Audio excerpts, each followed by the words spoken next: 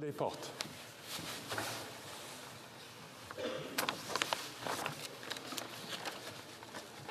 Il est mon devoir de déposer sur le bureau confirmation.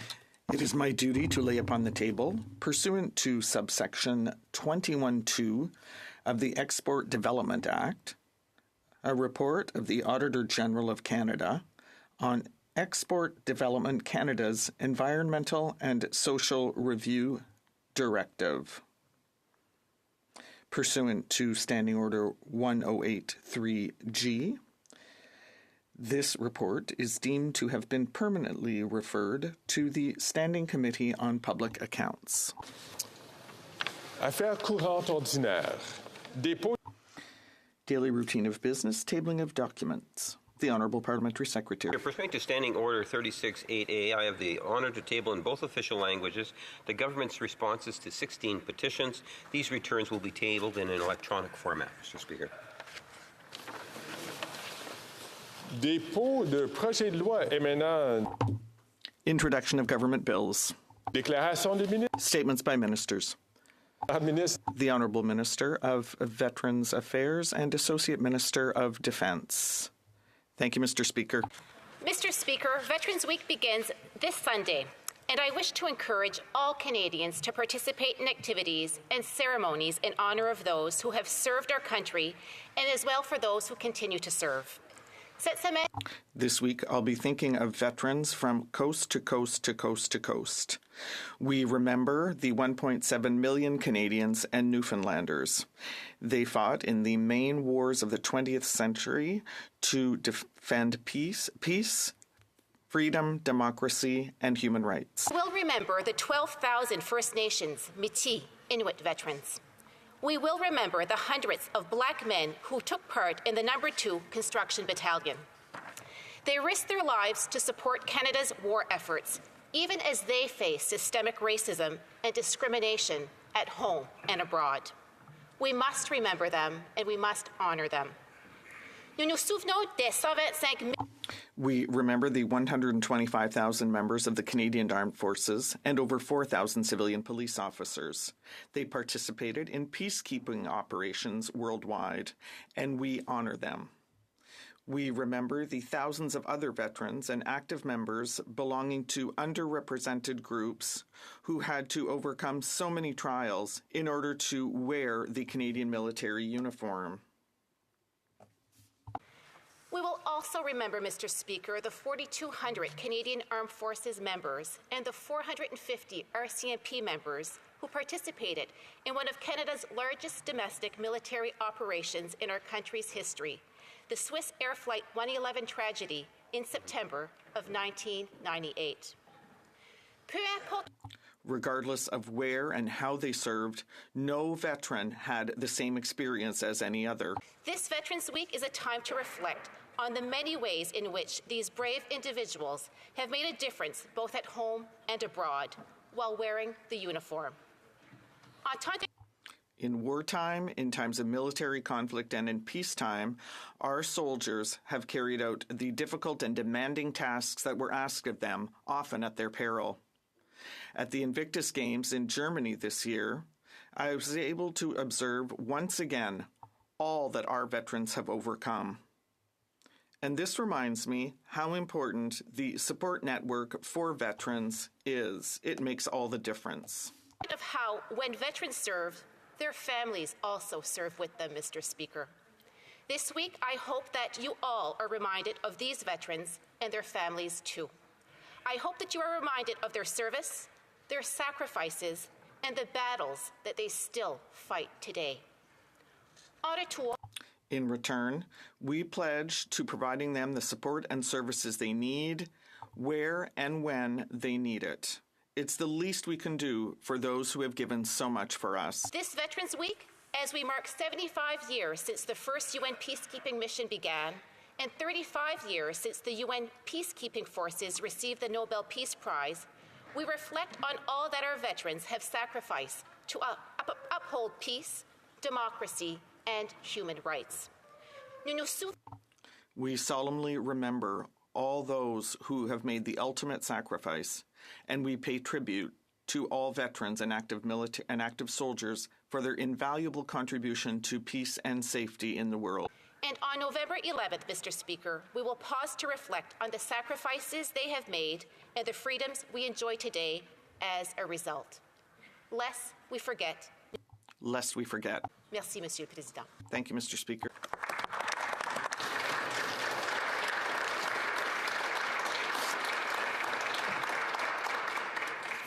L'honorable député.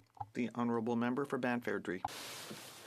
All these were honored in their generations and were the glory of their times. That verse from the book Ecclesiastes, inscribed on the walls of the Veterans Memorial Building here in Ottawa, for me, captures the valor of the men and women who have and continue to serve our country in uniform in our armed forces, who are the greatest of Canadians. Les hommes et les femmes qui ont servi et the men and women who have served and continue to serve in our armed forces are the greatest of Canadians. oui pour moi, de parler. It's an honor for me today to speak on behalf of the leader of the official opposition and all Conservatives as November 11th is upon us. We thank all of these people for the ultimate sacrifice that they have made in the missions and the conflicts in the history of Canada. The ultimate sacrifice, those who have had their lives forever altered, and their families who were left behind, a debt that we can never fully repay.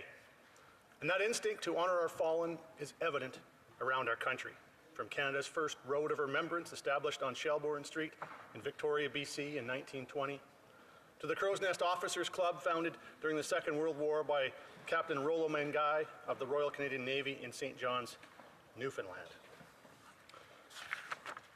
Canadians strive to memorialize our fallen, honor those who fought and returned home, and show our support for those who still serve our country in uniform today. Parliament Hill hosts one of the greatest memorials, the Room of Remembrance, which contains the records of Canada's fallen warriors. The names of every man and woman who have laid down their lives in service to Canada are logged in books of remembrance, and each day new pages are turned, so Canadians can contemplate the sacrifice of those who gave their lives in service. Each page is a simple list that nonetheless tells a moving story of individuals from every part of our land who spared nothing to keep our country free and who sacrificed everything in defense of all that we cherish today. Les noms comme le sergent. Names such as from the Royal 22nd Regiment, whose name is on page 57 of the Book of Remembrance in the Korean War. A flying officer with 419 Squadron of the Royal Canadian Air Force on page 535 of the book which commemorates the Second World War. Royal Navy Ordinary Seaman Sidney MacDonald Wheeler of Notre Dame Bay, found on page 204 of the Newfoundland Book of Remembrance. And closer to home for me, Captain Nicola Goddard of Calgary on page 219 of the In the Service of Canada Book of Remembrance. In Afghanistan, Nicola was the first Canadian female combat soldier since World War II to lay down her life in frontline combat. Originaire de toutes les... From all regions of Canada and all service branches, these courageous men and women represent only a fraction of some 120,000 Canadians who have lost their lives while protecting our freedoms and on behalf of the country they love. Importance of standing up for what is right and just. The need in a dangerous world to defend our values and our freedoms. We must always strive to honor our fallen while showing our support and appreciation for our veterans and our men and women still serving in Canada's armed forces. All of these have served Canada with bravery, dedication, and selflessness. And they paved the way for and now protect the peace that we enjoy today. Remembrance Day is also a time to reflect on the sacrifices of families who see their loved ones go into service. Many have lost husbands, wives, fathers and mothers, brothers and sisters. It is the terrible cost of war. We must be always mindful of the pain of that loss and the need for support endured by the families who were left behind. I want to read from a letter from the front that was sent by a Canadian soldier, Fred Adams of Ontario, who wrote this letter in May of 1915 to his aunt. Dear Aunt, this is the first day they have allowed us to write letters since this battle began, and I have no doubt you're anxious to hear from me. We've lost an awful lot of our fellows, and to those of us who are left, it seems just a miracle that any of us came through alive. About 2 brigades of Canadians held about 5 times as many Germans. It would have done you good to see the boys. I did not see one show the white feather, but each had a set face and went right at it. It was just a nightmare, a hell. We could see the boys falling everywhere, and it was just awful to hear them cry out. We have lost 2 of our guns, and there are only 11 of us left out of the section. All the boys did the best they could, and I, for one, am ready to do it again. Only I hope the war will soon end for the sake of the poor parents, wives, and sweethearts of all the soldiers. Still, I thank God that I am spared and always pray that he will soon end the war. With love, Fred. Sadly, Fred Adams was killed in action just days after this letter to his family. And letters such as Fred's are among the hundreds of thousands that came home from the front to worried loved ones at home. They are vivid reminders of the real people, their humanity, their courage, and their dedication that are the reasons we enjoy the freedoms we do today. It is the privilege of the generations who have received liberty as our legacy to honor the sacrifices of those who secured it for us at so steep a cost. It is our duty and their due that we pay tribute to their sacrifice by fixing their service and their sacrifices in our remembrance, and by ensuring that we always cherish and uphold the very freedoms that they fought for. We will remember them. Nunu Subiendra. We will remember them.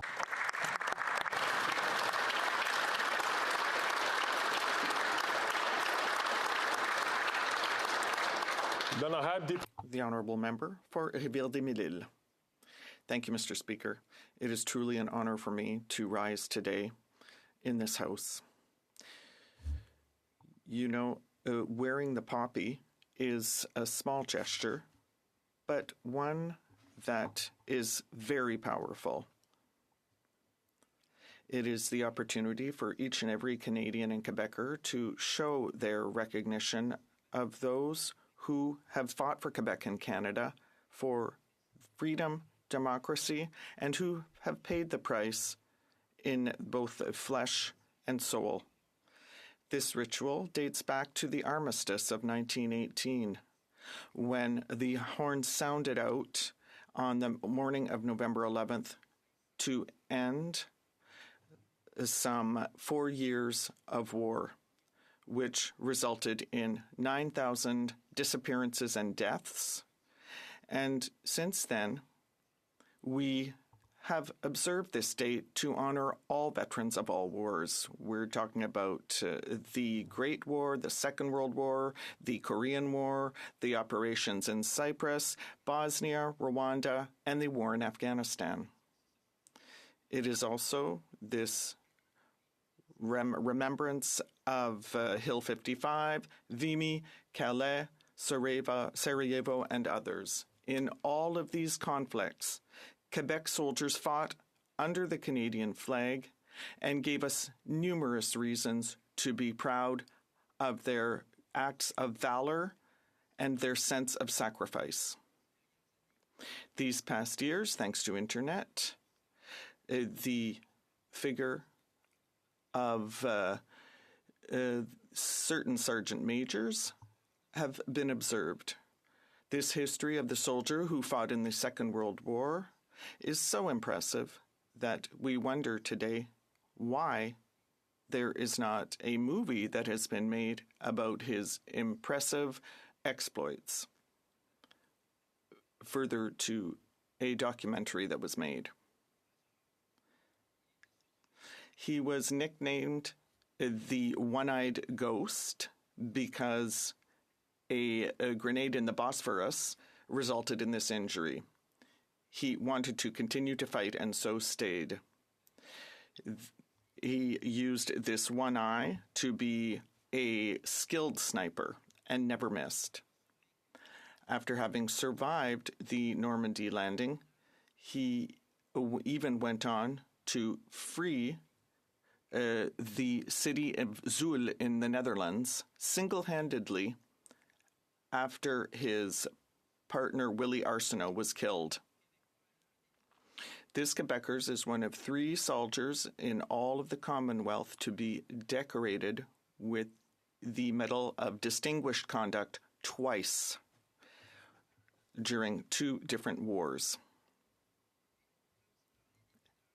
And we could also talk about the Chaudière Regiment, the Vendoux, and the Bombardier 425 Wing, nicknamed the Swallows, and whose football team, the Alouettes, are standouts. These French-Canadian units are very rightly a symbol of pride for we Quebecers.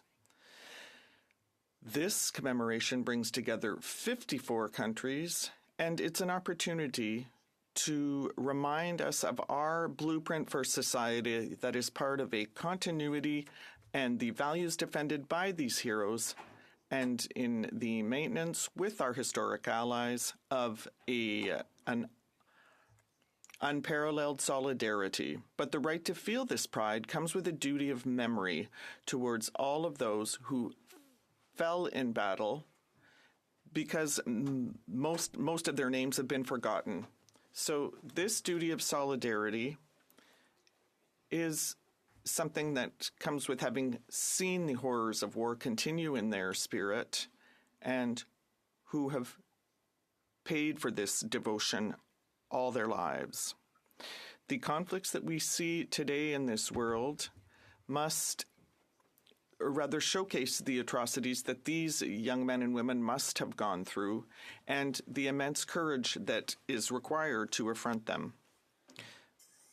From our comfort as a peaceful country, we must always remember this humble deference to those who have given everything to preserve our hard-won freedoms. Wearing the poppy, which over our heart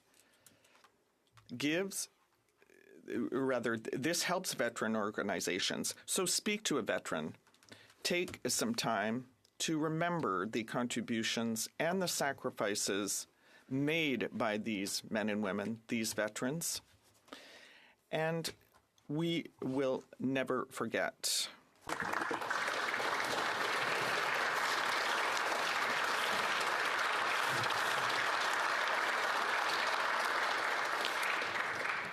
The honourable member for Burnaby South. Mr. Speaker, I rise in the House today on behalf of my New Democrat colleagues to honour those Canadians who have sacrificed so much for our country. On November 11th, we honour those who have given so much and dedicated their lives in the service of Canadians. We make our promise to never forget those who have lost their lives in the line of duty. And we pay our respects to those who protect our freedoms and our rights by continuing to serve in war and in peace. On November 8th, we remember Indigenous veterans whose history is often forgotten or suppressed. Indigenous veterans sacrifice not only their lives, but also their status and rights if they returned home. Their stories, courage, and experience must be remembered too. The poppies that we wear every year are a reminder not just about the sacrifices that generations before ours have made, but also a reminder about those Canadians who have recently returned from war and those that are currently serving. We remember those veterans who served in the Great War and in World War II, who built the Canada we live in today. We also remember those Canadians who served in Afghanistan, the Persian Gulf, and in peacekeeping missions across the globe. Les anciens combattants du temps de... Veterans from war times served in these missions and many others have the right to our highest respect as well and our greatest gratitude. We must continue to support these veterans who still need help today. From duty, many veterans continue to serve their communities. the skills and expertise learned from military service are brought into other aspects of life. Veterans continue to serve in the public sector, whether they be in uniformed services or other trades and services. Indeed, service to the public does not end when the military service ends. We also use this moment to think about those who are called to serve in today's Canadian Armed Forces. The Canadian Armed Forces command the respect of our international allies. Though small in number, members of Canadian Armed Forces are among the best trained in the world and continue to accomplish feats that many others in the world cannot. Whether it be in modern conflicts, missions for peace around the world, or assisting with disaster responses both in Canada and around the world, our service members are heroes. Among those highly trained and well-respected members of the Canadian Armed Forces are women who continue to serve in a field that was designed by men for men. The decision to enlist requires a courage many of us will never know. And it's a courage that is often too often overlooked. Women who serve are not invisible. As we rebuild the Canadian Armed Forces to reflect the modern world and its needs, we know that women veterans and those women who currently serve will be a major part of our future. Mr. Speaker, when the call to service is made, it's not just veterans and active service members who answer the call. As you've heard from many colleagues, the sacrifices of military service include the spouses, children, siblings, and parents of the men and women who serve. When a service member serves, so too does their family. Service members know the risks of leaving their families, and we know that these decisions are not easily made or alone. That's why we must remember those who are left behind and remind ourselves that all Canadians, that families of service members are not alone, and that we stand with them and support them. Sacrifices that were made by veterans and continue to be made by members of the Canadian Armed Forces cannot be forgotten. The ultimate sacrifice was made by those who lost their lives and the families who loved them the most. The memory of the person who will never come home breaks our hearts, and we commit to never forgetting the sacrifice that they made. The sacrifices of those who were injured and the need and help of government to ensure those that answered the call must not be neglected. We commit to ensuring the services you need will be there when you need them. The sacrifices of families and friends who give up those the most with their loved ones must not be taken for granted. The lives we enjoy would not be possible if not for the moments you've given up. And for that, we express our deepest gratitude. This Remembrance Day, we ask all Canadians to take a moment from their lives to reflect on the sacrifices that have been made by their fellow citizens who volunteered themselves in service of something bigger than themselves. They answered a call so few of us have not. We thank all members of the Canadian Armed Forces, past and present, and call on Canadians to learn and understand so that their work and service is never forgotten. Thank you.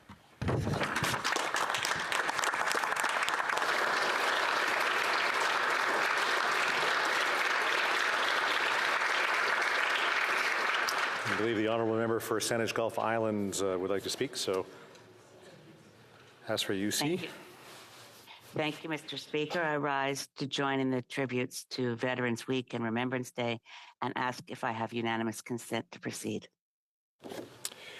All those opposed to the honourable member moving the motion, please say nay. The House has heard the terms of the motion. All those opposed to the motion will please say nay. Motion is carried.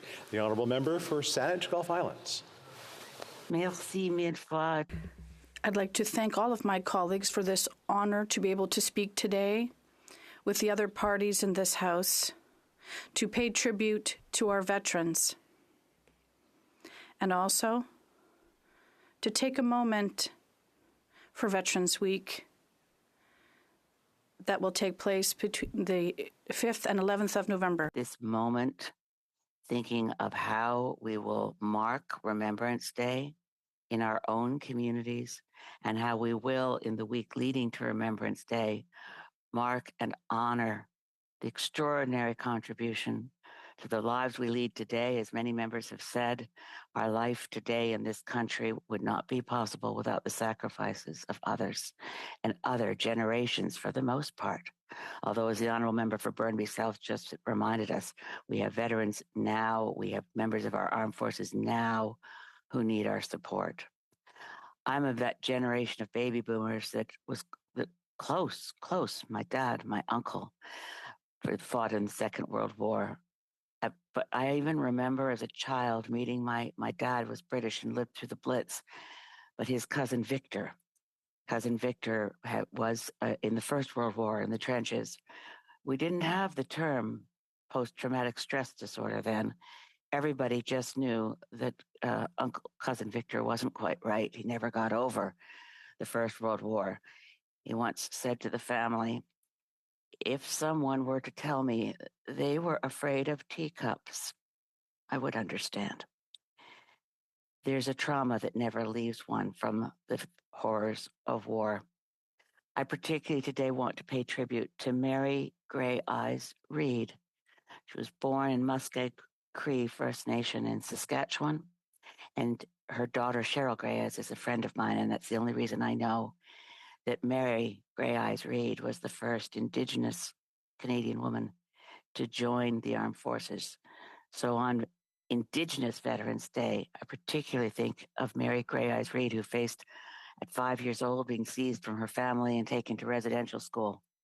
And in 1942, joining the Canadian military and serving overseas, where even there in the Canadian military at time of war, she faced racism and discrimination, both sexism and racism. And she served with such distinction and honor. And we do plan, I think, all of us to find ways in our own communities to mark Indigenous Veterans Day on September 8th. This is the first time in many a year that we've risen in this place to pay tribute to our veterans when we've actually been close to theaters of war in two places, in Europe and in the Middle East. It used to be quite, we felt so, that end of history moment when we thought the brutality of direct armed conflict, one country against another, belonged in a different time. To our Canadian men and women serving now in our military, thank you. We will be with you, we support you, and we must never let our veterans down. Wear the poppy and buy as many as you can, knowing that the Canadian Legion does such good work in our communities. But I just want to take a moment to pray for war dead in the most neglected of all Canadian war cemeteries. I only know about it because the former member for Cumberland Colchester, Bill Casey, when a group of us, 18 MPs, toured occupied territories in Palestinian territories and in Israel. When we toured those territories, Bill Casey spoke to the Canadian government to say, please let us go to the Gaza War Cemetery, where several thousand Canadian war dead and Commonwealth war dead, not all Canadian, lie buried. And nobody has gone to honor them from Parliament for many, many years. And it was too dangerous then in 2018, and the government wouldn't let us go. So in this moment, there are some in that cemetery where it's marked that they were never identified, but they're not marked as unknown. Their graves say this: here lies a soldier of the great war, known unto God, unquote. No one unknown, but some known only to God. Lying in another theater of war near Gaza City is the Commonwealth Gaza War Cemetery. So I close with taking a moment and hope all will join me in a prayer for peace for the whole world, for Ukraine, for Gaza, for Israel, and that we will, before the next Veterans Week, be able to go to the Gaza War Cemetery and that it be quiet and tranquil and that we can lay flowers on the graves of those known only to God. Amen. And thank you. Merci. I thank all for the interventions. Nous les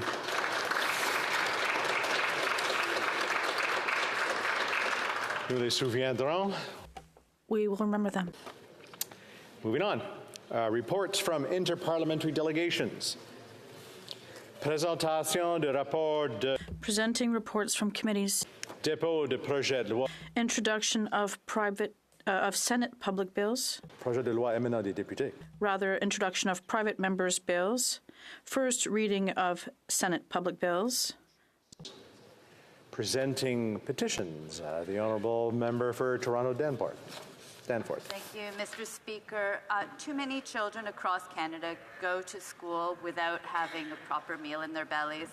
I am presenting a petition that has been signed by many people across Canada to call upon the Government of Canada to invest in Budget 2024 in a fund negotiated with provinces, territories, and Indigenous leaders that would help children by developing the food and nutrition habits they need to lead healthy lives and succeed at school. A school food program would be so important as a next step forward to help for healthy families. Thank you, Mr. Speaker. Presenting the petitions. Présentation pétition. The Honourable Member for Thornhill. Thank you, Mr. Speaker. On this second day of Hindu Heritage Month, I rise to present a petition important to many Hindu communities across Canada. Petition Fighting Hindu Phobia. It received over 25,000 signatures. Canadians, thanks to the hard work and dedication of Hindu organizations who have seen an increase in attacks and threats against the Hindu people in their places of worship. Everyone in this country deserves a safe place free of intimidation and violence and harassment and vandalism to worship, no matter what that looks like. Hindu Canadians are facing growing negative stereotypes, prejudice, discrimination at work, in schools, and in their communities, while traditions and cultures are misrepresented and misunderstood. So I'm happy to table this petition, and we look forward to a response from the government about what they're going to do about this. Presenting of petitions. Présentation pétition. The Honourable Member for Courtenay Alberni. An honour to bring forward this petition on behalf of constituents of mine from Cumberland, Courtenay, Parksville, Qualicum Beach, and Port Alberni. Mr. Speaker, they're calling on the government to take action around the toxic drug crisis. They cite that the war on drugs has failed miserably. And this is from family members and community members, people that are connected to people who've died from toxic drugs. They're citing that criminalizing people causes more harm, and that the government needs to take on evidence-based policies, including expunging people's records who've been charged with personal possession of substances, to stop criminalizing people whose use safer substances, and then to create a regulated, safer supply of drugs to replace the toxic street drugs, and expand treatment and recovery, prevention, education, and ensure that people are getting the support in time and we're meeting people where they're at. And they're calling for a plan, Mr. Speaker, with a timeline and resources to tackle this crisis that's taking lives of people in our communities. Thank you. Presenting petitions. Présentation pétition. The Honourable Member for Saanich Gulf Islands.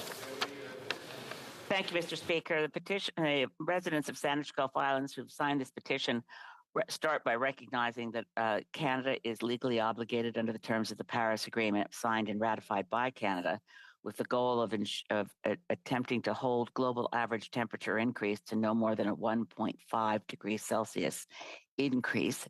We are now at 1.1 degrees Celsius, and we already see the dramatic and devastating impacts of the climate crisis. The petitioners therefore call on the Government of Canada to take bold climate action, and they particularly call on the government to do the following things: to set ambitious targets for reduction of emissions, to set a national price on carbon, to arrest growth in oil sands and other fossil fuel production, to end, and this was a promise made in the 2021 election, to end the export of thermal coal from Canada, and to invest in the transition to a carbon-free, decarbonized economy, one with strong and sustainable jobs and a strong post-carbon economy. Thank you, Mr. Speaker. Presenting petitions, Présentation Petition, the Honourable Member for Kingston and the Islands. Thank you, Mr. Speaker. I present a petition today on behalf of members of my community that indicate whereas the Intergovernmental Panel on Climate Change has warned us repeatedly that rising temperatures over the next 2 decades will bring widespread devastation and extreme weather, and whereas we are certainly feeling the impacts in Canada today with increased flooding, wildfires, and extreme temperatures, and whereas addressing this climate crisis requires drastic reduction in greenhouse gas emissions to limit our global warming to 1.5 degrees Celsius, the oil and gas sector is the largest and fastest growing source of emissions, and whereas in 2021 the federal government committed to cap and cut emissions from the oil and gas sector to achieve net zero by 2050. It calls on the government of Canada to move forward. It calls on the Government of Canada to move forward immediately with bold emissions caps for the oil and gas sector that are comprehensive in scope and realistic in achieving the necessary targets that Canada has set to reduce emissions by 2030. Thank you, Mr. Speaker. Presenting petitions, Présentation Petition, the Honourable Member for Dauphin, Swan River, Nipawin. Thank you, Mr. Speaker. It's an honor to rise again on behalf of my constituents to present a petition. Mr. Speaker, I rise for the 22nd time on behalf of the people of Swan River, Manitoba, to present a petition on the rising rate of crime.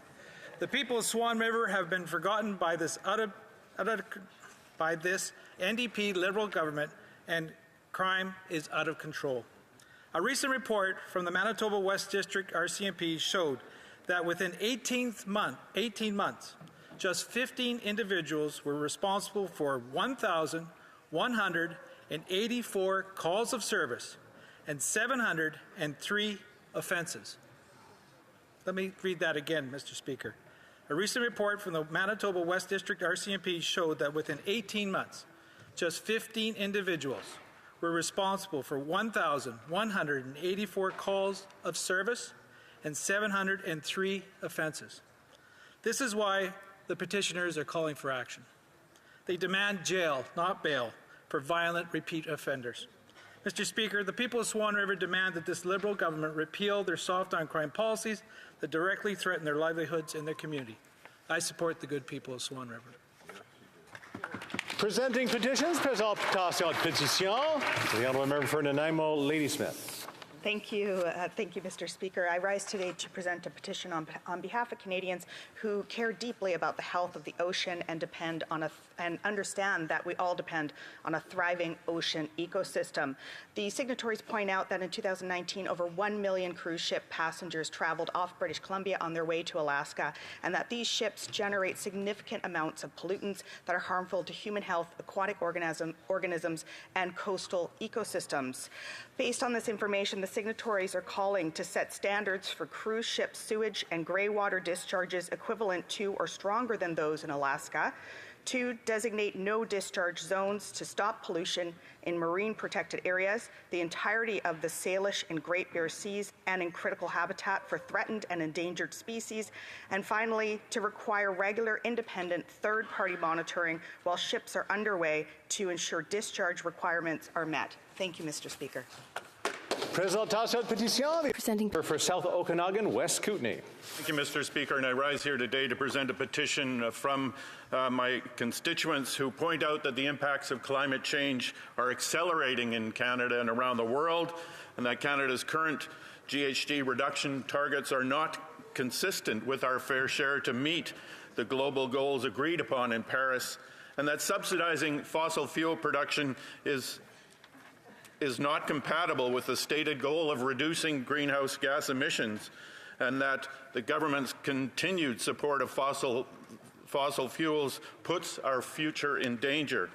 So they therefore ask the government, the House of Commons, to fulfill Canada's obligations under the Paris Agreement through a just transition off fossil fuel that leaves no one behind, eliminating federal fossil fuel subsidies, and halting the expansion of fossil fuel production in Canada.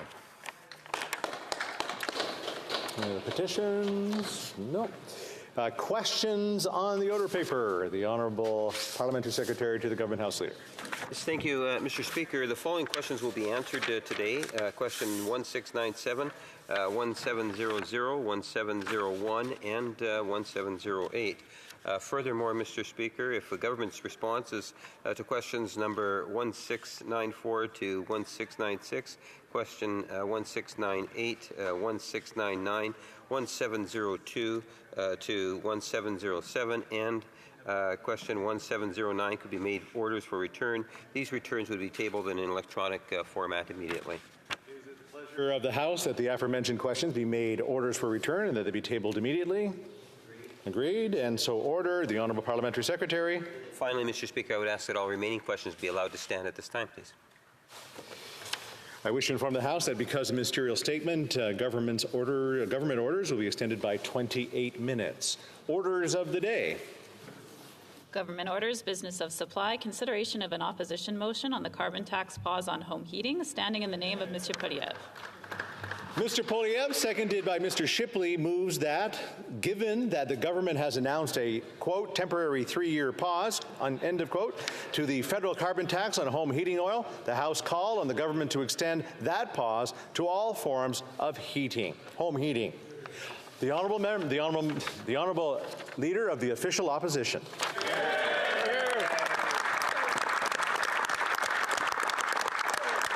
I'll be splitting with the member for Peterborough-Kawartha. A Canadian is a Canadian is a Canadian. Those were the words of the Prime Minister, and that is the principle of my motion today. It reads, and I quote, that given that the government has announced a, quote, temporary 3-year pause, end quote, to the federal carbon tax on home heating oil, the House call on the government to extend that pause to all forms of home heating. Very simple. And how do you argue with it? If the Prime Minister has now caved on the carbon tax for those heating with oil, then he ought to be intellectually consistent and do it for all forms of heating, for all Canadians. Now, we know that the Prime Minister has decided to create 2 classes of citizens.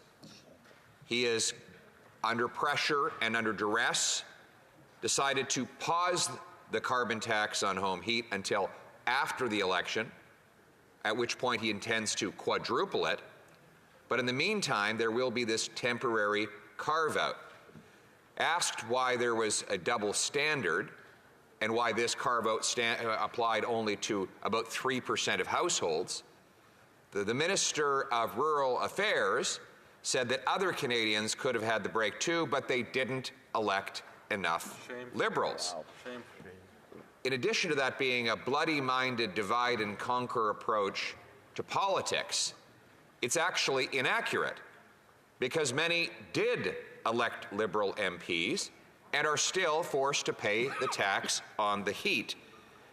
These are people in Liberal-held ridings who will be excluded and will be forced to pay the higher tax on the heat as the temperatures go down and the heat and the snow starts to fall. Are these citizens less Canadian than those that are getting the pause? Is the malnourished senior in the Liberal riding of Sudbury who heats with gas any less Canadian than those who get the pause? Is the single mom in the Liberal ridings of Thunder Bay any less Canadian as she is forced by the Prime Minister's tax to skip meals so her kids don't have to? Is the welder in North Bay any less Canadian as he cannot gas up his truck to go visit his dying relatives in other parts of the province any less Canadian? Of course not. But the Prime Minister thinks they are. And once again, we see his divide to distract strategy. You see, he thinks that if you are afraid of your fellow Canadian, you might forget that you can't afford to gas your car or heat your home. We have seen this divide and conquer strategy of the Prime Minister over many years. We saw how he called small businesses tax cheats. We saw how he called anyone who disagreed with him a small fringe minority, even though he later had to apologize for those comments. We saw recently how he tried to besmirch Muslim, Sikh, and Christian parents, calling them hateful simply because they wanted to protect their children. We see again and again how the Prime Minister tries to demonize hunters, calling them American, saying that people who live in Cape Breton and hunt or live in northern Canada and hunt for sustenance are the reason we have record gang shootings in downtown Toronto. That has become his go-to approach, and here we have it again, with a two classes of citizens approach to his carbon tax. Now, let's not forget that his plan is to quadruple the carbon tax if he's reelected. My plan is the opposite. So I've proposed with this motion a compromise in the meantime.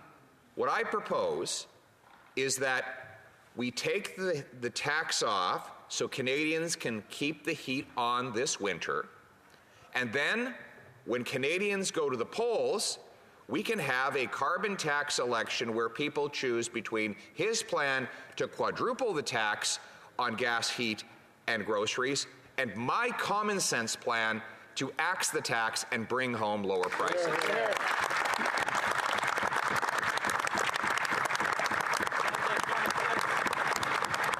Now, the Prime Minister, in his desperate divide and by the way, it's not just divide. Yesterday, he wouldn't even show up and defend this approach in the House. He was in Ottawa. He was in the building, and he would not answer questions. You have a point of order from the Parliamentary Secretary to the Government House Leader.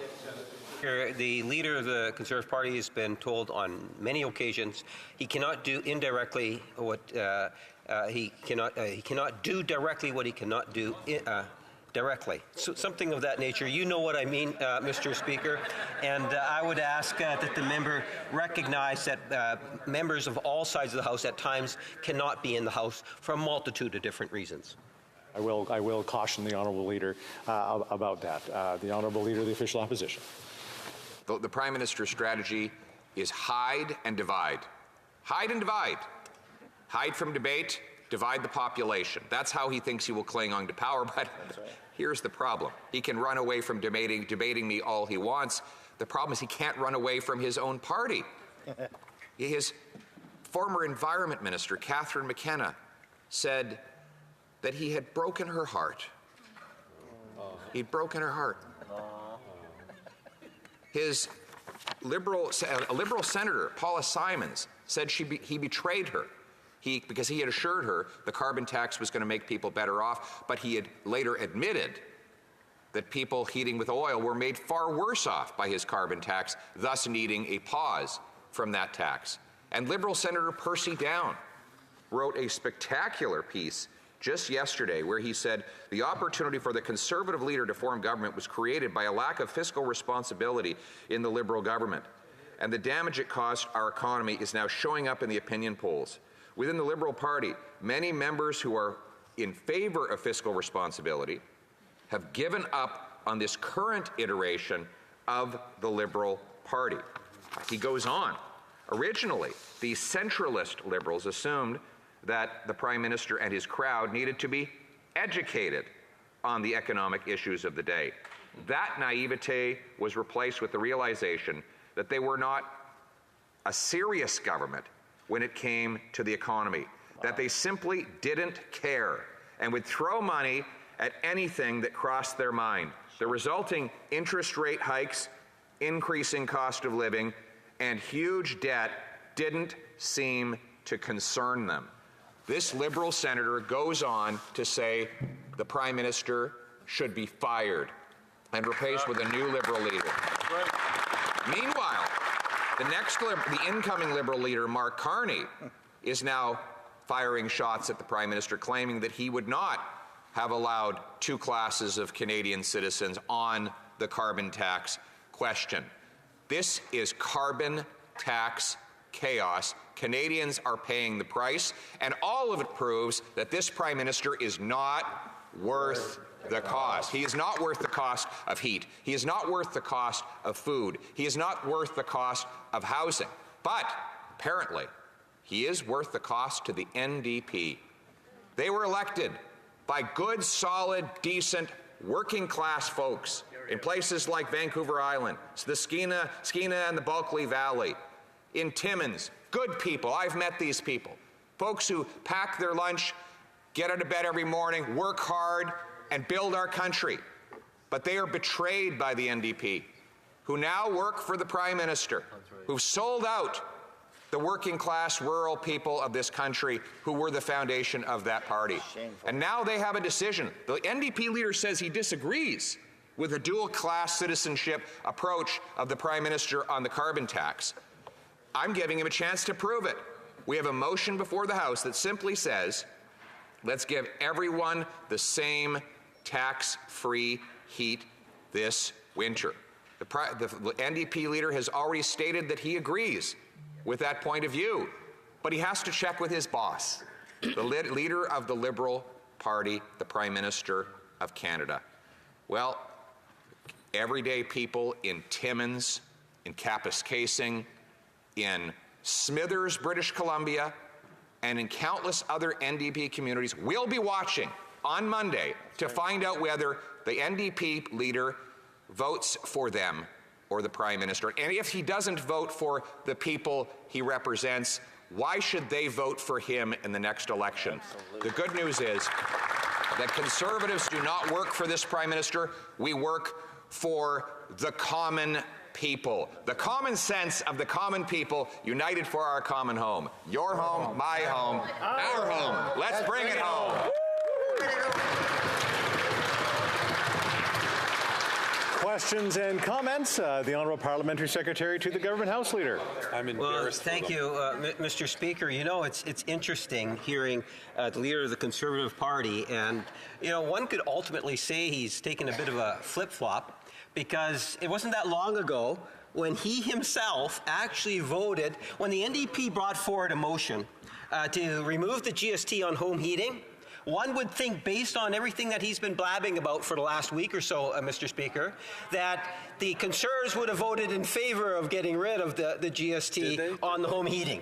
Canadians would be surprised to find out that he did not. October 2022. Now he looks to his colleagues. Did I really? Looks confused right yes, now. Mr. Speaker, he really did vote against an amendment that would have removed the GST on home heating oil. My question to the member is why the change? Why the change? I think it's a fair assessment. I agreed with him. You know, I too did vote against it, but I'm curious as to why did the leader of the Conservative Party flip-flop on this issue? No, Honourable Leader of the Official Opposition. We would take all taxes off home heat, Mr. Speaker. That's our view. The Conservatives, in fact, the NDP did copycat our 2019 election platform commitment to take the GST off home heat. That is true. But then they flip-flopped. And the NDP is now working for the Prime Minister. They've sold out the people in Kitimat. They sold out the people in Penticton. They sold out the hard-working miners and loggers in Timmins, and instead decided that they would work for the Prime Minister of Canada, that they would speak for the Prime Minister in those communities rather than speaking for those communities to the Prime Minister. Conservatives are the exact opposite, and that is why we call for a consistent one Canada approach. A Canadian is a Canadian is a Canadian, and we would take the tax off and keep the heat on for all Canadians everywhere, always. I believe we have a point of order from the Honourable Member for Kingston and the Islands. Speaker, I believe you seek it. You'll find unanimous consent to table the NDP motion, and the results of that vote. I'm already hearing no's. So questions and comments? Question Kamal Tar, the Honourable Member for Courtenay Alberni. Mr. Speaker, when we talk about a one Canada approach, this motion will only apply to 4 provinces and 3 territories. It will not help people in British Columbia. However, New Democrats a year ago brought forward a motion to remove the GST on home heating, which would have applied on all Canadians, all 10 provinces and 3 territories. While I'm getting heckled by the Conservatives, I'll try to push through. But Mr. Speaker, it was in the Conservative platform of 2019 to remove GST on home heating. But what did they do? They voted against it, Mr. Speaker. So talk about who's fighting for all Canadians. The NDP did that by putting forward that motion. Maybe the member from Carleton can explain why his party voted against their promise in the 2019 platform, why they voted about removing the GST on home heating for all Canadians. Honorable Leader de l'Opposition. The Honourable Opposition Leader. Why don't we take all tax off home heating? Why don't we take all taxes off home heating? Why don't we do both? Very easy to do. The NDP has copycatted our 2019 platform commitment to take GST off home heating. Now the member is hyperventilating because he is going to lose his seat in the next election because the people on Vancouver Island have seen him betray them again and again, and now he's going to force British Columbians to pay a quadruple carbon tax on their heat, gas, and groceries. He's voting in favor of the federal government, forcing the NDP government in his province to quadruple the tax. We are simply saying, give his constituents the same break that some Atlantic Canadians are getting temporarily. Give them a pause on the carbon tax because a Canadian is a Canadian is a Canadian. Questions and comments. Questions et commentaires. The honourable member for Kings Hants. I sat and listened to the Leader of the Official Opposition's speech, and not once did he actually mention about the program that we're helping to make transition for. There's 1 million Canadian households, Mr. Speaker, in this country that are extremely vulnerable. They are paying in excess sometimes of either double or 4 times the price of alternatives such as natural gas or electricity. We've built a program. He's talking about removing the carbon price, which we've done on a temporary basis, and we've offered a solution. Does he believe in what the government is doing to actually help the most vulnerable people across the country? The Conservatives haven't quite picked that up. Across the country. Does he believe in the Government of Canada helping people in rural Ontario, rural Alberta, rural Saskatchewan actually make the transition who are extremely vulnerable on home heating oil? That's my question. Does he support the program? Honourable Leader of the Official Opposition. First of all, it's not across the country. It's only available in a few provinces.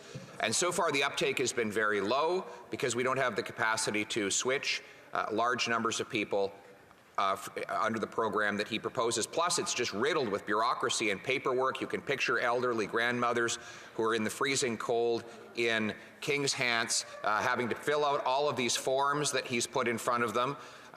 And finally, let's just point out that that member was in full panic mode last week because I was holding a monster rally of 1,000 common-sense Nova Scotians. You were there, Mr. Speaker, and they were rallying to axe the tax while he was bawling his eyes out on the phone with the PMO, asking them to save his job because he knew he was going to be fired by his constituents. That is the only reason why he even sought a pause, but he has to tell them the truth. If he's reelected, they will see that tax go back on their home heat.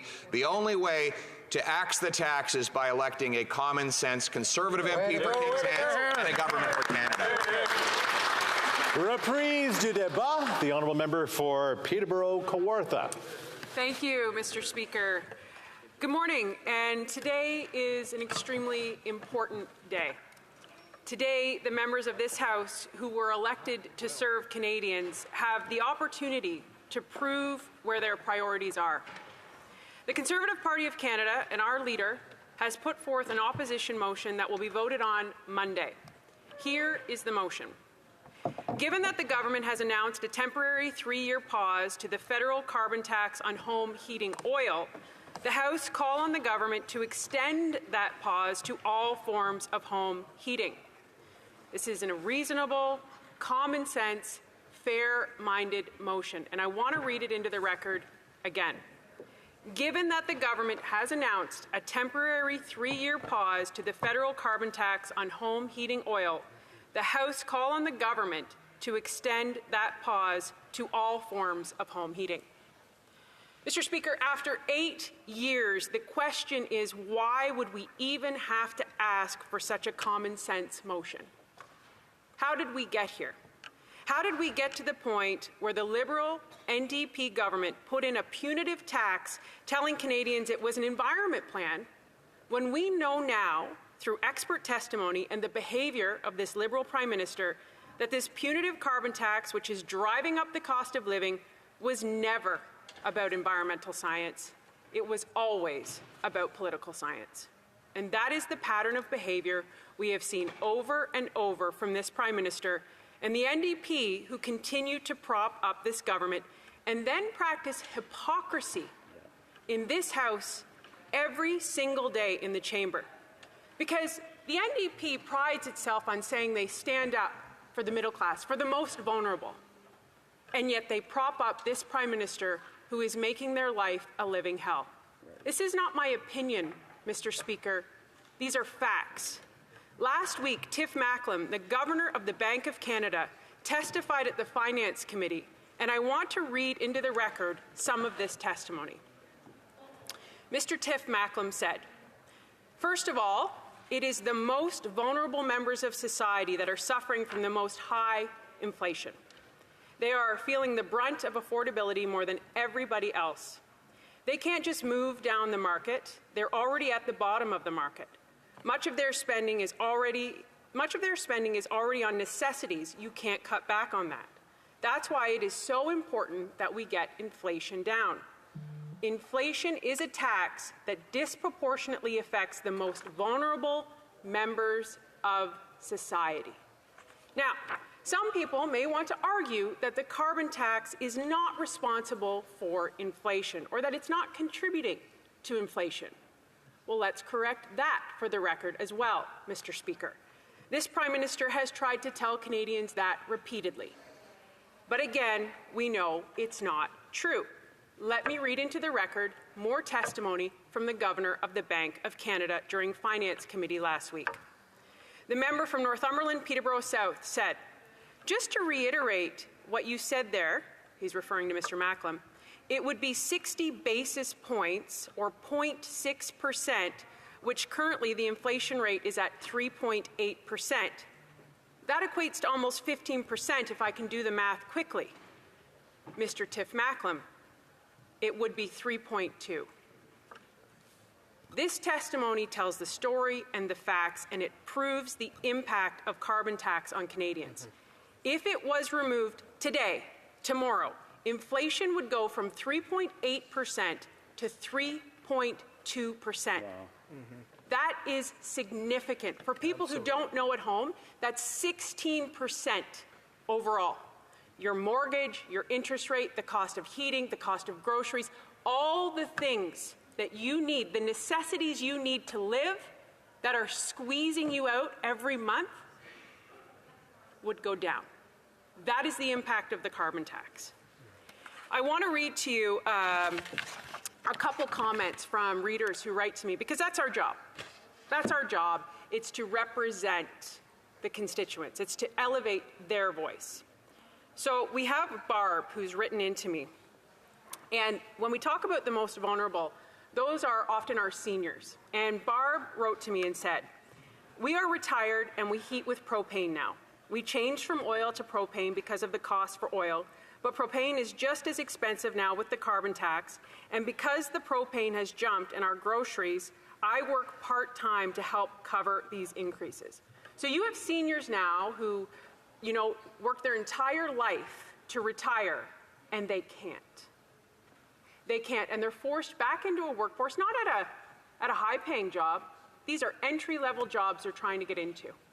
They can't enjoy the fruits of their labor. Some of them are moving back in with their children. That is the result of this carbon tax. I want to give you a couple more stories because they're very important to hear and have in the record. Danny wrote and said, "My mother is going through this now. She has to make a choice, either heat her place or buy groceries. She layers up in clothing in her apartment. She is 69 years old.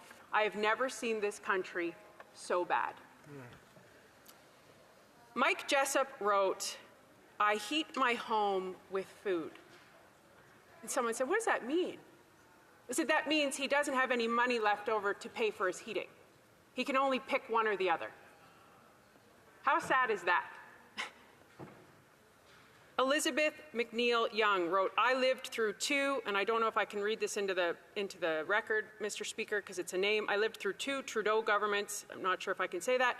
"Back in the 80s, I worried about losing my home. I made it work, though. Now my children are in the same boat. Carol went on to say, I changed from oil-fired boiler to electric boiler because I couldn't afford the oil monthly bill any longer. I wish there was a rebate for us homeowners who couldn't afford a heat pump and put in an electric boiler instead. This brings me to a point that I wanted to bring up. I sit in this House every day and listen to the members opposite on the Liberal Party. Their new argument is, we're giving away free heat pumps. Two problems, Mr. Speaker. Number one, heat pumps only work to -25. We live in Canada. I don't know where they're talking about, but many areas in Canada go far below -25. Second problem, they're giving away free heat pumps. That is the essence of the problem we have in this country because of those Liberals. There is nothing free. Right. It is taxpayer money.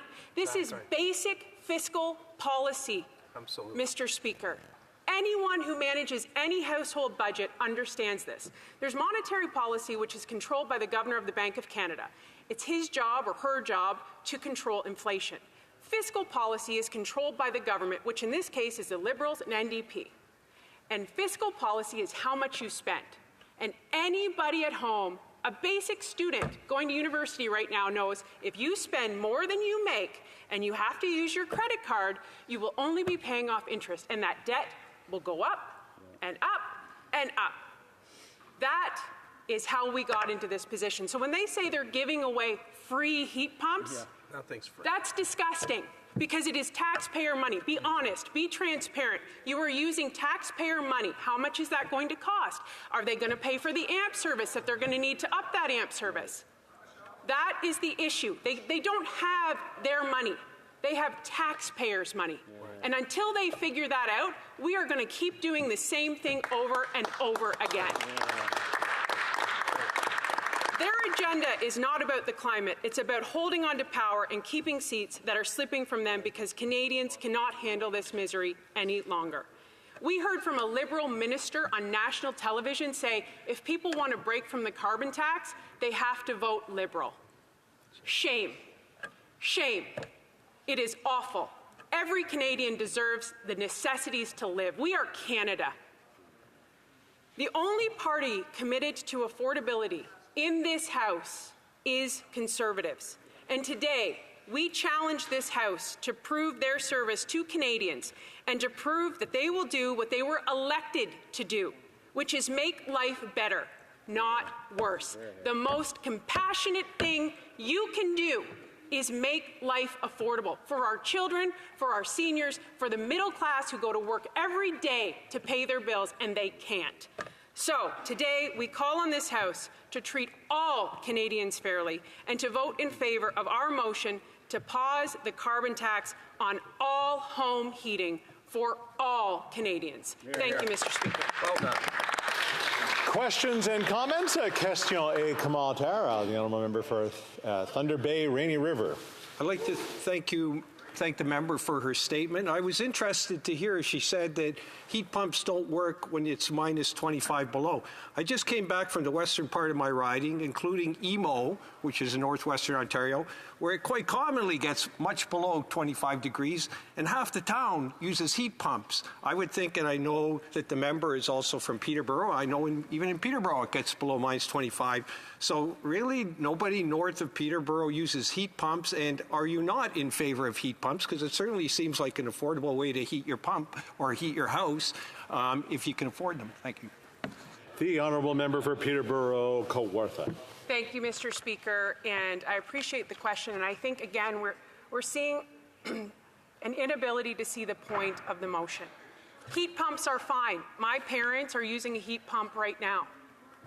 That is not the issue at hand. They are not serving 97% of Canadians with what they're doing. They've decided to give some Canadians a break. The reality is it is not a luxury to heat your home in Canada. And the efficiency of the heat pump drastically goes down. It's like using electricity. This is the science of it. It's just common sense. So if you do not pause the carbon tax for everyone, you are discriminating against 97% of Canadians. That is what we're asking today. Thank you, Mr. Speaker. Questions and comments? Question commentaire. The honourable member for Edmonton Strathcona. Thank you, Mr. Speaker. And I'd like to thank my colleague for her intervention today. Now I'm confused because, of course, we've heard the opposition stand up and talk about the fact that the Alberta NDP has been pushing back against what the government's done, but yet the Alberta NDP put forward an emergency motion in our legislature that said, be it resolved that the Legislative Assembly recognize carbon dioxide emissions contribute to a changing climate. They talk about wildfires, evacuations, extreme weather events, and then they go on to talk about the fact that there needs to be we need to apply the same programs across the country for home heating, yet the Conservatives in Alberta voted against it because it had references to the need for a climate plan. And we haven't heard from the Conservatives yet. What is their climate plan? Could this member tell me what they plan to do to deal with the biggest crisis of our time right now, the climate crisis? Because as far as I can hear from her speech, she doesn't even admit it's real. The honourable member for Peterborough-Kawartha. Mr. Speaker, so much to unpack in that member's question. First of all, shame on that member for being a representative of a party that keeps this Prime Minister in power and continues to make Canadians suffer.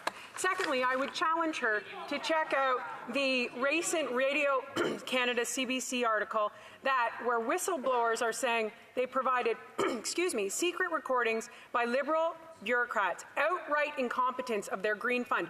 $1 billion Green Slush Fund is a sponsorship scandal level kind of giveaway. That is not an environmental plan. That's another scandal, another misuse of taxpayers' dollars propped up by this NDP. And now they're trying to distract. Mr. Speaker, they are now stating a falsehood. There was no motion from the NDP to take GST off home heating. They are distracting from their plan to give carbon tax. Thank you. I think there's a point of order from the honourable member for Courtenay Alberni. Mr. Speaker, there was in fact a motion that the Conservatives teamed up with the Liberals to defeat, to remove. That is debate. That is, I know it's clarification and debate. Questions and comments? Question commentaire. The honourable member for Souris Moose Mountain.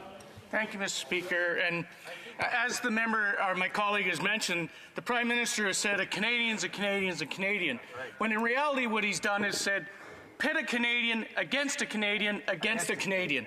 Right. And I'm wondering if the member, she's talked in her speech about how it's not equal across this country and the big challenges are here, and I'd like to hear more from her on those issues.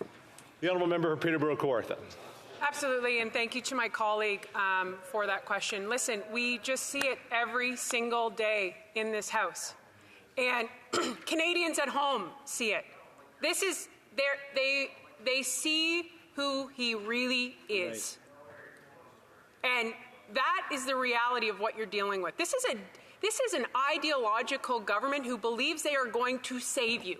They're going to create the problem, make life unaffordable, drive up inflation, give punitive tax, and then come back and say, oh, here's a little rebate from a scandal-level slush fund. This is, the moral integrity is gone, the agenda, everything. Divide, distract, and power. That is the agenda of this Prime Minister propped up by that NDP government. Here, here. As my public service announcement for the morning is to make sure that everybody keeps their questions and answers as short as possible so everyone can get to participate, because I've seen a few members have tried a few times that have been unable to. Continuing debate, reprise de débat, the honourable member for Kings Hants. Thank you very much, Mr. Speaker. We are here to debate an opposition day motion made from the Conservative Party, and as I read the text of the motion, this is a common occurrence. I find the need to actually come out and clarify and provide more context to what exactly they're necessarily calling for, because this follows a really important government announcement last week. And if you look at the text of the motion, it provides no clarity, no context, and no actual solution of how the Conservative Party would deal with a very acute national issue that I look forward to talking with you and all my colleagues here today. I think it's important, before I get talking about, Mr. Speaker, what the government announced last week, about why there is a carbon price system in this country at all. We are here because, as colleagues would have experienced across the country, we are experiencing more and more dramatic and extreme weather as a result of climate change. Mr. Speaker, in our home province, we had the worst forest fires in our history. Indeed, that was a reality across the country. We've had Hurricane Fiona. I remember reading, and I've talked to constituents, Mr. Speaker, hurricanes used to happen maybe once a decade on the Atlantic coast and in Nova Scotia. They're happening every year. In some cases, we are subject to having 2 storms. So the science is clear. Generally, most parliamentarians in this place believe the importance of moving forward, and carbon pricing is an effective way to do that. There are 77 jurisdictions around the world that have a form of carbon pricing. The Conservative Party last election ran on a carbon price. Canada is not alone in this regard, and it is an important tool to being sure that we can drive forward. And the way that the government introduced the system, Mr. Speaker, was to be very mindful of balancing affordability. I just listened to the member from Peterborough-Kawartha. She's not entitled to her own facts. The facts are that the Parliamentary Budget Office has consistently shown that there is 8 out of 10 families in this country that receive more money back from the climate action incentive payments than what they pay in any form of carbon pricing. That is not my fact. That is not the member from Peterborough-Kawartha's fact. That is the Parliamentary Budget Office, who is an independent member of this Parliament, to provide that reality. And carbon pricing in our environmental strategy is working, Mr. Speaker. And notwithstanding you never hear comments or concerns from the Conservative Party about environmental concerns or a plan, we are the only government in the history of this country, Mr. Speaker, that has actually reduced GHG emissions and grown the economy at the same time. Again, that is fact. Is there more work to do? Absolutely. But I'm proud of being part of a government caucus and a government that has been focused on that number one question. I can't say the same for the official opposition. And that is the contrast, Mr. Speaker. As I've said before, I am not seeing any plan, any vision, or any desire to want to jointly address the questions right now of affordability and environment. And as I've said publicly, Mr. Speaker, those are 2 things that have to go hand in hand. The Conservatives don't seem to understand that we have to be able to tackle these issues at the same time. They cannot be independent. So, Mr. Speaker, last week the government made a really important announcement, and as a rural member of Parliament, I am proud to see the adjustments that were made. Because at the end of the day, Mr. Speaker, not all Canadians have the same access to change behavior and to benefit from the Climate Action Incentive Payment Program. Not all Canadians have the same tools in the fight of climate change, particularly the further you go outside major urban areas. And Mr. Speaker, you represent West Nova in Nova Scotia. I represent Kings Hants. I think it's fair to say we both have the types of constituencies where there is some basic form of public transit, but it is not available to all of our constituents. There is many instances where the people that we represent have to drive longer distances and do not have the same tools as people living in major cities like Toronto or Montreal or Vancouver. And the government did recognize that in what it introduced originally as a climate program under the National Carbon Pricing Plan. There is a 10% supplement available to Canadians who live outside of a census metropolitan area. But, Mr. Speaker, what the government announced last week is that that increase is going from 10 to 20%. I applaud the government for doing that. That makes a difference for rural Canadians in the federal backstop jurisdiction across the country benefit. It means that rural Ontarians have more money in their pocket. It means that individuals living in Saskatchewan and in Alberta, outside of major cities, have more money to help support and recognize the lived differences between them and Canadians that live in major urban areas. That is equity, Mr. Speaker. That is making sure that that is in place. And the government was smart and mindful to make that change. Now, Mr. Speaker, there are 1 million Canadians who use home heating oil across this country.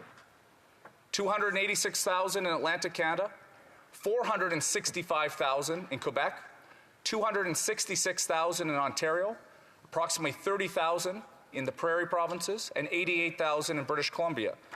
I don't have the statistics in Northern Canada in front of me, Mr. Speaker, but I know that there are many Northerners that use heating oil as well.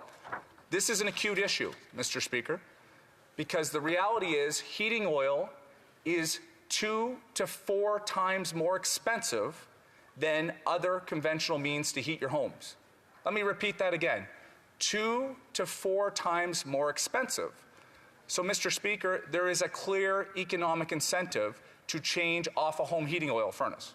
If you have the money, Mr. Speaker, and you're sitting at home right now and you have a home heating furnace using heating oil, and you have some money in your bank account, you have some money in your pocket, it would be wise, I would humbly suggest, that you look at finding other ways to get off your heating oil, because it is vastly expensive and it is also terrible from an environmental sense. Now, we don't hold Canadians responsible for the fact that they have certain lived circumstances and that they use heating oil to heat their homes.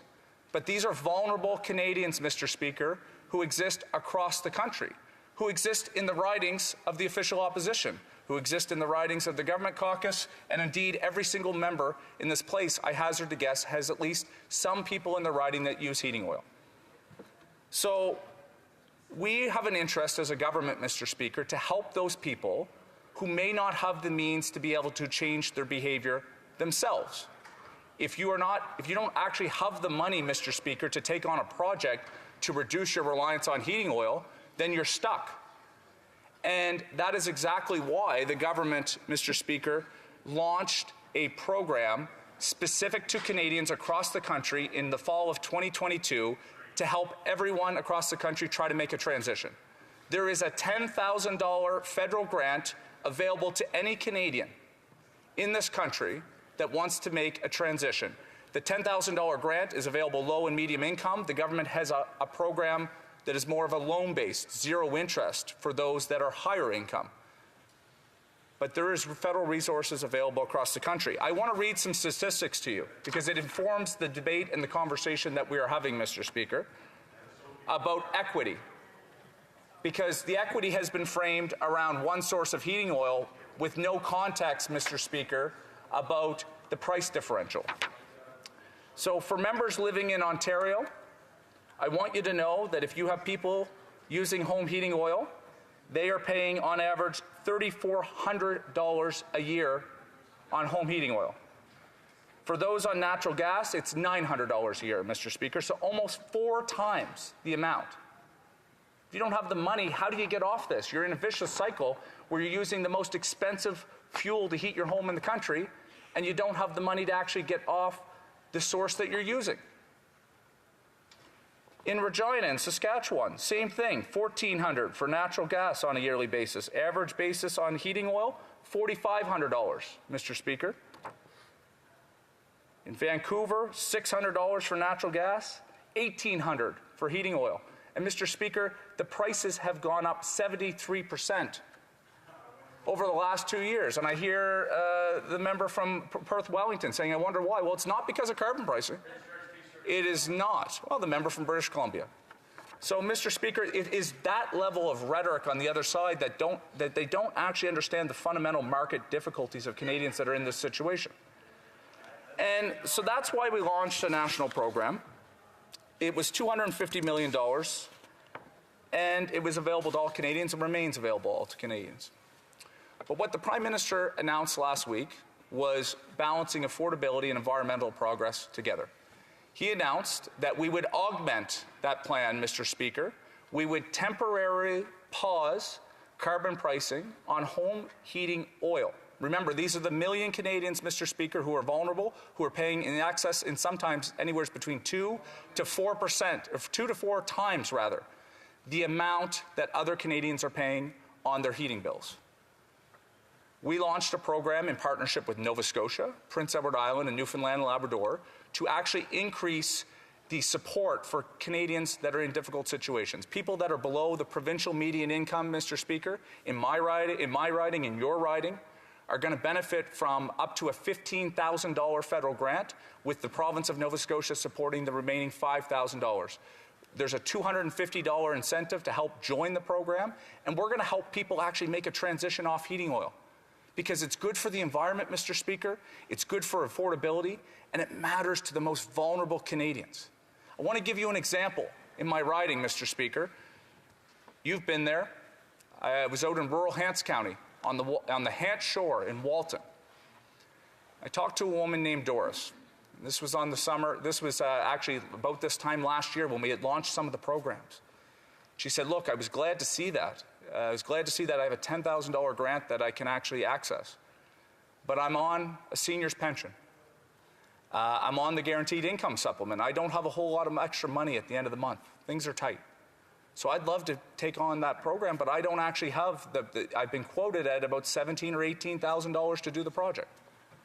I just can't. Even though the government's there trying to help, I can't access that program. Well, Mr. Speaker, Doris in Walton now is going to be able to benefit from a program of cost delivery between the government of Nova Scotia and the government of Canada. And not only is that good for the environment, Mr. Speaker, more importantly right now in the affordability context, it's good for Doris. It's going to save her thousands of dollars a year. I don't hear any solutions from the official opposition of what they're actually going to do long term. Yes, they would actually remove approximately 20 cents from Doris's bill each year. We've done that. We've paused the carbon price because we've recognized that there's a group of Canadians who just simply can't make a transition. Why would you have a carbon price when we're literally launching a national program to help them out? So we've gotten rid of the carbon price. We've done what the Conservatives would do, but we've gone a step further, Mr. Speaker. We've actually offered Doris a long-term solution to help her make that transition. I don't hear the Conservatives even talking about that program, Mr. Speaker. So great. The Conservatives' plan on affordability is to offer Doris 20 cents off her average per litre home heating bill, which runs about $1.88 a litre right now. That's great, $1.68. Well done, Conservatives. Guess what we're going to offer Doris? We're going to offer Doris $2,500 a year in cost savings that then she can use to help support her in other ways. Hear, hear. That is a good program, Mr. Speaker. That is actually having some vision to focus on the transition and helping people out. And I don't hear that. And again, I've touched a little bit on the exemption. This is a conversation at the end of the day, Mr. Speaker. We've seen it, some pundits here in Ottawa. Oh my God, you're undermining the carbon system. No, we're not. We are tying a specific pause to a carbon price with a program for people who are actually too vulnerable to make the transition, who have all the economic incentive to change because they're paying 4 times the energy bill. If they had the money, they already would have transitioned, Mr. Speaker, and these people exist across the country. Is it an acute in Atlantic Canada? Absolutely. And I'm proud of the fact that this government has addressed this. I'm proud to be able to go home and tell my constituents we have a solution for them. But you know what, Mr. Speaker? I'm proud if I go to Northern Ontario, if I go to Saskatchewan, if I go to Manitoba, Alberta, I'll be able to tell people that are in this same situation that we have a solution for them too. And the way that the Conservative Party has framed this is that somehow this is just for one region. And it is not. It is available for the whole country. Do the 30,000 households in the prairie provinces, Mr. Speaker, who use heating oil, who are vulnerable, who can't make a transition, paying 4 times the price of natural gas, do they not deserve a break too? Do they not deserve a government that's focused on meeting their needs? Haven't heard of one word from the Conservatives on that whatsoever. And so at the end of the day, Mr. Speaker, that is exactly what we've done. What we announced last week is good news for the entire country. It is particularly good news for rural and regional Canada. And I'm proud as a member of Parliament sitting representing a rural riding to have offered thoughtful solutions and adjustments to a national policy instead of a tear-it-down approach on the other side. Remember, Mr. Speaker, the Conservatives are offering you this. They're offering you 20 cents, approximately, on your home heating bill that they would remove. We're offering long-term solutions to actually help people make a transition. That is the difference. And Canadians will take notice, Mr. Speaker, about what we're doing. And we're focused on vulnerable households. Again, I listened to the Leader of the Official Opposition. Not one word about the million Canadians who are in a very difficult position. In Manitoba, in Alberta, Saskatchewan, Ontario, Quebec. 465,000 households in Quebec, Mr. Speaker. Very difficult situation that they're in. And again, I want to highlight there is federal support across the board. We've launched a specific project to augment the national program. But instead of just standing across the way and yelling and offering simplistic solutions, I would encourage the member from British Columbia, from Prince George, he should be reaching out to Premier Eby. Because I can promise you some people in Prince George right now use heating oil, and they are in a difficult situation. he should not only direct them to the $10,000 grant that exists right now for his constituents, I hope he has. Maybe we should get some household material about whether or not he's actually talked about the programs that the government is announcing. But he should call Premier Eby and say, Premier, why don't we work together? Why don't we get him to reach out to the Government of Canada and work for the 88,000 households in British Columbia that use home heating oil? What about the people in Saskatchewan, Manitoba? Yes, it is smaller, but these people still matter. These people that are in rural, northern communities and need help.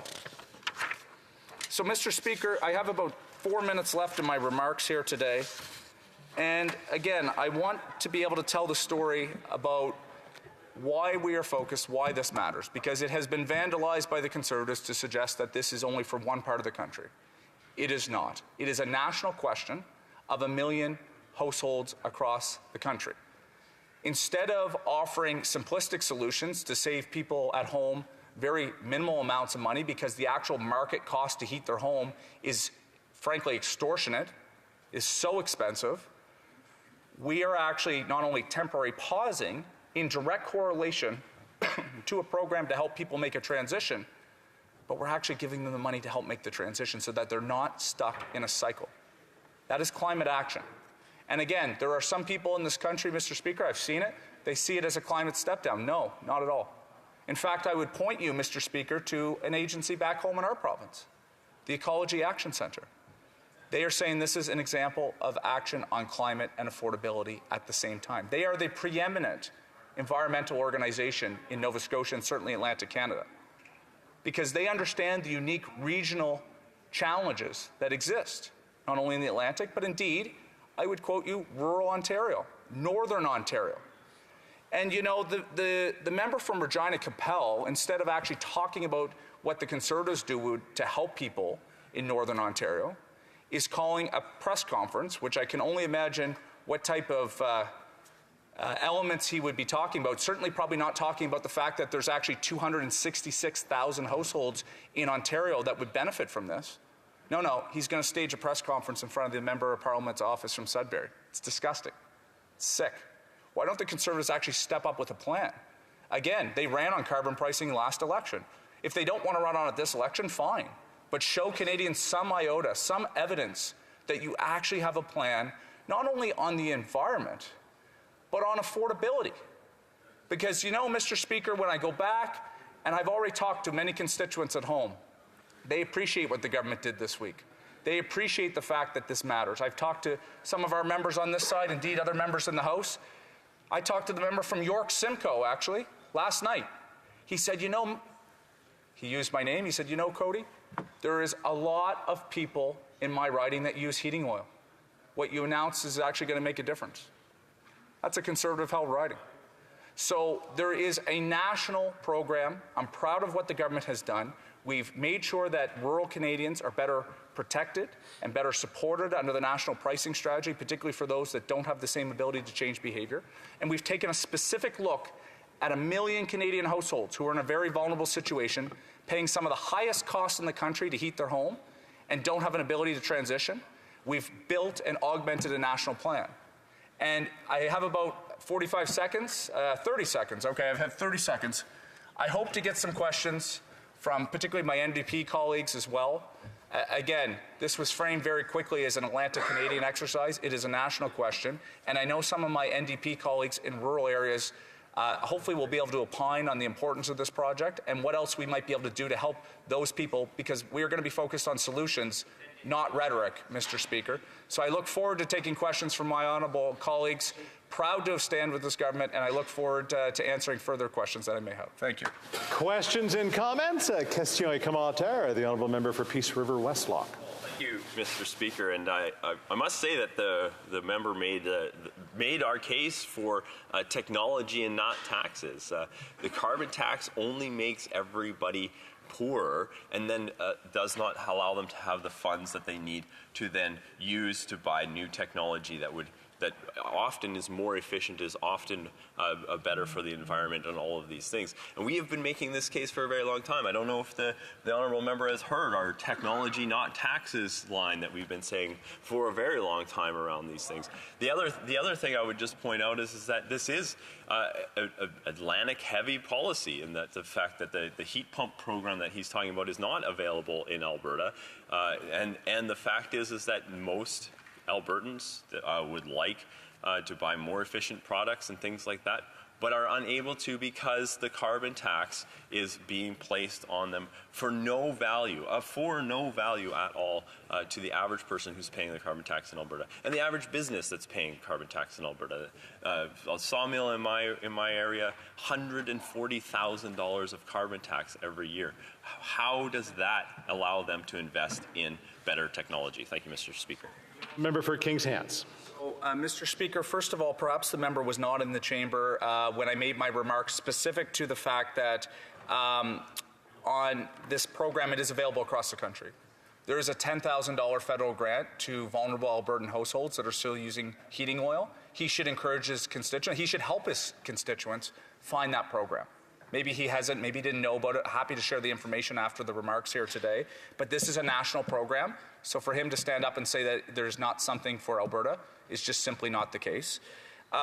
Specific on home heating oil, Mr. Speaker, it is unique because it is highly carbon intensive. In fact, it's the worst for the environment, but it's also the highest cost of what it actually takes. That's unique. Usually there is higher intensities of carbon in lower affordable fuels, and we're trying to put a carbon price to make it change behavior. That's not what is the case here. There's no sense in putting a carbon price on someone who is already vulnerable and paying the highest cost. But under the climate action incentive payments, the rebates that go, every other source of heating actually gets more money back than they pay in. But heating oil was the exception, and that's why we've moved on an exception on the carbon price specific to that. And yes, it is an Atlantic program available. It's an Atlantic acute issue that I'm proud to have helped champion, but it matters in his riding too. I'm proud to have made a difference for his constituents, Mr. Speaker. Questions and comments. Question commentaire, the honourable member for Skeena Bulkley Valley. Thank you, Mr. Speaker. I was just reading this news article that quotes the member from Kings Hants. He's quoted as saying, "I will tell my folks at home in Nova Scotia that are using natural gas that at the end of the day, there is other federal programs should they choose to want to help make a transition or reduce their reliance on natural gas." And yet, every single organization that I talk to that works in the energy space says that the federal government's Greener Homes program and the heat pump rebate that it provides is deeply flawed and does not work for low-income homeowners. Will the member for Kings Hants admit to this House that the program is broken, that it doesn't work for low-income Canadians, and will he commit to fixing it so that low-income homeowners get cash up front and get as much cash back as he's willing to provide for people who heat with home heating oil? Well, member for Kings Hants. Mr. Speaker, in Nova Scotia, people using natural gas would be actually using a heating source that is probably one of the lowest cost actually in the province. And my remarks reflect the fact that there is a series of programs, the Canada Greener Homes Loan, there's a $5,000 grant available to people. I take notice that he's talking about how can we make sure we front load more money for people who are vulnerable, who are not specific on heating oil. I think that's a valid conversation, but I would direct him to the fact that there is a plethora of federal programs that are available to actually help people regardless of the heating source that they use. Heating oil in particular is a very specific chronic challenge for a vulnerable group of Canadians. That's why the government has tackled it. We started with coal-fired electricity. We're moving to heating oil in terms of that being a challenge. But on natural gas, if people want to look at energy efficiency programs, they do exist across the country and they're available. Can we improve them? Happy to take some of his suggestions. In comments, question commentaire, the honourable member for Kitchener Centre. Thank you, Mr. Speaker. As we get into this debate again, I'm seeing the same omission we always see, and I'll note it's particularly from our Conservative colleagues, that yes, the price on pollution, the carbon tax, went up 2 cents a litre in the last year. But it's corporate profits of the oil and gas industry that went up 18 cents a litre. Never a word about those. In fact, when we talk about inflation, 47 cents of every dollar of inflation is directly attributed to massive increases in corporate profits. If we're going to have an honest conversation in this place about addressing affordability for Canadians, we need to talk about where inflation is directly coming from. And so to the member for Kings Hants, we've had a number of conversations with over this past week on this topic. I'd be curious to hear more from him. His view on addressing this by putting in place a windfall profit tax on these excess profits of the oil and gas industry that are gouging Canadians at the pumps in the midst of a climate crisis. The honourable member for Kings Hants. Thank you, Mr. Speaker. I'd like to thank the honourable member for the question. And he raises a really important point that particularly on heating oil, it is a market price that is driving people. Has nothing to do with the carbon price. This has to do with actually the cost of the heating oil itself, which is anywhere from 2 to 4 times the price of alternatives. And so that is exactly why this government has been laser focused on that question with affordability programs to support. But to answer his question on the windfall profits, I recognize that other jurisdictions in the world have considered it and moved forward. I said to the honourable member this week, though, we have to be careful, though, because the oil and gas industry is primarily located in Western Canada. If we have to be careful about the concept of introducing something like that, not only from the idea that there could be capital flight, really important jobs, an industry that may be necessarily not investing in the country as a result, but that the money collected under such a program should stay within the regional context. So that's the suggestion I've given. Whether or not the government moves forward on it, I don't know. It's a careful balance because there's a lot of considerations there. Thank you. Question and commentaire. Questions and comments. The honourable member for Halifax. Well, thank you, Mr. Speaker. And my colleague from Kings Hants stays up to date on the news. He reads it every day. He knows then that this week Nova Scotia Power, our provincial power utility, announced that the budget that they had set aside for responses to dramatic weather events was around $3.5 million. And what they ended up spending in the past year was, in fact, well over $100 million on those responses. That's about a 3,000% overage on what they budgeted. Mr. Speaker, we're all seeing, every member in this House has seen their insurance premiums go up, as have the people they represent. Every member in this House, as have their constituents, seen their municipal taxes go up. Both of those increases have to do with insurance companies and municipalities covering the cost of damage to infrastructure and other things of extreme storm events. We are offering between $10,000 and $20,000 to Canadians to switch off of home heating oil, which is 4 times as expensive as natural gas and 4 times as polluting and 4 times as expensive and 2 times as polluting. Yet the Conservatives are focused on using sophistry and social media shenanigans to sow discord among Canadians over a few pennies a litre. Would the member care to offer a reason why the Conservatives are showing such disdain, not to just the environment, but to Canadians themselves? The honourable member for Kings Hants. Mr. Speaker, the honourable member from Halifax packed a lot in that because he's an intellectual guy and wanted to get that all in a minute. And a couple things I would say. Let's remember why we've introduced our national programs on climate, because we see it every day outside our door. We've seen it this summer. We've seen it in our neighborhoods. He gave the statistics from Nova Scotia Power in terms of the cost associated with cleaning up after storms. It's significant. He mentioned, of course, the importance of actually being focused on concrete solutions to help people. I totally agree. The Conservatives are offering to save people on home heating oil in Nova Scotia somewhere between, as I understand it, 20 to 30 cents on a litre, which it's $1.88 right now. We're offering to save people thousands of dollars by not only temporary pausing for the next 3 years, but offering concrete solutions to reduce their reliance on a really expensive source of fuel, which is not necessarily that great for the environment. As it relates to Conservative policy around the environment, he'll know that I feel that they have very little, if none. And I think that that will be a question that they are going to have to address as we contrast our different styles in the coming years. Time for a quick question. The honourable member for South Shore St. Margaret's. Thank you, Mr. Speaker. It's incredible that the member for Halifax and the member for Kings Hants think that 20 to 30 cents a litre on home heating oil is pennies. It's $200 to $300 a tank, 4 tanks a year. It's $1,000 for people in the carbon tax, and they're dismissing it. But yet the great promise that Kings Hants member is so proud of is that we'll delay that to a 61-cent increase after the election. Can he tell me why he thinks that is better than axing the carbon tax altogether off all home heating oil to give everyone an equal chance at saving money in this expensive inflationary period that these Liberals have caused? I know it's hard to believe, but we're out of time. I'll allow the honourable member to answer. King's Hands. 30 seconds, Mr. Speaker. Not only are we offering people on average $300 in savings because we're removing the carbon price on heating oil, Mr. Speaker, we are actually offering people the ability to transition to save thousands of dollars a year. So the Conservatives are offering short-term solutions. $300 is extremely important. I've had people come up in my riding and say, thank you so much for pushing for these changes. They matter. But at the end of the day, we want to make sure there's a long-term solution so that they're not paying extortionate bills over the years to come. And I don't hear any of that same vision from the Conservative Party about whether or not they even support this idea of helping people make a transition. That's what I would ask the honourable member back. Reprise du débat. L'honorable député. Resuming debate, the Honourable Member for Mirabel. Mr. Speaker, first I would like to inform you that I will be sharing my time with the Honourable Member for Jonquière. I had my doubts about it originally, but that's how it'll be. Today is like Groundhog Day. We have had many days like this for a long while now, because here we are, once again, faced with a Conservative motion that leads us to conclude or observe that it's another motion that does not apply to Quebec. So there have been dozens of motions about carbon taxes, but these motions are not relevant to Quebec. Now, the Conservative Party is a federal party.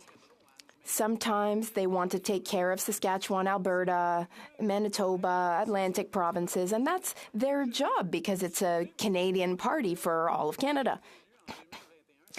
But, Mr. Speaker, since I was elected in 2021, I have been surprised, shocked even.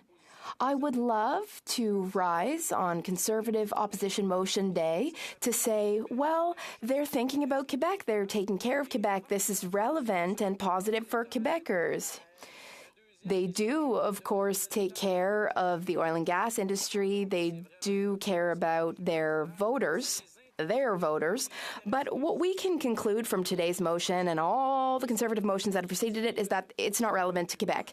Now, the member for Louis Saint Laurent said in a CPAC panel that the Conservative Party's plan for climate change is three-pronged and that their leader talked about it at their convention. It's subsidizing oil and gas and subsidizing oil and gas with the money of Quebecers. The Conservative Party's Quebec caucus, though, doesn't seem to have any influence within the party, and I'm happy about that, though. They don't seem to be defending Quebecers. They don't stand up to defend Quebecers. The Conservatives don't really defend Quebec here, and the Quebec Conservative MPs actually participated in ensuring that carbon taxes don't apply in Quebec. It's the Jean Charest squad. The member for Bellechasse-Etchemin-Lévis, she defended Quebec's cap-and-trade system and Quebec's environmental sovereignty in cabinet in Quebec. She is a dear friend of Jean Charest. She participated in that. And the member for Louis Saint Laurent, he said that he supports Quebec's autonomy over its own environmental policy. That's what they said in Quebec, but that's what he said in Ottawa, but then once he got to Ottawa, his values disappeared. The member for Mégantic-L'Érable, next, was very close to Jean Charest in Quebec City. He's part of that crew who ensured that Quebec could defend and maintain its environmental sovereignty. And where is he today? Radio silence from him. Next, the member for Chicoutimi-Le Fjord. He was also on board with Mr. Charest's views, but is no longer defending Quebec. Because under the current Conservative leadership,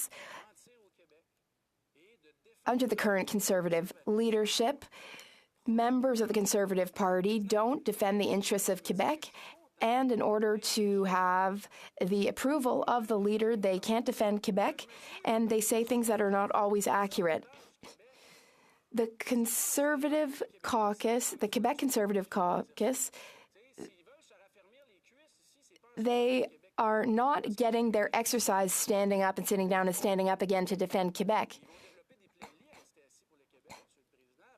In fact, they're going to develop health problems for how long they're remaining seated in their chairs, not standing up for Quebec in this place. And I'm worried. I'm very anxious because Quebecers voted for these Quebec Conservative members and they cast the wrong vote, and I'm worried for them. These same Quebec Conservatives, they have the gall to stand in this place and tell Quebec tell us what we should do with our opposition motions. They say that we should choose relevant motions relevant to Quebecers. Yesterday, this House voted unanimously in favor of the Bloc opposition motion, calling on Ottawa to consult Quebec when setting immigration levels. All parties voted in favor of that. The federal government then had in fact announced immigration levels without consulting Quebec. Quebec's immigration minister confirmed that. Today's an opposition day. It would have been nice, just for once, for the Conservatives to table a motion relevant to Quebec, helpful to Quebec. The Conservative Party, though, doesn't do anything for Quebec. If they had tabled a good motion like our motion helps Quebecers. Our immigration motion was about French language training, about living together cohesively in society. Now, the Conservatives ask a lot of questions in question period. And we ask questions too. Thousands of businesses are on the brink of bankruptcy, and we need an extension of the repayment deadline for CEBA loans. The Chambers of Commerce have called for this. Yet, no Quebec Conservatives have stood to defend Quebec's businesses, Quebec's entrepreneurial fiber. None of them have stood to defend Quebec. Now, when it comes to housing, Quebec has its own model. The Conservatives say they support decentralizing, that they respect provincial jurisdiction, but then when Quebec tries to exercise its jurisdiction, they don't get money from Ottawa. Well, how many Conservatives have risen in this place to call on the government to release the $900 million that was being held, to release it to Quebec? Because in Quebec, we have over 10,000 people experiencing homelessness. The cost of housing is on the rise. It's a national crisis, and it's a provincial crisis in Quebec, and the member for Longueuil-Saint-Hubert is working very hard on this. But no Quebecers rose to call on the government to release that $900 million. What about healthcare transfers? The Conservatives, the Quebec Conservatives, they never rose to ask for healthcare transfers. Now, they say that they're progressive, these Conservatives, but when it comes to their values and their salaries here in Ottawa, well, they're not so progressive. They're just progressive on statutory holidays and on weekends. And they even go so far as to say, these Conservatives participated in ensuring that the carbon tax wouldn't apply in Quebec, and now they're saying in each and every way that it does apply in Quebec. Well, let's go back to the beginning. The Conservatives have been engaging in wedge politics, divisive politics, all over Canada. But now they're being caught in their own trap, because the Conservatives were misleading this House, and then they found all sorts of maneuvers and motions to say that there's a second carbon tax. It's not a second carbon tax. It's a standard. It won't apply until 2030. But the Quebec Conservative Caucus is not listened to by their own party. They realized that the standard is not even binding. It's not a second carbon tax. Here's the real truth. Here are the facts. Alberta is making $20 billion in royalties on oil and gas. They are very dependent on oil. For each dollar that Quebec earns on hydro in royalties, Alberta gets $13 on royalties in oil. This system is supported by the Quebec Conservative Caucus within their party. And why? to keep their seats. The Quebec Conservatives don't defend Quebec because they want to keep their seats. The member for Portneuf-Jacques-Cartier promised that he would resign if the current Conservative leader was elected. Well, he was elected, and the member did not resign. And the member for Portneuf-Jacques-Cartier does not defend decentralizing, does not defend Quebec's jurisdiction and autonomy. I'm here to defend Quebec. I defend Quebec deeply, with every fiber of my being, and I also defend truth. So I call on the Quebec Conservative Caucus on their sense of decency and morality. I hope that they'll take a hard look at their values. And I hope that one day on Conservative Opposition Day, we will have a motion that's relevant and positive for Quebec, but that's certainly not the case today. Thank you, Madam Speaker. Peace River Westlock. Thank you, Madam Chair, and I want to thank the honourable colleague for the question, or for his speech. I was fascinated that earlier we had the member from Thunder Bay over here asking questions, and I wanted to respond to his question a little bit. And I was interested to see that when the Prime Minister made the announcement on the pause for on the home heating fuel carbon tax in the Atlantic Canada, it was interesting to see that only Atlantic MPs were standing behind the Prime Minister when he made that announcement. It's interesting to me. I was wondering why, and I'm wondering if the member might have any speculation why the member from Thunder Bay wasn't in that picture, or the member from Sault Ste. Marie. So thank you, Madam Chair. The Honourable Member for Mirabel. My colleague knows that the Bloc Québécois defends and upholds Quebec's jurisdiction and Quebec's independence and autonomy over its own environmental policy.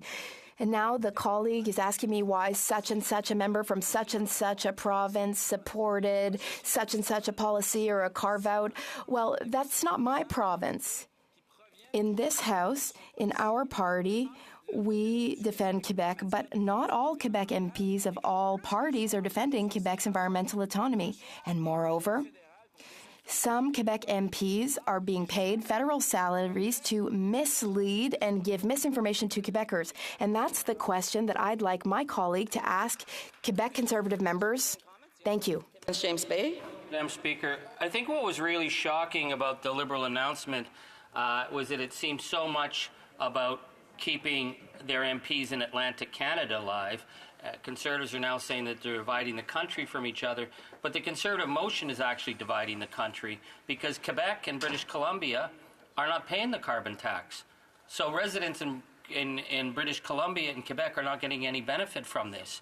It would have been more reasonable, as New Democrats have pushed, if we took off the GST, the HST off, to ensure that if we're going to have a pause, it's fair across the country. But what we're seeing now is that the Liberals have actually just undermined the whole principle of carbon pricing that they've been promoting. L'honorable député de Mirabel. The Honourable Member for Mirabel. Madam Speaker, my colleague understands what type of situation we're in. When I was elected to this Parliament, this federal Parliament, well, I already knew that Ottawa doesn't support Quebec. I was aware of that. But I never would have thought that in this House we would never talk about Quebec's best interests, about respecting and upholding Quebec's environmental sovereignty.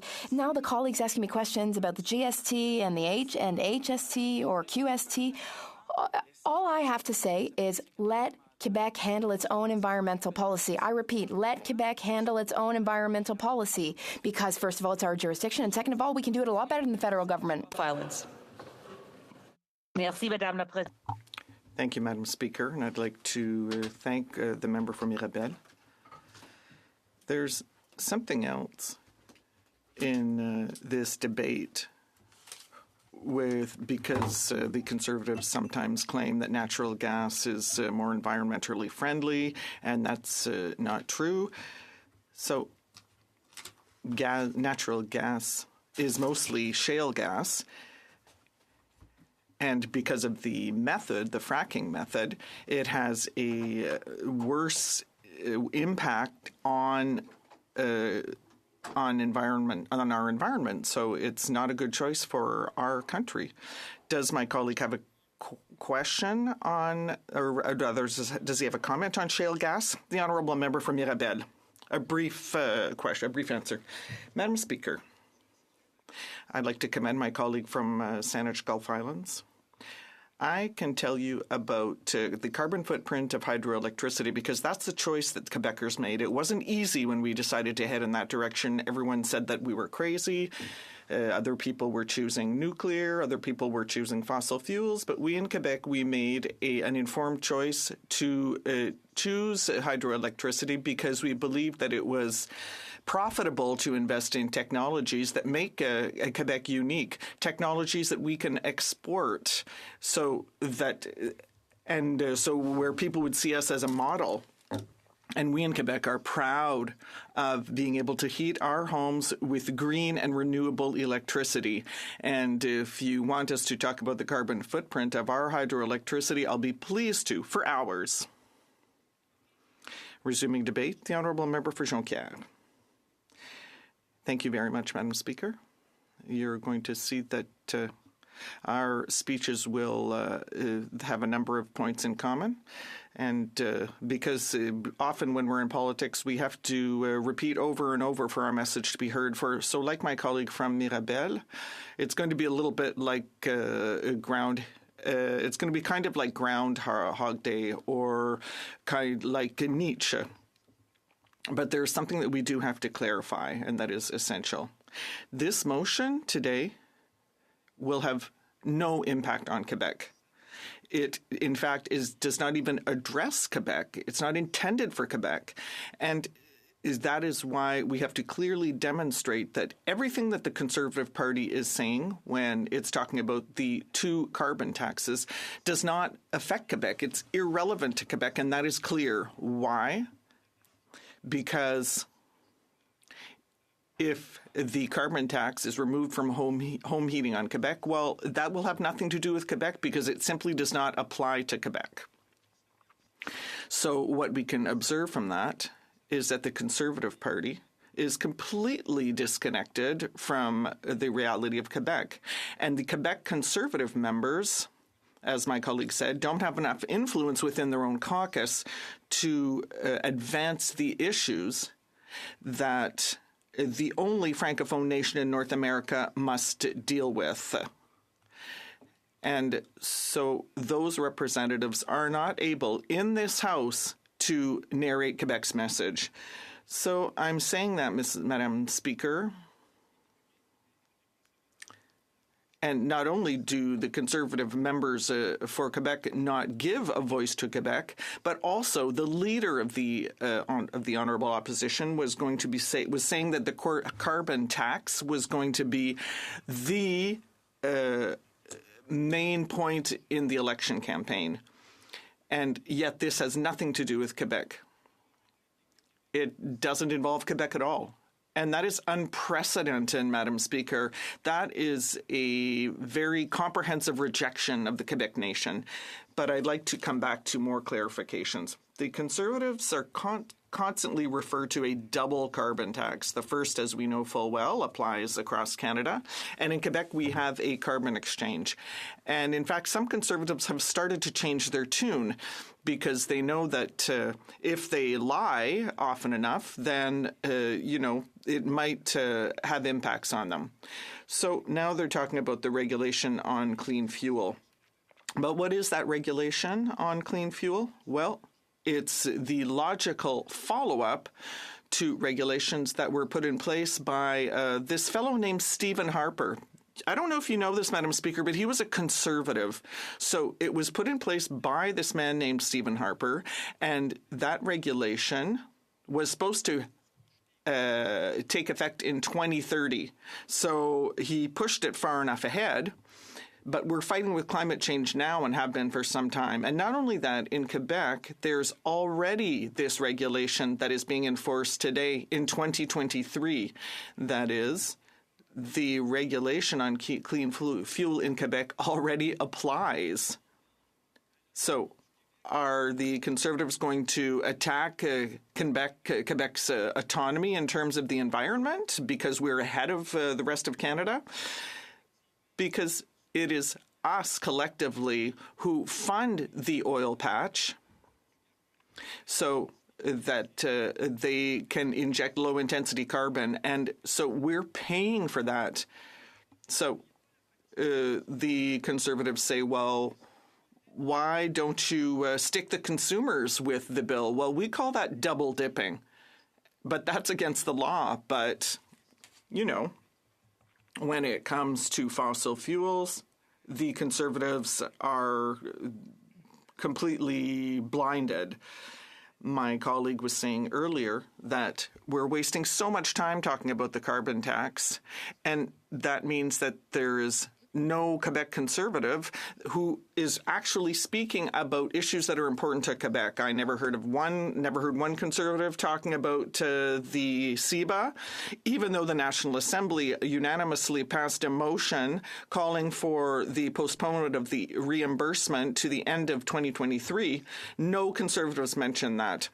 Yesterday, they voted for our motion on immigration, but I've never heard a Conservative Quebecer stand up and say that Quebec is losing its demographic and weight, and that means that Quebec's weight is being weakened, and I never hear Conservatives mention that. And if we're serious about fighting inflation, then the first thing that needs to be done is to protect the most vulnerable. And who does that include? Well, it includes seniors who have trouble making ends meet because they have paltry pensions. If the Conservatives were serious, they would support the idea of increasing old age security and the guaranteed income supplement. As well, since 2015, the Liberals have been yammering on about a review of EI. Well, who is more vulnerable than an unemployed person who cannot collect his benefits? And yet I never hear the Conservatives stand up and defend them, especially in terms of inflation. No, all they hammer on about is the carbon tax. So, Madam Speaker, especially for Quebec, there's an upcoming test which relates to Bills 21 and 96, which are going to be challenged before the courts. I am eager to see how the Quebec Conservatives are going to react to that. And what I want to do today, Madam Speaker, is perhaps to reach out, because I know that we're going to need them too. And a way to reach out to them is perhaps to demonstrate reality to them. And that's why I'd like to come back to the Conservative Party leadership on the leadership race. And I just want to tell you about some shaky arguments brought out by the member for Carleton. And, for example, the Freedom Convoy, well, he unconditionally supported them, even when they committed illegal acts. And he also had this great idea that the Bank of Canada governor should be fired because the leader of the Honourable Opposition was not in agreement with them.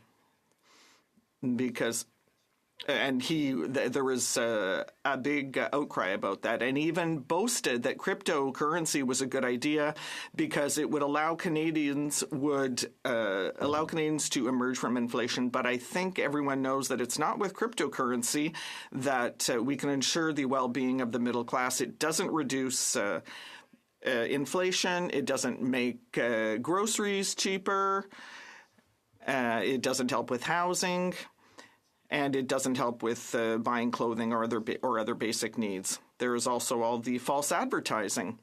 They used the image of a Quebec family where they said this family is having trouble making their mortgage payments. Well, those people spoke up and said they used a copyright image and they made us look like idiots. And the Conservative Party is unscrupulous. They use images like that all the time.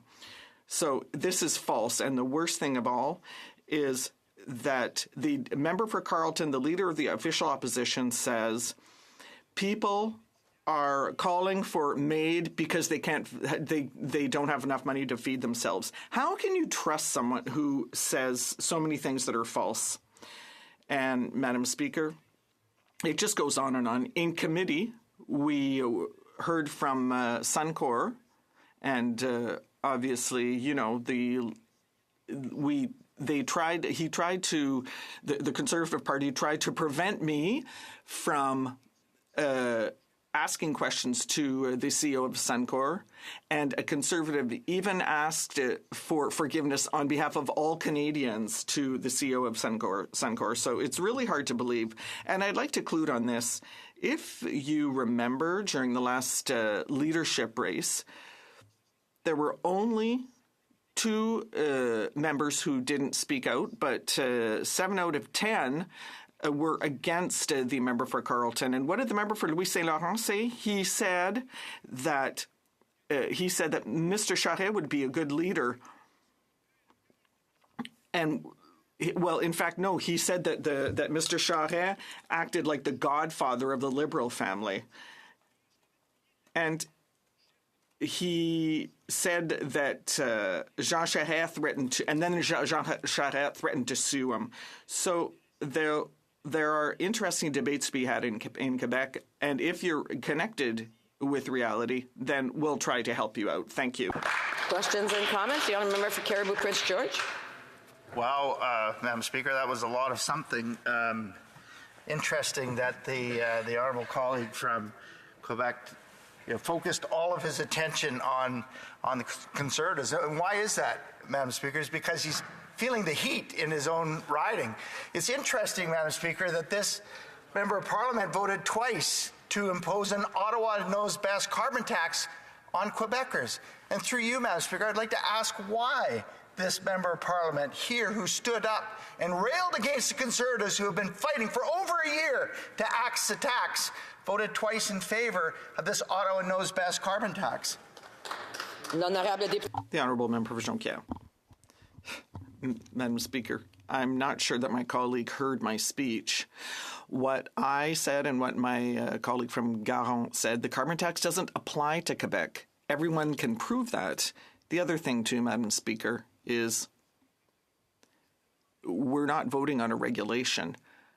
I asked during the last Conservative fiasco on the carbon tax, I said, how did you vote on the clean fuel regulation? He said, well, I voted against it. Well, I would challenge him to show me in the blues when he voted against that regulation. Show me in the blues where they voted against the clean fuel regulation. And I would advise them to look at the person who set up that regulation. His name was Stephen Harper, I might remind them. Questions and comments? The honourable member for Skeena-Baltic Valley.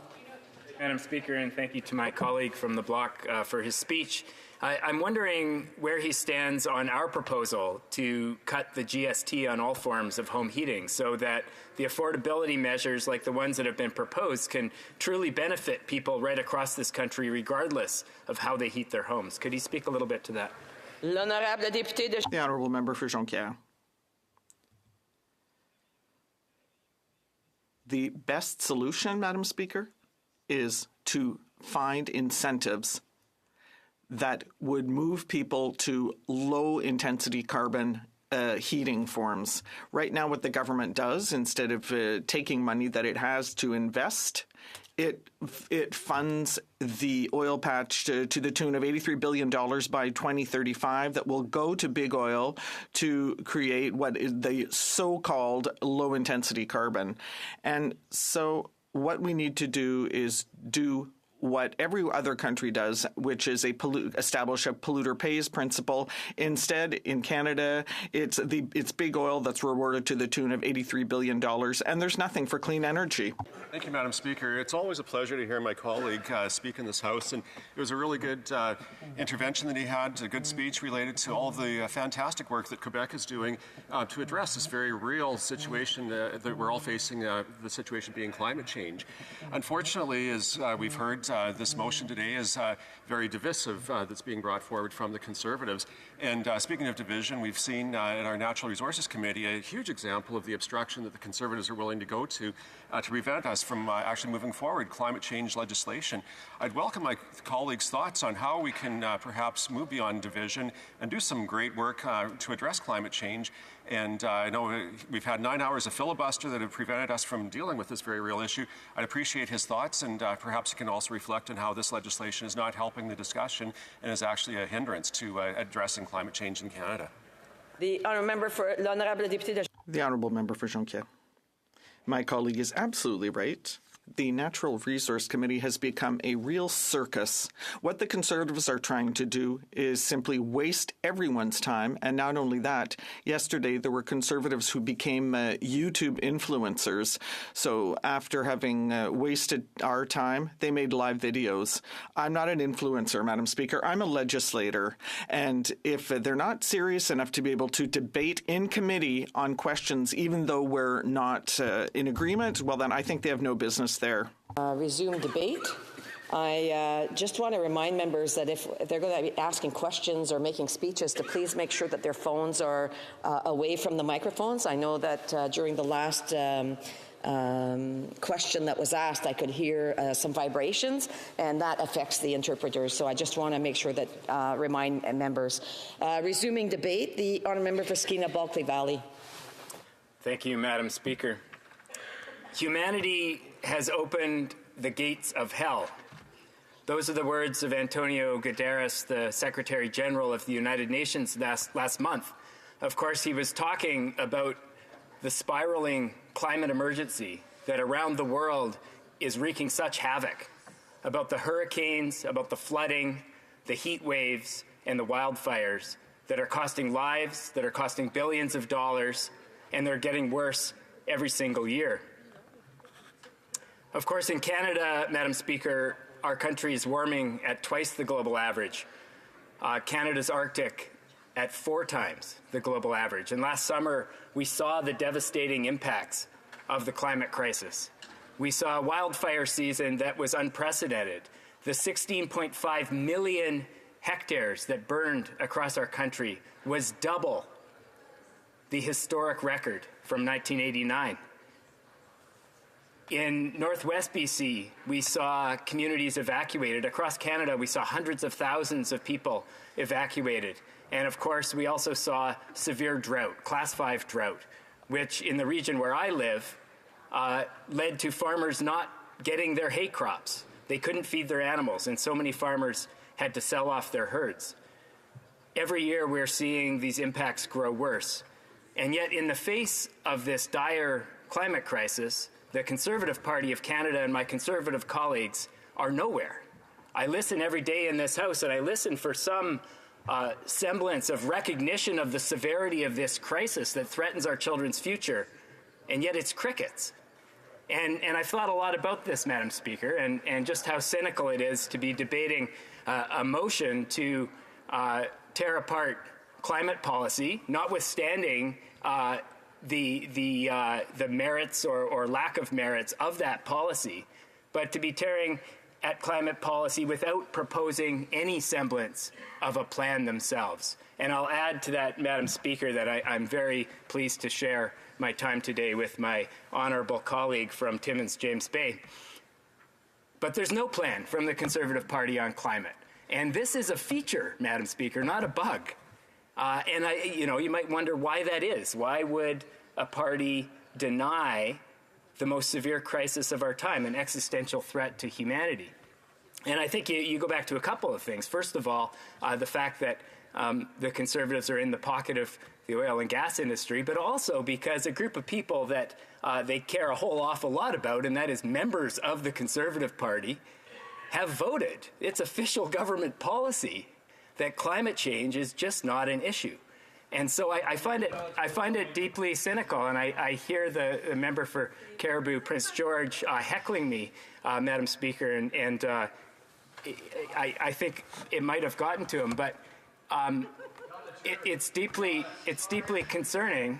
I just want to remind members there will be a 5-minute question and comment, and I would ask members to hold their thoughts until then. The honourable member for Skeena-Bulkley Valley. Deeply concerning, Madam Speaker, because, of course, protecting the environment, protecting our children's future is really a Conservative idea. This is about conserving what it is that we've enjoyed and that we've benefited from for so many years. So the climate crisis is a pressing concern for many people, certainly for many of the people I represent. There's another great challenge that's plaguing our country, and people refer to it as the affordability crisis. And I don't think that language really gets to the heart of what is happening, because what is happening is something much more systemic and structural. Not everyone in our country is struggling, Madam Speaker. Some people are getting fantastically rich and accumulating tremendous wealth, while the vast majority of Canadians struggle to pay the bills. We have people sleeping on our streets. We have record food bank visitation. And all the while, the big corporations of this country are making off like bandits. And on this issue, the issue of economic inequality, the Liberal Party across the way is missing in action. Because despite ample opportunity to stand up to these big corporations and to drive affordability for Canadians who are struggling, they've completely abdicated that responsibility, Madam Speaker. They haven't stood up to the big banks. They haven't stood up to the big telcos. They haven't stood up to the rich Krugers of the world who are amassing massive profits and polluting all the while. They haven't stood up to the grocery giants. They haven't stood up to the big airlines like Air Canada, which is once again seeing its profits soar. And yet people are struggling in this country. People are having a hard time putting food on the table. People are having a hard time affording transportation and home heat and food. Which brings me, Madam Speaker, to the topic of this motion. And I think most Canadians see this quite clearly for what it is, which is a cynical attempt by a flailing government to save its political hide in the only part of rural Canada where it has any. And I think, you know, among the values that we share as Canadians, one of the greatest ones is a sense of fairness. Certainly when I talk to people, they want the policy that we create in this place to be fair. And they see a great and profound unfairness when this government, for political reasons, because it's struggling in a certain part of the country, makes changes to help some people in Canada, but not other people. That is not fair, Madam Speaker, and I think it is eminently reasonable for people in other provinces and other parts of this country who have been overlooked by this government when it comes to the affordability of home heating to want the same. And that's what we're debating today, Madam Speaker. Now, we've heard from this government, of course, that Canadians in all parts of the country can access their programs. And I wanted to take a little bit of time to talk about how deeply flawed this government's program for home energy efficiency and heat pumps in the rest of the country is. They've made changes for people who heat with home heating oil, but for people who heat with natural gas, the process is impossible. I'll tell you a little story about my neighbor in Smithers, Perry. You know, his gas furnace went and he wanted to do the right thing. He wanted to get a low emissions heating system, and he learned about this great program the federal government has, and he went through all the steps. He had to get a home energy audit, of course, and then he had to find a contractor, and the contractor had to work through the program, installed a heat pump that works in a northern community, only to discover after it was installed that the two units, there's an indoor unit and an outdoor unit, and the indoor unit was on this government-approved list of equipment, and the outdoor unit was also on the approved list, but not in conjunction with the other unit. Like, this is like maddening, Madam Speaker. And of course, this is someone who wants to shift his home off of fossil fuel heat and onto a clean alternative. And so the contractor, who is also incredibly frustrated and at this point doesn't want to have anything to do with the government's Greener Homes program, he ripped out that heat pump and put in a different one that was on the list. And you know what? A year and a half later, my neighbor is still waiting for the Greener Homes rebate of $5,000. I bet he and the contractor have spent more than $5,000 worth of time just dealing with the brutal bureaucracy of a program that does not work for Canadians. It doesn't work for any Canadians, but most of all, it doesn't work for low-income Canadians, who are the ones that deserve the help the most. Because the fact is, these heat pumps do work, and they can reduce people's bills dramatically, and people do deserve the help that they provide. Now, What I want to see, Madam Speaker, and what we want to see is we want to see the same kind of help that's been extended to people in Atlantic Canada, extended to people across the country, especially low-income people, people who heat with gas, people who heat with electricity. That's why we've brought forward a proposal to remove the GST on all forms of home heating. And not only that, we want this government to improve its heat pump program so that every single Canadian has access to the financial resources they need at the front end. No massive bureaucracy, no waiting a year and a half, no need for assessments and all of this stuff. If it's good enough for people in Atlantic Canada, it's good enough for people in Northwest British Columbia, in Smithers and Terrace and Kitimat and Prince Rupert and Burns Lake and all of the other communities I'm so proud to represent. And how are we going to pay for it, Madam Speaker? How are we going to pay to put heat pumps in the homes of every low-income homeowner in this country? We're going to do it by putting an excess profits tax on the oil and gas companies that continue to make off like bandits while fueling the climate crisis that threatens our children's future. That's a plan, Madam Speaker, and that's something we're going to get behind. Thank you very much. Then comments, questions et commentaires. The Honourable Parliamentary Secretary, Government House Leader. Yes, thank you, Madam Speaker. And I think that from my perspective, the way that I look at it is that the government has focused on getting and encouraging people to change from oil to the heat pumps. And given the cost factor of oil being so much higher than other sources, it's a good way to encourage that transition. And in the longer run, people will save more money and the environment will be better for it. The member highlights the issue of bureaucracy, and my question to the member is that would he not agree then that moving forward and getting provincial jurisdictions in particular involved in this will be very helpful, because it is a coast-to-coast type of program that's there. Manitoba has thousands of people that heat homes through oil. Questions et commentaires. Questions and comments. The Honourable Member, Skeena Bulkley Valley. I have to remember where it was at.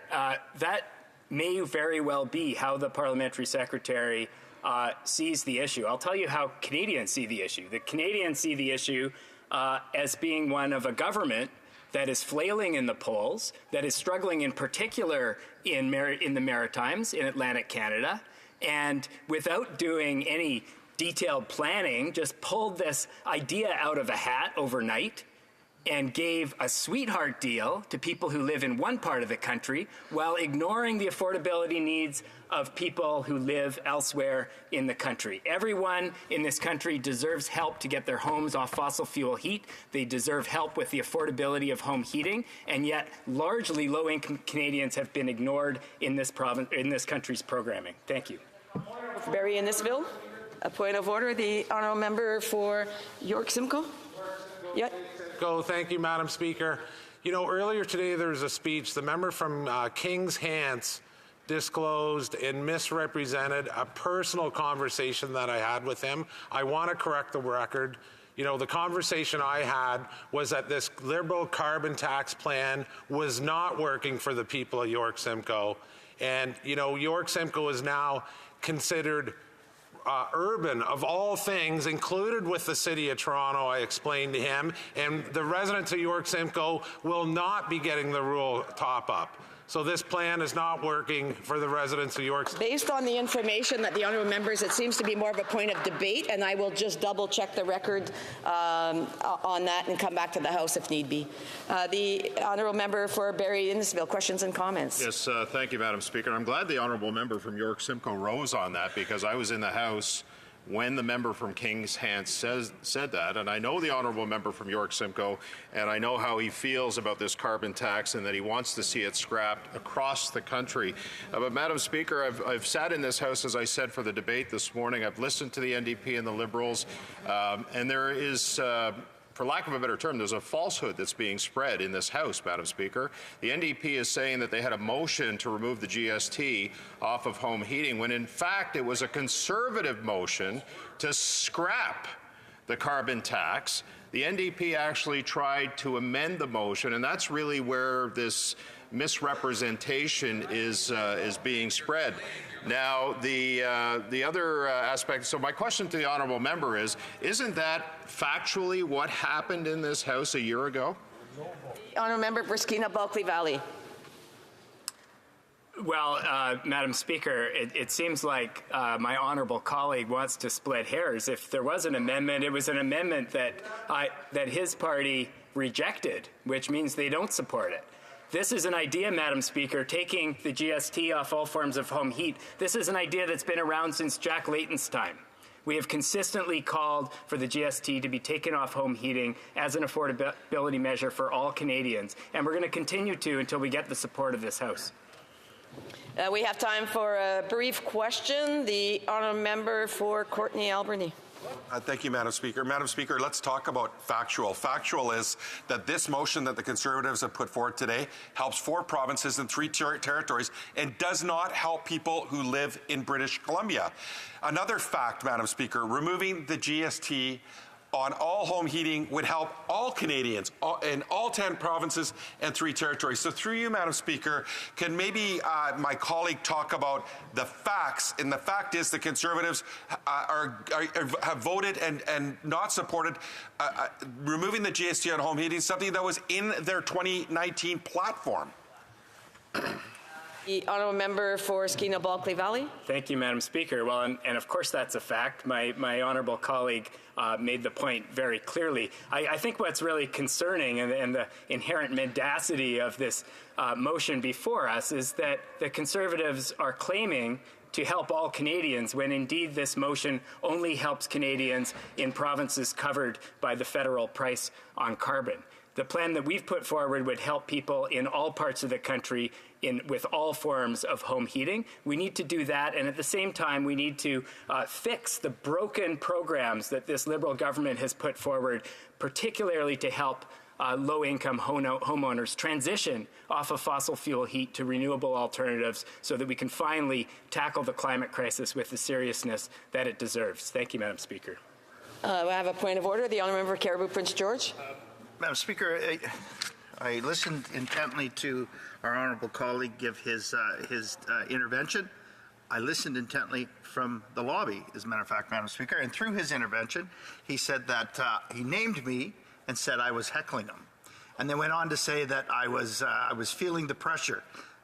Madam Speaker, through you, I asked for this member to stand in the House and apologize for that because I was not actually in the House, nor did I heckle him, or I would have. Order. The honourable member for Skeena-Bulkley Valley would like to respond. Thank you, Madam Speaker, and to my friend from Cariboo Prince George, I do apologize. I know I am a lifelong resident of Northern British Columbia, and I do know the difference between Cariboo Prince George and Cariboo Peace River, and so I hope he'll accept my humble and sincere apologies. Yes, I think the honourable member has a couple of the writings name mixed up a little bit, but I do appreciate the apology, as I'm sure that the honourable member who rose on the point of order appreciates it as well. Resuming debate, the honourable member for Timmins, James Bay. Thank you, Madam Speaker. It's always a great honour to rise here in the House on behalf of the people of Timmins, James Bay. At a time when public confidence in public institutions and democracy is at an all-time low, we certainly know all over the world trust in democracy is under very, very frightening pressures. In Canada, recent polls show that 75% of the Canadian people believe that Parliament and the behavior of parliamentarians has become, quote, dishonest and useless.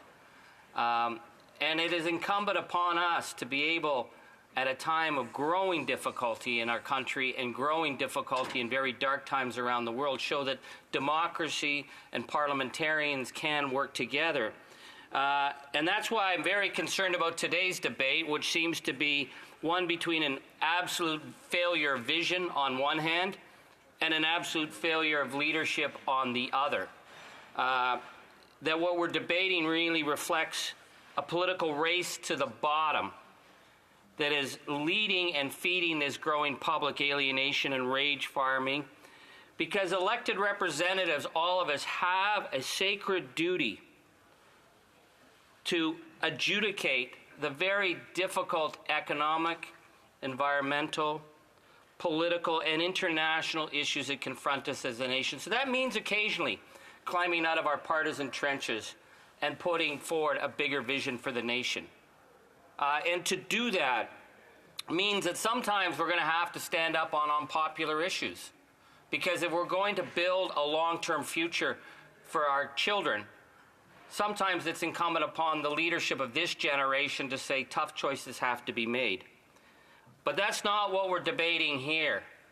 What we're debating here is the realm of gotcha politics, rage farm politics, in response to a very desperate and cynical gerrymandering of public policy that clearly was seen in the public's eyes as a desperate attempt to shore up Liberal MPs in certain parts of the country.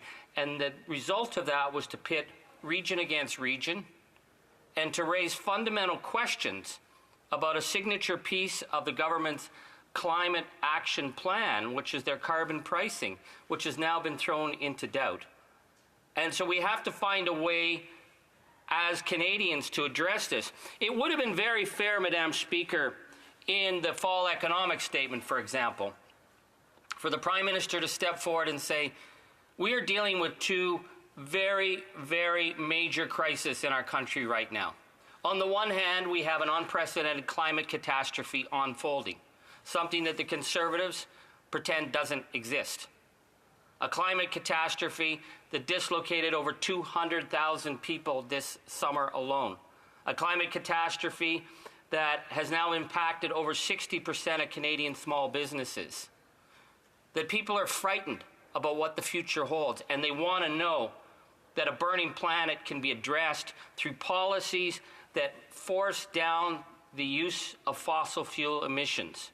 They expect that from us. Instead, from the Conservatives, they get a party platform of climate denial, of saying, not to worry that the planet's burning. We're going to make fossil fuel burning free for everybody.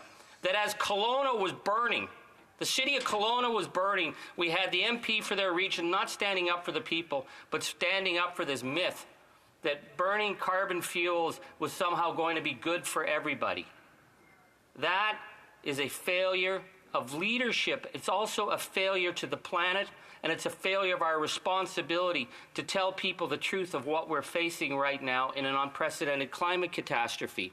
So it could have been perfectly fair in that fall economic statement for the Prime Minister to say, we are dealing with an unprecedented climate catastrophe. We need to make sure that the policies that we have in place work. And one of the policies that they've sold the country was carbon pricing. It would have been equally fair for the Prime Minister to say in a fall economic statement, we're dealing with an unprecedented crisis. They call it affordability, but as my colleague from Skeena Bulkley Valley pointed out, it's a much deeper and much more troubling crisis, the crisis of people unable to heat their homes, people unable to feed their families. So the Prime Minister could have said, we are going to find a way across this country to take some pressure off. To do that would have been a reasonable suggestion to say, and we're going to take the GST, HST off home heating. Why? Well, because it's not a luxury to heat your home in Canada, particularly in regions like mine that goes to minus 45 and sometimes minus 50. It's not a luxury. This is not wasteful spending on behalf of citizens. This is about keeping your families alive. To take the HST off, or GST, would have affected people across the country and it would have been fair. But the Liberal government didn't do that. They opted to focus on home heating oil, which certainly is a very problematic fuel that we need to address. It also is a fuel that tends to be used by people in more regional, rural, and poor regions who can't afford to switch.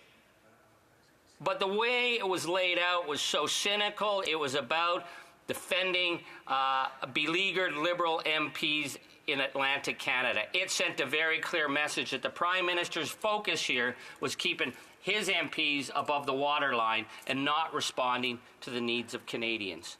So it was not a credible plan. And what it did is now pitted region against region. It's raised serious questions about whether this Prime Minister has an environmental plan to deal with the climate crisis. And it also raises questions about the whole pitch of carbon pricing. Canadians were told that this was going to be a fundamental feature. And New Democrats have argued with the government on carbon pricing over the years because we've said, listen, we need to make the big polluters pay. The people who are actually damaging the planet and destroying our kids' future, they're the ones who should be paying. Senior citizens who have to heat their home in rural northern Ontario are not responsible for the climate crisis.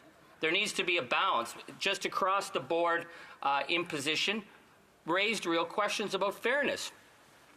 And so what we ended up having in this situation now is that one group of people are being exempted, and we're hearing all kinds of positive reasons for it, but what the fundamental issues coming down to, they were being exempted because they represent regions that are represented by Liberals who are very afraid about their future. So that's not good enough. So we have said all along it should have been the GST from the get-go. We know that the Conservatives voted against our attempt to bring in the taking off of the heating on the GST because that would have covered people across the country. Now, what the Conservatives have brought to us today is another way of dividing region against region, because they know that if we just take the carbon tax off, it's not going to mean anything for people in British Columbia who are still paying heating bills. They're not covered by the carbon tax because they're under cap and trade. Neither is Quebec because Quebec is under cap and trade. So one part of the country will have taxes taken off their heating, and another part of the country won't. So we need to address, if we're going to talk about climate crisis and affordability, we have to put in place measures that are not ad hoc, measures that are not gotcha moments, measures that address the difficulties that we're facing across the board. So to that, New Democrats have said time and time again that the people who are making the pollution have to be the ones paying. Rich Kruger, CEO of Suncor, who said there's a sense of urgency right now as our planet is burning for the big oil industry to make as much money as possible, as they're firing workers, as they're moving to automation, and as they're doing stock buybacks, they can be paying the greater share for carbon pricing.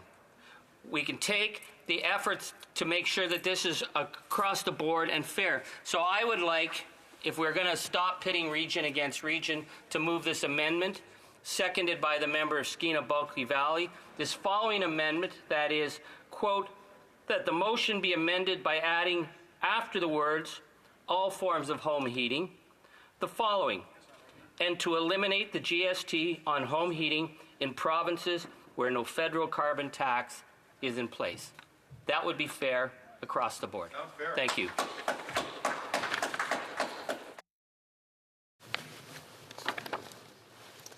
It is my duty to inform honourable members that an amendment to an opposition motion may be moved only with the consent of the sponsor of the motion, or in the case she is not present.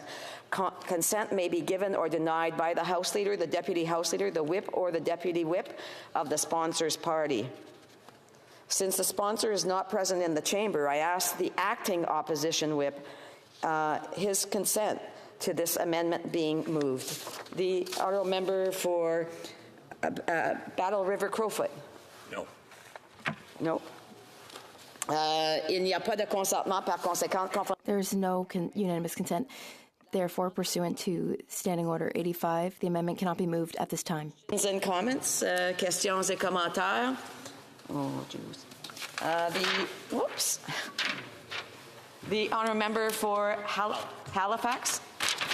Thank you very much, Madam Speaker. And my friend and I agree on many things from Timmins, St. James Bay, but we don't agree on everything. We don't agree, for example, that this was a reactive change in Atlantic Canada. But I want to come to the point of my question. We do agree on the fact, I believe, that home heating oil is 4 times the cost to homeowners as natural gas. It's twice as polluting as natural gas. It is in disproportionate use by the lowest income Canadian households, and therefore is one of the biggest wins that we can pursue to have those households convert to electric heat pumps of many things that we can do in our arsenal of climate action. So this is a very important thing. It accelerates our journey to our targets, and it does so in a way that makes life more affordable.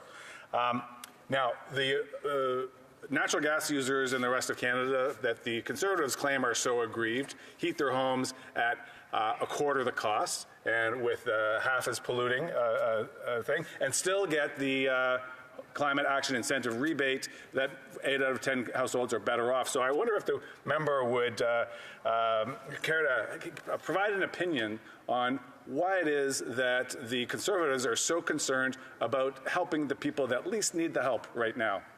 Honourable Member for Timmins James Bay.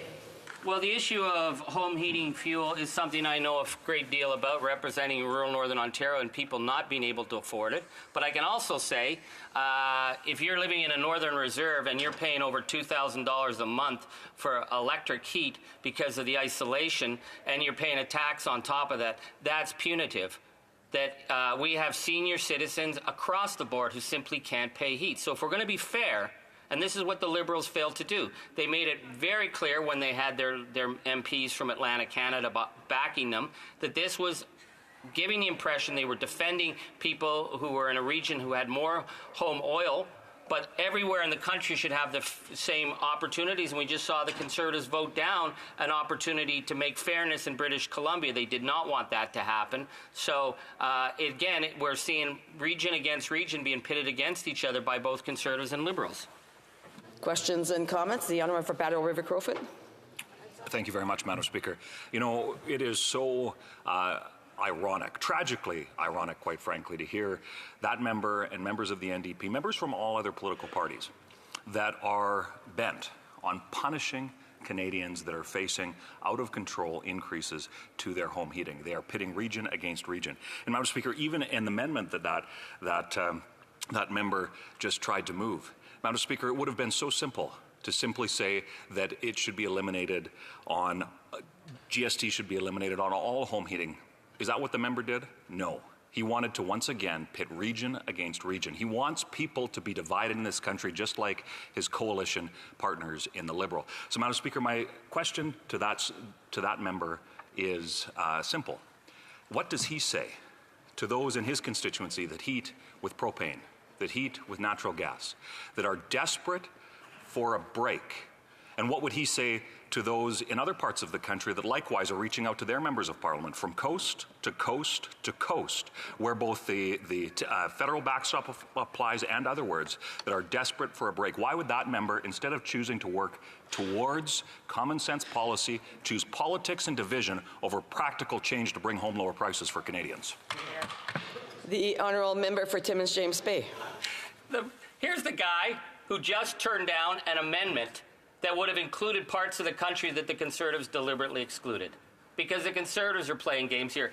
Here's a member who stood up and voted against taking the GST off home heating last year, October 22nd, voted against it, and then comes in and says, oh, why didn't the NDP offer to take GST off home heating? We did, and the Conservatives voted against it. Now they're going to get up and they're going to whine and they're going to have points of order and you're being mean to me. Sorry, I have a point of order. I'll allow the Honourable Member to finish in a second. The Honourable Member for Battle River Crowfoot. Thank you very much, Madam Speaker. I would ask for unanimous consent to table the Hansard from exactly what happened on the day that supposedly he, in his imaginary world, thinks that somehow Conservatives voted against this, when, Madam Speaker, it was the NDP that refused to vote to eliminate the carbon tax. So, Madam Speaker, I would ask for unanimous consent to table Hansard of what actually happened from that day of debate in the House of Commons, to put facts on the record when it comes to what that member is insinuating that is truly a fantasy. On the same point of order, the Honourable Member for Timmins James Bay. Well, it's in the Hansard. I could show them where it is. But we would agree if they would agree to table in for unanimous consent. It's becoming a point of debate.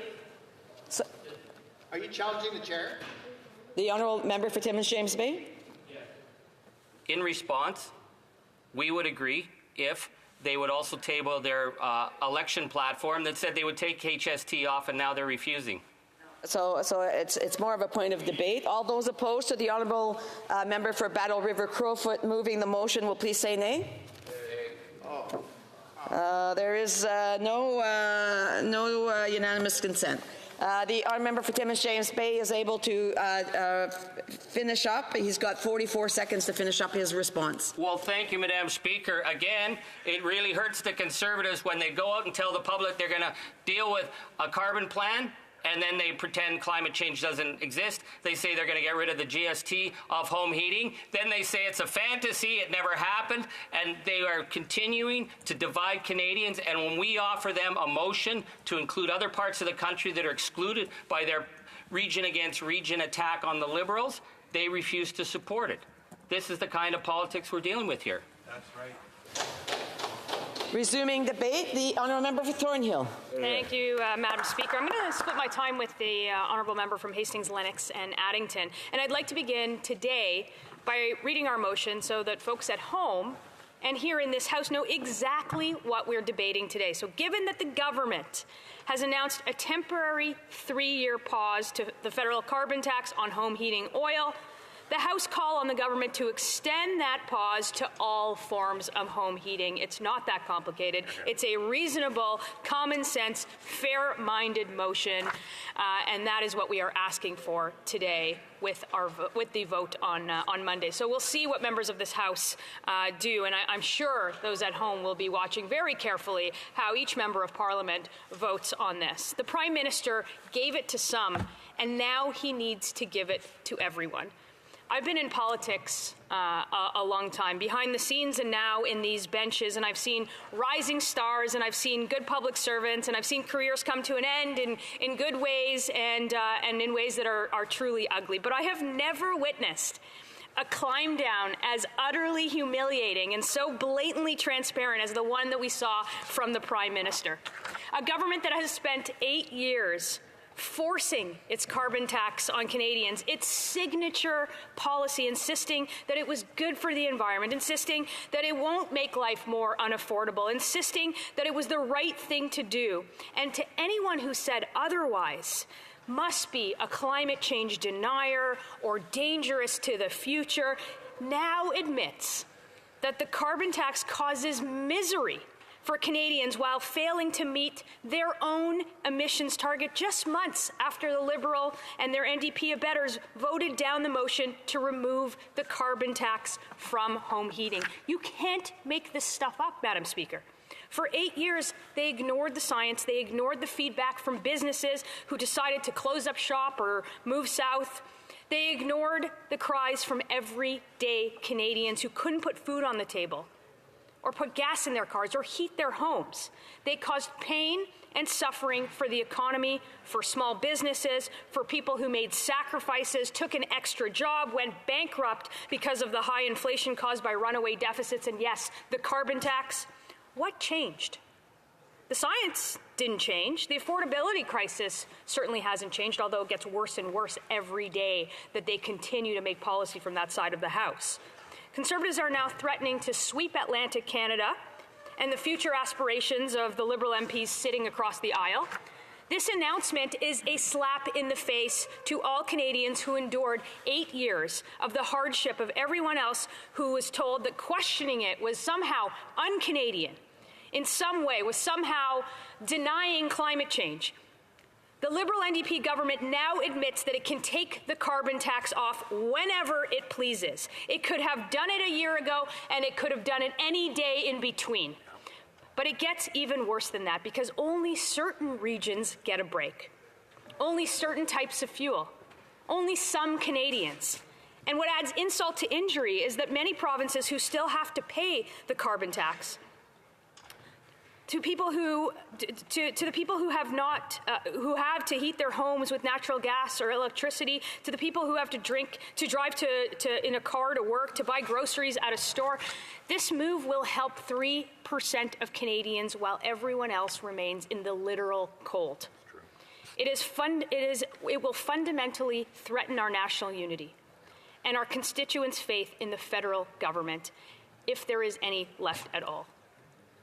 We already have provinces refusing to collect the federal carbon tax. We even have provincial NDP governments or oppositions across the country speaking out against their federal counterparts. But I ask any Liberal if you ask any Liberal why this happened, they will ramble on about some national program, some agenda, some public policy. They will fearmonger about questions about being dangerous to democracy. It's such utter nonsense. Even though home heating oil is more polluting and more costly than regular heating, they're now incentivizing it. It makes no sense.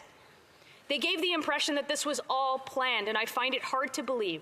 They're a prime minister who used to so vigorously defend his carbon tax, planned out the humiliating climate down that we saw last Thursday afternoon in the lobby of this place. It was forced, plain and simple, and it was forced by a group of Atlantic MPs who are running scared. And the government that is scared of the most effective official opposition on this point and on many others. The Minister for Rural Economic Development, the Minister from Long Range Mountains in Newfoundland, was more candid in her remarks. She actually told the truth. She said that if people just voted Liberal more, they too might have a chance at getting the exemption. So now we know that anything else that those members opposite say is simply partisan spin. It is simply for vote buying. They are trying to win votes, and they are even doing that poorly. So my neighbors in the GTA have some questions for the minister. She's gone radio silent since Sunday. This is the largest concentration of Liberals anywhere in the country. I'm surrounded. Not for long, but I'm surrounded for now. Yet their voters, Canadians, still pay a carbon tax at the pump, at the grocery store, and when they heat their homes. Everyone around me. So the question is why are they not as effective as the Liberal Atlantic Caucus, or maybe they don't feel that threatened? I assure you the poll numbers are certainly following there. This government just must not have strong enough MPs from the region that don't listen to their own constituents, that don't listen to people from there, that don't listen to their constituents about the affordability crisis or the need to at least alleviate some of that pain. People like MPs in places like Thunder Bay and Sudbury and places it's cold who aren't good enough advocates for their own constituents to get the exact same break that they've offered to those in Atlantic Canada. Those Canadians have been let down by their representatives, and they have been let down by the costly coalition. They're continuing to be let down. And I can assure members opposite that there will be much fewer Liberals on the other side of this House after the next election. If the costly coalition can remove the carbon tax from some Canadians, then they can remove it from all Canadians. The Prime Minister once said that a Canadian is a Canadian is a Canadian, and it is time for him to start acting like it too. That's why we're here today, to make this costly coalition put its money where its mouth is. If they truly cared about affordability, about the cost of living, then they will take the carbon tax off for everyone, everywhere. We will know that we know that they can do that because they admitted it. The Prime Minister admitted it just outside of the doors in this place, his signature policy. And we know that we have more to do long term, because lying behind just this announcement is waiting in the wings is a quadrupling of the carbon tax for all Canadians, bringing more misery and that high carbon hypocrisy that we see so often from the Liberals and from their NDP abettors. A quote-unquote pause is not good enough, and that should be said in this House. A regional model is not good enough. The carbon tax must be killed for everyone and forever.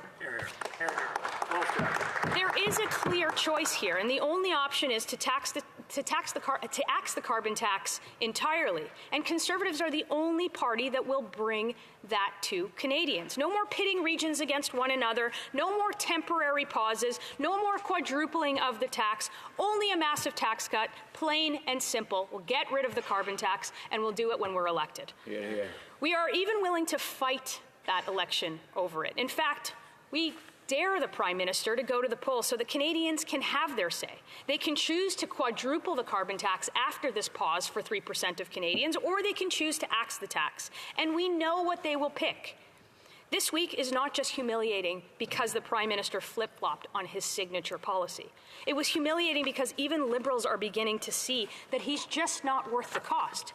Liberal leaders like future leader Mark Carney, who split with the government on this policy, Liberals like Senator Percy Down, the insider's insider, who used to be the chief of staff to Prime Minister Jean Chrétien. He says it's time for the Prime Minister to go. That's a ringing endorsement. After 8 years, he has divided this country between urban versus rural, rich versus those who are struggling, vaccinated against the unvaccinated. He has left us poorer and weaker at home and less respected abroad. This flip-flop is just their latest attempt, and a latest attempt at failure. It's their latest attempt to make 1 + 1 = 3, and I have a feeling that it won't be their last. It is fitting that the first snowfall of the year happened this week in Ottawa, and perhaps the Prime Minister should go take a walk in it. Questions and comments? Questions et commentaires. The Honourable Parliamentary Secretary of the Ministry of Housing, Infrastructure and Communities. Thank you very much, Madam Speaker. I listened with interest to my colleague's speech, and I remember back, and let's go back into our time machine a couple of years when the Honourable Member was running as a member in an election and a stalwart leader in the Erin O'Toole plan and team. And they ran on a carbon tax, Madam Speaker, one without a rebate back to Canadians. But I was wondering, as she was talking about changing positions, I was wondering if she could point to us back in 2021 when she stood out against her own party's carbon tax. Thank you. The Honourable Member for Thornhill. Mr. Speaker, I do feel for that member who has to go back to his constituents and tell them why he hasn't advocated for them in the same way that the Atlantic Caucus advocated for their constituents, why he continues to vote to increase the carbon tax. He has to explain that to his constituents, and I truly feel that it's a difficult situation for him, and I feel for him. Questions and comments? The Honourable Member for London Fanshawe. Ask the Honourable Member across the way. Canada's 5 biggest oil and gas companies had $38 billion in profits alone last year. Profits. But when the NDP called for big oil to pay what they owe to get more help to the families that she's talking about trying to defend, Conservatives voted no. So why do the Conservatives always prioritize protecting those giant corporate profits over actually protecting the people that they say that they are trying to defend? Thank you, Madam Speaker. Honourable Member for Thornhill. Madam Speaker, Conservatives have consistently in this House advocated to axe the carbon tax because everyday Canadians are struggling. Everyday Canadians are struggling in my region, they are struggling in Atlantic Canada, they are struggling out west, and they are struggling in her very own riding. And to stand here and pretend that she doesn't vote to up the carbon tax at every given opportunity to put more struggle on her constituents is disingenuous, and frankly, she used to be in opposition, and I think she should be ashamed of herself. The questions and comments. The Honourable Member for Caribou Prince George. Thank you, Madam Speaker. I want to thank our honourable colleague from Thornhill for her intervention. And through you, Madam Speaker, I want to ask her why she thinks that the NDP continue to prop up this Liberal government. They propped them up through the SNC-Lavalin scandal, the WE scandal, now the RIVE scandal, and they continue to vote in favour of this carbon tax, Madam Speaker. And through you, what are members such as the member from Timmins James Bay going to say to his constituents who are left out in the cold through this Prime Minister's current walk down on the carbon tax? Member for Thornhill. I have no idea, Madam Speaker, what the member from Timmins James Bay is going to say to his constituents, but he does have the opportunity to vote against the Prime Minister and vote with his constituents on Monday. We have consistently advocated to make sure that people can buy groceries, buy gas, heat their homes by axing the carbon tax once and for all. We've put this reasonable motion forward that puts the same pause right across the country as the Prime Minister did for Atlantic Canadians on home heating oil. And we expect that members in this House, no matter how much they prop up the government, vote with their constituents and not with the Prime Minister. Time for a brief question. The Honourable Parliamentary Secretary to the Minister of Veterans Affairs and Associate Minister to National Defence. Thank you, Madam Speaker. I wanted to ask the member if the members also advised that person, the constituent of hers, that the rebate won't be coming. If you take off a carbon price, the $720 a year a family makes in many jurisdictions will also go away.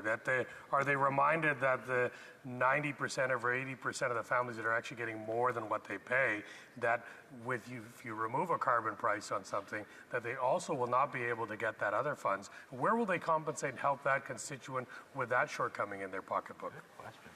For Thornhill.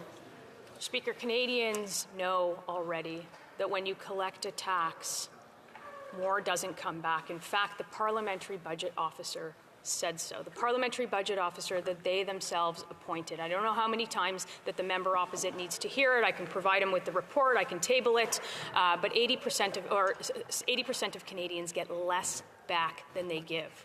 You can't get more back on a tax that you pay the government that, by the way, hasn't reached a single environmental target. He's going to have to explain that to his constituents. That's not going to be my job.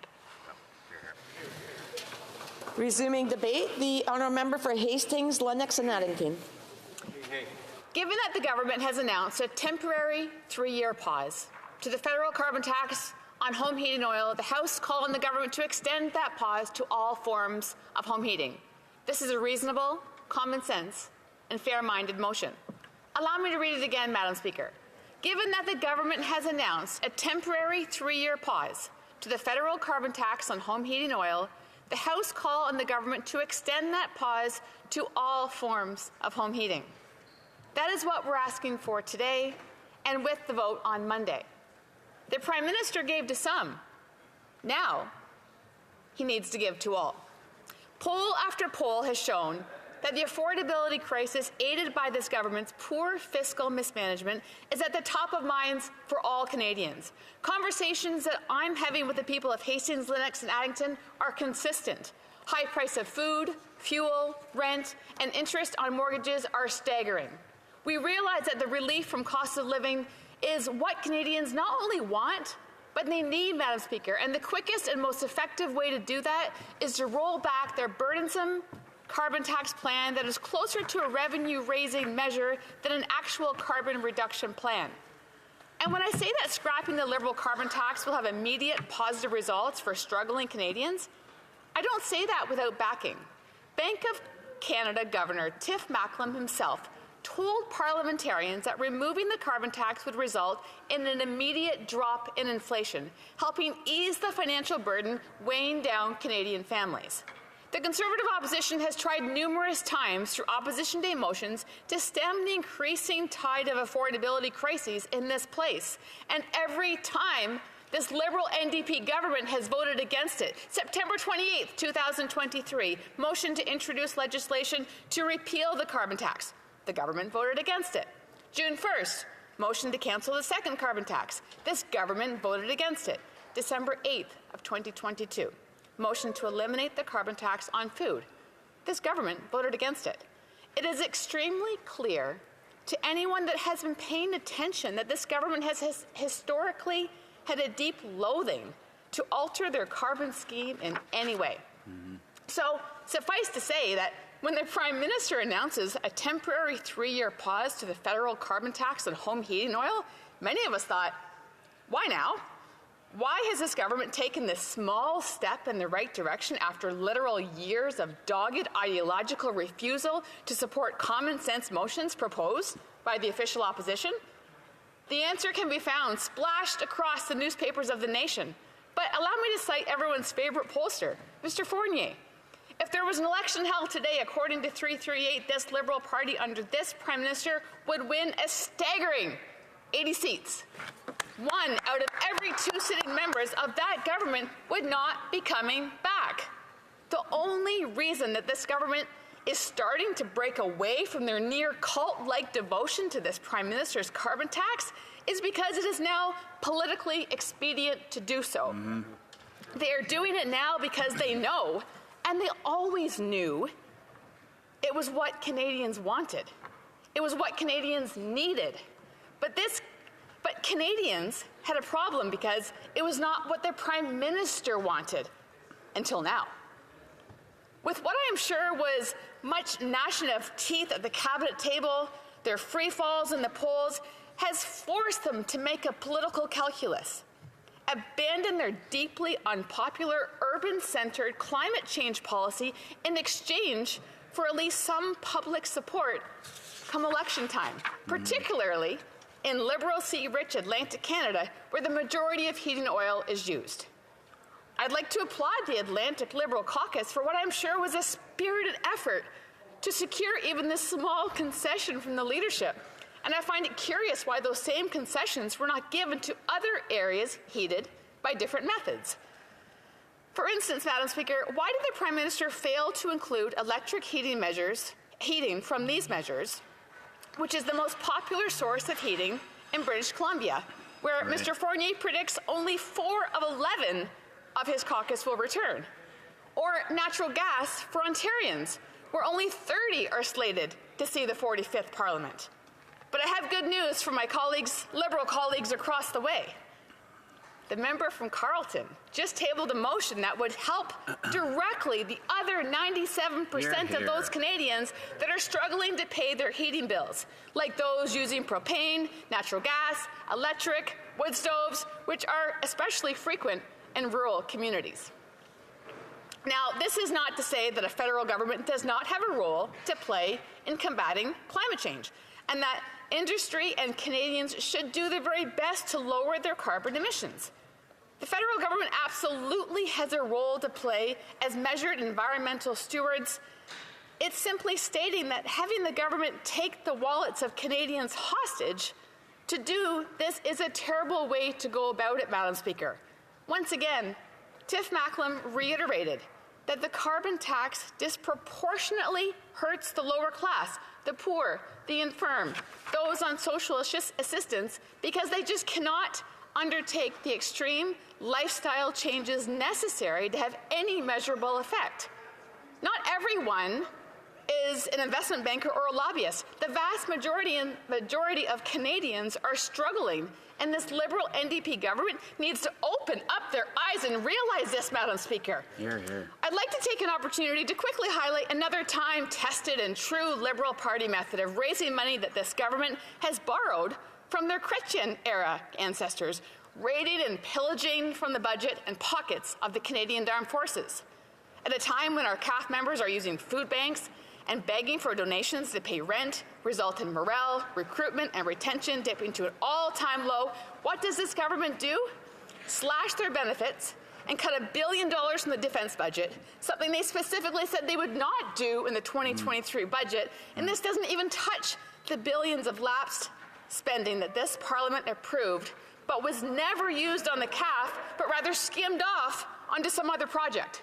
It's shameful, Madam Speaker, and it is the exact opposite of what needs to be done to address the numerous severe crises facing our armed forces.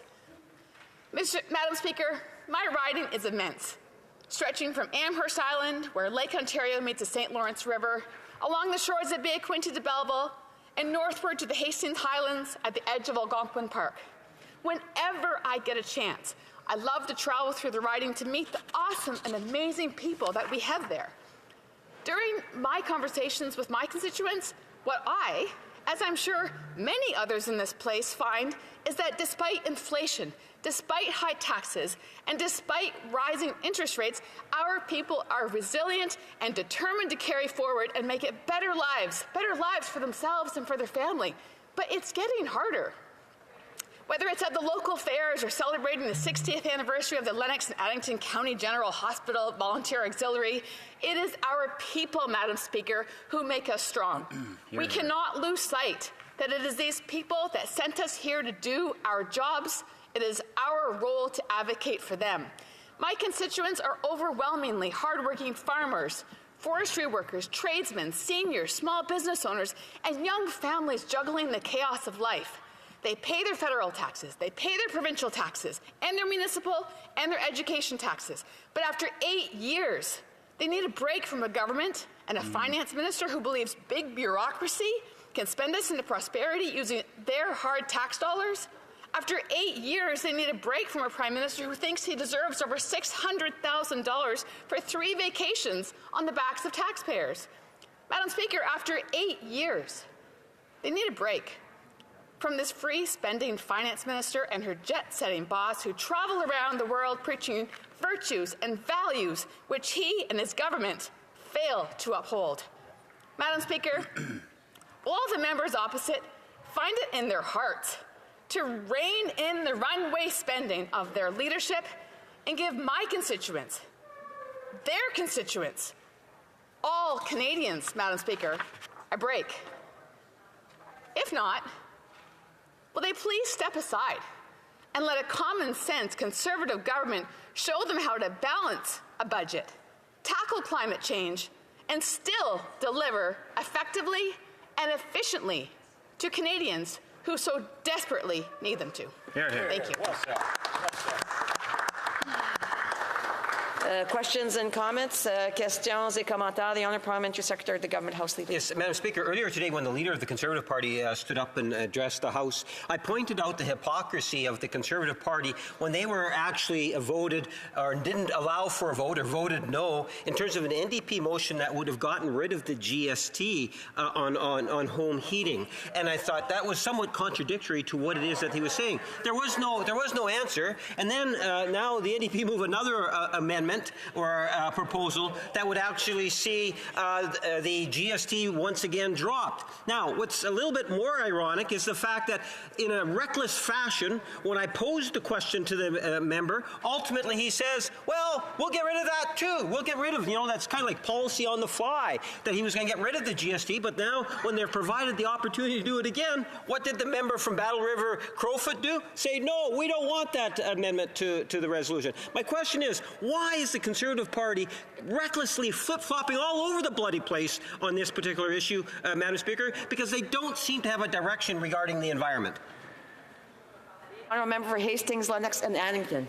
Madam Speaker, the NDP and the Liberals are deliberately spreading outright falsehoods. Yep. There was no such motion from the NDP to take the GST off home heating.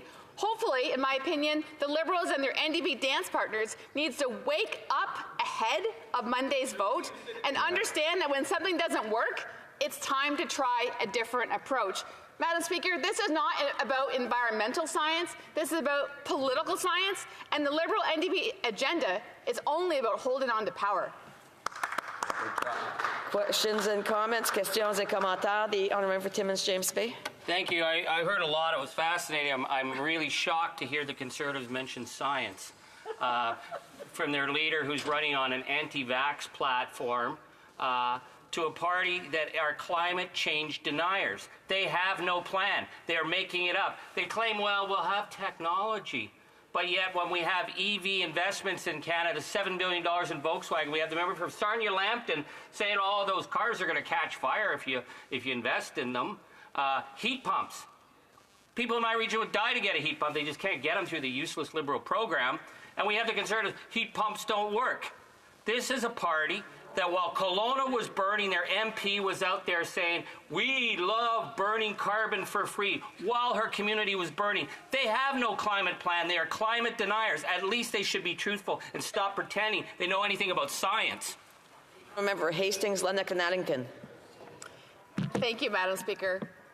The Conservatives do have a plan, and when we face the electorate, people will see that. Carbon tax is an abject failure of this government.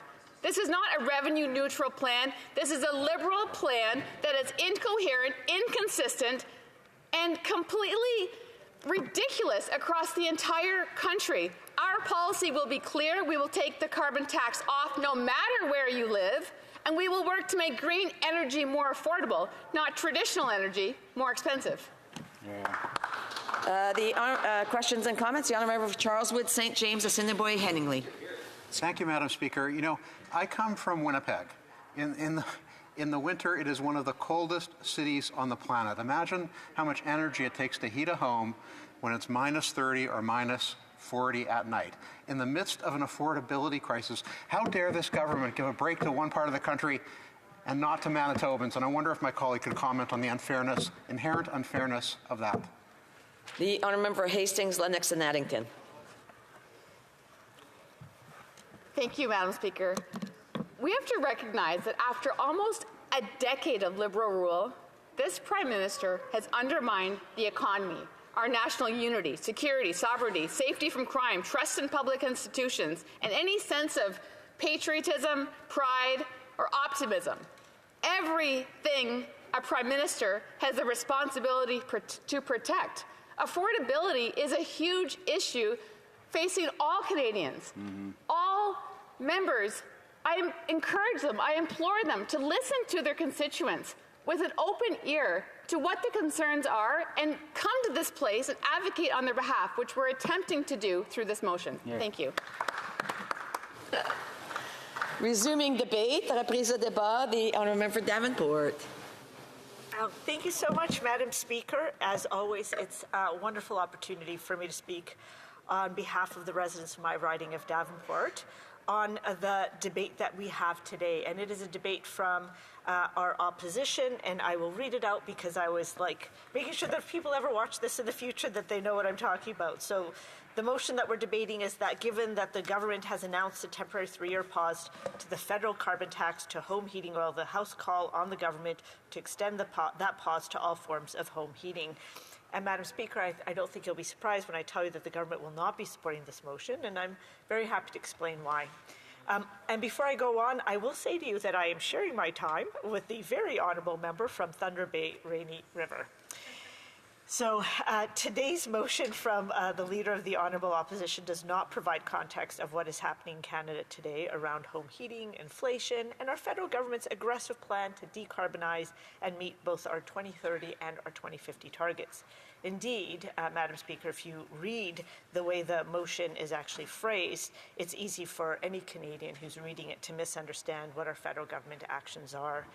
And in today's case, in this motion, it's based on the misconception that all forms of home heating have the same cost to the consumer, which is not the case. Late last week, our federal government took action to temporarily pause the application of the federal fuel charge on heating oil, not because it is a source of home heating, but because it is the most expensive form of home heating. And it's important to note, Madam Speaker, that the vast majority of those who have heating oil are among the lowest income Canadians in Canada today. Madam Speaker, we know that lower income Canadians face particular hardship, particularly with the high cost of inflation today, and we know that there's little or no extra money for anything extra beyond the basic living costs. Low income and rural residents have been trapped in a vicious cycle where they are stuck having to pay for the most expensive form of home heating, the cost of which is preventing them from investing in cleaner, more affordable forms of home heating. And I'm pleased to let you know, Madam Speaker, that last week our Prime Minister made an announcement, which we call our new energy affordability package. And I'll go through some of the basics because I think it's very relevant to the debate that we're having today. Our federal government's moving ahead with doubling the pollution price rebate, or what we call the climate action incentive payment to our rural community, increasing it from 10 to 20% of the baseline amount starting in April 2020. We know, Madam Speaker, that people who live in rural communities face unique realities, and this measure will help put even more money back into the pockets of families dealing with higher energy costs because they live outside of large urban cities. Our federal government is also moving ahead with a temporary 3-year pause to the federal price on pollution, which on the deliveries of heating oil in all jurisdictions where the federal fuel charge is in effect. And Madam Speaker, it's important for me to stress that this would be applied right across Canada. This pause would begin in less than 2 weeks. While the fuel charge is already returned to consumers through the pollution price rebate, this temporary pause would save a household that uses heating oil $250 at the current rate on average, while the federal government works with provinces to roll out heat pumps and phase out oil for heating over the longer term. And a final part of the announcement is that our federal government has said we will work with provinces and territories to help Canadians save money over the long term by making it easier to switch to an electric heat pump to heat their homes. We announced a number of measures that will be first piloted in Atlantic Canada, and we truly hope that other provinces and territories will sign on moving forward. Now, Madam Speaker, the targeted action we are taking with our new energy affordability package will break that vicious cycle and save rural Canadians thousands of dollars a year over the long term, while allowing us to continue to move as aggressively as possible towards our climate action targets and decarbonizing our economy. The pause on the fuel charge on heating oil, in concert with our Strengthen Oil to Heat Pump program, will create a window of opportunity for people to make the switch to cheaper, cleaner heat. With our Strengthen Oil to Heat Pump affordability program, we are partnering with provinces and territories to increase the amount of federal funding that eligible homeowners can receive for installing a heat pump from $10,000 to $15,000, adding up to an additional $5,000 in grant funding to match provincial and territorial contributions via co-delivery arrangements. This would make the average heat pump and installation free for low to medium income households as we continue to minimize upfront costs and make federal programs even easier to access for all households. Madam Speaker, on average, households who switch from oil to cold climate heat pumps to heat and cool their homes save up to $2,500 per year on home energy bills. And I think that's a very important point to keep on stressing, because heating oil is one of the most polluting forms of home heat, which making the switch not only it will protect Canadians from the costs associated with climate change over the long term, but it will also help to reduce emissions, which is what we're trying to do as we move towards our climate targets. And make no mistake, Madam Speaker, these costs are real. As confirmed by science and research, the cost of anthropogenic climate change, which is primarily driven by carbon pollution, will be devastating. The Canadian Climate Institute has concluded that climate change is already costing Canadian households billions of dollars, and these costs are just the tip of the iceberg. In its 2020 report on climate risks and their implications for the insurance industry in Canada, the Insurance Bureau of Canada concluded that the average annual severe weather claims paid by insurers in Canada could more than double over the next 10 years, increasing from $2.1 billion a year to $5 billion a year, and must be accompanied by an increase in premium income. These are billions of dollars in costs that will need to be borne by Canadians, Madam Speaker. And that's why our government has put a price on carbon pollution since 2019 to ensure it is no longer free to pollute. Putting a price on carbon pollution reduces emissions and encourages innovation. It encourages reductions across the economy while giving households and businesses the flexibility to decide when and how to make changes. And it creates incentives for Canadian businesses to develop and adopt new low-carbon products, processes, and services. To ensure that the system is both effective and affordable, the bulk of proceeds from the price on carbon pollution goes straight back into the pockets of Canadians in provinces where the fuel charge applies, with 8 out of 10 Canadians in these provinces continuing to get more money back through the climate action incentive payments than they pay as a result of the carbon price. In provinces where the federal system applies, a family of 4 can now receive up to $1,500 a year under our plan. And this means our climate plan is both effective and affordable. And our new energy affordability package will make it even more so by supporting the transition to cleaner and cheaper forms of home heating. And Madam Speaker, as I get into the final pages of my remarks, I believe it's important for me to say that making it free to pollute will not save Canadians money. It will cost them money in the long run, while endangering Canadians and jeopardizing the natural environment we all depend on. There are better ways to make life more affordable for Canadians without destroying the environment and incurring more devastating costs further down the road. We can do so by delivering support where it is most effective and to those who need it most. And this has guided our actions from day one. This includes supporting about 3.5 million families annually through the Tax-Free Canada Child Benefit, with families this year receiving up to $7,437 per child under the age of 6, and up to $6,275 per child aged 6 to 17. It includes increasing old age security benefits for seniors aged 75 and older by 10% as of July 2022, which is providing more than $800 in additional support to full pensioners. and includes reducing fees for regulated childcare by 50% on average, delivering regulated childcare that costs on average of just $10 a day by 2026. These are the right ways to make life more affordable, Madam Speaker. Extending the fuel charge pause to sources that are far cheaper and less polluting than fuel oil, as proposed by today's motion, is not the right way to make life affordable.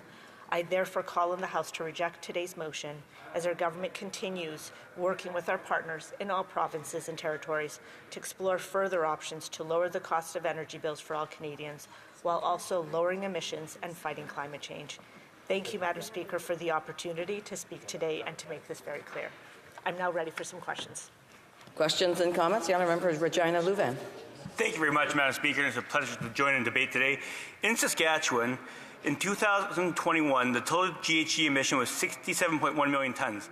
Saskatchewan's GHG emissions intensity has dropped 18% since 2005 to 2021 because of innovations like carbon capture and sequestration, where we've stored over 5 million tons of carbon in carbon capture over the last 5 years. So my question is to the honourable member.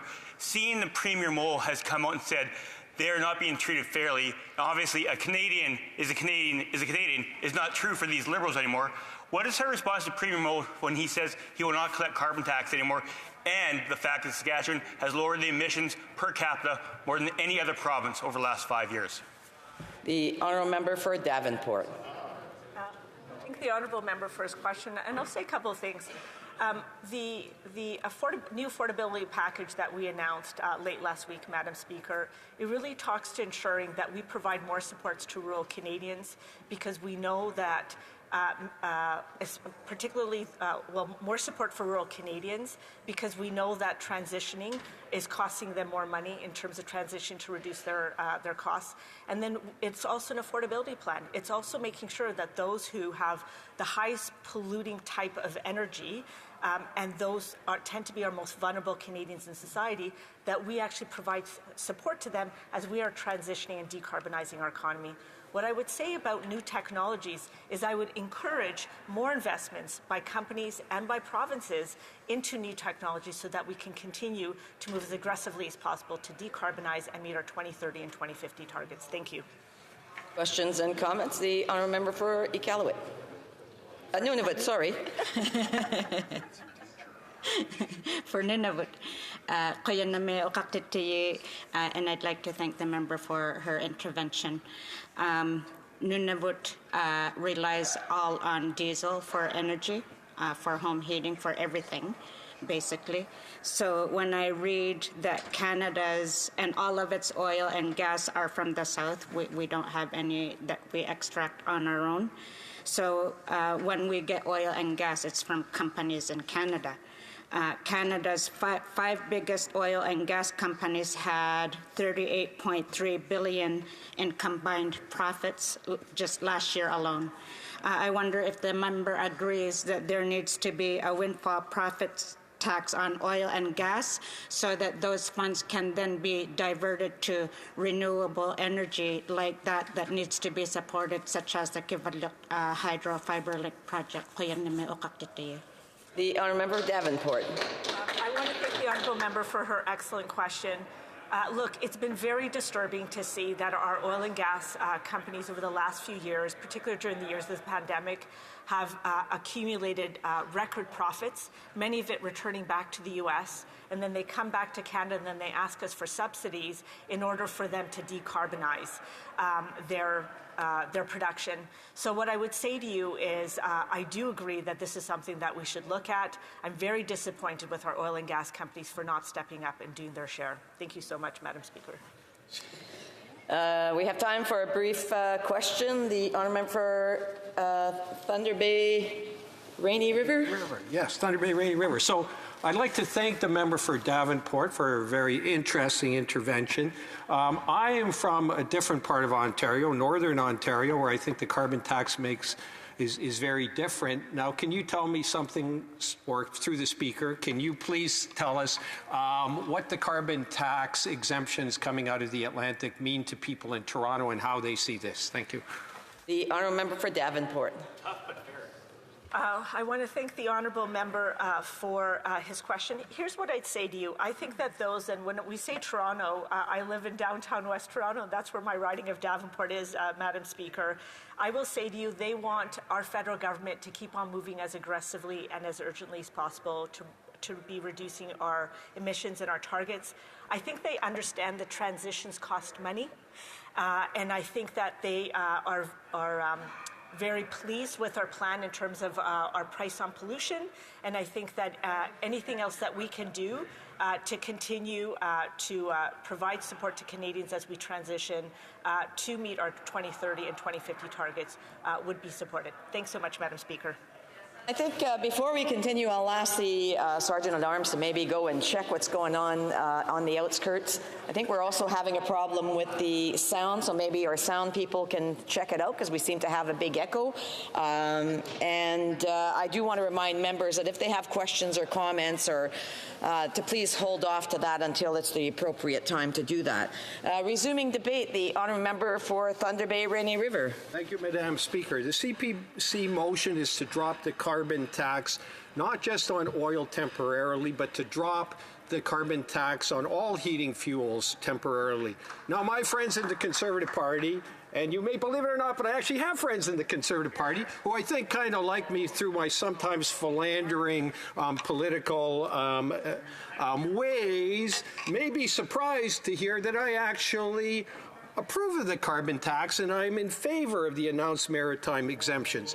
Now, Madam Speaker, the Leader of the Opposition took the, I think, rather unusual step of coming to Thunder Bay, or appearing on Thunder Bay TV a few days ago, in order to tell the people of Thunder Bay that their members of Parliament for Thunder Bay are basically useless because we didn't get the same kind of exemption for natural gas and propane as the people in the Maritimes got for oil. Now, people all across Canada get the exemption for oil.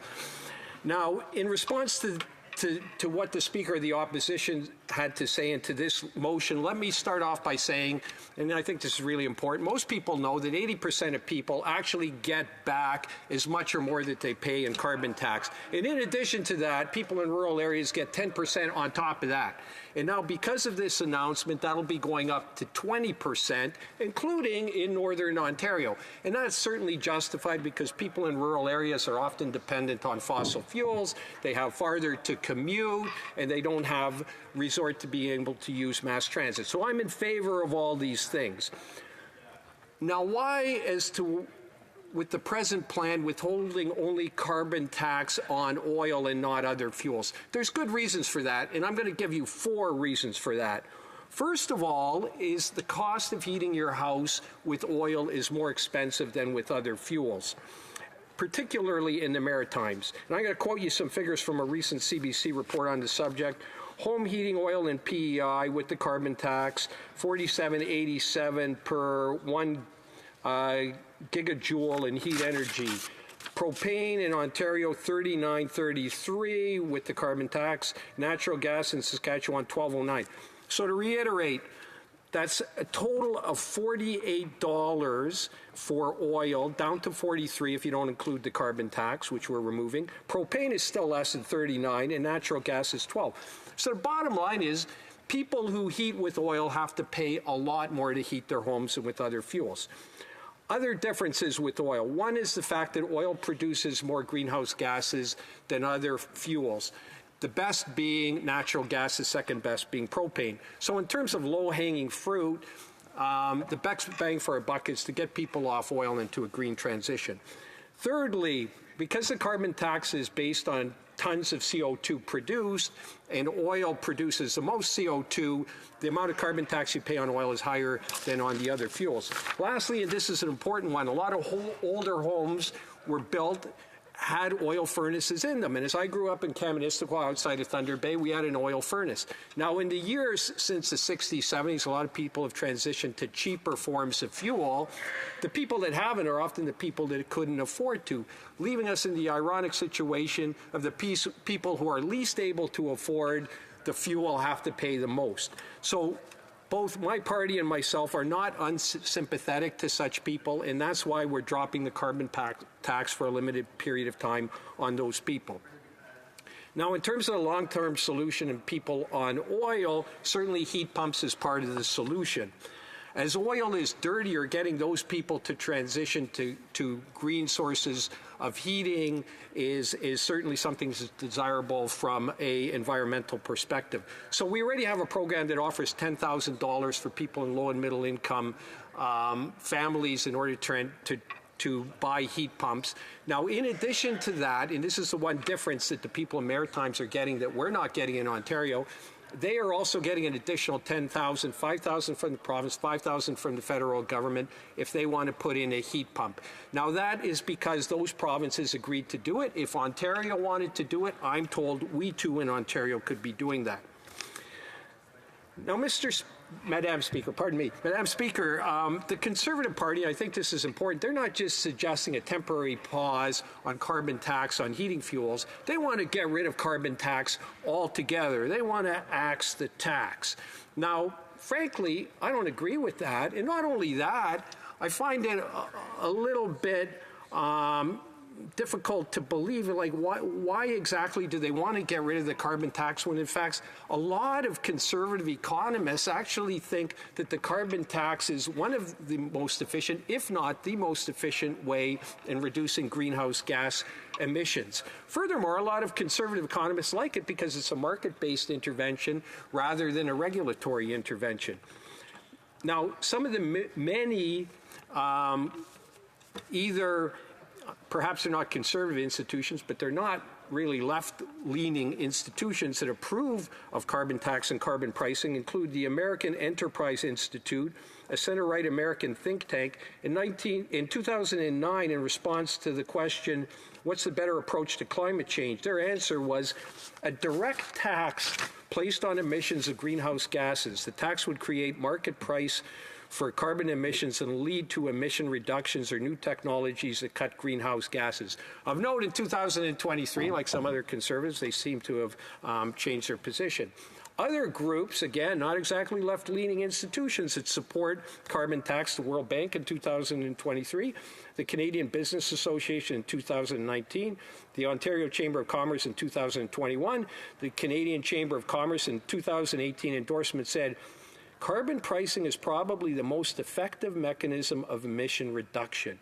Subsequently to this, they added that they emphasized that carbon tax should be flexible and competitive. And certainly with this, we are seeing some flexibility. Even the Conservative Party in the last election ran on a platform that included a carbon tax. Now, I know the members of the Conservative Party are people who deeply believe in their convictions, but it appears when the political winds blow another way, their convictions seem to blow away too, and they have to come up with new convictions. So now they actually oppose it. I'm somewhat shocked in the Conservatives' opposition to the carbon tax, particularly given what would seem to be the almost daily climate-related calamities that we hear about both in Canada and around the world. For example, a heat dome in BC recently killed over 600 people, mostly elderly people. Wildfires burned down the town of Lytton, BC, and forced the evacuation of people in Alberta, Northwest Territories, and There's continuous comments and responses coming from someone who hasn't been recognized to speak at this time because it's not time. I would ask that member to please hold off on his thoughts and comments, write them down, and then once it's appropriate for questions and comments, he can attempt to stand up to attempt to be recognized. The honourable member for Thunder Bay Rainy River has 2.5 minutes left. Thank you. And we all remember in the spring where the smoke was so thick in Ottawa, we couldn't see more than a couple of blocks away. In other areas, flooding's a problem. Flooding has been a problem in BC. It's in west of my riding, we had record flooding in Lake of the Woods and Rainy Lake areas last year. The list goes on. The polar ice caps melting, permafrost melting, island states in the South Pacific risking disappearing forever because of rising sea levels. And what's the Conservatives' Conservatives' reply to all this? They want to get rid of one of the government's best tools and most effective tools in dealing with climate change. I don't know about the opposition, but I feel a sense of duty to the future generations, to my kids. I have tons of kids. One of them, Miko. Miko is only 3 years old. Miko has done absolutely nothing to contribute to climate change, yet he and his generation are the ones that are going to be asked to pay the price of climate change, rather than our generation or the generation before, if we do things like axing the carbon tax. Now, what does the Conservative Party want to do? They seem to want to do basically whatever it's going to take in order to get them elected the next time around. And let me tell you, I mean, here's the truth. The Conservative Party in their 2021 convention, the Conservatives didn't even want to agree to a statement saying that they believe climate change existed. Now, I don't like the tax. Nobody likes taxes. But the reality is most of the people get the tax back in terms of the rebate, and it does motivate people in order to change over to green sources of energy. Most Canadians do believe in climate change, and most Canadians do want to do what's best for their kids and future generations. So I think most Canadians perhaps begrudgingly believe that the carbon tax is absolutely the right thing to do, and therefore I disagree with this motion. And comments? The honourable member for Cariboo Prince George. Thank you, Madam Speaker. I thank our honourable colleague for his intervention. There's a lot of stuff in there, Madam Speaker. A lot of falsehoods, Madam Speaker, and it's one thing for this colleague that I sit on the Health Committee with, and I have a lot of respect for him as he's a family physician who and offers a lot of great insight in our Health Committee, Madam Speaker. But he stands up here and he reads very well, reads the talking points of the Liberal Party very well, and he's an educated man, and I expect him to do better, not just read the talking points like a clapping seal, Madam Speaker. But, Madam Speaker, through you, I want to ask this honourable colleague, he knows the carbon tax is wrong and it punishes Canadians. It raises the cost on growing food, it raises the cost on shipping food, and ultimately it's Canadians that pay the price. And, Madam Speaker, through you, there's no greater evidence to that.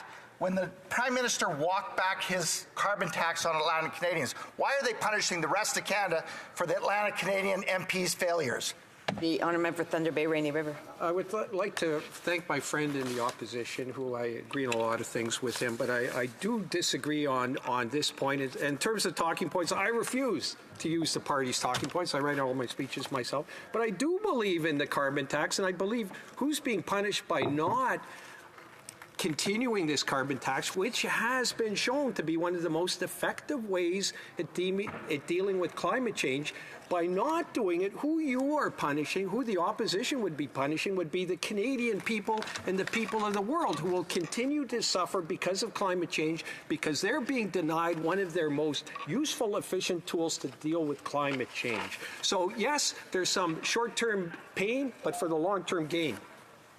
Questions and comments? The honourable member for Courtenay Alberni. Madam Speaker, we also believe that there should be a price on carbon, and we need to take climate action seriously and take real action and move rapidly. But, Madam Speaker, the Liberals decided to do a carve-out that's only going to help a small part of taking pressure off of Canadians in terms of home heating. And now we hear the Conservatives. Today we brought forward a motion to help all Canadians, because in BC, this motion, what the Conservatives are bringing forward today, this won't help British Columbians. It will not take any home heating costs, taxes off of their home heating. We put forward a motion to remove the GST on home heating for all Canadians. It was in the Conservative 2019 platform. They rejected our amendment to apply the GST removal on provinces that weren't going to be impacted by their motion today.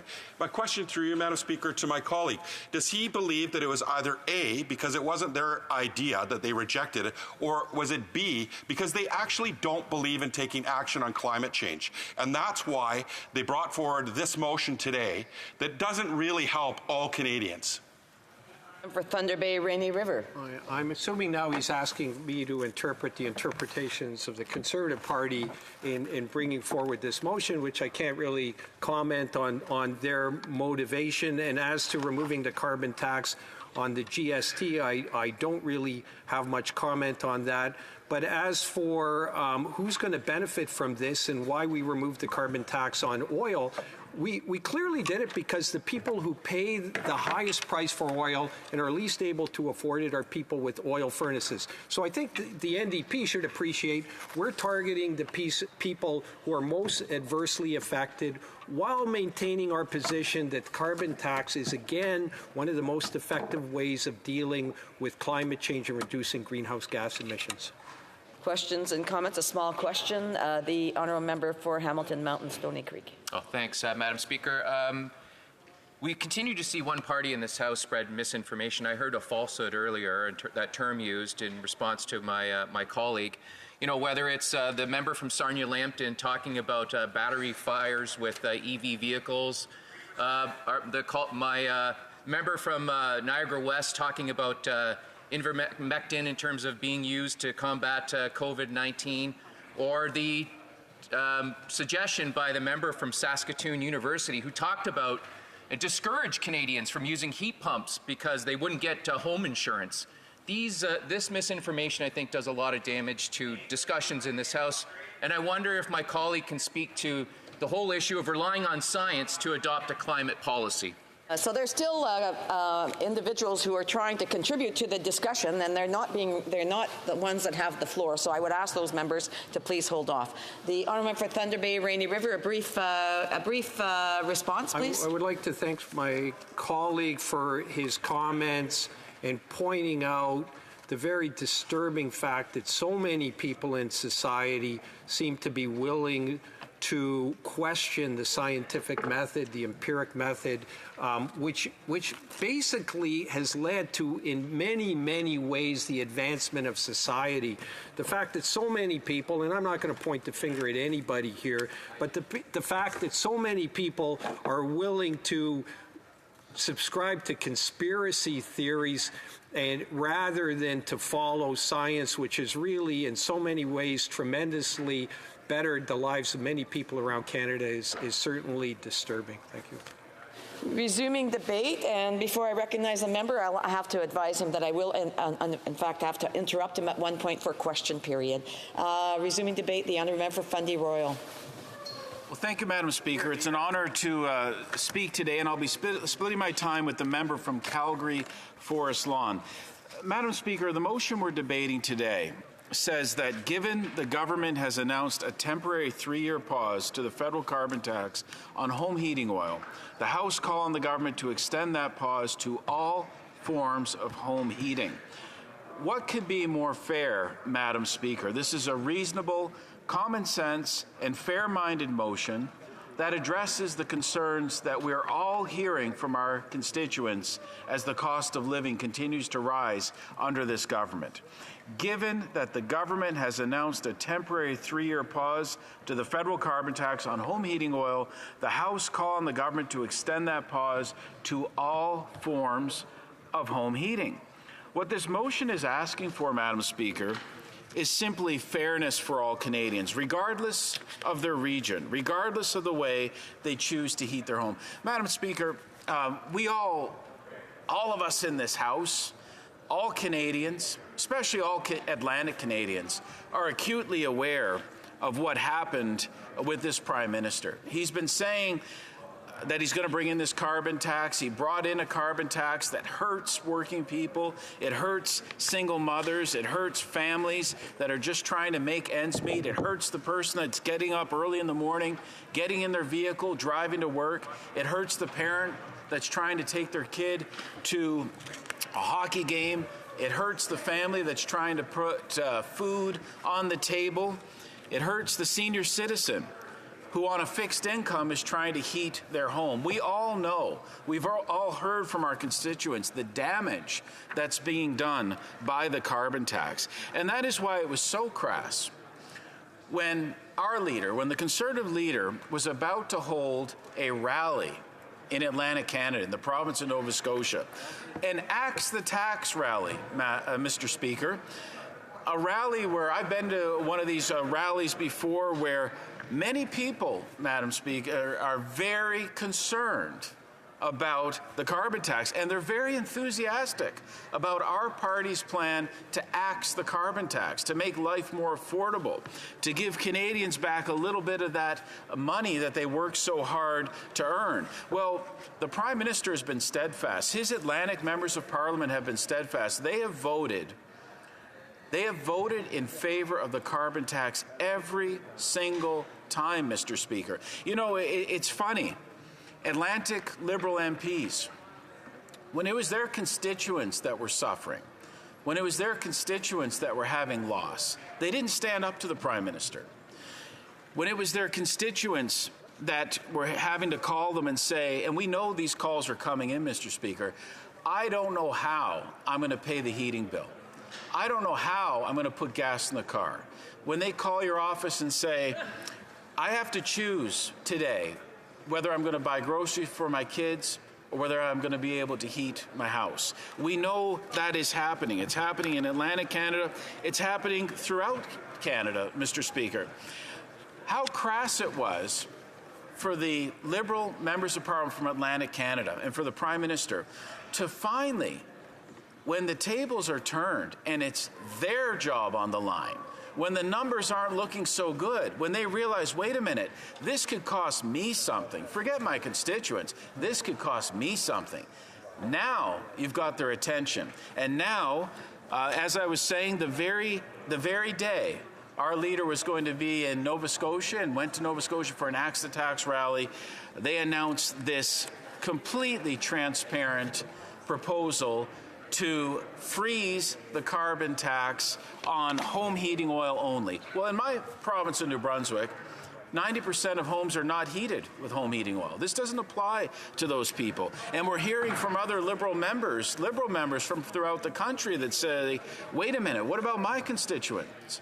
What about me in the next election? What's going to happen to me? Every Atlantic Canadian knows that this Prime Minister and these Liberal members have voted to make their life tougher. Every one of us knows mortgage payments have gone up, that the cost of groceries have gone up, that the cost of fuel has gone up, that we're taxing people every step of the way, and we can see right through this panicked reaction. And if it wasn't so sad, it would be laughable, Mr. Speaker. In New Brunswick, this increase that they've given to rural areas. Well, let's talk about that. Rural area in New Brunswick, if you are a tenured professor or a provincial bureaucrat living in downtown city of Fredericton, our capital city in New Brunswick, you get the rural top-up. But if you live in my riding in the village of St. Martin's, population under 300, and you have a 100-kilometer round-trip commute to work in St. John, a truly rural community, or in Elgin, New Brunswick, population under 200, with over 100-kilometer commute to the city of Moncton for work, truly a rural community, you don't get the rural top-up. That's how twisted this Liberal proposal is and how little they understand the needs of New Brunswickers and the needs of rural Canadians. So as he watches his support drop to new lows, the Prime Minister is now trying to rebrand himself very transparently as a hero for Atlantic Canadians living in rural communities. Mr. Speaker, this is a frantic attempt to slow down the support for our Axing the Tax movement. That the Prime Minister announced a slight increase to the rural rebate, but is applying it to urban centres.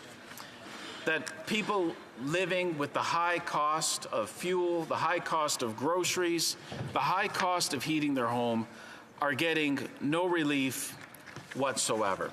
So, Mr. Speaker, that's why it's heartening to see from coast to coast to coast, different provinces standing up and saying, now's the time. Now's the time to axe the carbon tax. Now is the time to help people. Everyone recognizes this.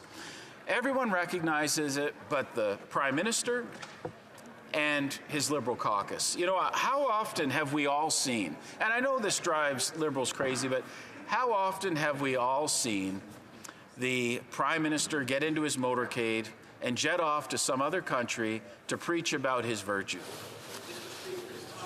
So I hate to interrupt the honourable member from Fundy Royal in his middle of his speech. It is now time for us to move to declarations from members.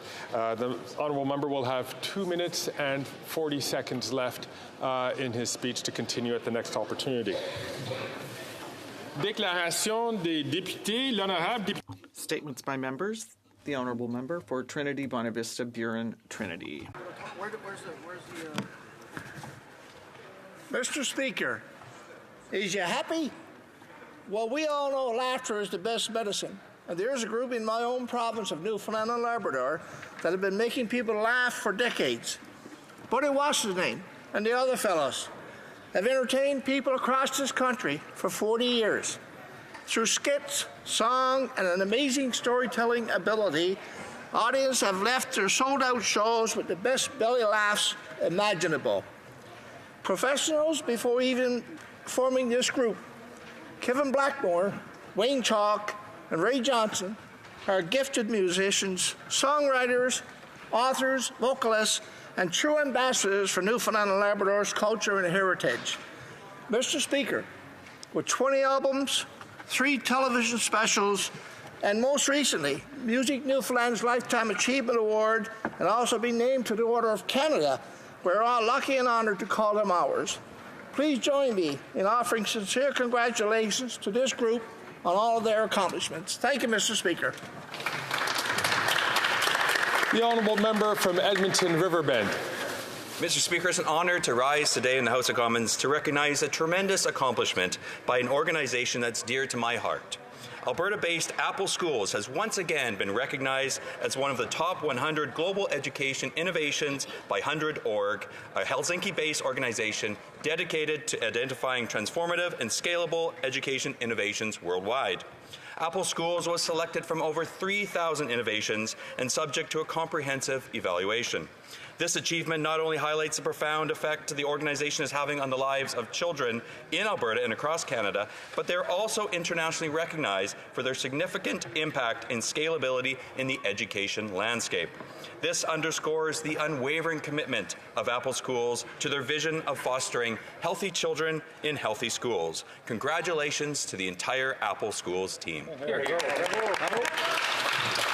The honourable member from Milton. Thanks very much, Mr. Speaker. Team Canada continues to crush it at the 2023 Pan Am Games in Santiago, Chile. The official slogan of this year's Games is Dream, Play, Win, and that's exactly what Canadian athletes are doing. Team Canada secured an impressive medal count, including 35 gold as of today, actually, 34 silver and 47 bronze. Milton's Colin Gagne won a silver medal in the swimming pool in the 400 IM. And from the Canadian track cycling team, Milton's own Michael Foley led the team pursuit with Sean Richardson, Chris Ernst, and Carson Mattern to gold and a new Pan Am record. The women's team with Devani Collier, Kira Lilac, Fiona Magendi, and Ruby West established their dominance with gold in the women's team pursuit. Nick Wamas also won gold in the team pursuit with James Hedgecock and Tyler Rourke, while Sarah Orban, Jackie Boyle, and Emmy Savard also crushed it with a bronze. Track cycling is really popular in Milton, Mr. Speaker, because when we hosted the 2015 Pan Am Games, Milton hosted the cycling, and our velodrome is a legacy of those games. The 2023 Pan Am Games closing ceremony is this weekend, November 5th, but the Para Pan Am Games will run from November 17th to the 26th. Congratulations to all the athletes, and go Canada, go! The honourable member for Manicouagan. Mr. Speaker, I'd like to recognize and celebrate the 20th anniversary of Action Chômage Côte-Nord. A special warm thanks to Lindsay Roy, her board of directors, and all those who supported the organization over the past 20 years. Your work is essential, not only because you help North Shorers in need with faith and goodwill, but because through your actions and demands, you have always broken the Ottawa bubble to remind us all why we have been elected to be the voice of our constituents. Tourism workers, forestry workers, and fishery workers keep our families and business and communities in good health on the vastness of our territory where we want to live. These workers are entitled to respect and dignity, and that's what you give them. They have the right to feed their families all year, and they have the right to a full reform of the employment insurance program. Happy celebrations. The honourable member from Davenport. Mr. Speaker, Canada has always been a country that has needed immigrants to grow our economy. They enrich our country from coast to coast to coast, and our diversity has become our strength, with Canada continuing to be ranked as one of the top countries in the world to live. I'm proud to let this House know that this week we have formally welcomed 40,000 Afghans to Canada, a promise we made and have now fulfilled. This is a huge achievement, as the rights and freedoms of the Afghan people, especially women and girls, have sadly gone backwards. We've also made changes to our international student program to ensure the talented students who choose to study in Canada have a positive experience, and that we close loopholes that have led to international students being exploited by bad actors. I am pleased that yesterday we announced our immigration levels that reaffirm that Canada continues to be open to newcomers who enrich our country with their hard work and talent. Diversity is indeed Canada's strength, and we are a better and stronger country because of the extraordinary people that choose Canada as their home. Thank you, Mr. Speaker. The honourable member from Calgary, Rocky Ridge. Mr. Speaker, a desperate, flailing Prime Minister admitted that his carbon tax is punishing Canadians and making life unaffordable when he decided to remove the carbon tax from some, but not all Canadians. This weekend, the minister from Long Range Mountains, Newfoundland and Labrador admitted that this exemption wasn't granted to all Canadians across the country because they don't all vote Liberal, pitting Canadians from one region against another. What about the Liberal minister from Edmonton Centre? What about the member for Calgary Skyview? Are these two Liberal MPs from Alberta so incompetent and so ineffective that they couldn't get an exemption for Alberta? Do they agree with the minister that Alberta should pay a higher carbon tax than Atlantic Canadians? After 8 years, this Prime Minister is not worth the cost. Even Rachel Notley thinks Alberta deserves this exemption. That's right. But there's still a chance. On Monday, this NDP Liberal government can vote for our plan to pause the tax on heating until Canadians have had a chance to vote for a common-sense Conservative government that will axe the tax for good for all Canadians. Hear, hear. The honourable member from Surrey Newton. Mr. Speaker, in Surrey Newton, a team of 10 science-loving students from Princess Margaret Secondary School have rocketed into the NASA-backed Human Exploration Rover Challenge, a competition taking place in April at the U.S. Space and Rocket Center located in Alabama. The following students, Omar Ryan, Mehul Panote, Jasmeet Taliwal, Parneet Tesi, Hardeep Garg, Alex Gupta, Victor Gupta, Manroop Padda, Jeevan Sandhu, and Harmeet Sond are members of the only Canadian team selected for the contest. I'm very proud of these exceptional young leaders, and I urge all members in this House to join me in wishing them the very best in the upcoming competition. Great. Then I have the honourable member for Sudbury.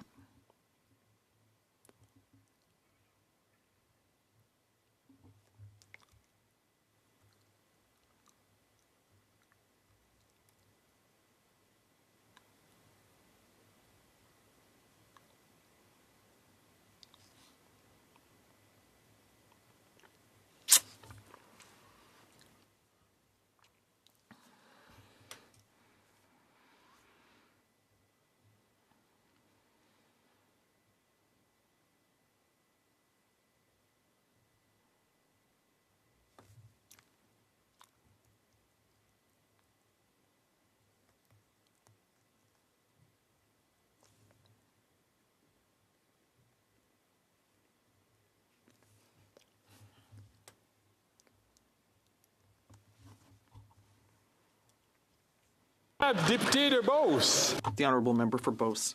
Mr. Speaker, after 8 years of this government, last Friday's announcement is the last straw, and Quebecers feel scorned. The Prime Minister must completely axe the second carbon tax, which adds up to 20 cents per litre of gas. This tax received the support of the Bloc. It's expensive to vote for the Bloc.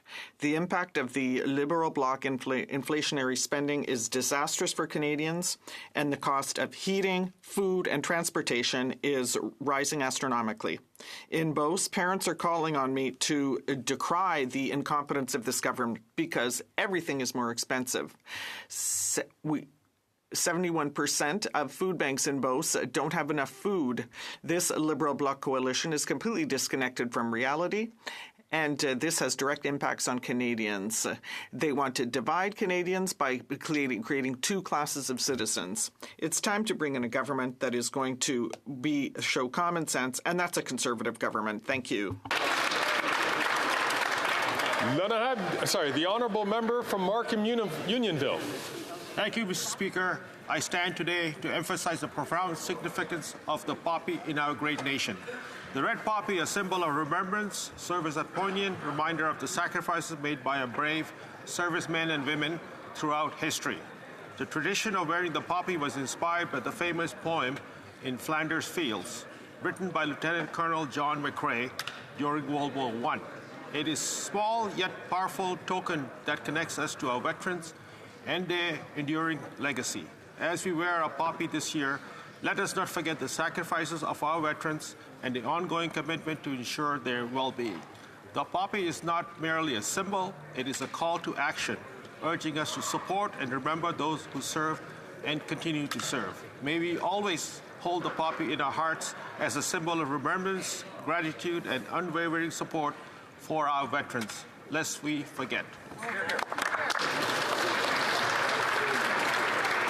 The honourable member from Flamborough-Glanbrook. Thank you, Mr. Speaker. After 8 years of this Prime Minister, Canadians know he is just not worth the cost.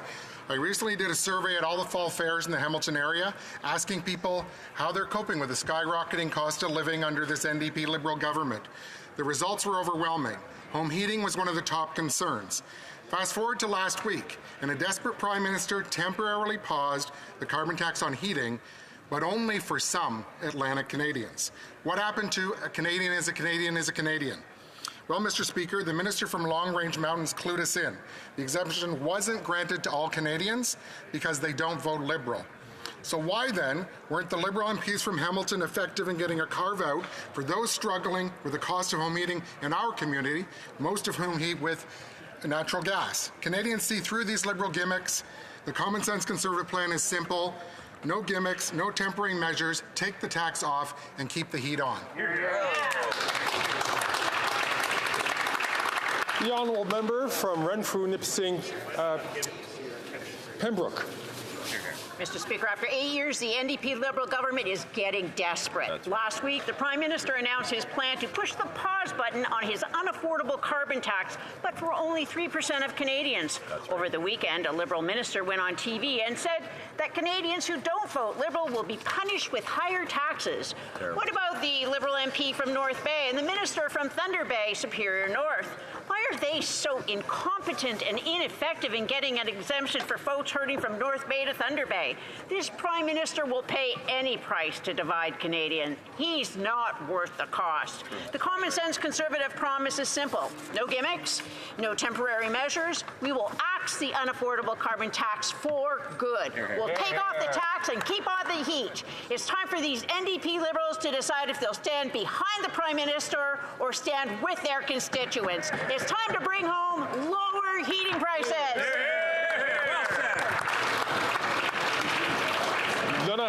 The honourable member for Ottawa-Vanier. Thank you, Mr. Speaker. I rise today to commemorate the loss of a great Canadian from Ottawa-Vanier, Joseph Mango. Mr. Mango was a true servant of democracy as parliamentary law clerk and advisor to this House from 1971 to 1982, and as a member of the Canadian Law Reform Commission. He continued to visit the Library of Parliament on his bicycle up to age 91.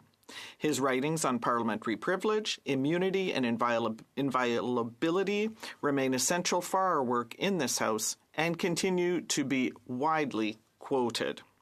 He visited Yemen, Kyrgyzstan, and East Timor to support emerging parliamentary democracies and acted as election observer in Ukraine during the Orange Revolution.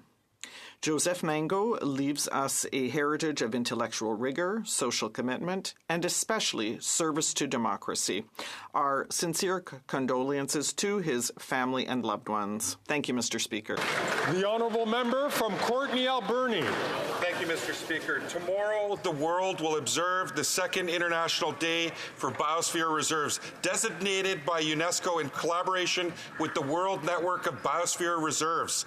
On Tuesday, we got an early start as the All-Party Climate Caucus, in partnership with the Canadian Association of Biospheres, gathered for the third annual Biosphere Regions Day on the Hill. We celebrated the immense contribution of Canada's 19 biosphere reserves to environmental conservation and sustainability. My own riding of Courtenay Alberni is blessed with 2 biosphere reserves, the Clayoquot Biosphere Trust and the Mount Arrowsmith Biosphere Region. And I know that all members who are fortunate to have a biosphere reserve in their ridings will join me in paying tribute to the important work of the Biosphere Region movement in our country. Biosphere reserves are of critical importance, conducting participatory research and supporting environmental, social, cultural, and economic sustainability. Thank you, Mr. Speaker.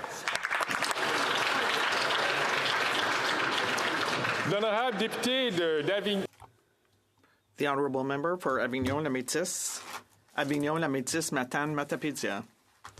Mr. Speaker, every year on November 19th, we celebrate Women's Entrepreneurship Day, which can give women and children a means to participate actively in our society's economic life. It is also an opportunity to celebrate everyone who has paved the way and who continue to inspire a generation of women. A woman who inspires me for his resilience and dedication is someone to whom I'd like to pay tribute. My mother got into business 30 years ago when I was only a few months old, and through the years, she has overcome obstacles, doubt, stress, and financial pressure to build a business that, in her image, and that helps women to feel good and to thrive and realize their full potential. She has done all that while being an extraordinary mother and an exceptional mentor. Nothing stops her, even retirement. Mom, thanks for breaking the glass ceiling and inspiring other women to take the leap into the world of entrepreneurship. Mother, I love you, and I'm very proud of you. Thank you.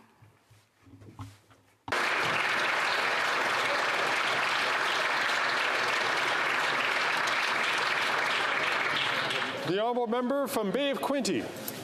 Mr. Speaker, winter is here, and with rising costs, there isn't one family who is not being left out in the cold, because after 8 years of this Liberal government, Canadians are struggling to heat their homes as the carbon tax is about to quadruple, costing Canadians more money they don't have. This Prime Minister knows this because he just paused the carbon tax for Atlantic Canadians, proving he is just not worth the cost. But what about the rest of Canada? What about Prince Edward County or Quinte West or Belleville? Or what about my wife's whole riding of Thunder Bay?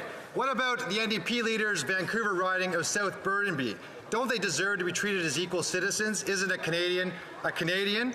Mr. Speaker, our leader has introduced a motion to take off the carbon tax on all home heating in Canada this winter so Canadians can keep the heat on. On Monday, this might be the most important vote the NDP leader has ever had. Will he vote with common sense Conservatives to keep the tax off so Canadians can keep the heat on? Or will he continue to sing along with his tone-deaf Prime Minister? Yeah!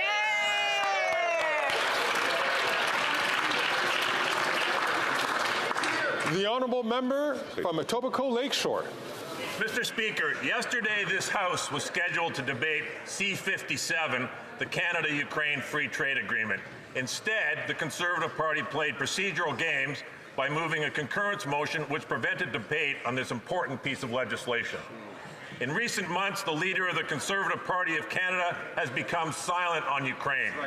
He has never advocated for military, humanitarian, or economic support for Ukraine, never called out Russia for its acts of genocide against the Ukrainian people, and he has never raised the issue in Parliament except to the false narratives about the war, including the statements that it doesn't contribute to inflation in Canada. I call on the leader of the Conservative Party of Canada to put aside the games, let us debate C-57 and pass this important piece of legislation.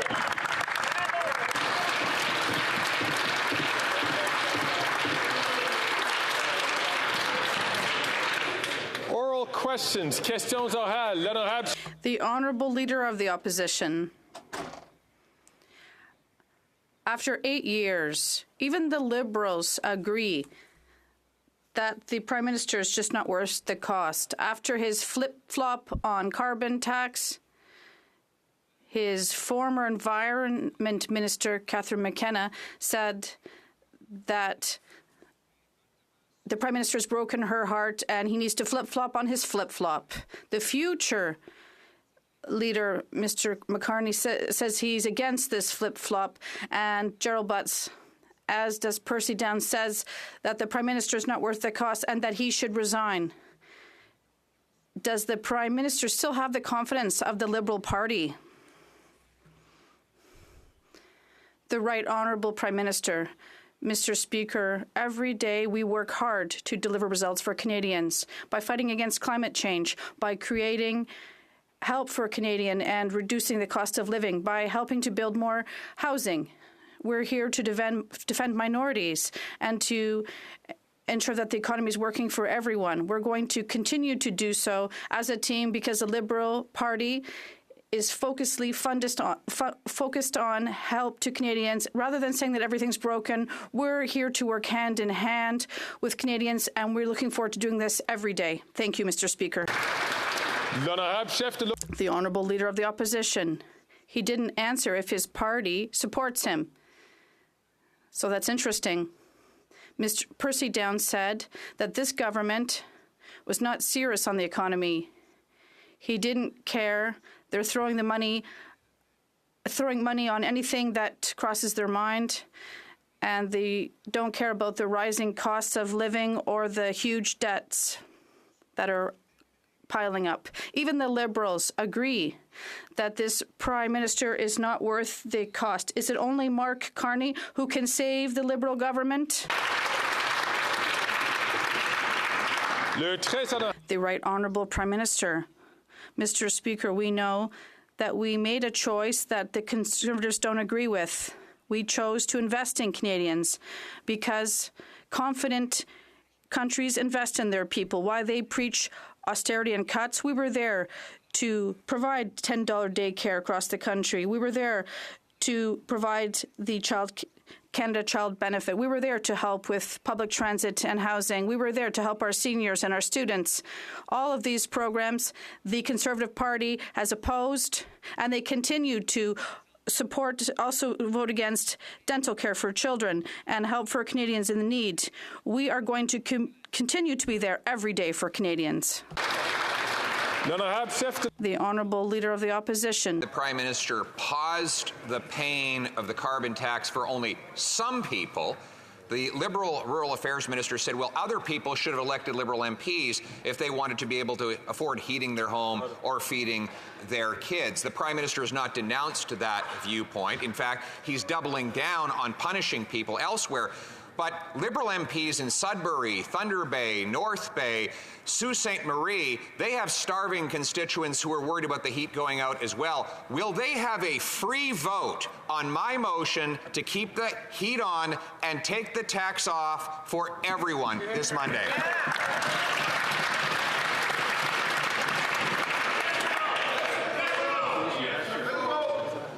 The Right Honourable Prime Minister.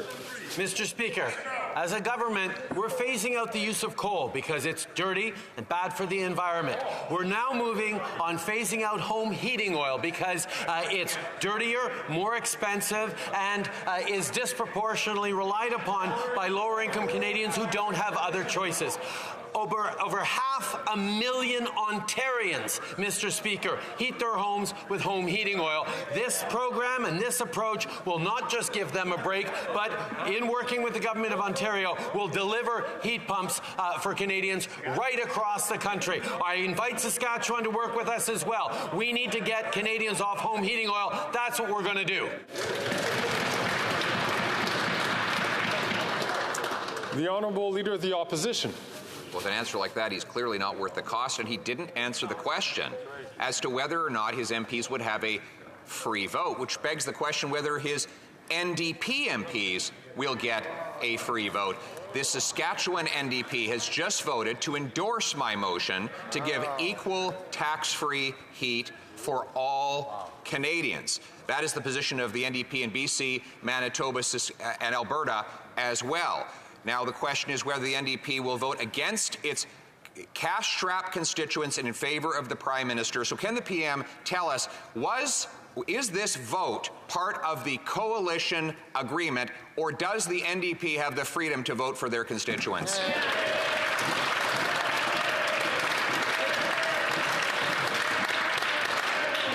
The Right Honourable Prime Minister. Mr. Speaker, the Leader of the Opposition wants to talk about places across the country. Let's talk about them. 20,000 Saskatchewanians heat their homes with home heating oil. 50,000 Albertans and about 100,000 British Columbians, Mr. Speaker. That is dirty, it is more polluting, and it is more expensive, particularly for the predominantly lower income families that rely on this. That's why we're moving forward to replace them with heat pumps, working with the provinces to deliver free heat pumps for lower income families so that they can save money and fight pollution at the same time. This is about helping Canadians as we fight climate change, which the Leader of the Opposition has no plan for. The Honourable Leader of the Prime Minister save his political bacon, Mr. Speaker. And we know that because he's now admitted that his carbon tax is not worth the cost of oil for some people in some regions. My motion simply says that all Canadians get the same break. After all, a Canadian is a Canadian is a Canadian. Yesterday, the Prime Minister indicated that he wants to have a carbon tax election on his plan to quadruple the tax to 61 cents a litre on heat, gas, and groceries. So, will he confirm whether or not he considers my motion to keep the heat on and take the tax off a confidence vote?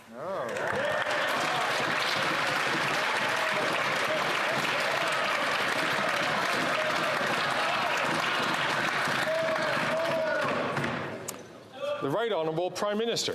Mr. Speaker, home heating oil is dirtier, more expensive, and more relied on by lower-income Canadians across the country. 1.3 million households across this country rely on home heating oil. That's why we're working with the provinces that want to replace them for free with heat pumps. That's what this is about. Now, Mr. Speaker, the Leader of the Opposition is making a serious mistake if he thinks that Canadians are not concerned about the environment, or that Canadians don't know that protecting the environment does go hand in hand with creating good jobs and prosperity for them across the country. That is a conversation I look forward to continuing to have over the next 2 years with Canadians.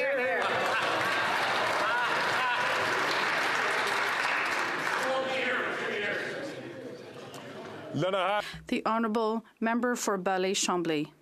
Mr. Speaker, yesterday, the Quebec government announced its immigration targets, i.e. how many people Quebec will be able to welcome and to teach French to. And the federal government did the same thing, and they're not at the same place at all. Nevertheless, at the same time, I asked all members, including the Minister of Immigration and the Prime Minister, if they would accept to consult Quebec to set 2024 targets. The Minister of Immigration voted yes. Should I assume that the targets yesterday are only interim and they will consult Quebec? The Right Honourable Prime Minister. Mr. Speaker, as my honourable colleague knows full well, for years we've been committed with the provinces, including Quebec, to discuss immigration and their capacity and desires and the future of immigration across the country. Quebec, of course, has its own immigration targets, and our immigration plan wants to strengthen the system to extend the benefits of immigration in Quebec and across the country, also provide hundreds of millions of dollars every year to Quebec to help integrate newcomers and also teach them French. And we'll always work hand in hand to make sure immigration goes well with Quebec and other provinces. The Honourable Member for Ballet-Chambly. It's always been true for health as well. We always say that we've talked with them, but we've never changed anything. But yesterday, he voted. He said, yes, I'm going to consult Quebec before setting targets for immigration. And his minister was announcing them. So they should be coherent and speak with someone Quebec. Otherwise, they need to be aware of this. Quebec has to be able to teach French to the immigrants that come. Otherwise, they lose their weighting in the Canadian Federation. What will the conclusion be, Mr. Speaker? The Right Honourable Prime Minister. we have provided hundreds of millions of dollars every year to Quebec to help teach French to immigrants. Quebec establishes its immigration targets and will always continue to work with them. For months and years, we've been working with them on immigration. We're going to continue to do so. So yes, we did support the motion that said we'll continue to speak with Quebec and the other provinces while we establish targets, and we're going to continue to do so responsibly, reasonably, and ambitiously for the future of our country. The Honourable Member for New Westminster Burnaby. The cold is setting in. Heating costs are adding to families' already tight budgets. And this government says it's only willing to help if you voted Liberal. It's shameful. The NDP's plan to eliminate the GST on home heating will put more money back into the pockets of everyone across the country while protecting the environment. Again, the Conservatives have said no to this NDP proposal. Will the Liberals eliminate the GST on home heating to help families who are already struggling? The Right Honourable Prime Minister. I know, Mr. Speaker, that my honourable colleague is truly concerned about the environment and climate change and wants to help Canadians to be able to face the cost of living. And that is why he understands that with more than 100,000 families in BC who rely on home heating oil, it's a big challenge for them in terms of their wallets and the environment.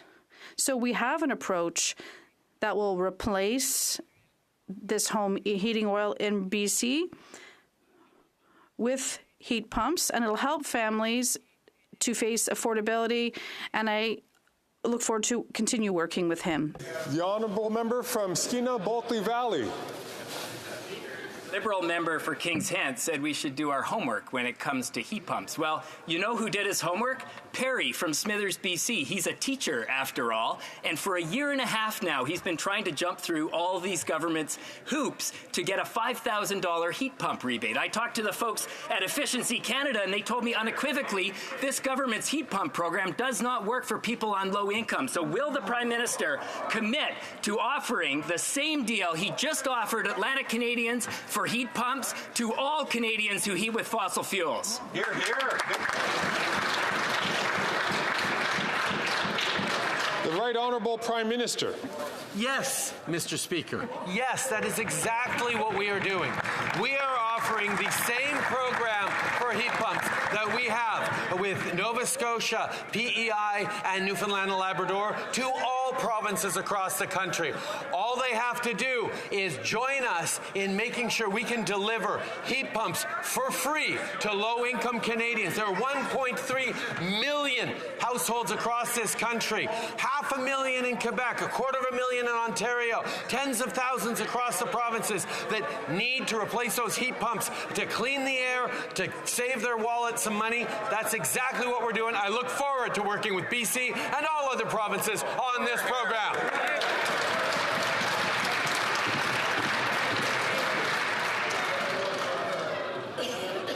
The Honourable Member from Thornhill. Prime Minister said Tuesday that there will absolutely not be more carbon tax exemptions under his watch, but Canadians struggling with the high cost of gas, groceries, and heating their home have a word about that, or want a word about that. After 8 years of this Liberal NDP government, the Prime Minister is only giving the relief to a lucky 3% of the country, specifically where his poll numbers are in the gutter. He's already admitted that the carbon tax makes life harder, so will he let his MPs have a free vote on our motion on Monday to keep the heat on and take the tax off for all Canadians? The Honourable Minister. Thank you, Mr. Speaker. I noted the phrase, a lucky 3%. These are people who pay 2 to 4 times the cost of natural gas. These are folks for whom their costs have gone up by 75% during 2022. These are not the lucky 3%. We have focused on people who actually have a strong affordability challenge because of the inordinate cost of heating oil. We've put in place a measure that will ensure affordability, but will do so in a manner that fights climate change. Truly, a lucky 3%? Really?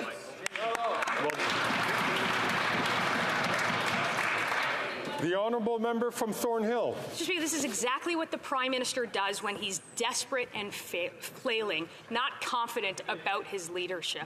Canadians in other parts of the country now have one more reason to regret voting for them. Like in Northern Ontario, where a minister at the cabinet table has sold out her own neighbours and left them out in the cold. So will she vote with those who sent her to this place and scrap the tax on all home heating, or will she vote with the Prime Minister and remind Thunder Bay that she's just not worth the cost?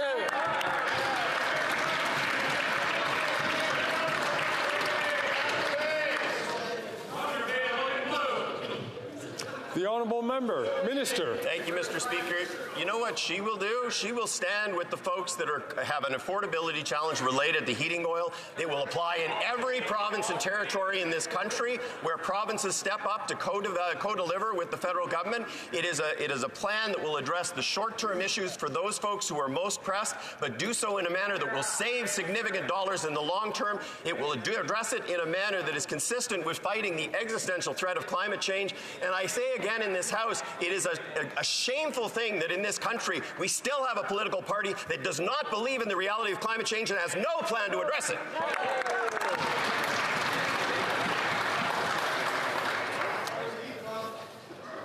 The honourable member from Dufferin-Caledon.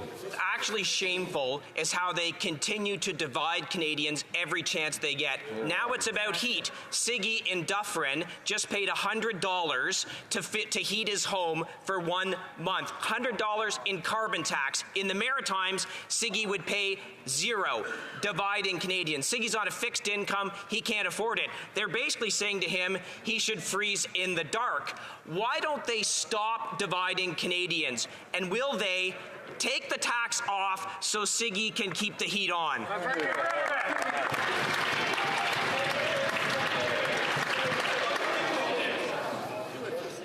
The honourable minister. The only folks in this chamber who are dividing Canadians is the Conservative Party of Canada. We are focused on ensuring that we address what is a significant affordability challenge. The heating oil costs 2 to 4 times what natural gas does, and it appreciated by 75% in 2022. It is time that the Conservatives stop playing partisan games and focused on good public policy that addresses critical issues that face Canadians, but does so in a manner that protects affordability and addresses climate change. Once again, I would say it is shameful that they have no policy to address climate change. The honourable member from Dufferin-Caledon. A minister making $300,000 a year, being driven around in a limo, says I'm making a political stunt when I talk about a retired senior who can't pay the carbon tax. This behavior by them is disgusting, and not all Liberals have to behave that way, because on Monday, a common sense Conservative motion to axe the tax will take place. They don't have to behave like a limousine Liberal minister. They can stand up for their constituents. They can vote to take the tax off so people like Siggy can keep the heat on.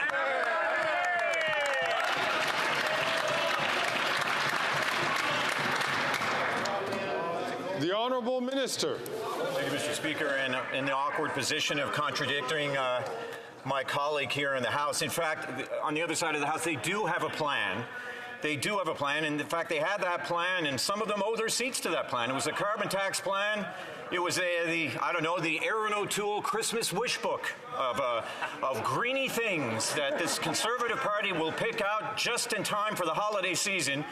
Mr. Speaker, once again, with the price on pollution, we put cold, hard cash back into the pockets of Canadians, not the O'Toole Christmas wish book. Thank you, Mr. Speaker.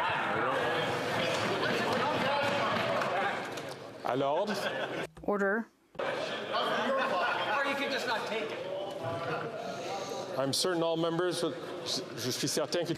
I'm sure that all members would like to hear the question from the honourable member for Haut-Saint-Charles. Mr. Speaker, let me give you a few facts. The carbon tax affects the price of food in Quebec, and the second tax will apply to Quebec. The Bloc wants to hike Liberal taxes on gas and food. A record number of Quebecers use a food bank each month. The PM has just announced a carbon tax break, but only for Atlantic Canada. This is unfair and illogical. Will the Liberals vote with us on our common sense motion to eliminate the carbon tax on all forms of heating for all Canadians? The Honourable Minister. Thank you, Mr. Speaker. The price on the pollution puts more money back in the middle-class Canadians' pockets. Climate change, we know that the leader doesn't believe in what I've just said, but does my dear colleague agree that we need to meet with former colleagues from the University of Laval for a 101 class on the price on pollution? The Honourable Member for Haut-Saint-Charles. Mr. Speaker, I'd like to tell my colleague, the member from Quebec, that his Atlantic colleagues had another version of the price on pollution, as he calls it. What we saw in Atlantic Canada, that people were struggling in Atlantic Canada, and the Prime Minister had to flip-flop and eliminate the carbon tax. What we're asking is to be fair for all Canadians and Quebecers, because the federal carbon price also increases the carbon market in Quebec, which has doubled. So will the Bloc vote with the Liberals and perhaps the NDP to cut the carbon tax for all home heating? The Honourable Minister. Thank you, Mr. Speaker. I don't count one or two or three, but 4 members from the Leaders' Caucus that supported a price on pollution in Quebec. How many others, Mr. Speaker, are hiding that have changed their opinion since they became Conservatives? And the message I have for them, Mr. Speaker, is to don't be afraid of their leader and to respect their opinion, Mr. Speaker. The Honourable Member for Lac-Saint-Jean. Mr. Speaker, yesterday at 11:30, the Quebec Immigration Minister said that she had not discussed targets with the federal government. At 3:30, the federal immigration minister voted in favor of a motion to review new targets after consultation with Quebec.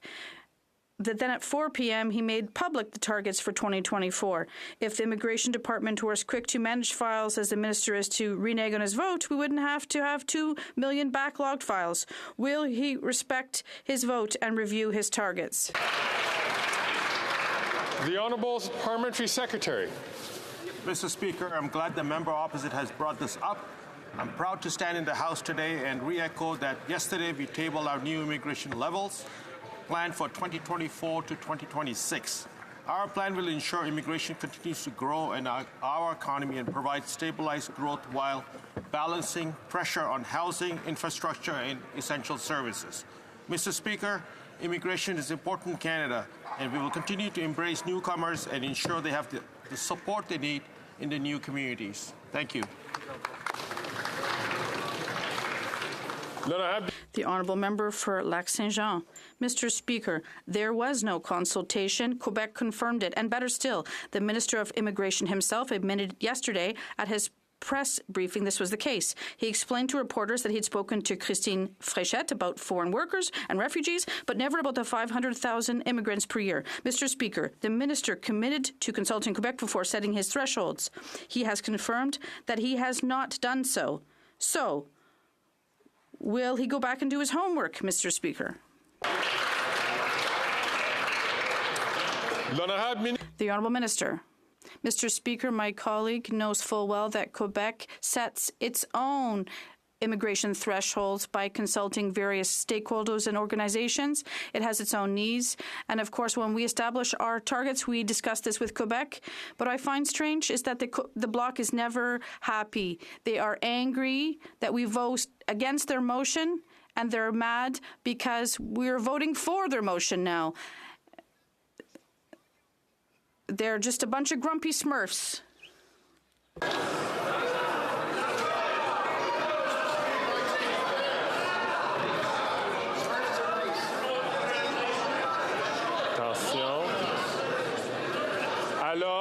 Order, please. I'm sure that everyone would like to listen to the question from the honourable member for Saint-Jean. Mr. Speaker, yesterday the minister told the Bloc that questioning Quebec's capacity to receive immigrants was bad faith and a refusal to listen to what's going on. I'll tell you what's in bad faith. It's setting record immigration levels without even trying to find out our capacity. And I'll tell you what's in bad faith. Refusing to consult Quebec. Bad faith and refusal to listen could be the title of the plan the minister unveiled yesterday. Is he going to bin it, his plan, and consult Quebec to present thresholds based on reality?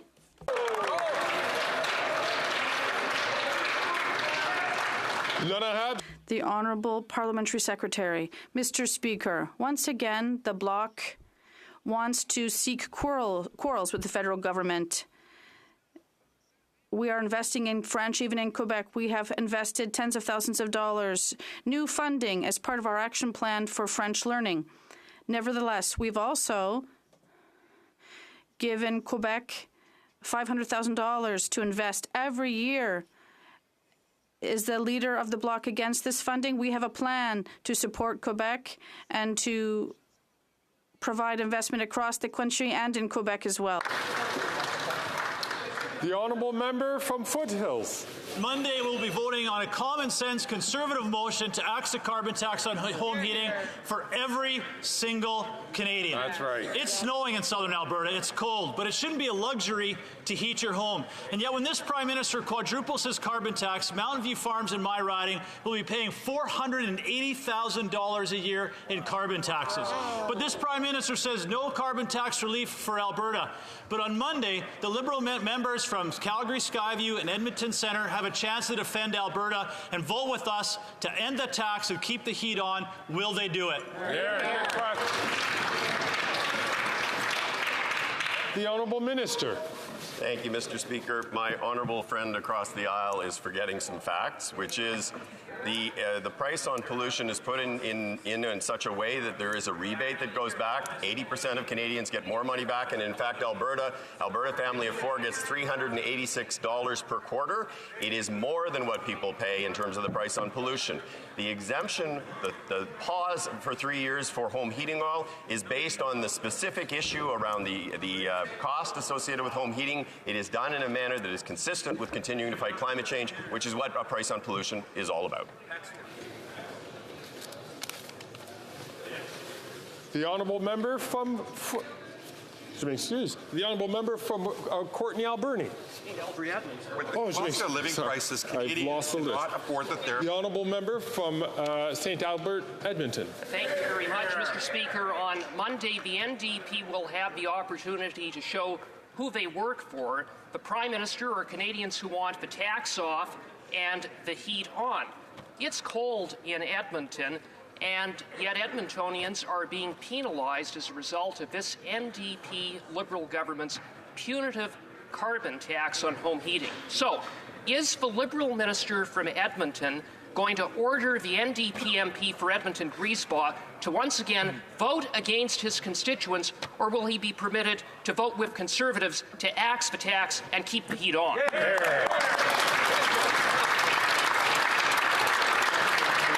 The Honourable Minister. Thank you, Mr. Speaker. On this side of the House, we work each and every day for all Canadians who live in every province and territory in this country. We do so in a manner that ensures that we are addressing critical issues in a thoughtful way and making good public policy decisions. We are not playing partisan games that are played by the members opposite. At the end of the day, we are focused on ensuring that we are addressing affordability concerns, legitimate affordability concerns, in a manner that is consistent with addressing climate change. I say once again, Mr. Speaker, it is shameful that on that side of the House we have a bunch of climate deniers. The honourable member from St. Albert, Edmonton.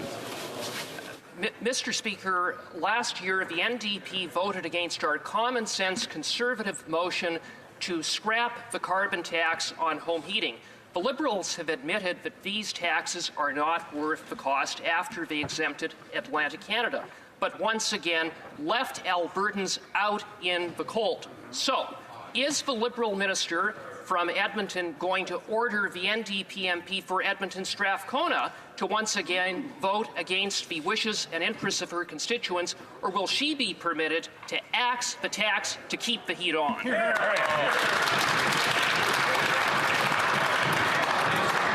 The Honourable Minister. Thank you, Mr. Speaker. $340 million in damages from storm in Ontario. Over $720 million from the wildfire in BC. Over $300 million from storms in Alberta and in the prairies. Over $170 million from flooding in Nova Scotia. This is what climate change has cost Canadians just this summer. And these are insured costs, Mr. Speaker.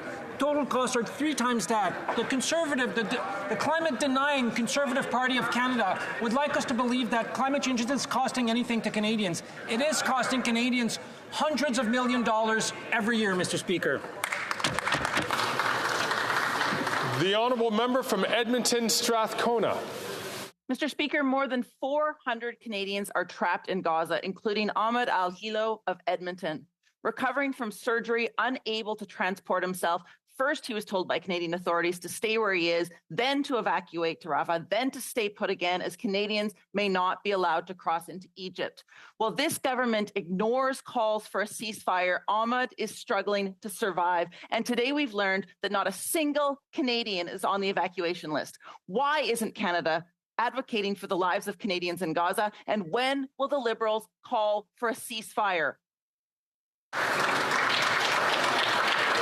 The Honourable Parliamentary Secretary. The humanitarian situation in Gaza is dire. Many Canadians are worried about their family and friends. Yesterday, we saw the first wave of foreign nationals leave. I want to reassure Canadians that we are in regular close contact with Egypt and Israel to push for Canadians to leave as soon as possible. We continually try to reach all Canadians' permanent residents and their family members to give them the latest information. This is why we continue to call for humanitarian pauses, to get Canadians out, to get humanitarian aid in, and for all hostages to be released. Thank you, Mr. Speaker. Now it's the Honourable Member from Courtenay, Alberni.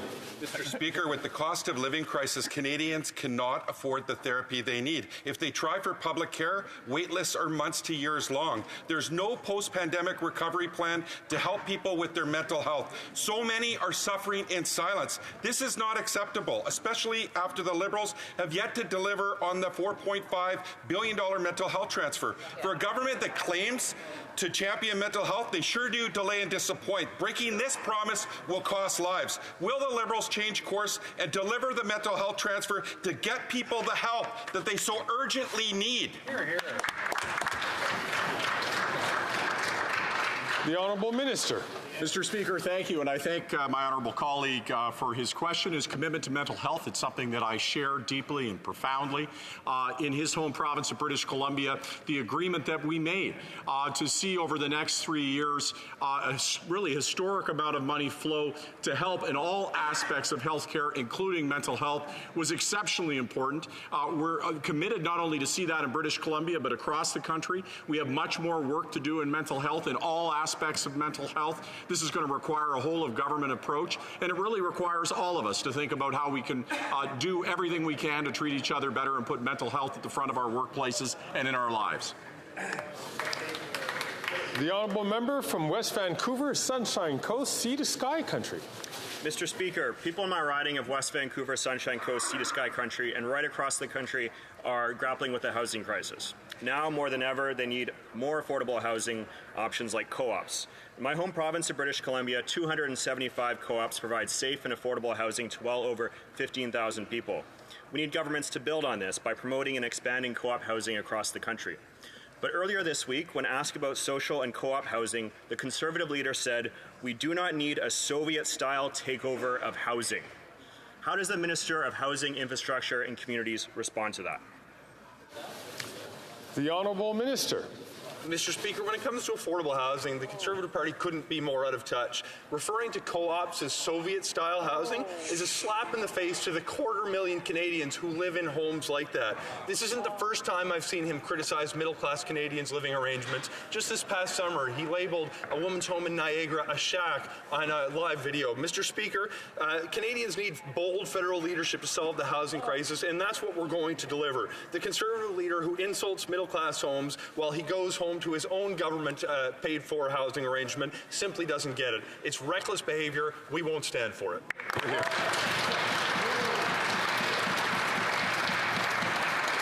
The honourable member from South Surrey, White Rock. The BC NDP Premier has demanded carbon tax fairness and equal treatment for British Columbians. The NDP member for North Island Powell River votes with her Ottawa boss, the Prime Minister, punishing people in Campbell River struggling with high home heating costs. On Monday, we'll vote for our common sense plan to take the tax off all home heating for all Canadians for good. How does this carbon tax coalition work? Will the PM require the NDP member for North Island Powell River to vote against the Conservative plan, or will she vote with us to keep the heat on and axe the tax? The Honourable Minister. Thank you, Mr. Speaker. I'm glad the honourable member raised the Government of British Columbia. I had the opportunity to speak to my counterpart from British Columbia this morning. We will be engaging British Columbia in a co-delivery arrangement to ensure that 10,000 British Columbia households that are on heating oil will get a free heat pump and get them off to reduce their costs on an ongoing basis. But I would also say, Mr. Speaker, that affordability is also about the economy and jobs. And I would say what's happening in the committee, in the Natural Resources Committee, with the obfuscation by the opposition is a shame. It is destroying jobs and economic opportunity for Newfoundland, Labrador, and for Nova Scotia. You should be ashamed of the behavior there. The honourable member from South Surrey, White Rock. I'm never ashamed to help keep home heating costs down for all Canadians, Mr. Speaker. After 8 years, Canadians know this flailing Prime Minister is not worth the cost. Seniors in Smithers shouldn't be punished for heating their homes, and the BC NDP Premier agrees. Common sense Conservatives will axe the tax on home heating for every single Canadian. Does the NDP member for Skeena-Bulkley Valley have a choice on Monday's vote, or must he vote with his political master? Will the Prime Minister require that NDP member to vote his way, or is he going to support our Conservative plan to keep the heat on and axe the tax?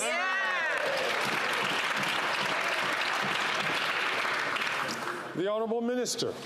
Thank you, Mr. Speaker, and my honourable colleagues should know that the 10,000 homes in British Columbia that actually utilize heating oil, yes, they will actually have access to free heat pumps because the Government of British Columbia is stepping up to work with the Government of Canada to ensure that that will be the case, addressing affordability concerns not just for the short term, but for the long term, doing so in a manner that is consistent with this government's commitment to fight climate change, a commitment that is shared by governments around the world, a commitment that is shared by every party in this House, except for the Conservative Party of Canada. The honourable member from Barrie Innisfil. It's not a luxury for seniors, families, and single-parent families to heat their homes, regardless of what type of fuel they use or what region of the country they're from. And after 8 years of this Prime Minister and a year and a half of the NDP Liberal coalition, Canadians realize that they're not worth the cost. On Monday, the NDP will have a choice to make: support their constituents who are suffering from energy poverty, or support a panicking Prime Minister. Will the Prime Minister force the NDP, with what little dignity they have left from their coalition agreement, to support the people they represent, to keep the tax off and the heat on?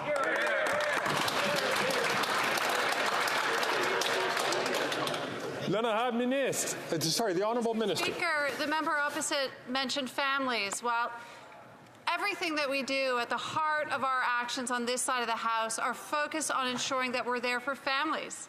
I look to building a national early learning and childcare system as just one way that we are looking to support families, introducing affordable, high-quality, accessible childcare across this country saves families hundreds of dollars each and every month, and that's just one of the ways that we are working to make life more affordable for Canadian families. Hear, hear. The honourable member from Provencher. Mr. Speaker, it's been 8 long years, but on Monday, the NDP have a chance to show who they work for.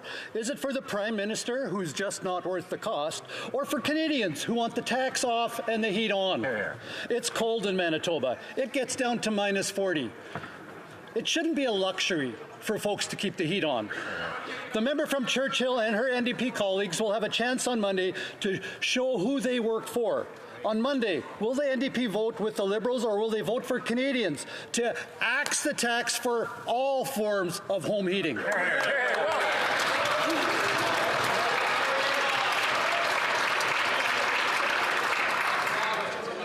The Honourable Minister. Thank you, Mr. Speaker, and I'm glad that the honourable member referred to his home province of Manitoba. The new government in Manitoba has reached out to the federal government to engage a conversation about co-delivery for the thousands of homes in Manitoba that actually use heating oil to ensure that they will be addressed in a thoughtful and affordable way. I congratulate the government of Manitoba for being proactive on this important issue and its continuing commitment to fighting climate change. The honourable member for Terrebonne.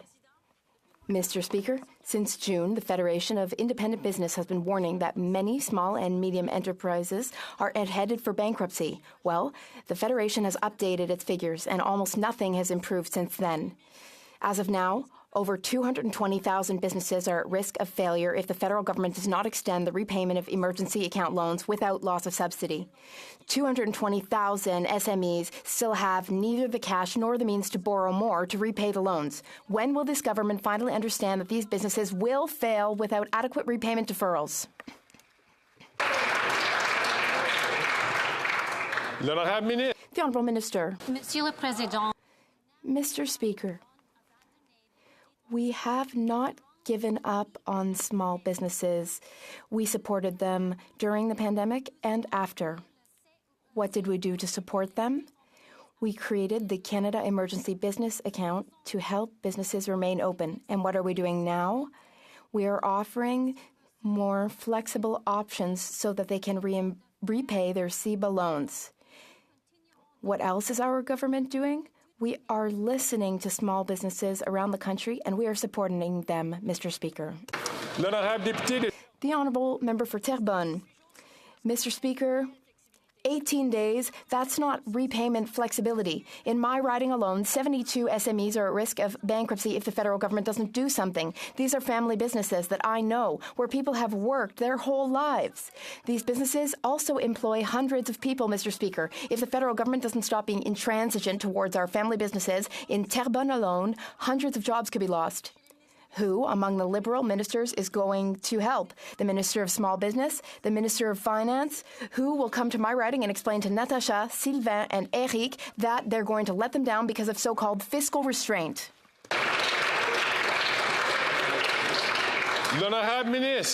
The Honourable Minister. Thank you, Mr. Speaker, and I thank my colleague for her question. I would like to remind my colleague that over 900,000 businesses were saved by our government. If we hadn't been there for them, those businesses would have had to close shop. And we have offered 2 repayment deadline extensions. We have offered more flexibility for refinancing and for loan forgiveness. So we are supporting businesses. We always have, and we will continue to do so time and time again. Thank you, Mr. Speaker. The Honourable Member for Mégantic-L'Érable. On Monday, all members of this House will be called upon to vote for our motion to eliminate the carbon tax for all forms of home heating for all Canadians permanently, to support all Canadians. But after 8 years under this Liberal government, they're swimming upstream, and even the Bloc Québécois wants to speed up the carbon tax and drastically increase it. Voting for the Bloc, they're not worth the cost. What about the Bloc Québécois leader? Will he vote against our motion on Monday? L'honorable ministre. The Honourable Minister. Thank you, Mr. Speaker. I would like to correct something that was said in this place earlier this week. The Governor of the Bank of Canada said that each year, carbon pricing contributes to 0.15% of inflation, which he describes as a minor, tiny effect annually. So the carbon tax does not increase the price of everything. That is inaccurate, according to the Governor of the Bank of Canada. The Honourable Member for Mégantic-L'Érable. Yes, but he should look at his figures and do his homework a bit more because, in fact, 16% of inflation is affected by the carbon tax, Mr. Speaker. But, Mr. Speaker, here's my next question. The NDP only has one Quebec MP. I'm interested to know whether the NDP will vote in favor of our motion to eliminate the carbon tax on all forms of home heating. Will he support Canadians and Quebecers or the Liberals? Will they support the thousands of Quebecers who are using food banks every month? After 8 years of these policies, will the Prime Minister allow the Bloc and the NDP to vote freely of their own accord for our motion on Monday? The Honourable Parliamentary Secretary. Mr. Speaker, I find it surprising that the Conservatives are quoting the Bank of Canada governor all while they are campaigning to get him fired. Mr. Speaker, the Governor of the Bank of Canada recently confirmed that carbon pricing only contributes 0.15% to inflation and that carbon pricing will not have long-term effects on inflation. That is what the Governor of the Bank of Canada said, Mr. Speaker.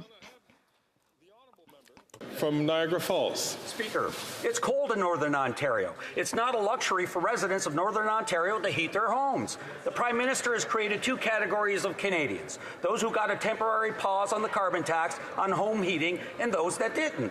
The Prime Minister has been clear that he opposes providing relief from his unaffordable carbon tax for all Northern residents. My question is, will Northern Ontario MPs be free to vote with us on our common sense Conservative motion to take the tax off and keep the heat on for all Canadians? The Honourable Minister. Thank you, Mr. Speaker. As I've said a number of times, the issue around heating oil is it is 2 to 4 times as expensive as natural gas as a heating source. It has accelerated by 75% in 2022 alone. It is creating significant challenge for folks. We have developed a program that will ensure that we are able to address that in a long-term sustainable way through the implementation of free heat pumps. That program will apply in any province and territory that is willing to step up. It certainly is open to the Government of Ontario, and I look forward to discussions with my counterpart in that regard. The Honourable Member from Etobicoke Centre.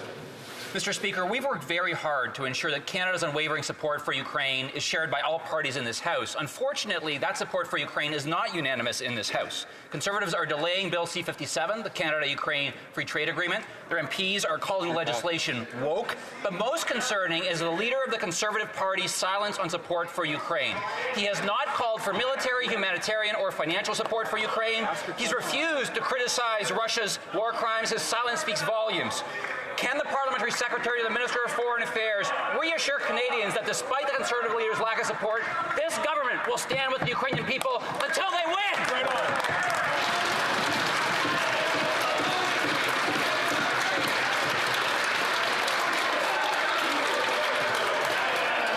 on. Order. The Honourable Parliamentary Secretary. Our support for Ukraine as they defend their freedoms, independence, and democracy is unwavering. Since Russia began their unprovoked aggression, we have supported Ukraine with almost $10 billion in assistance. My colleague is a steadfast advocate for Ukraine, and what he raises is troubling. This is not the time for unnecessary delays of this important legislation. Right. This is not the time for doublespeak by the Conservatives and their leader. Right. I ask the Leader of the Opposition to stop with the political games and stand with us to show Ukraine and Ukrainian Canadians that we are all united. Thank you, Mr.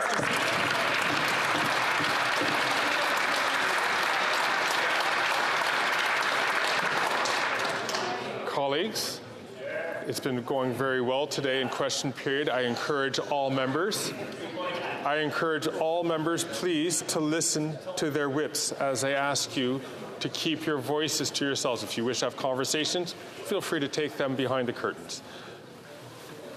The honourable member from Fundy Royal. Speaker, after 8 years, this out-of-touch NDP Liberal government doesn't even know what a rural community is. In a totally transparent effort to save seats in Atlantic Canada, Liberals will be giving a rural rebate to downtown residents of the city of Fredericton, but not to someone who commutes 100 kilometers a day for work from an actual rural community of St. Martin's, population under 300. This Prime Minister is not worth the cost. Will the Liberals quadruple the tax on Atlantic Canadians, or will they vote with us to axe the tax on all forms of home heating? The Honourable Minister. Mr. Speaker, it's hard to imagine a political party more opposed in interest to my region of Atlantic Canada than the Federal Conservative Party. They're painting a measure as only benefiting one region that has national application on just weeks after they signaled that they will not support the development of offshore renewable energy in my region. Mr. Speaker, we are moving forward with a policy that is going to reduce the cost of home heating for many people across the country, and we are going to put more money in the pockets of rural residents across this country as well. It's the right path forward. We're going to protect the environment and save households money at the same time. The honourable member from South Shore, St. Margaret's. What's hard to imagine is that after 8 years, the plummeting Prime Minister panicked last week with his carbon tax announcement. But Nova Scotians who made the decision to convert to cleaner propane have been exempted from that announcement and will have to pay 61 cents a litre more on their home heating. This flip-flopping Prime Minister has finally admitted that he's not worth the cost. Will the Liberals admit that they're going to quadruple the carbon tax on Atlantic Canadians after the next election? Or will they join us on Monday, the Conservatives, and vote to axe the carbon tax on all home heating? Hear, hear. The Honourable Minister. Mr. Speaker, what I find fascinating is I'm unable to discern from the Conservative Party's rhetoric around this issue is whether they actually support our decision to invest in measures that's going to reduce pollution across Canada and put more money in the pockets of households by getting heat pumps to them. For awareness, Mr. Speaker, this is the kind of measure that's going to save my neighbours thousands of dollars every year in reduced energy costs by creating a more efficient solution. It's going to have the same impact for people who use home heating oil right across the country. So I respond with a question to my honourable colleague. Does he actually support the measure that's going to save money for our residents?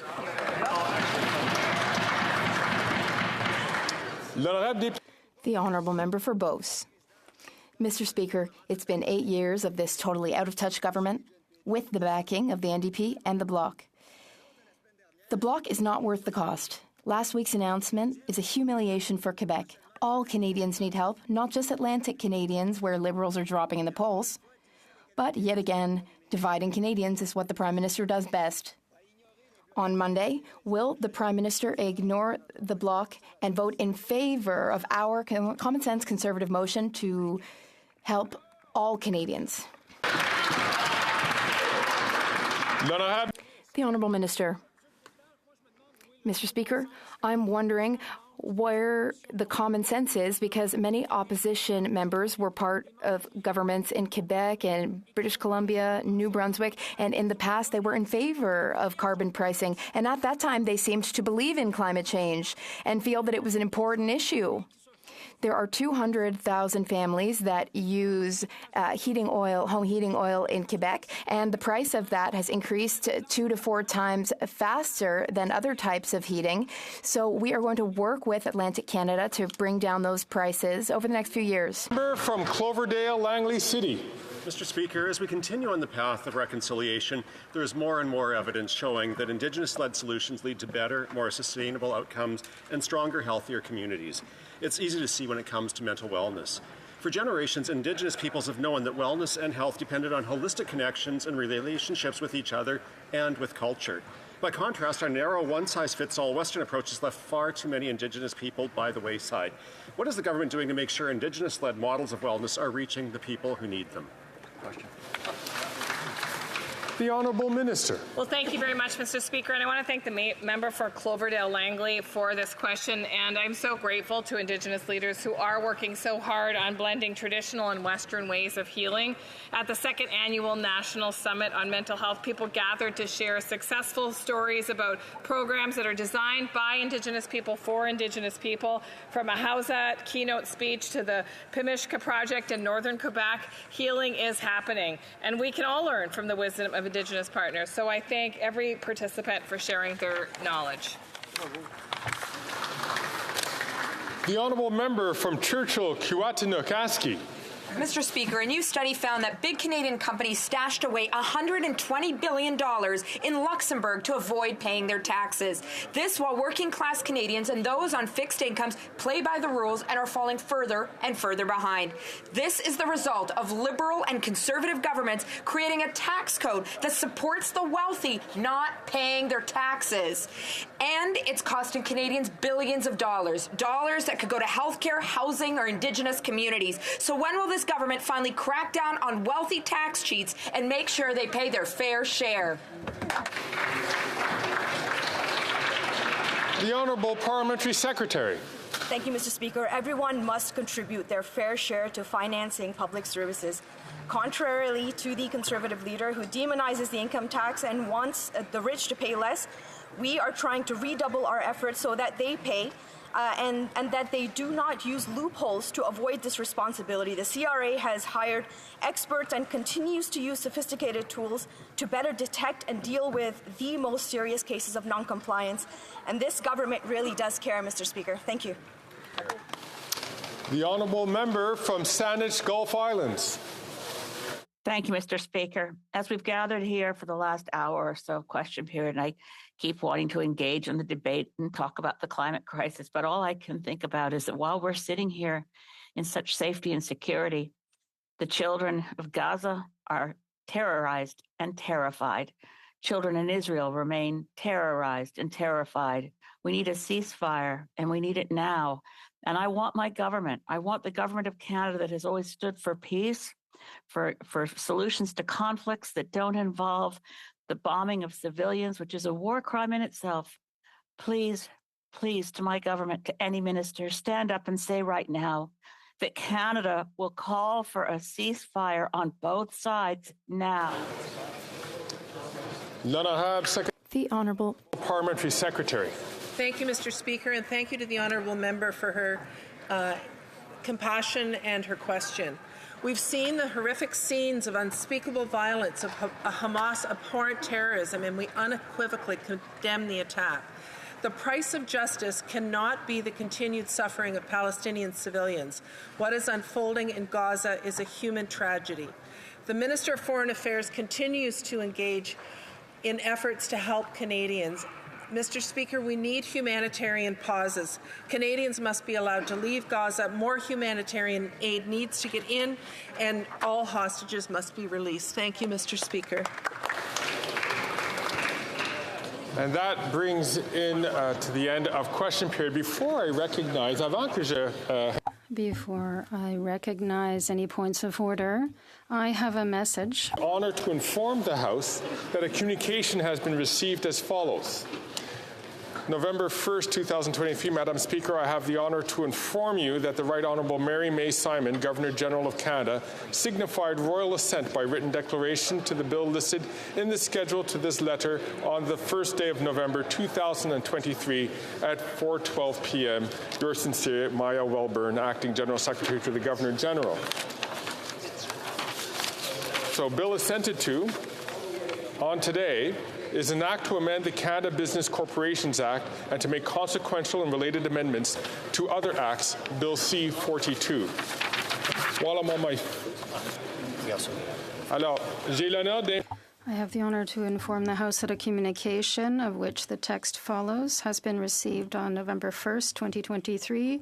Madam Speaker, I have the honour to advise you that the Right Honourable Mary May Simon, Governor-General of Canada, has signified royal assent by written declaration to the bill mentioned in appendix to this letter. On November 1st, 2023, at 4:02 p.m., With my great consideration, Governor General Secretary Maya Wilburn, Acting Secretary, and the bill that received royal assent, dated today, or rather of yesterday, was an act to amend the Business Corporation Act and to make consequential amendments to other acts, Bill C-42.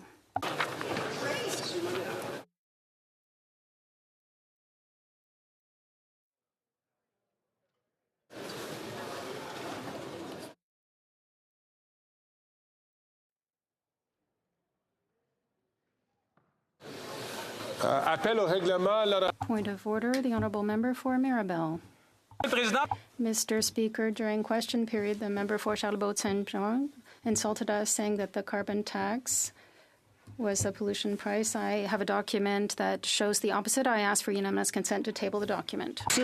All those opposed to what the Honourable Member is proposing will please say nay. Unfortunately, there is not unanimous consent.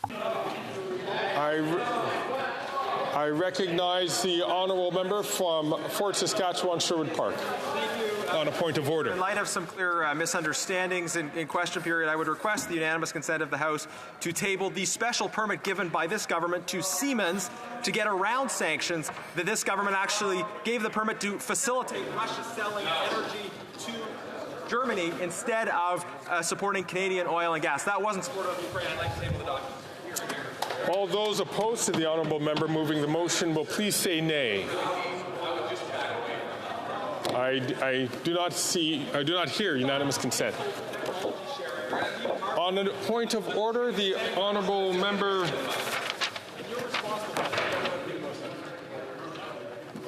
from Northumberland, Peterborough Centre, a riding I should know well. Thank you. On a separate point of order, there was some discussion in this House as to the impact of the carbon tax. The Governor of Bank of Canada clearly said at Finance Committee that it was 16%. I would like to table documents showing that. Bravo.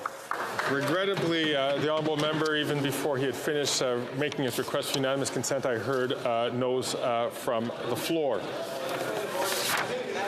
Point of order from the Honourable Parliamentary Secretary. Mr. Speaker, just on a point of order, because we've witnessed it already again today, am I correct in my assumption that if a member is rising asking for unanimous consent, that the Speaker's will after question period is that they do seek consultations prior? Can you just provide some clarity on that issue, please?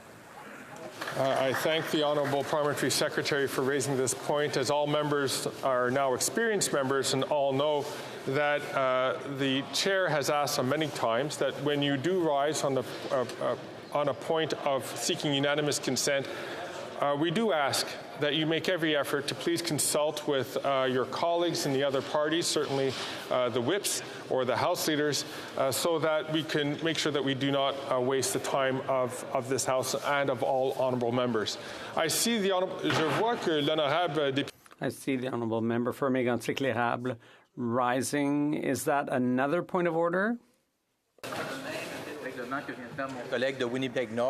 It's in response to the point of order by the member for Winnipeg North. It is the custom in this place that after question period, that is the right time for members to raise points of order on subjects or things that were said during question period. So my colleague did precisely that. He talked about something that happened during question period, and he wanted the unanimous consent of the House to support him. That's our tradition. That's what we've been doing since I've been here, Mr. Speaker, and I presume that it started long before I was here. Merci. Thank you. I thank the honourable member for Mégantic-L'Érable. He's right, but I would encourage members, so that we don't waste time, the time of honourable members. I'm very patient here in the House. I'll be here for quite a while. But I don't want to waste honourable members' time. So I would encourage members to always seek unanimous consent to canvass for that before they raise their point on the floor. Before we proceed, I believe the member for New Westminster Burnaby has a point to raise. I'd like to ask whether the member for Mégantic-L'Érable would like to ask the Thursday question. Merci beaucoup, Monsieur. Thank you very much, Mr. Speaker. It's always a pleasure for me to rise at this exciting point in the week when it comes time to ask the Thursday question to the government House Leader. And there are burning questions this week. Beyond knowing what we're going to be doing tomorrow and next week, what the government plans to put on the schedule, I'd like to know if the Prime Minister's question period, the Prime Minister's hour, whether that's going to happen again like the Prime Minister has been doing since he was first elected. The Honourable Government House Leader.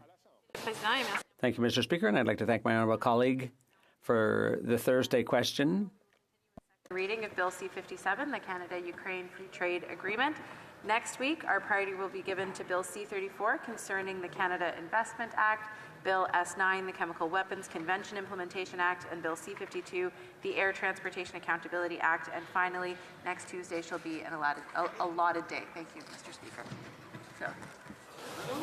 Thank you to the House Leader.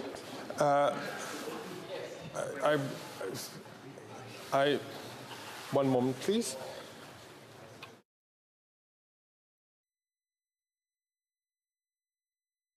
So, as I recognized before, on a point of order, the honourable member, on a point of order that I had recognized that Mr. Julian, I will recognize the honourable member following that. If you could please take it. There is no supplementary to the Thursday question. The member is an honest. I have precedent. There. I'm going to ask the honourable member, please, to take his seat, and we are going to proceed with a question of privilege or question of order, rappel au règlement, du député de. A point of order from the honourable member for New Westminster Burnaby, and then I will give the floor to the next member. The honourable member for New Westminster Burnaby. Thank you very much, Mr. Speaker, and it is indeed a point of order. You, Mr. Speaker, took the opportunity to make quite a detailed statement on the matter of order and decorum in the House. And in that statement, you'll remember, Mr. Speaker, you indicated that order and decorum are, and I quote you, signs of respect for each other and for the institution. You further stated that the lack of order and decorum were most prominent during daily question period. On that day, Mr. Speaker, you raised a number of concerns, from incendiary language to reference to the absence of members to heckling and personal attacks. One matter that was not discussed was the need to maintain question period for what it is, a tool for opposition parties and for individual members to hold the government to account. As the House of Commons procedure and practice states, I know you know this very well, Mr. Speaker, quote, time is set aside almost exclusively for the opposition parties to confront the government and hold it accountable for its actions and to highlight the perceived inadequacies of the government. End of quote. Speaker Bosley in 1986 outlined a number of principles, including stating that, quote, while there may be other purposes and ambitions involved in question period, its primary purpose must be the seeking of information from the government and calling the government to account for its actions. The book continues in stating that when recognized in question period, a member should ask a question, be brief, seeking information, and ask a question that is within the administrative responsibility of the government or of the individual minister addressed. This is a key point, Mr. Speaker, as I'm sure you'll understand. Clearly, the primary purpose of question period is to hold the government to account. However, all this week and in previous weeks, we've seen question period used in recent days and weeks not to hold the government to account, but to ask questions of individual members, in some cases government, backbenchers, in some cases, in other cases, members from other opposition parties. As was previously the case, I would submit that such tactics should be considered out of order and not allowed. And I will quote, Mr. Speaker, extensively from some of the decisions that have been rendered by a previous speaker who is now the member for Regina-Capel. On this point, this is what the member for Regina-Capel, then Speaker, said on January 28, 2014. It is for similar reasons that questions about things other MPs have done might be found to be out of order. Speaker Milliken, in a decision of June 14, 2010, at page 3770 of the debates, he said that the use of preambles to questions to attack other members does not give those members the opportunity to respond directly to those attacks. So unless the question establishes at the beginning that the question pertains to the administration by the governing party, the question could be ruled out of order and has been over the course of time. Member for Regina Capel knows this House well, also said, and I'm quoting the former Conservative Speaker, "We have witnessed a growing trend. We hear preambles to questions that go on at some length to criticize the positions, statements, or actions of other parties, members from other parties, and in some cases, even private citizens before concluding with a brief question about the government's policies. What we have, therefore, is an example of a hybrid question, one in which the preamble is on a subject that has nothing to do with the administrative responsibility of the government, but which concludes in the final 5 or 10 seconds with a query that in a technical sense manages to relate to the government's administrative responsibilities. Puisque les députés ont... Since members have very little time to ask their questions, and the Speaker has even less time to rule on the admissibility of a question, the connection between the administrative responsibility of the government should be established as quickly as possible. To risk being ruled out of order, and members should take care to establish the link to government responsibility as quickly as possible. So said the member for Regina Capel when he was Speaker of the House. The MP for Regina Capel, as Speaker, concluded with this, quote, "In conclusion, I will continue to rule questions out of order that do not establish a direct link to the administrative responsibilities of the government. In the same sense, so-called hybrid questions will also continue to risk being ruled out of order when this link is not quickly demonstrated.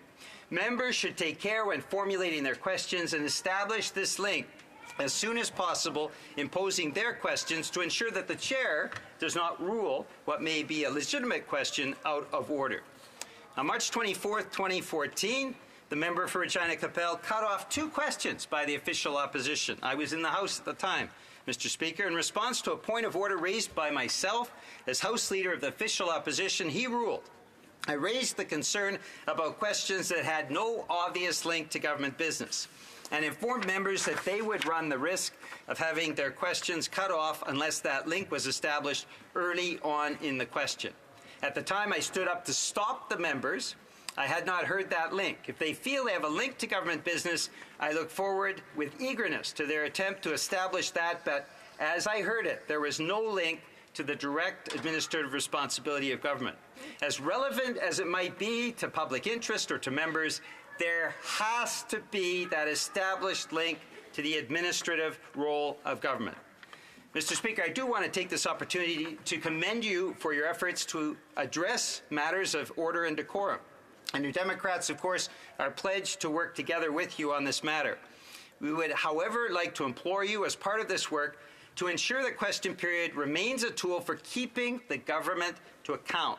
Parliamentarians and Parliament as a whole is not well served if that mandate expands, as we've seen this week, to matters that are definitely not within the administrative purview of the government. I would ask you, Mr. Speaker, to consider this point of order and to use the tools that this House has equipped you with to ensure that the kind of questions that we have seen this week that are clearly out of order are ruled as such before the question is finished. Thank you very much, Mr. Speaker, for your attention.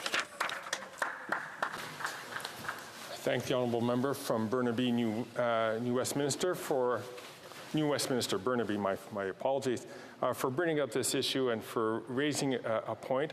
This is a point the chair will take back and come back to the member. Let me say that the member brought up a nuanced argument, one which I will consider, and I we'll come back to the House on this, but I would like to just note that the member did note that although the question would start off and go into a way, in a hybrid question would be in a way that would not refer to the administrative matters of the House, near the end of the question it would come back to it. And so, and there of course were members of the government who were willing to stand up to answer those questions. But I do appreciate the care and the carefulness that the member brought up this issue, and I will come back to the House with a ruling on that. Before I give the floor to the honourable member for Mégantic-L'Érable, I know that the honourable member for Perth Wellington has been waiting, so I will give you the floor on a point of order. Thank you, Mr. Speaker. Just to help you in your thinking, I'd like to remind you that indeed all questions asked by the opposition were directed to a member of the governing party or the NDP Liberal coalition, because we know that they've signed a deal and they have an understanding of mutual support. So it's only natural that we should be able to refer to that deal, and that should be acceptable in the questions we're asking of the government, because the NDP will be supporting the government because of that deal. So it's totally to be expected that we should be able to ask questions of that supporting party. And I'd like you to take that into consideration when you reflect on your ruling. The honourable member for Kingston and the Islands on the same point of order. I want to point out, Mr. Speaker, that notwithstanding the last comment by my Conservative colleague, there is not a single Westminster parliamentary system that follows what he outlined. I see the member rising from Elmwood Transcona. Is it on the same point of order, or could I go on to? Please go ahead. Thank you, Mr. Speaker. I mean, I think this is an important pedagogical opportunity because the Conservatives don't seem to understand what a coalition is in a Westminster parliamentary system. And it's come to the point where it's causing a considerable amount of disorder, including interfering with the proper terms of question period. A coalition government is where more than one member or more than one party is represented in cabinet. That would mean that a member of the New Democratic Party was an eligible answerer in question period and could answer for the actions of the NDP. There is no universe in which any Liberal gives answers on behalf of New Democrats. It's why we're up asking questions in question period every day of the government and not mincing words. So the idea that somehow we're in a governing coalition and somehow Liberals get to answer for our actions is completely unacceptable. And it's come to the point it's making a mockery of question period that they get up and say is a sanctity in this place. And while I'm inclined to agree that question period is one of the more important moments in the parliamentary day, Mr. Speaker, the fact of the matter is that if they're going to talk about the sanctity of Parliament, they should bother to learn the rules. I'm hoping that we can come to a close on this matter. I've heard from all members from the House, and I think a pretty full understanding of the issues which are raised.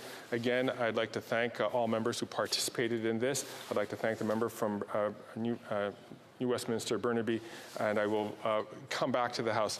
Unless it's a pressing point and a novel point, I would suggest that we can close the subject and we can go to the member from Perth Wellington. Member from Kingston and the Islands. It's new in light of the comments that were just made by my NDP colleague. There is a distinct difference between a supply and confidence agreement and a coalition.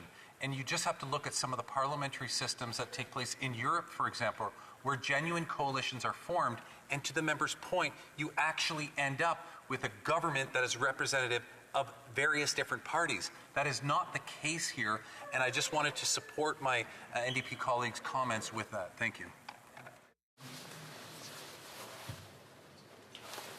I thank all members for participating in this debate. I note that the issue is no longer being raised for the point of order, and I thank the member from Perth Wellington for that. Moving on to orders of the day. Orders of the day, government orders, business of supply. Resuming consideration on opposition motion regarding carbon tax pause on home heating. Standing in the name of Mr. Poirier. Resuming debate. The honourable member, excuse me for a second.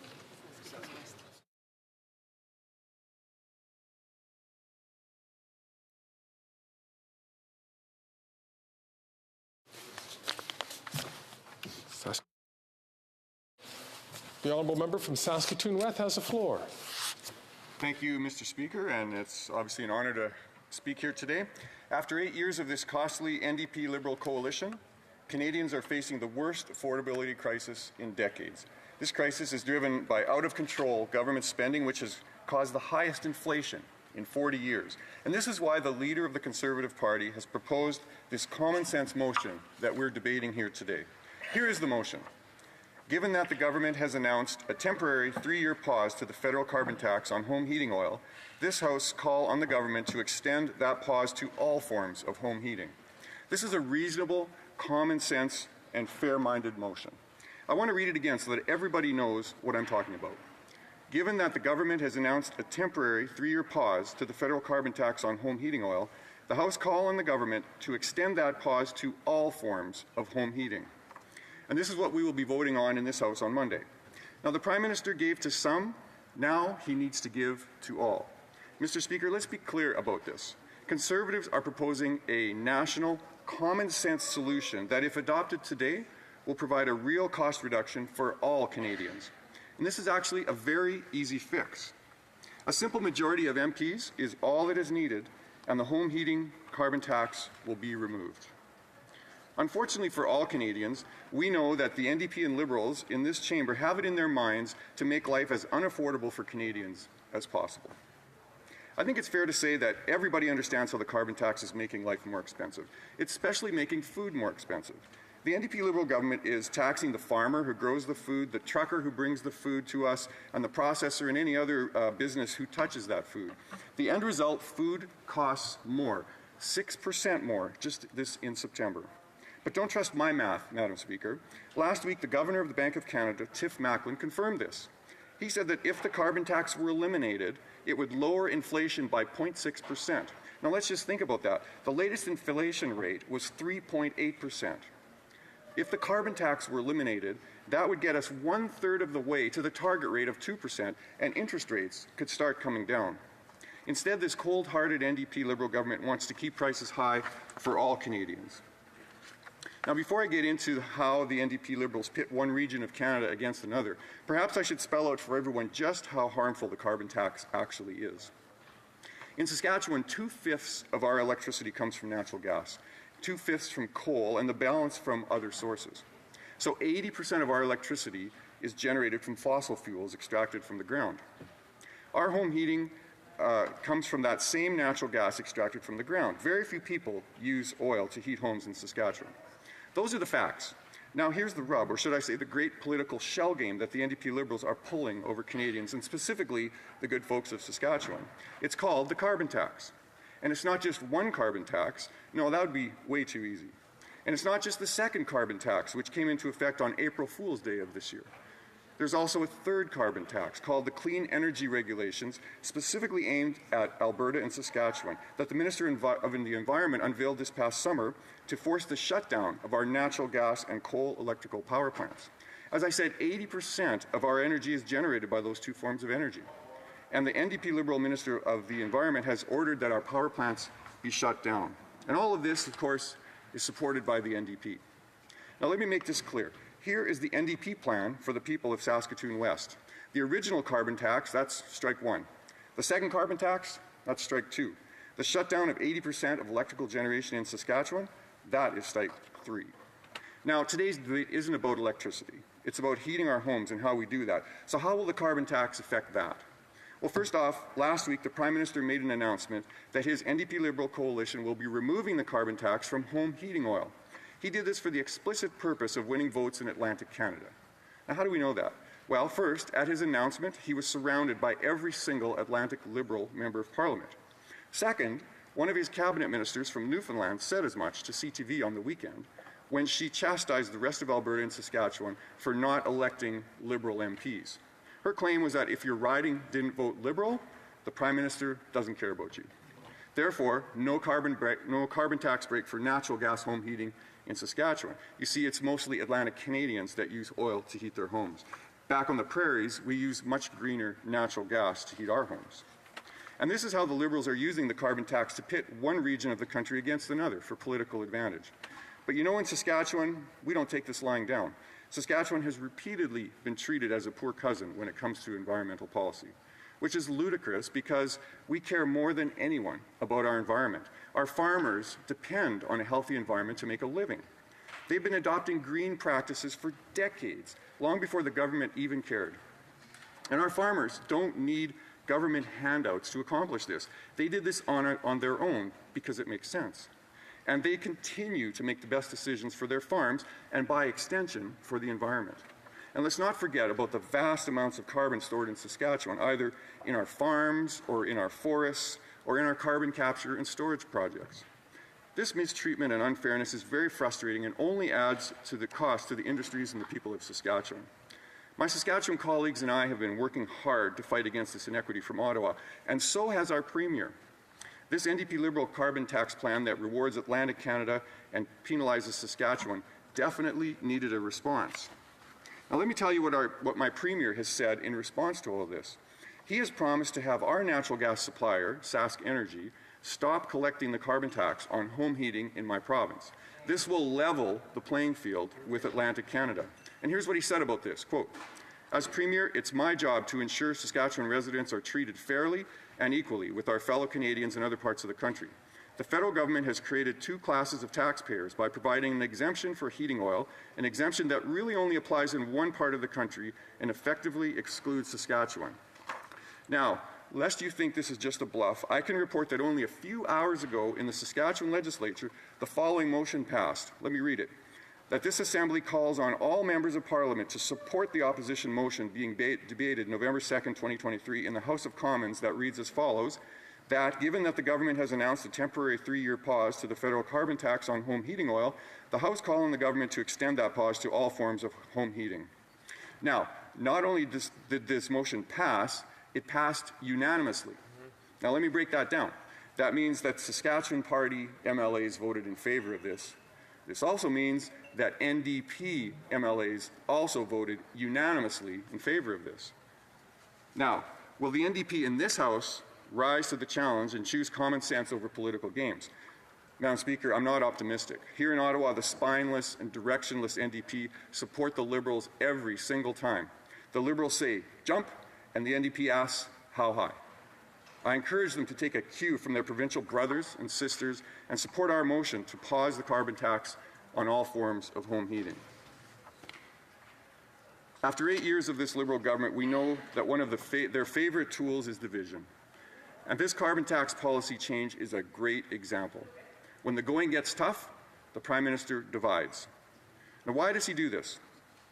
To distract, to pit one person against the other. And he divides by race, sexuality, vaccine status, and now by region. Because he knows that when Canadians are arguing with each other, they don't notice what the government is doing. He doesn't care if it tears the country apart, because this gives the NDP Liberal coalition the ability to get away with so many things. With corruption, giving money to their friends, bad legislation, the list goes on and on of all the scandals that have happened. This gift to Atlantic Canada is a clear attempt to buy votes. But Atlantic Canadians are not fooled by these tricks. They know that, heaven forbid, if this Liberal government were to be re-elected, they would quickly end the temporary pause and continue on their path to quadruple, quadruple, quadruple, quadruple the carbon tax. He may have fooled Canadians once or twice, but we won't be fooled anymore. Madam Speaker, I know what I've spoken today is hard for MPs of the NDP Liberal coalition government to hear. The truth is, after 8 years of this NDP Liberal government, they have, first, spiraled government spending out of control. Second, borrowed ridiculous amounts of money that has tripled or doubled our national debt in only 3 years.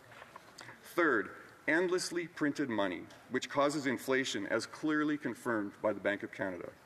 Fourth, drastically raised interest rates, causing mortgage payments and rent to soar uncontrollably. And to top that off, fifth, the NDP Liberals tell us to eat cake as they raise taxes in the form of multiple carbon taxes. Madam Speaker, we cannot afford this costly coalition. We need a government that will scrap the carbon tax and balance the budget to ease inflation and lower interest rates. It's time for Canadians to elect a common-sense, Conservative government. Let's bring it home. Here, here. Questions and comments? The honourable member for the Honourable Deputy House Leader. Thank you, Madam Speaker. You know, I'm curious, the member's from Saskatchewan, and so when his constituents call him and ask him about the home heating oil and why Atlantic Canada appears to be getting this, the price on pollution removed from it, and solely Atlantic Canada, because that's the way Conservatives are portraying it. I'm wondering if he corrects them and says, actually, no, it's all people in Canada that use oil to heat their home that'll be removed from. As a matter of fact, he said the majority were in Atlantic Canada. That's not true. There's twice as many people in my province of Ontario that heat with oil that will benefit from this than Atlantic Canada. So the question is very simple. Does he try to correct the policy and tell people the reality of it, or does he perpetuate the falsehoods that Conservatives are trying to distribute amongst the population? Our member Saskatoon West. Thank you, Madam Speaker. So, perpetuating falsehoods and reality, I just want to do a little bit of math for the honourable member across. The government has said they're going to give $10,000 to provide heat pumps. I'm not sure they've actually done this math, because there's probably, by my calculation, maybe about 400,000 homes in Atlantic Canada that will need heat pumps. 400,000 times 10,000 is $4 billion. That's just in Atlantic Canada. And there are needs across the country as well. So one of the things that has not been talked about in this whole proposal by the government is the actual cost of this heat pump subsidy that they're talking about. We're talking potentially billions of dollars, and nobody's talked about that. I'm not sure that they even know that math. So, Madam Speaker, just wanted to get that on the record and maybe invite them to do a little bit of homework on that side of the page. And for Elmwood Transcona. Madam Speaker, the Prime Minister was wrong to introduce regional divisiveness into Canada's carbon pricing system. But he wasn't the first person to do that, because actually the Conservatives have been talking about taking off the carbon tax as if that's going to save every Canadian money, when it surely won't, because all sorts of provinces have their own carbon pricing scheme, and the federal backstop doesn't apply there. He talks about an NDP plan, but he didn't mention anything to do with our plan, which was to take GST off home heating. Why? Because we have an established tradition of not charging GST on essentials. Because GST applies everywhere in the country, which means every Canadian would get a break, and because it would apply to all forms of home heating, including people who heat their home with electricity. And when we presented an amendment last year to one of their carbon tax motions, they said no. When we presented a motion today to say take the GST off in parts of the country where the federal carbon tax doesn't apply, they said no. So who's practicing regional divisions, and why is it that he failed to mention the actual NDP plan, which has nothing to do with what the Liberals have proposed? For Saskatoon West. Well, I thank the honourable member for the question, and I guess I would just, my question kind of back to him is, his NDP brothers and sisters in Saskatchewan voted unanimously to support this measure in this House when we vote on it on Monday. And so I'm curious to know if the NDP in Ottawa will actually listen and take the advice of their very good brothers and sisters in Saskatchewan. They're very close, and yet I'm not convinced they're going to listen to them. This is something that is NDP members in British Columbia and Alberta, Saskatchewan, Manitoba, they all are saying the same thing, that this needs to change. And so I'm just wanting to put a bug in his ear and the whole NDP here. Will they support this motion as their brothers and sisters have in Saskatchewan? The honourable member had an opportunity to ask a question. If he has other questions, he can wait for questions and comments. Questions et commentaires. Questions. We have time for a brief question. Questions and comments? The honourable member Elmwood Transcona, a brief question. Well, the member mentioned BC. He knows full well that BC has its own carbon tax. It was introduced by the Liberal-cum-Conservative government in BC, just as there have been carbon taxes imposed by Conservative governments elsewhere in the world. So what a bunch of BS, Madam Speaker. Just like talking about an NDP Liberal coalition is BS, we just had a point of order. Before he got up to give his speech, he sat through the whole bloody thing. So he wants to talk about the truth. He could start by telling some of it, Madam Speaker. Sorry, I have a point of order. The Parliamentary Secretary, Government House Leader. Yes, Madam Speaker, I have a great deal of respect for my colleague from Elmwood Transcona, but using the acronym of BS is definitely not parliamentary. The honourable member is rising to apologize for saying BS. Madam Speaker, I do apologize for using that term. I forgot how difficult it can be to call a spade in this place.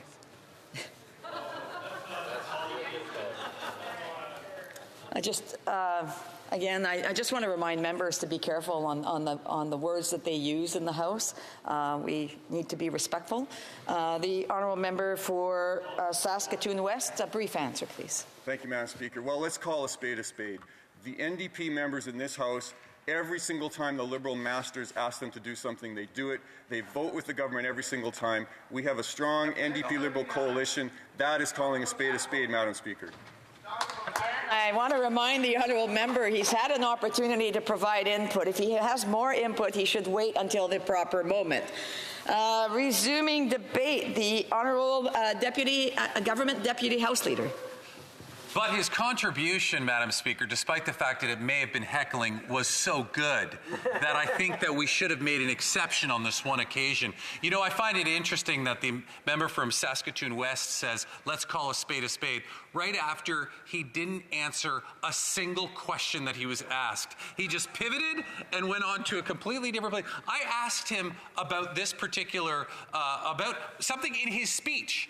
And rather than address the question that I asked him, he totally went off and started talking about heat pumps, which I didn't even hear him talk about in his speech. It just goes to the point that I'll be making in my comments, Madam Speaker, which is hypocrisy and the fact that this is all about conservative hypocrisy. But before I do go any further, I will indicate to you, Madam Speaker, that I'll be sharing my time with the member from Vaughan Woodbridge. Thank you.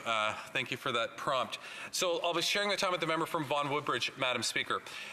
You know, I find it very fascinating. And, you know, at the heart of this is the issue of the price on pollution, Madam Speaker. And the reason why I find it so difficult, and I've given a similar speech many times before, but I feel as though, once again, it's Groundhog Day, where I'm talking about the same hypocrisy that comes from conservatives in this House. And what we've seen, what we repeatedly see, Madam Speaker, is conservative after conservative standing up against a policy that they have all run on. And some of them, not once, but twice. You know, some members in here, 19 members in here, also ran and were elected in the 2008 election, which are still here today. They ran on cap and trade. Now, cap and trade is just another form of pricing pollution. It's just done slightly differently, but they ran on it.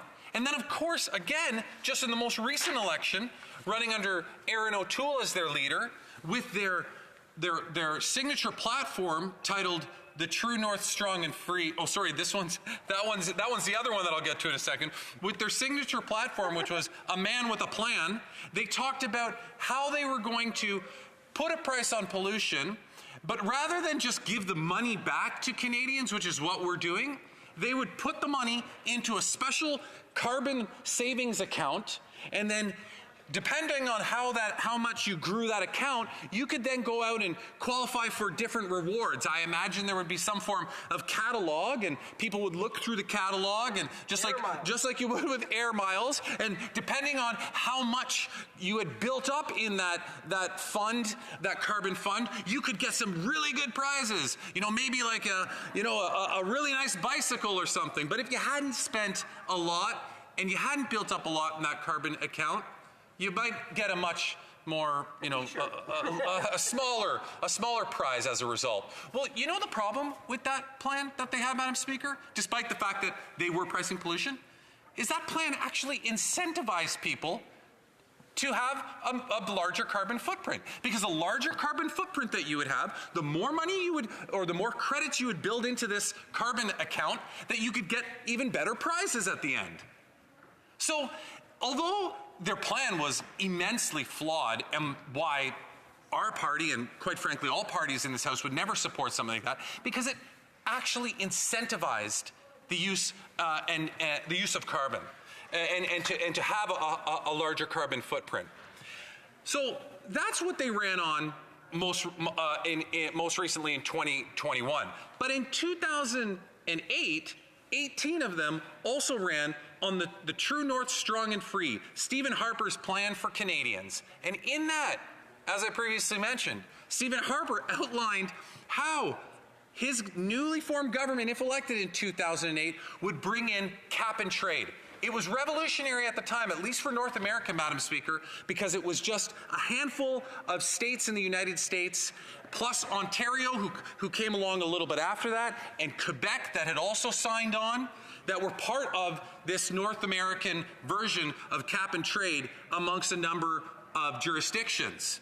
Now, did Stephen Harper actually implement that and actually put in that price on pollution? Well, no, he didn't, Madam Speaker. He completely abandoned it once he had the opportunity. But the point is, Madam Speaker, 19 of them, 19 Conservatives who currently sit on that side of the House, ran on that in 2008. But the hypocrisy is even better than that, Madam Speaker, because a number of the sitting Conservative members in this House right now actually sat previously in legislatures that had adopted pricing pollution, and to take it a step further, have their comments on the record in the official minutes or the official record of those legislatures where they actually commit to pricing pollution. I'll read to you, Madam Speaker, there's so many options here, but I'll start I'll start with the member from Pitt Meadows Maple Ridge, who in 2008, while sitting in the provincial legislature in BC, now a Conservative member of Parliament in this federal House, he said, our government made the decision to implement a tax on carbon. It was designed to help British Columbia reduce greenhouse gas emissions while at the same time be fair to hard-working families. That is a Conservative member that said that. That is literally what we're saying. We didn't even come up with that material. The member from Pitt Meadow Maple Ridge did. He said that in the provincial legislature. He also went on to say, I know that the member from Vancouver Kensington made a comment about it and tried to blame it on the federal government as far as neutrality. Well, the fact of the matter is that we have the option of how we want to bring this about as far as the carbon tax. Our policy, it's law. It's to put money back in the pockets of taxpayers. This is not a liberal saying this, Madam Speaker. This is a current sitting member of this House in the Conservative Party who said this. And now, suddenly, he can just blindly abandon his values and principles of how at least he felt while in the provincial legislature to follow the lead of the alt-right leader of the Conservative Party of Canada. And that's the reality of what's going on. So I'm always really amazed by when Conservatives try to suggest that liberals are gagged in terms of their ability to speak, when example after example after example comes from that side of the House. But it doesn't end there. There were two other members that were in the Quebec legislature, Madam Speaker, that also voted in favor of pricing pollution. The member from Louis Saint Laurent and the member from Belchès-Letchemont-Lévis. Both of them, Madam Speaker, sat in the provincial legislature in Quebec and voted in favor and helped adopt pricing pollution in Quebec. Now they suddenly show up here at the federal level and act as though pricing pollution is the absolute worst thing one could do. How is it possible that you can be so hypocritical? You know, Madam Speaker, a lot of people can say a lot of things about me, but I'm very consistent as it relates to my position on pricing pollution, and I have been from the beginning. But I just want to raise something else. And this is my final point about Conservative hypocrisy. It actually involves you, Madam Speaker, and I would like to tell you what happened in this House back on October 20th of 2022. You were presiding, Madam Speaker, and there was an Opposition Day motion from the Conservatives, and our NDP colleagues, while you were sitting in the chair, tried to put forward a motion to build onto the motion that the Conservatives had on the floor, which basically would eliminate the GST from home heating sources. And all they needed to do, it didn't even require a vote or anything. All the mover of the motion needed to do was accept it.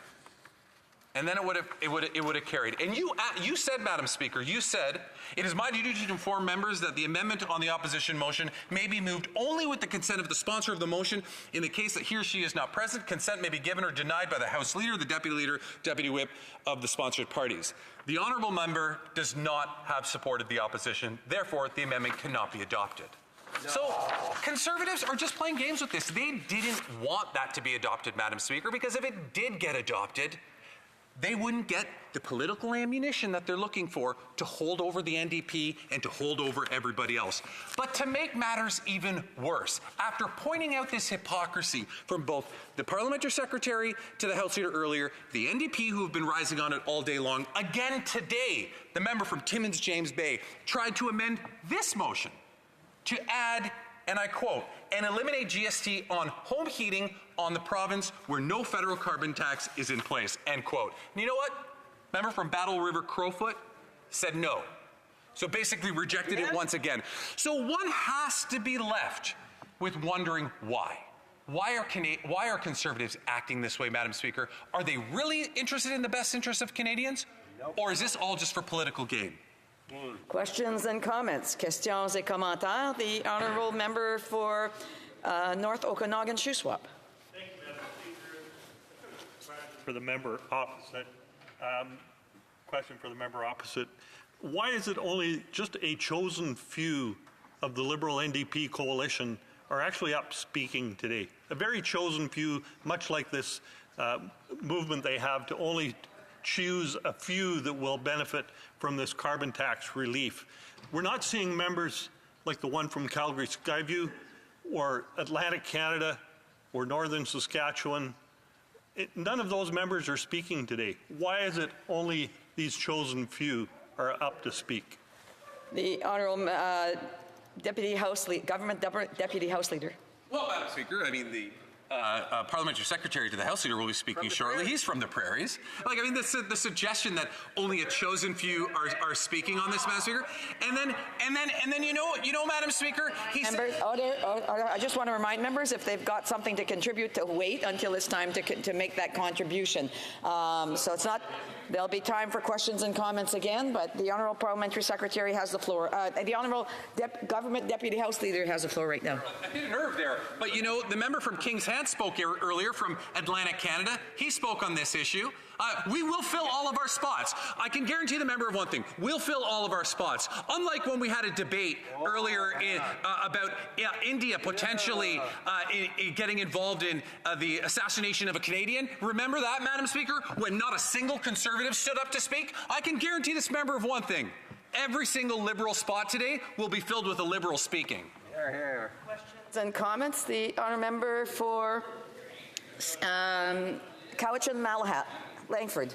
Cowichan-Malahat Langford. Thank you, Madam Speaker, and I'd like to thank the member for Kingston and the Islands for his speech and showing some of the hypocritical stances that people who used to sit in legislatures and now sit in the House of Commons have. You know, one thing I've noticed over the last number of years during this 44th Parliament is that you know, the Conservatives do love to talk about carbon pricing and its supposed role in inflation, but they will say almost next to nothing about the oversized corporate profits in the oil and gas sector. Last year alone, $38 billion.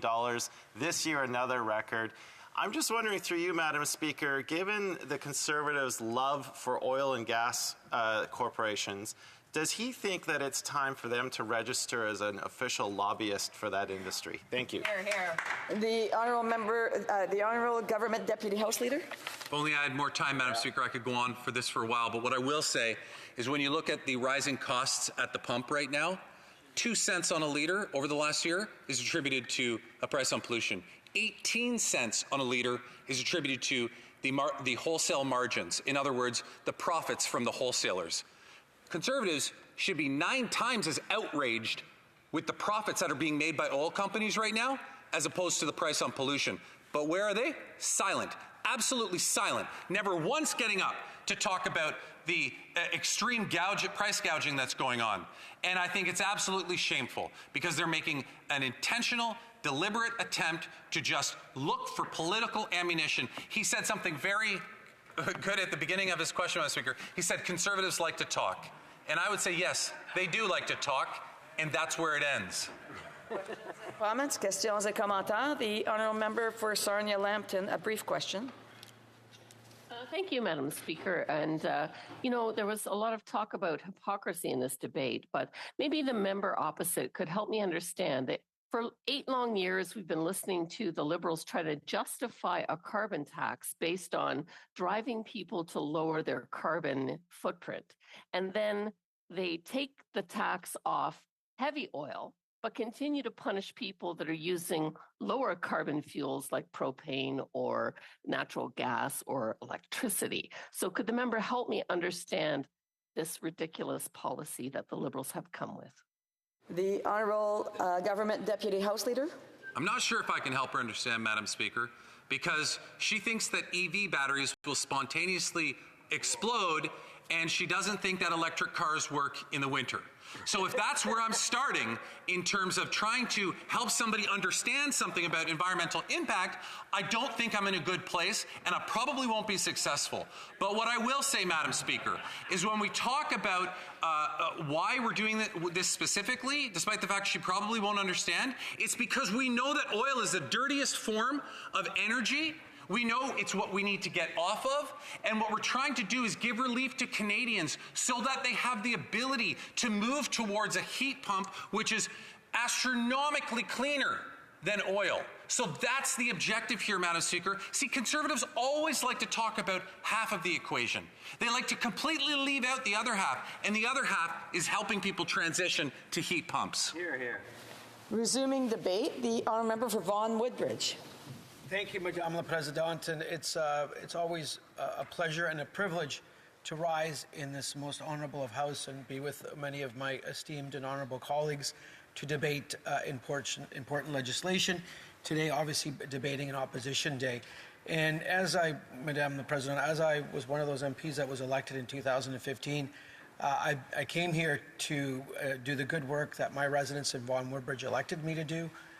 And sent me here and put their trust and faith in me to bring forth legislation to improve the lives of not just the residents and the standard of living, not just the residents in my riding, but across the country, to put in place legislation that makes sense, but has lasting, tangible benefits for generations, for my children at home and for many of us that are parents here, to ensure we have a bright future for all our children. And I think of some of those plans, and I'll get to my formal notes in a second. When I think of some of those measures that we've made life more affordable, that we've been able to create a strong economy, an inclusive economy, to lift all boats, as us economists say, to lift all individuals, to provide confidence for investors, for the private sector to continue to invest in Canada and in Canadians, and confident governments, I would say, invest in their citizens and in their country, exactly what our government is doing. Since we come into power in 2015. So I think about things like the Canada Child Benefit, where 653,000 children have been lifted out of poverty. Over 2 million Canadians have been lifted out of poverty since we came into power. I think about the Canada Workers Benefit, how it's lifting low-income Canadians, hardworking Canadians that need extra dollars at the end of the quarter, which we changed. Something that actually the Conservatives back in the prior days has started with, and we strengthened it. I think of the trade deals that we've negotiated and put into place to help our businesses grow, the supports we provided businesses and individuals during COVID, which are so important to keep our economy functioning, to keep Canadians in their homes, allow them to be with their families and so forth. The benefits we provided for seniors, a 10% boost to the old age security, over 3 million seniors receiving it's over $800 annually a year. Just so many things. Dental care, which has helped hundreds of thousands of children already, and which will help hundreds of thousands of seniors in the coming year. And I think the 2 major middle-class income tax cuts we brought in, raising the basic personal expenditure amount to $15,000, again, taking people off the tax rolls, helping seniors, helping students, helping those folks entering the workforce, asking the wealthiest to pay a little bit more, a lot of good things. And we brought in pricing pollution, which we know we have commitments to be to net zero 2050. As an economist, there are many ways to get there, and this is one of the ways that is really the most effective for individuals and businesses to adopt technology, yes, to change their behavior, yes, but also put in place measures, at the end of the day, that reduces greenhouse gas emissions. We know in prior platforms from the party opposite, we know members opposite also who sat in provincial legislators have supported this kind of measure. So there's just a few of my thoughts. Now I'll just kind of comment on the motion at hand in addition to. Merci beaucoup, Madame la Présidente. Thank you very much, Madam Speaker, for the opportunity to take part in this important debate today. Our government understands that it remains difficult for many Canadian families to make ends meet. That's why we continue to move forward with measures to help them. The reality is that since 2015, our government has spared no effort to make life more affordable for Canadians from coast to coast to coast. For example, we've eased the financial burden on Canadians through the Canada Child Benefit, lower taxes for the middle class, a grocery rebate, a new dental care plan, and affordable early learning and child care across the country.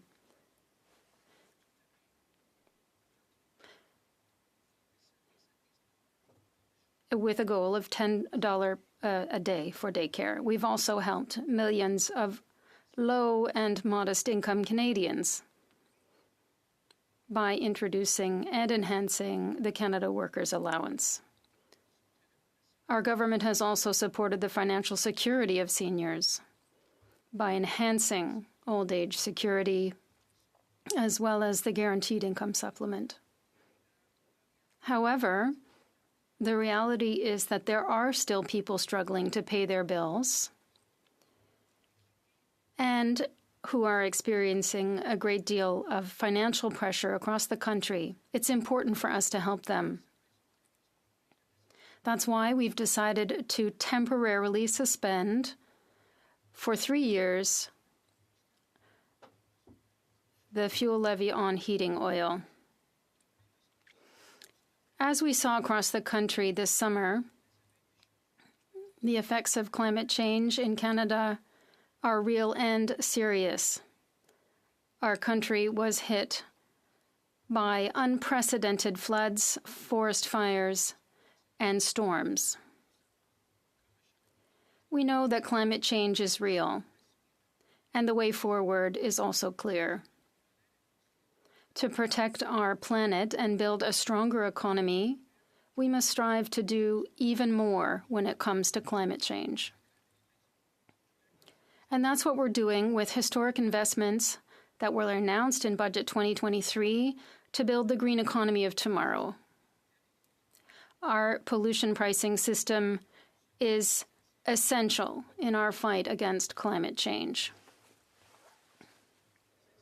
Economists and experts around the world have long known that putting a price on carbon emissions is the best way to reduce the emissions that lead to climate change. It's the cheapest, most efficient, and most effective way, and it works. We are tipping the balance. We're leading the G7 countries with our system. It encourages people to pollute less and puts money back into the pockets of 8 out of 10 households where the federal system applies.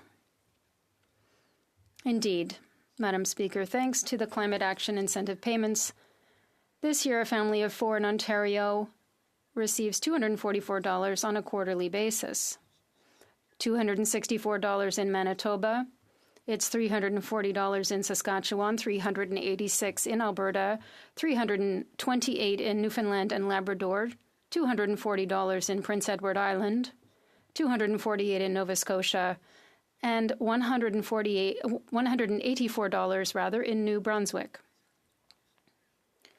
In addition, residents of rural areas and small communities can currently benefit from a 10% increase. Last week, the Prime Minister announced that we will double the supplement for rural communities through pollution pricing rebates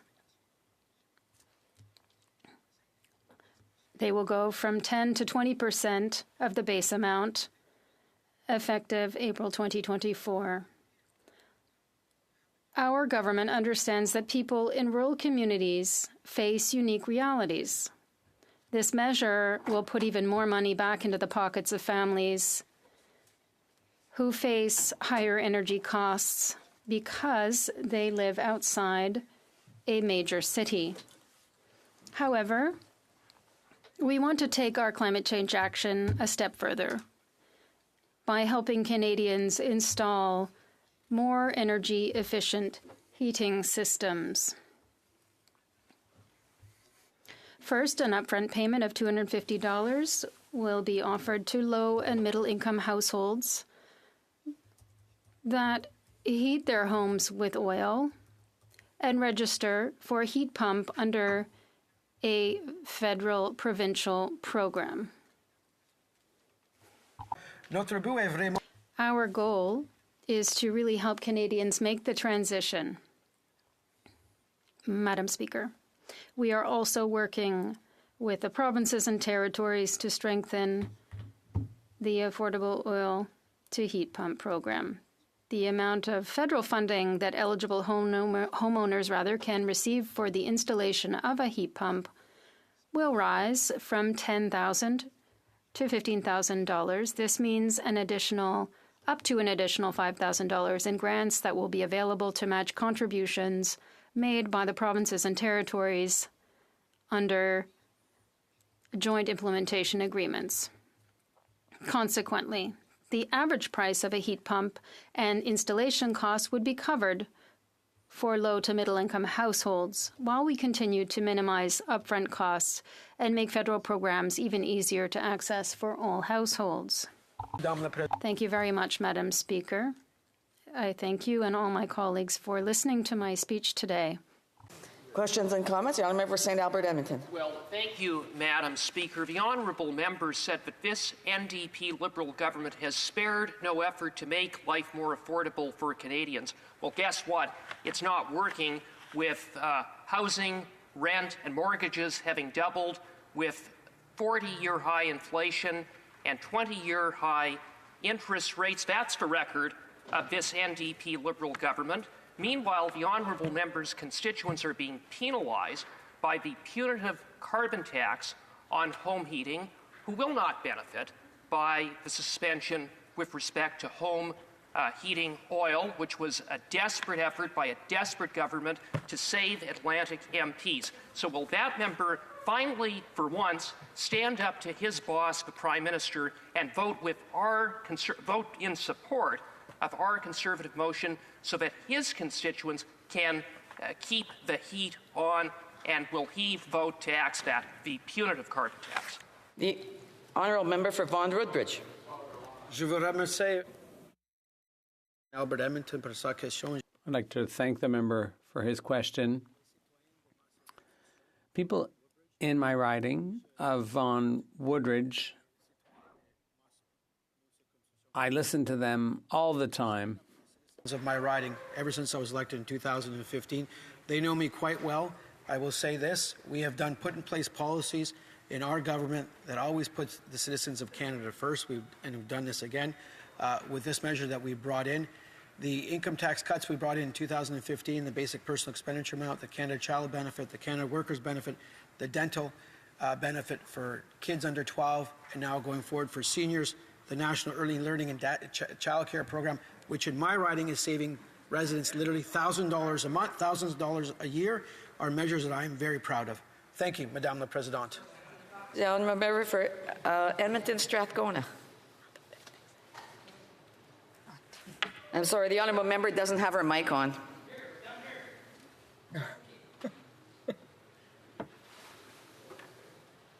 Okay, it's not working. I'll recognize the Honourable Member for Churchill, Kiwanis, Aski, and then we can come back for another question to the Honourable Member. Thank you, Madam Speaker.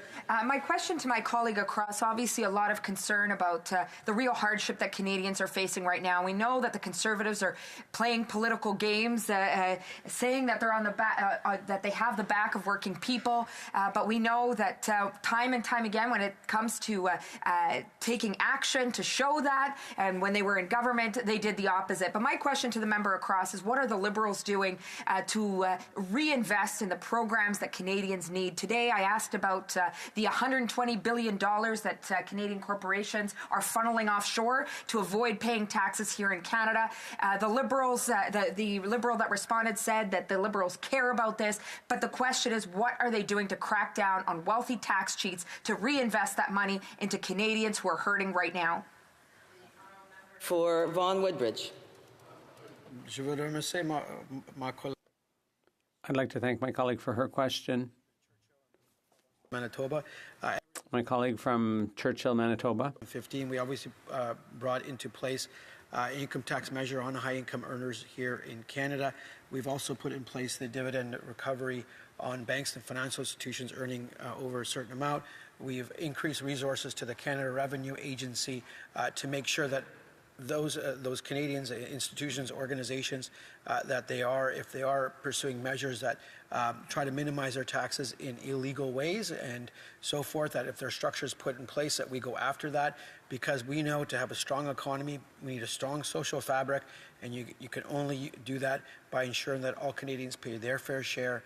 And I know the hardworking citizens in my riding of Vaughan Woodbridge, the residents that go to work every day, play by the rules, save for their kids, go to the soccer tournaments on the weekends, bus their kids around. They're working hard, and they need to know that we are all working hard, all 338 of us, to represent not only the residents of my riding, but all the residents across Canada. Thank you, Madame la Présidente. So before I go to the honourable member, I'm just going to test the mic just to make sure that it's working. The honourable member for Edmonton Strathcona, maybe we could just test your mic for a second. I hope it's working now. I don't know. Okay, it is. So just so you be prepared for the next time around. Thank you. Resuming debate, the honourable member for North Okanagan Shuswap. Thank you, Madam Speaker. I will be splitting my time with the member for Montmagny, Ledeillet, Kamarowska, Rivière-du-Loup. Easier to say than his name. It is always an honor to rise as a representative for the amazing people and spectacular region of North Okanagan Shuswap. Madam Speaker, it is also an honor to rise to speak to today's Conservative Opposition Day motion that is in front of us today. And that is that given the government has announced a temporary 3-year pause to the federal carbon tax on home heating oil, the House call on the government to extend that pause to all forms of home heating. Winter has started in our nation, and Canadians are having to pay more than ever to heat their homes. Heating our homes is not a luxury. It is essential for survival, and it is an important point that the Liberal regime and their NDP enablers willfully and recklessly ignore. In the past week, we saw an admission from the Liberal NDP government that the federal carbon tax is hurting Canadians' homes. However, their token and partial deferral of the federal carbon tax, predominantly Liberal regions, is unacceptable. I cannot recall an instance when the federal government acted in such a divisive, cynical, and self-interested way by relieving pain inflicted by this government for some, but not for all. Too many members of this House continue to ignore or deny the hurt being inflicted by the Liberal NDP coalition, so let me share with you how the hurt has recently been described to me by a constituent. The more that Canadian families are forced to pay for necessities of basic survival, like home heating, the less they have to pay for other basic essential expenses, such as groceries and clothes for their kids. These are the realities, and if the Liberals are serious about reducing the pain experienced by Canadians, then they must start to recognize the problem. The Conservative motion before the House today proposes solution for the pain inflicted on Canadians by this Liberal government. The motion's proposal is inclusive of all Canadians, not exclusive to the chosen few of 3%. Not only is this common sense motion reasonable, universal, and fair, it is essential because it will directly support the ability of all Canadians to meet their essential need of heating their homes. Canadians struggling to keep the heat on are watching and will be watching when members vote on this motion next week. I will read it again so it is very clear what we are debating here today and will vote on next week. Given that the government has announced a temporary 3-year pause to the federal carbon tax on home heating oil, the House call on the government to extend that pause to all forms of home heating. Madam Speaker, as the NDP Liberal Coalition and Bloc collaborators continue to deny the carbon tax pain, the Governor of the Bank of Canada has clearly stated that the carbon tax is adding to the devastating inflation affecting the lives of Canadians, especially low-income Canadians who are being hit the hardest. The member for Northumberland Peterborough South recently asked Mr. Macklin what the effect on inflation would be if the federal carbon tax was removed. And Macklin confirmed that removing the carbon tax would in fact achieve a much needed reduction in inflation. Mr. Macklin went on to state, and I quote, "It is the most vulnerable members of our society that are suffering from high inflation. They are feeling the brunt of affordability more than everybody else. They can't just move down the market. They are already at the bottom of the market. Much of their spending is already on necessities. You can't cut back on that. That is why it is so important that we get inflation down. Inflation is a tax that disproportionately affects the most vulnerable members of our society." End quote.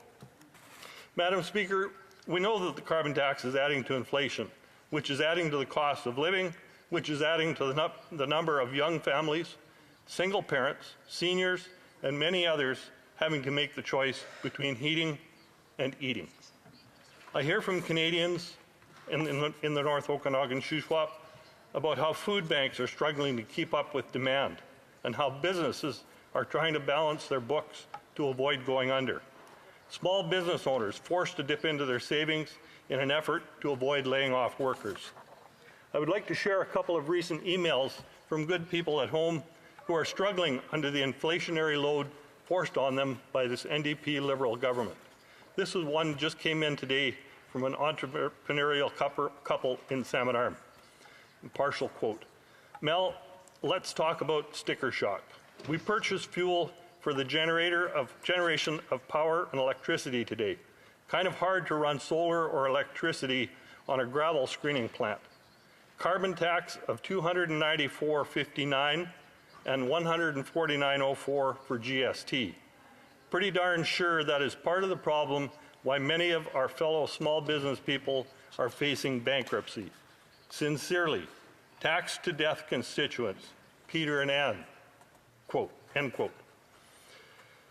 That's over $400 just on one tank of fuel so they can run their plant. That fuel would have been used to clean gravel to build roads, build homes, build farms, and the carbon tax will compound each transaction and add to the cost of all those operations that are needed so badly for people to move, people to have a home, and people to have food to eat. And this message from Ed, quote, "Look at house insurance, property tax, heating fuel and electrical with the carbon tax, auto fuel costs, home repair costs. Look at a furnace replacement. In 2018, that cost was $5,000. Now the same furnace in my kid's home was quoted by the same contractor at $10,000. What senior could save an additional $5,000 in 4 years when they can't make ends meet? Heat pumps, $4,500 to $11,000 in 4 years. Again, no senior can afford this should they have a breakdown." End quote. Madam Speaker, these are messages I'm getting, and I'm sure many MPs are getting because of this NDP Liberal government's policies. This Prime Minister is choosing once again to divide Canadians instead of every Canadian Canadian feeling proud and being one country and pulling the same direction, we have a Prime Minister who is pitting one group of Canadians against all others. His plan to temporarily pause the carbon tax on home heating will only apply to 3% of Canadians, while 97% are left out in the cold to figure out whether they can afford heating or eating. Even the NDP Premier from British Columbia has said while people in Atlantic Canada are struggling to make ends meet, so are residents in BC. And I quote, "At a minimum, fairness demands equal treatment of British Columbians. People struggling with affordability around home heating face the same struggles in BC. It's not a distinct or different struggle." End quote.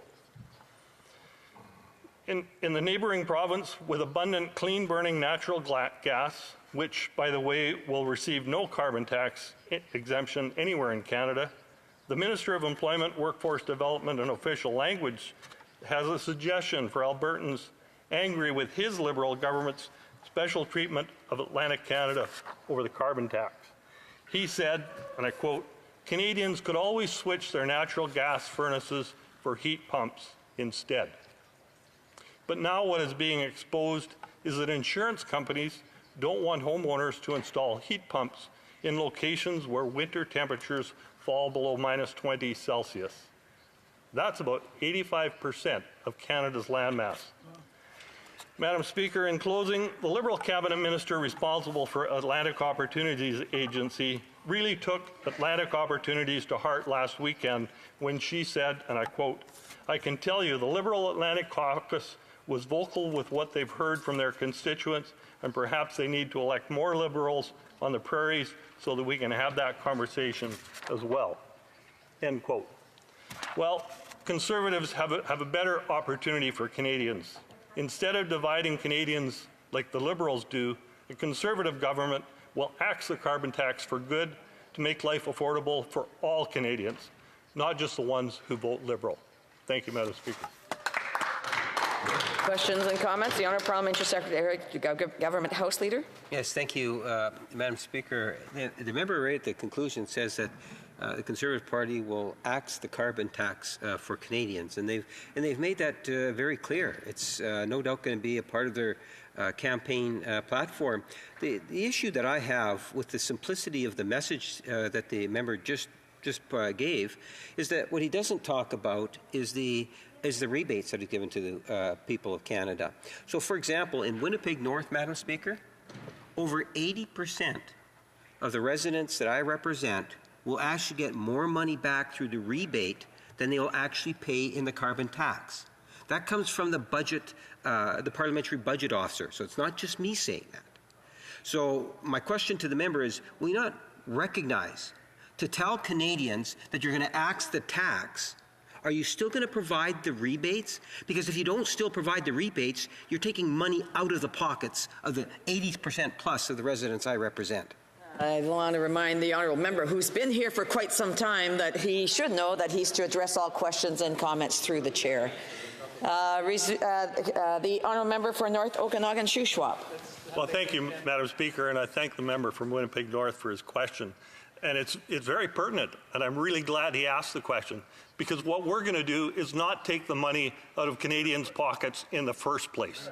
If you don't take it in the first place, you don't have to provide it back as an incentive or an enticement to vote Liberal in the future. Why would they take money out of the pockets of Canadians only to give it back again? And that's only to create more bureaucracy within a government that is just so corrupt and so wasteful, we have to put an end to them. Thank you, Madam Speaker. Questions and comments? The honourable member for Cowichan-Malahat-Langford. Thank you, Madam Speaker. You know, I agree with my colleague that we do need to have regional fairness in Canada. That's one of the tenets of federalism that we have to realize. But my colleague from British Columbia, Madam Speaker, should know very well that anything to do with carbon pricing in the province of British Columbia is run out of the legislature in Victoria and not out of Ottawa. And that's because the province of BC doesn't like taking an Ottawa knows best approach like Conservative premiers elsewhere in Canada. He would also know that his Conservative colleague, the current member for Pitt Meadows Maple Ridge, was a member of the BC Liberal government that proudly brought it in 2008, and he used to sing praises when they were bringing it in, but they've now changed their tune. Would my honourable colleague from BC at least stand up and correct the record and acknowledge that the policy in BC is set in Victoria, not in Ottawa? Yeah. The honourable member of North Okanagan-Shuswap. Well, thank you, Madam Speaker, and I thank the member from Cowichan-Malahat for that question, and it gives me an opportunity to set the record straight here.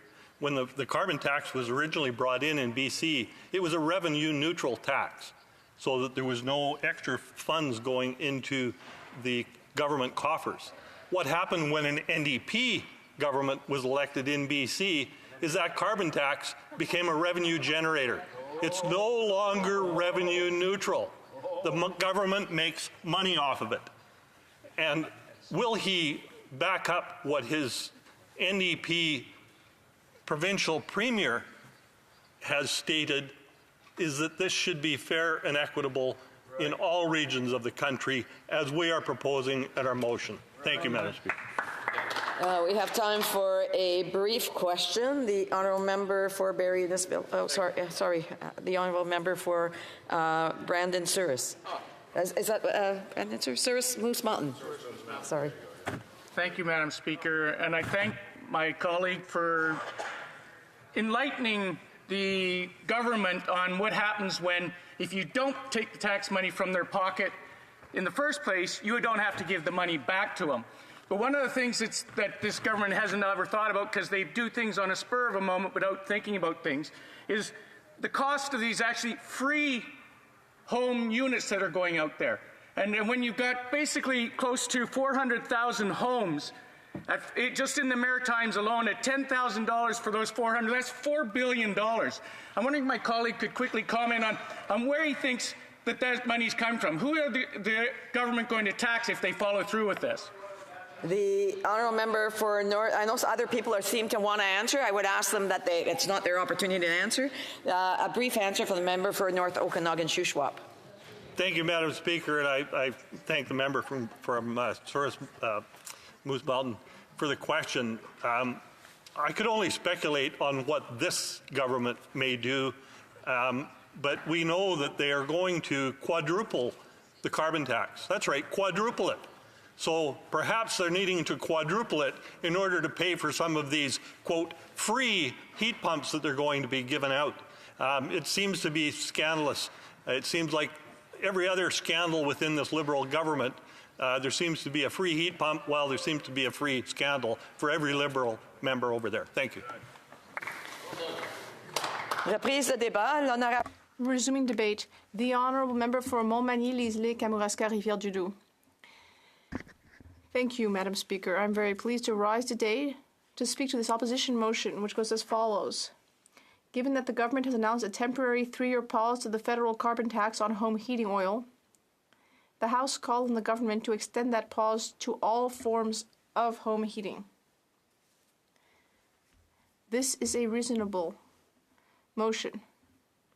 It is fair and it makes sense. I will read it again to ensure that everyone has understood this short and simple motion.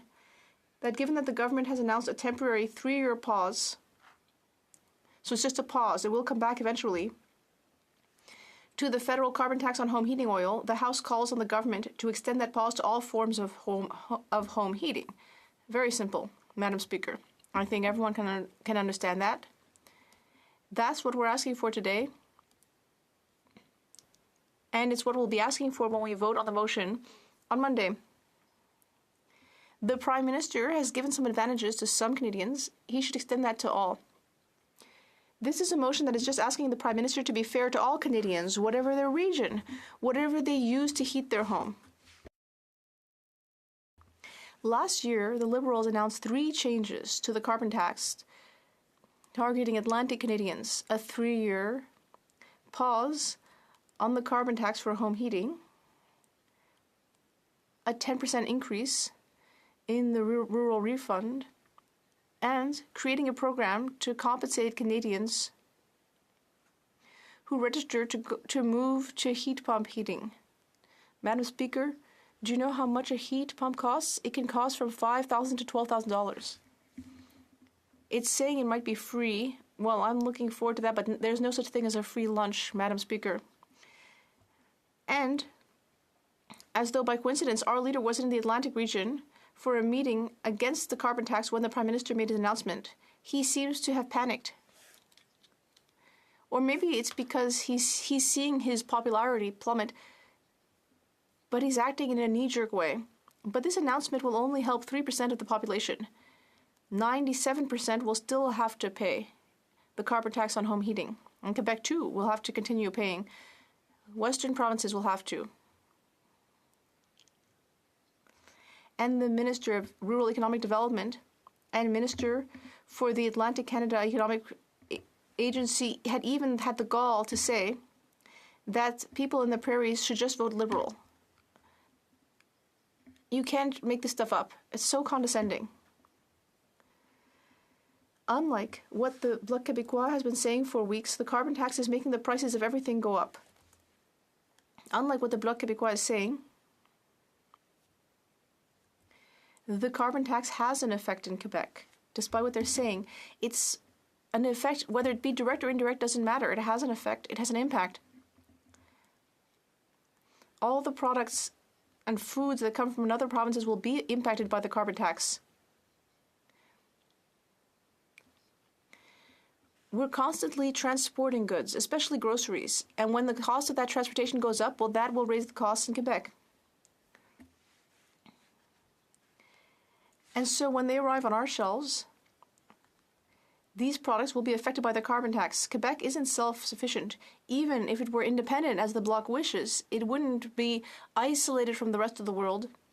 It's absurd to think that Quebec could produce everything that it needs to produce in its own nation, potentially. The nation that the Bloc Québécois would like. The reality is that we import goods, and that these goods will be impacted by the carbon tax. And the Bloc Québécois wants to radically increase the carbon tax. Can you imagine what that's going to do in 5 or 10 years? They want to quadruple the tax. Members of the Bloc Québécois want to impact it radically, will have a huge impact. But the Liberals have made Christmas come early for the Bloc Québécois. The Prime Minister has imposed a second carbon tax, the Clean Fuel Regulation, which will have impacts of up to 25 cents on the litre by 2030. It's remarkable. The Bloc Québécois seems to want to make Quebecers poorer. That's what we're seeing here. Nothing more nor less. According to the Parliamentary Budget Officer, that will increase prices at the pump by 17 cents. And as I said before, the Bloc Québécois wants to radically increase the carbon tax. It wants to have a terrible effect on Quebec and the rest of the country. A few weeks ago, we presented a motion to cancel both taxes, but the Bloc Québécois voted against that motion. The members of the Bloc say they represent Quebecers, but I don't think that Quebecers want to see more taxes levied on them. In fact, we see that people in these Bloc members' constituencies are all being impacted by this. They're all struggling. 9 out of 10 Quebecers, or Canadians rather, including Quebec, are having to go to food banks. These are workers, families, all sorts of people who are having to go to food banks. A Canadian family, on average, might have to pay $1,000 more for food over the next year.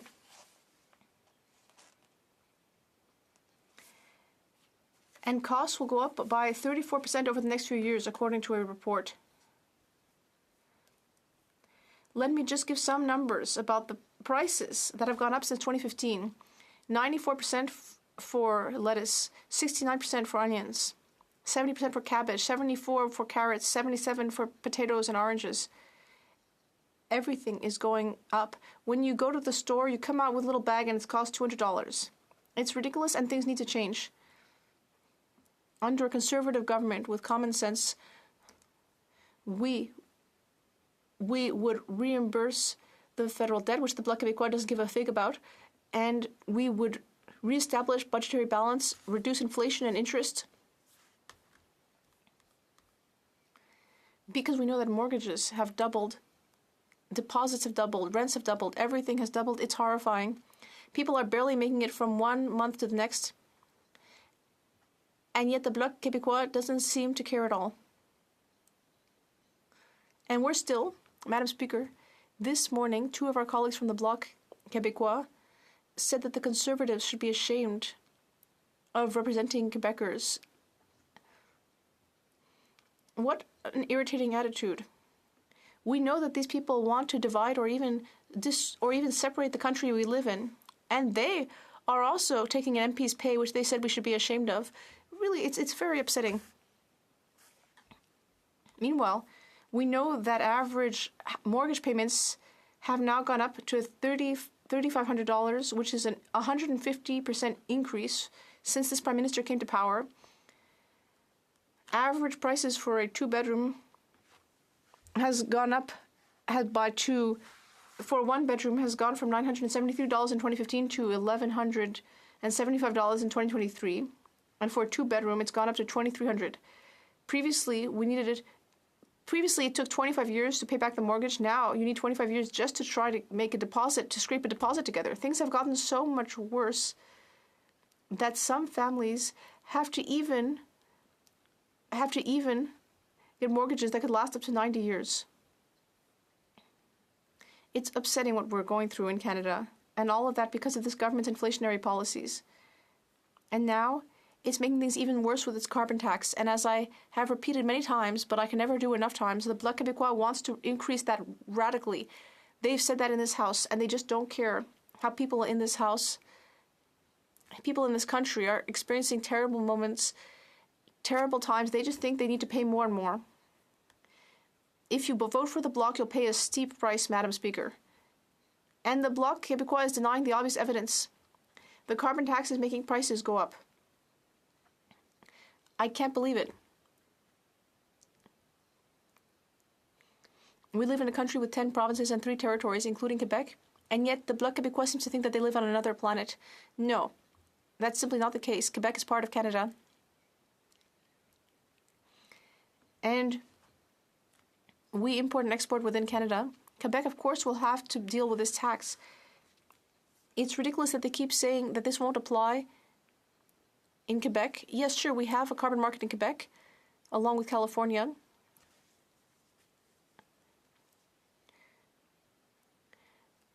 But I think Quebecers should really look at what they're going through. After 8 years of this Liberal government, we need a common sense government, Madam Speaker. I would ask my parliamentary colleagues to support our motion and to extend this suspension to all forms of home heating. Thank you. The Honourable Parliamentary Secretary, the Government House Leader. Yes, thank you, Madam Speaker. And I guess the question I have for the member is that when you think of oil-generated heat, and let's say contrast that to the impact on the environment to natural gas or, in fact, home heat pumps. I think we'd probably agree that the oil heating system does hurt the environment a whole lot more, and it's a lot more costly. Does the Conservative Party actually have any policy direction or any thoughts in regards to it, or do they feel they should just kind of leave it out there and let it kind of evolve in society in a way in which Conservatives would be happy to see with regards to climate change in general? The Honourable Member. Madam Speaker, I'd like to thank my colleague for his question. My answer is simple. It's not complicated to cut taxes on heating. And he's saying that heat pumps are better for the environment. I agree with him. But the Liberals have been in power for 8 years. Instead of trying to scrape a carbon tax out of people and just give some of it back to people, why didn't they 8 years ago decide to give low-income Canadians heat pumps or help them buy some? Why wouldn't they have done that 8 years ago, since it's such a great solution for the environment? They're collecting taxes, then they give a little bit back to Canadians, and then they tell people go get a heat pump, which will cost $5,000 to $12,000, and in a few years it will pay itself off. There's nothing free in this country, Madam Speaker. The Honourable Member for Avignon-Lamitis, Matane-Matapédia. Thank you, Madam Speaker. Thanks to these conservative Quebecers, we are still talking about the carbon tax, which doesn't apply in Quebec. If people in Saskatchewan don't like having a carbon tax, then they should just tell their premier to propose a plan, and then they won't have a carbon tax. But I have a question for my colleague who represents Quebec Conservatives. He and all his colleagues spend all their time here in Ottawa talking about issues that don't affect Quebecers, like the carbon tax. Today, once again, they are wasting their entire opposition day to discuss a topic which does not affect Quebec. Meanwhile, we're not hearing them talk about the new immigration thresholds which don't respect Quebec capacities. We're not hearing them defend SMEs in their own ridings, which may face bankruptcy because of the emergency fund. They prefer to defend oil and gas companies in the West. They're talking about the cost of living, but for people in Calgary and Moose Jaw. Don't they sometimes want to do a little something for Quebec? The Honourable Member. Madam Speaker, I must compliment my colleague because she may be the least condescending of all of members of the Bloc Québécois here in Ottawa. She pays attention. She chooses her words carefully. She's a very nice person. But once again, she's making the mistake of saying that this doesn't affect Quebecers. Of course, we have a different vision from the Bloc Québécois, just as we have a very different vision from the Liberals. They, with the Bloc Québécois, want to keep radically increasing the carbon tax, whereas we want to scrap it. She's also making the mistake of saying that the Canadian carbon tax will not affect Quebec. Yes, of course it will affect Quebec, in a very direct and indirect fashion. Edmonton Strathcona. Thank you, Madam Speaker, and I hope you can hear me this time. I hope that my microphone is working. Is it working fine? Okay, good. Thank you. And I would like to thank my colleague from Quebec for his intervention today. I do want to follow up on the question that was just asked by the Bloc, though. You know, as a member of the Conservative Party representing Quebec, I'm curious how he feels about the fact that his party continues to support big oil and gas companies. You know, we know that 5 of the biggest oil and gas companies made $38 billion in combined profits last year. But when we asked whether or not they should be asked to pay what they owe, simply what they owe, the Conservatives voted against that. You know, I agree with my colleague from the Bloc. It feels to me like this is a Quebec member of Parliament that is standing up and you know, toting out the party lines from the Conservatives that big oil can do whatever they want as long as Albertans keep voting for Conservatives, I guess. How is that vote helping his constituents in Quebec? The Honourable Member, a brief answer, please. Madam Speaker, I thought that the NDP was going to be supporting our motion, and I would thank my colleague for that. But I keep thinking about what she's saying about the oil and gas sector in the West. She is from Calgary, which sent $13 billion to Quebec, and she's saying that they're all terrible people? Seriously, come on. Edmonton, sorry, in Alberta. That's the key point. I find it remarkable that she can't be a little more proud of the industry in her own province. Alors, conformément à l'article 38 du règlement, Pursuant to Standing Order 38, it is my duty to inform the House that the questions be raised tonight at the time of adjournment are as follows. Honourable Member for Sandwich Gulf Islands, Climate Change, the Honourable Member for Brantford Brant, Public Services and Procurement, and the Honourable Member for Calgary Centre, Oil and Gas Industry. Reprise de débat, resuming debate, the Honourable Parliamentary Secretary to the Government House Leader. Madam Speaker, and I'll be sharing my time with the member for West Vancouver, Sunshine Coast, Sea to Sky Country. Madam Speaker, it's a pleasure to be able to rise and speak on this particular Opposition Day motion. I want to break it into 2 parts. One is the issue of affordability, and the other one is the issue of oil-generated heat. And when I think in terms of the issue of affordability, I think it's important to recognize that the Government of Canada, over the last number of years, has very much demonstrated its support for Canadians. whether it's the middle class, those aspiring to be a part of it, those that are disadvantaged, and the many different programs that we have brought forward. And it's interesting that when we take a look at some of those programs, Madam Speaker, we can talk about the grocery rebate program.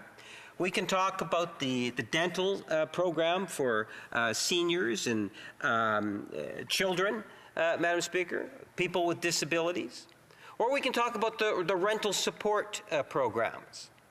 And now I'd like to suggest to you we can also talk about the home heating pump program, Madam Speaker. And in fact, the pause that's being put on for the home oil, heating of homes with oil, Madam Speaker.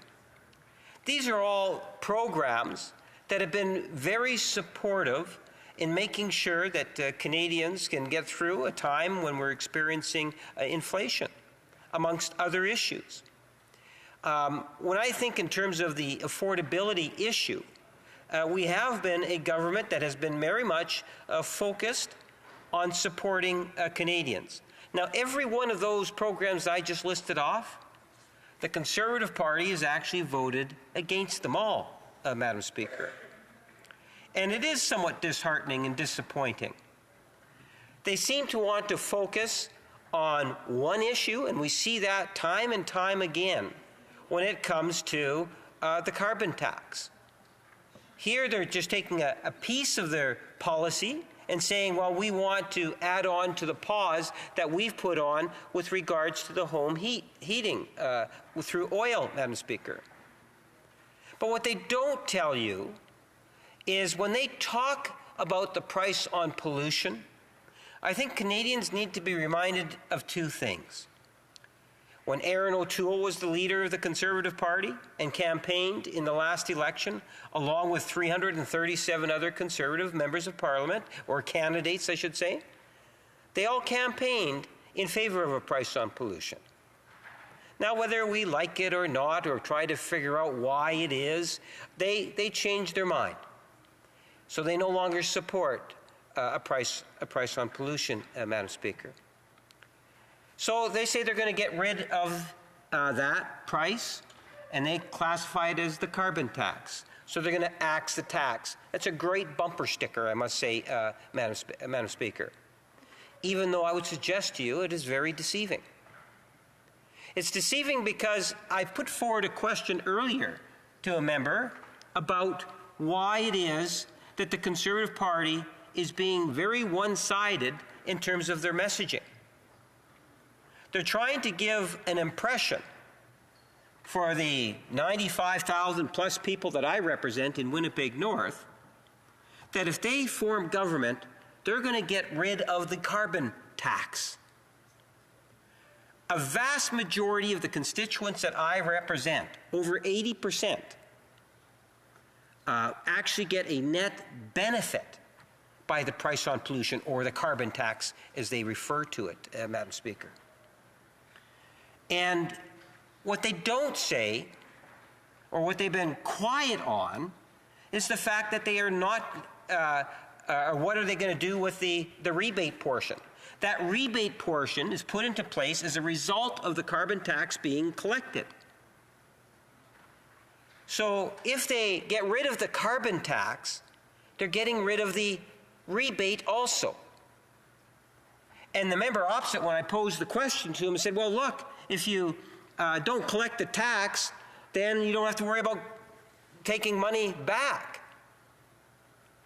They don't understand that the price on pollution, which was something that was adopted in the Paris conference back in 2015, was to insensitize, to provide incentive for people to be able to think of the environment in terms of the choices that they make.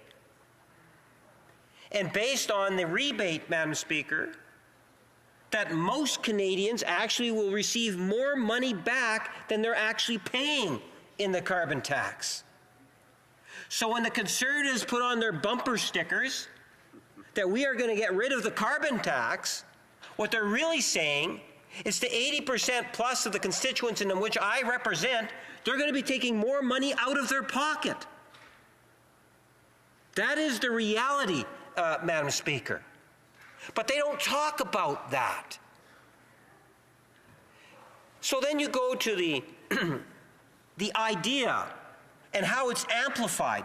Earlier today, the leader of the Conservative Party raised the issue that we're debating today. He said we're going to, get rid of the carbon tax for all Canadians and on all home fuels, Madam Speaker. That's what he said. I posed the question to him, well, why is it that you opposed a motion that the NDP proposed that said that they would get rid of all the GST on home heating? So what we saw is a reckless leader make a policy statement on the floor of the chamber. He proclaimed that we're going to get rid of all taxes all taxes off of home heating. He actually said that, Madam Speaker, based on a question, even though a couple hours later, his party denied the opportunity to be able to actually say yes to what it is that he just finished saying. You want to talk about reckless? Canadians need to know and understand just how risky it is to consider the Conservative Party of Canada. Because they do flip-flop all over the place, Madam Speaker. They're more focused on the bumper sticker politics, the far right, Madam Speaker, the populist attitudes, than they are about the general welfare and well-being of Canadians, and we see that in the debate.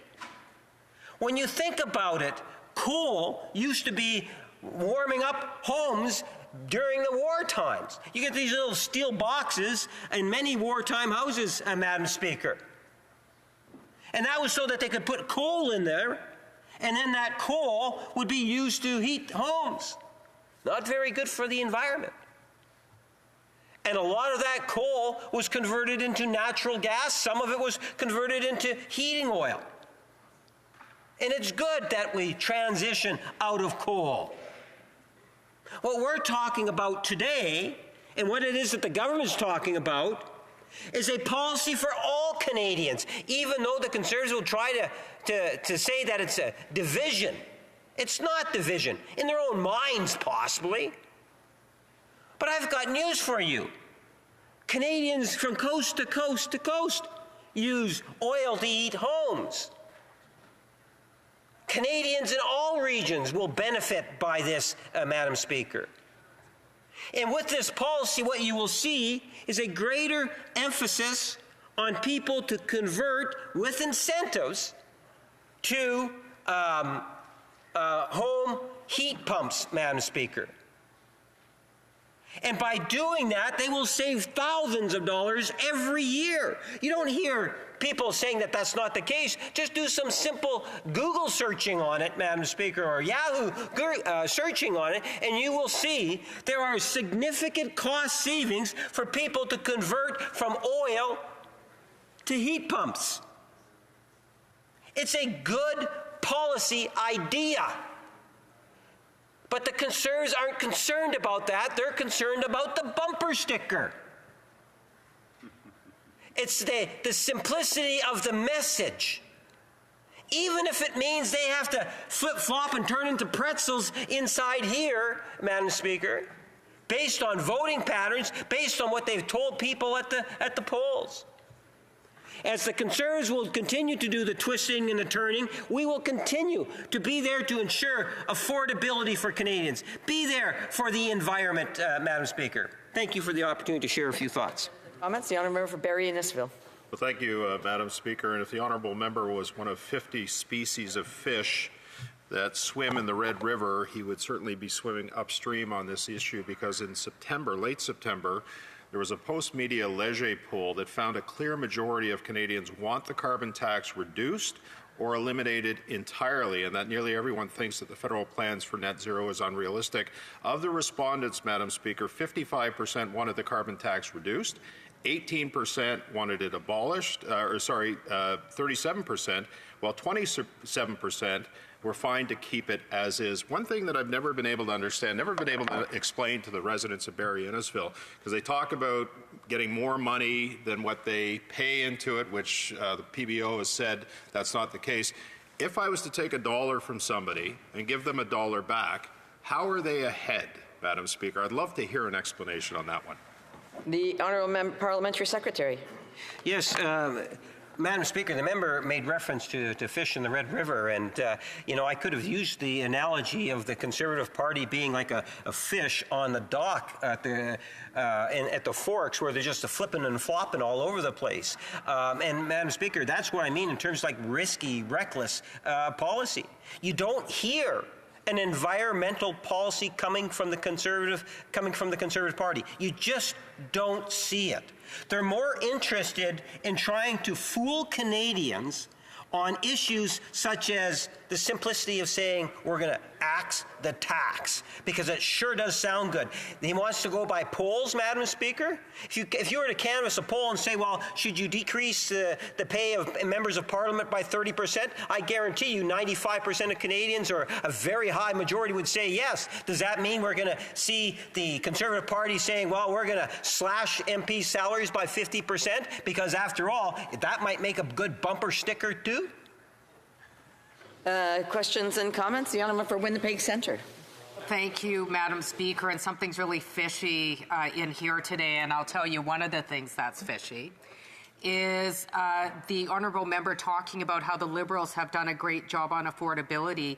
We had a debate in here last night about the school meal program, something they promised in 2019 and still haven't delivered on, talking about costs and people struggling, certainly in his riding of Winnipeg North, where some of the children living in the highest levels of poverty live.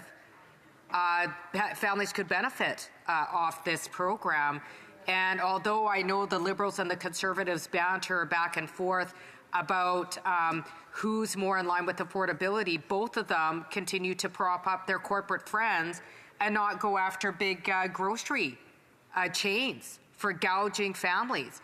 So I'd like to ask the honourable member across the way if he agrees that the Liberals have haphazardly put this forward because they really don't know how to make things more affordable for Canadians, and then they're really not committed to doing so. The Honourable Parliamentary Secretary. Well, Madam Speaker, the member is just so wrong on many accounts.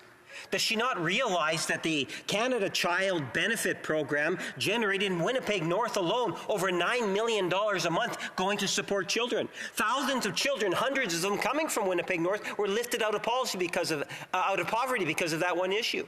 Does the member not realize that we now have $10 a day daycare across Canada because this federal Liberal government ensured that we could lower the price of childcare, which we know will derive many benefits for women and many others as a direct result of this policy. We've made affordability an issue in many different fronts, Madam Speaker. I would hope that the NDP would see through the Conservative con job on this particular motion and do the right thing, stand up for the environment, and ensure that we continue with affordability for Canadians. We have time for a brief question. The Honourable Parliamentary Secretary to the Minister of Environment and Climate Change.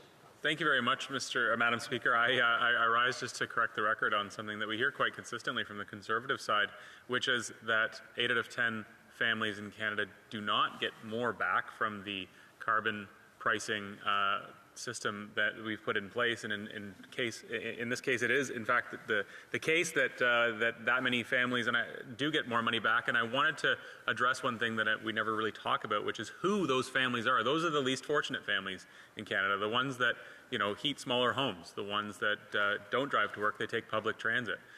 Those are the families that this helps the most, and I'd like that to be on the record. A brief response from the Honourable Parliamentary Secretary. Very brief. Yeah, and it's important to recognize that it's the Parliamentary Budget Officer, the independent office, that has made it very clear, 80%. And I can assure you that 80% and the biggest benefactors are, in fact, seniors, many children, and the smaller homes in particular, Madam Speaker. And this is something in which the Conservative Party of Canada wants to take away. And that's something in which they don't talk about. But that is the reality. So whenever you hear a Conservative Party say we're going to axe the tax, realize that they're taking money out of the pocket of 80% of homes. I can guarantee that in the riding of Winnipeg North. Resuming debate, the Honourable Member for West Vancouver, Sunshine Coast, Sea to Sky Country. Thank you, Madam Speaker. It's a pleasure to rise again today, but it does feel like Groundhog Day. This must be a dozen times since we've had the same debate on the carbon tax since the member from Carleton became the leader of the Conservative Party. And it's ironic, Madam Speaker, because this same party ran on putting a price on pollution in the last election. And now for probably the 12th time, we're having this debate about cutting it.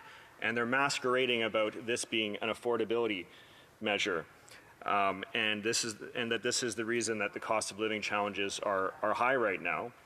But just earlier this week on the Finance Committee, we heard from the Governor of the Bank of Canada that said that the price on pollution was only responsible for 1/6 of 1% of the inflation that we're seeing right now in Canada. And then also since 2020, we know that the carbon price on home heating oil has only increased by 12 cents a litre to be a total of 14 cents a litre, while the average price for home heating oil is now 75 cents higher.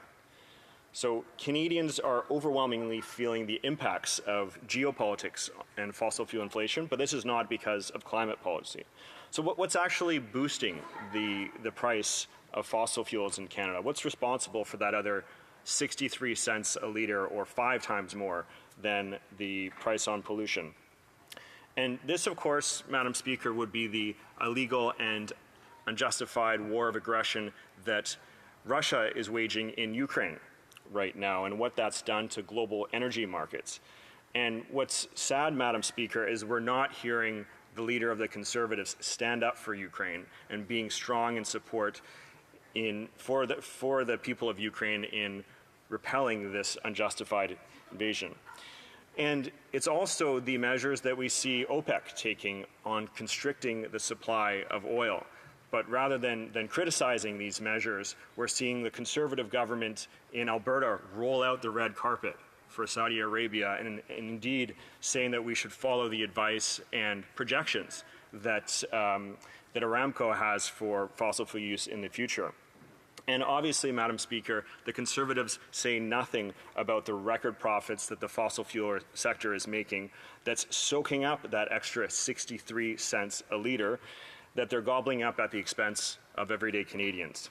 And we know that since 2022, the oil and gas sector in Canada has made a $30 billion increase in profits, or a 1,000% increase since 2019.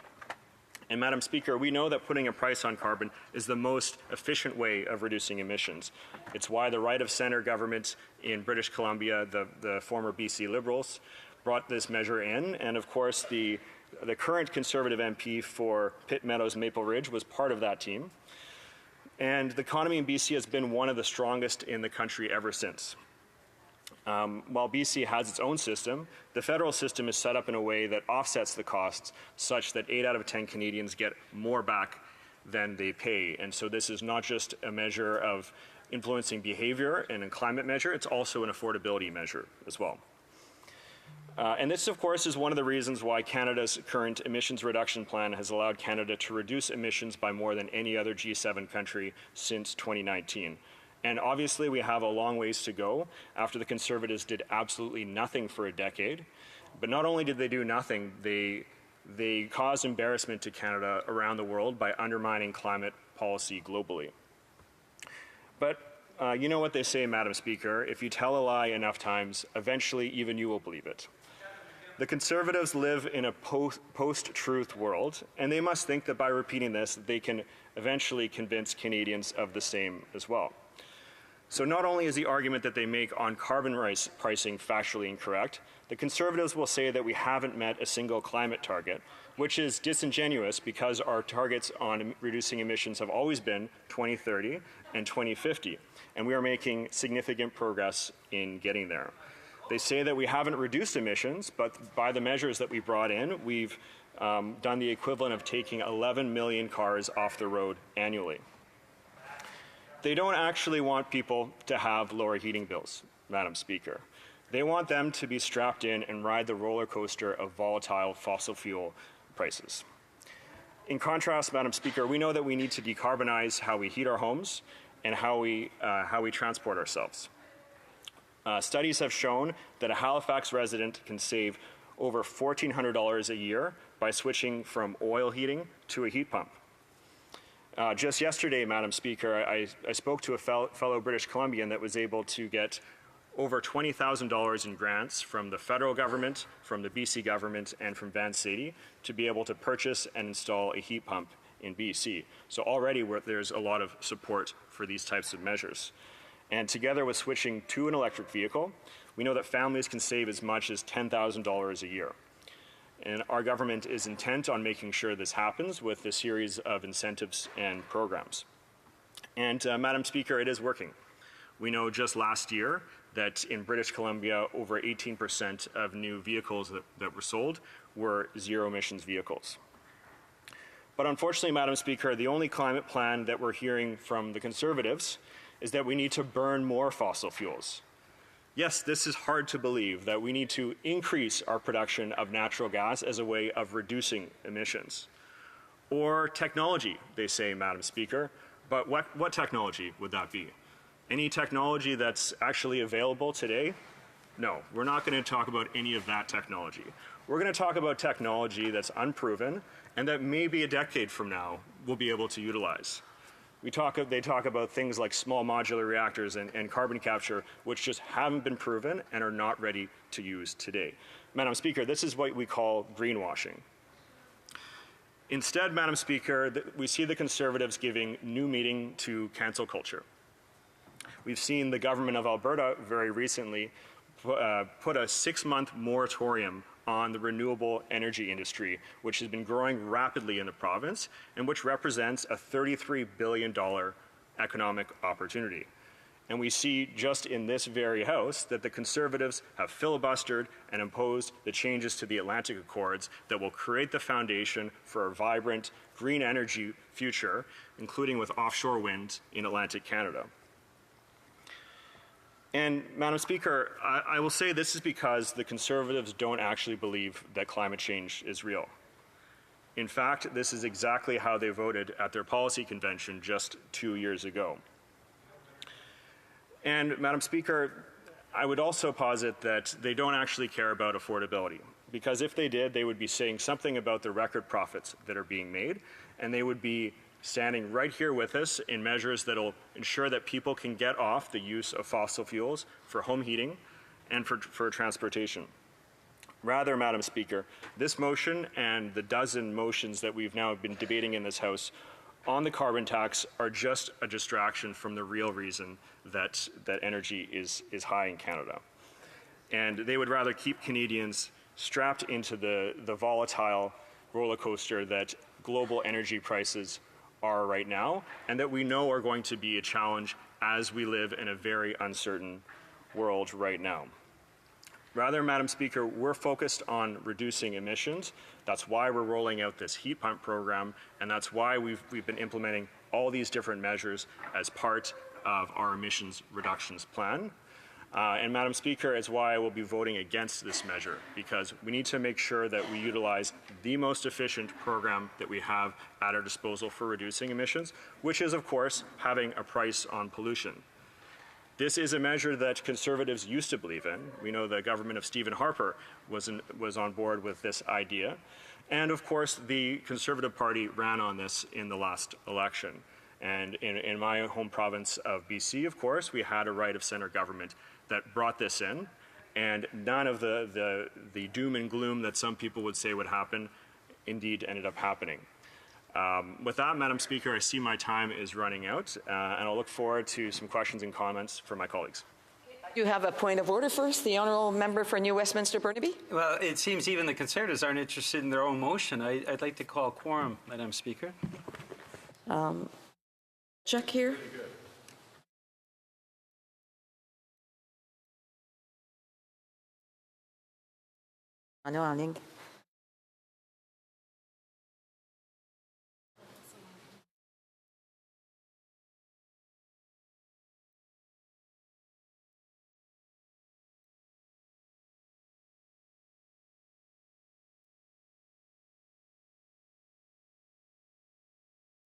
And we now have enough to continue. Questions and comments? Questions et commentaires. The honourable member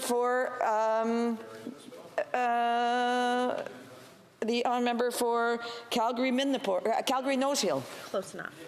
Thank you, Madam Speaker. Earlier this week, I'm just looking for attention of the House here. I would just ask members, instead of having conversations, they can take them out, but we're still in doing business here. The honourable member for Calgary Nose Hill. Thank you. My colleague talked about efficiencies in terms of the fight against climate change, and I'm going to quote from a Edmonton Sun article that said, answering question period on behalf of the absent Prime Minister on Wednesday, the member from Edmonton Centre suggested that unhappy Albertans and other Canadians could always switch their natural gas furnaces for heat pumps. The article goes on to talk about that this would cost upwards of $20 billion or more dollars if this was to be implemented across the country. How is that efficient? Thank you. The honourable member for West Vancouver, Sunshine Coast, Sea to Sky Country. Thank you, Madam Speaker. I want to thank my colleague from Calgary for the question. I can't speak to the numbers that are behind that. What we do know, Madam Speaker, is that heat pumps save people, as I mentioned before, $1,400 a year if you switch from home heating oil to heat pumps. And that's why we have programs that are in place since for multiple years now with the Greener Home Grant, $5,000 grant. And then we also have access to the Greener Homes loan, which people can access. I mentioned in my speech that already we're seeing this take up right across the country, including in my province of British Columbia, where we have a province that's similarly sees the importance of not only climate action, but saving people money on their home heating bills. So it saves people money, fights climate change, and it actually creates local jobs in Canada. So we need to be doing more of the measures like this so that we can tackle all those things together. Questions and comments? The honourable member for North Island Powell River. Well, thank you, Madam Speaker, and I thank the member for his speech. The member is my neighbor, so it's always good to see neighbors get up and do work in this place. My question through you, Madam Chair, is I recognize that we're in a climate crisis. I know that if you look across BC, we're seeing terrible forest fires, whole communities washed out by rivers literally falling from the sky, and people are becoming increasingly concerned. We know this is having a huge impact on insurance costs and things like that as we deal with these significant challenges. But I also recognize that people are struggling profoundly right now with trying to make ends meet, and it's getting increasingly scary. And this motion really doesn't address a key factor, which is that BC, Quebec, and the Northwest Territories has their own carbon pricing process. And so that means that if this is voted on in a positive way, it won't have an impact on those communities. The NDP offered a motion, an amendment to the motion, to say GST off of those provinces and territories so that they could see a result. I'm just wondering if the member can speak to that and why the Conservatives did not take that opportunity. A member for West Vancouver, Sunshine Coast, Sea to Sky Country. Thank you, Madam Speaker, and I want to thank my neighbor and colleague from North Island Powell River for the question. And indeed, we're seeing the impacts of the climate crisis right across the country this year. particularly with record wildfires, it's caused untold economic and human harm. And it's incredibly tragic to see. And that's why it is so important that we do everything we can, not only to mitigate emissions, and the carbon price is a key part of that, we also need to make sure that we're continuing to adapt to a rapidly changing climate.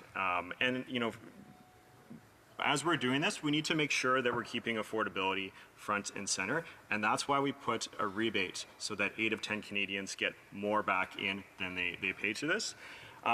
And at the same time, it is very much up to the provinces and territories that have their own systems about how they want to operate carbon pricing in their jurisdictions. Resuming debate, reprise de débat, the Honourable Member Calgary-Nose Hill. Thank you, Madam Speaker. I'm pleased today to rise and implore colleagues to support this common sense and fair-minded motion that is before us today. The motion reads, for those watching at home, given that the government has announced a temporary 3-year pause to the federal carbon tax on home heating oil, the House call on the government to extend that pause to all forms of home heating. The motion is about the carbon tax, but ultimately it's about being fair to all Canadians, regardless of region and regardless of home heating source. That's what this motion is asking for, Madam Speaker, fairness. But it also acknowledges something else. And that something else is in direct response to the assertion made this morning by the member from Thunder Bay, Rainy River, which is that the carbon tax is working and that it's worth the immense cost to the constituents in his expansive riding, many of whom pay a lot of things to do things like heat their home and get around. And so, Speaker, I want to lay out for the House the fact that the carbon tax is not working and that it's not worth the cost.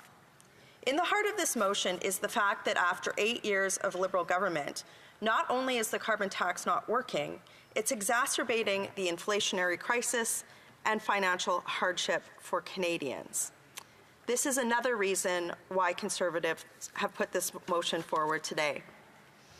Ahead of our Wednesday morning caucus meeting, and as winter temperatures began to set in across the country, the Leader of the Opposition announced that Conservatives would, in fact, force a vote in the House of Commons on Monday to extend a 3-year carbon tax exemption that was announced by the Prime Minister last week for Atlantic Canadian home heating oil to all forms of home heating in every part of Canada. I know that the temptation for Liberal and perhaps NDP colleagues will be to continue to toe the line that the Prime Minister took this week, which was that no additional carve-outs on the carbon tax would be forthcoming, and perhaps vote against this motion. Perhaps the Bloc will as well, too. But that position is a mistake, both morally and politically. If anybody in this chamber cares about public support for climate action, the inflation crisis, and frankly keeping their jobs, they should vote in favor of this motion, and here's why. While inflation and the cost of living remain the top electoral concerns for Canadians, a very recent survey by Leger suggested that about 70% of Canadians are worried about climate change. However, support for keeping the Liberals' signature climate policy, the carbon tax, only registers with the support of 18% of Canadians. The reason for the vast delta, that gap between public concern for addressing climate change and support for the climate tax, is something that few NDP, Liberal, or Bloc intelligentsia appear to have considered. And that blind spot is now both politically biting them in the rear and is preventing Canada from meeting its emissions targets. So what is that reason? What is the reason behind that gap? The carbon tax is failing to move consumer preferences away from high carbon products and practices in the way that the Liberals promised that it would, and Canadians know it. In the middle of a generationally high cost of living crisis, all Canadians, even those very concerned about climate change, are unwilling to pay for a policy they know to be ineffectual. Said differently, People will only choose alternatives to things like driving carbon-powered vehicles and heating their homes with carbon-based fuels if other options exist, if those options are readily available, and if they are affordable. Those circumstances may be partially available in other more temperate and highly populated regions of the world, but that's not so much the case across the rest of our country. So even though the Liberals and the NDP and frankly the Bloc seem to be content with keeping the tax in this scenario, Canadians aren't choosing to purchase alternatives because in most parts of Canada, they don't widely exist and they're completely unaffordable. You know, Madam Speaker, if you're ever in the beautiful riding of Calgary Nose Hill, I encourage you to come and drive up a piece of road. It's Centre Street, it turns into Harvest Hills Boulevard, and there's a beautiful laneway along a big chunk of that for a light rapid transit. And for 10 years, I have been trying to implore different levels of government to build out light rapid transit in that corridor that would pull 50,000 cars off the road every day. And yet we do not see leadership from this government on building out this type of critical infrastructure that would actually deliver social inclusion for my community and could actually materially reduce greenhouse gas emissions. And instead, no, Madam Speaker, we see this dogmatic adherence to a policy that does not work. This concept is simple to grasp for even the most politically disconnected Canadians, particularly when they fill up their car and pay a carbon tax, but have no public transit alternatives and pay a carbon-based home heating bill for 6 months of brutal cold with no other option. LRT debacles in Ottawa. I encourage everybody to try take the LRT to your place tonight here in Ottawa. Good luck. Good luck, my friends. Edmonton, Calgary, and the Greater Toronto Area are perfect examples of this situation.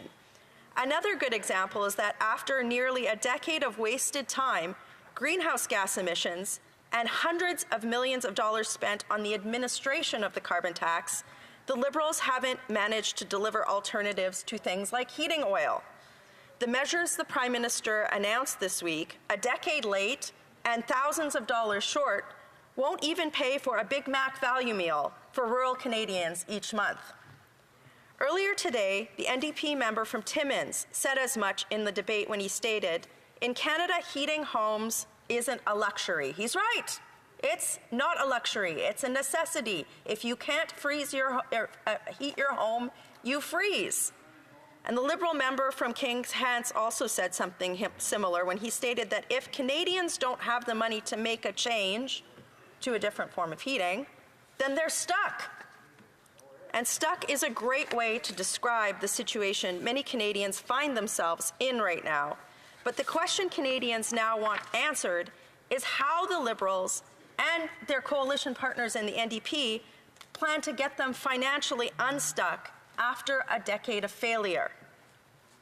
A decade of Liberal rule has also shown people that this federal government isn't, putting it mildly, particularly good at building out the infrastructure like public transit, beefed up electrical grids, or a national system of EV charging stations needed to do things like pull gas-powered cars off the rolls. No, they expect people to pay a carbon tax with no alternative. They expect people to pay a carbon tax on home heating with no alternative. That is the record of 8 years of Liberal government. The carbon tax isn't working, and yet they expect people to pay for it in the middle of winter on their heating bill. But the Liberal government does seem to be good at one thing, blowing a lot of tax dollars and political attention on waste and scandal, like the SNC-Lavalin scandal, the We Charity scandal, the ArriveCAN scandal, the foreign interference crisis. None of those things will bring inflation under control or address climate change. This government's record on both fronts is abysmal, and they don't want to be held to account on that front. The government is not meeting its climate targets, Madam Speaker. They're just taxing Canadians with a policy that doesn't work. Further to this point, This week's serious whistleblower allegations regarding allegations of gross misappropriation at Sustainable Development Technology Canada, an agency that's supposed to spur the development and deployment of emissions reductions technology, will undoubtedly further erode public trust in the Liberal government's capacity to provide lower-cost alternatives to carbon fuels. I want to read out of this article because I don't think people at home have heard much about this scandal. It just broke this week. I want to read, so I guess somebody named Doug McConaughey, he's a Assistant Deputy Minister at Innovation, he's been working with whistleblowers on this file, and they recorded him. And this is what came out of the recordings when they were looking at the misappropriation of funds in this giant slush fund that's supposed to deliver low-cost alternatives and combat climate change. I will read from, this is a CBC article, Madam Speaker.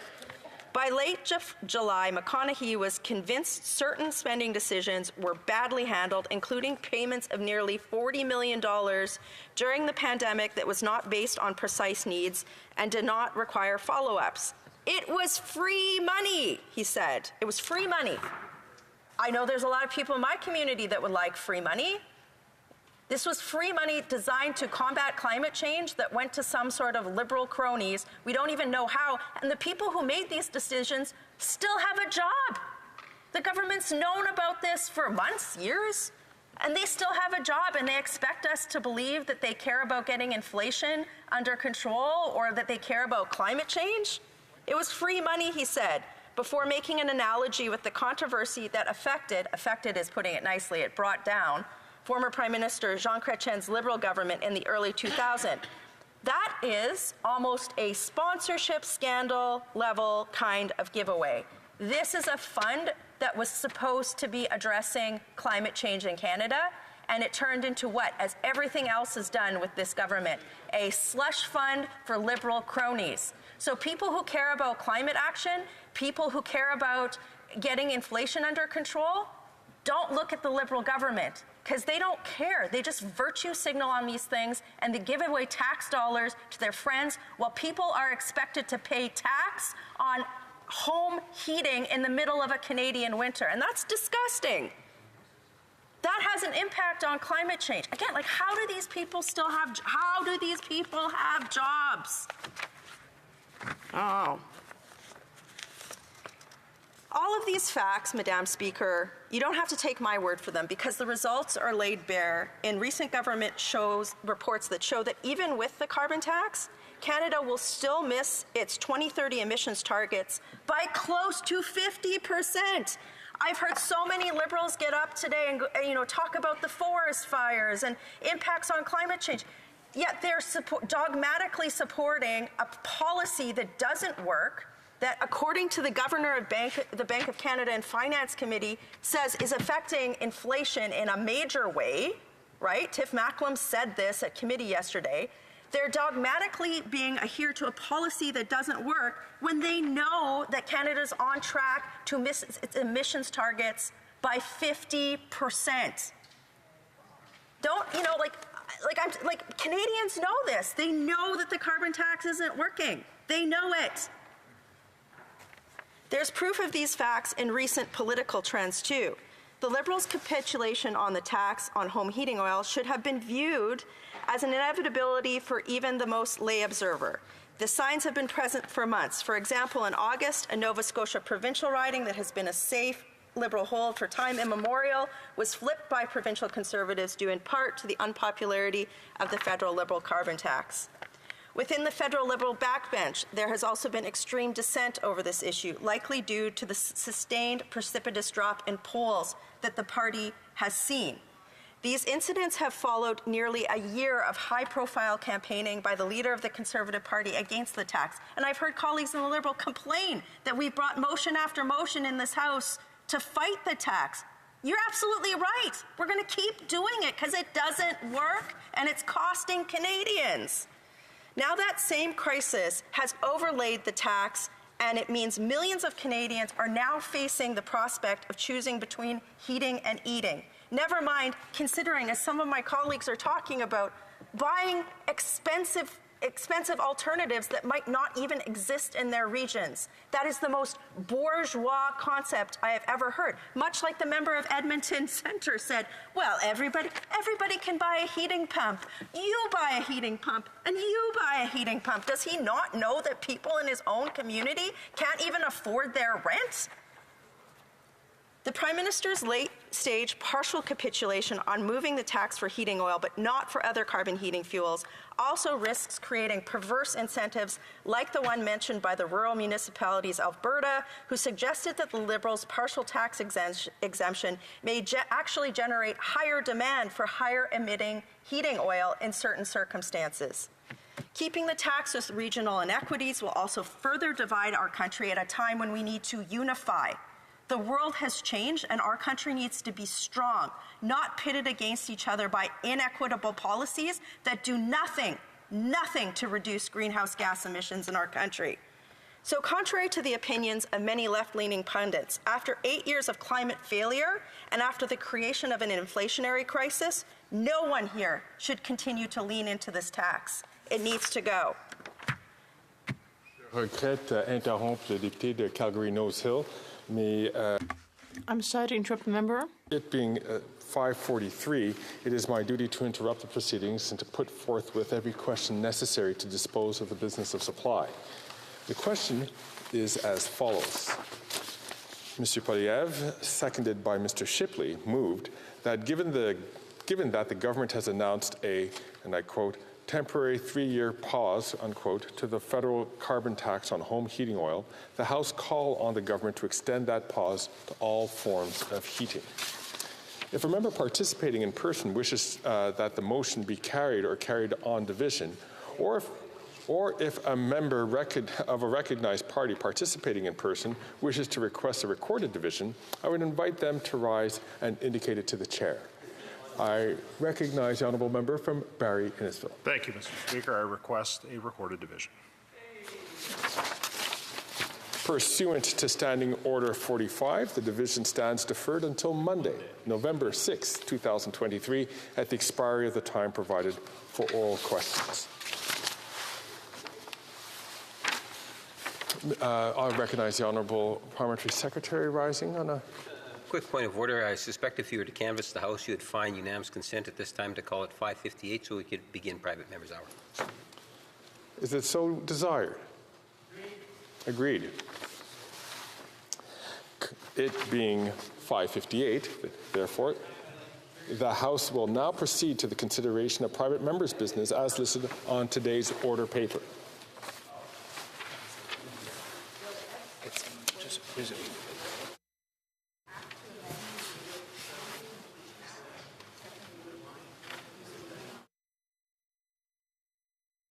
Resuming debate, the Honourable Parliamentary Secretary, I believe, has 7 minutes left on the clock. Thank you very much, Mr. Speaker. And, you know, it's an interesting subject matter. I don't believe it would be in the best interest ultimately to see Bill S-242 pass.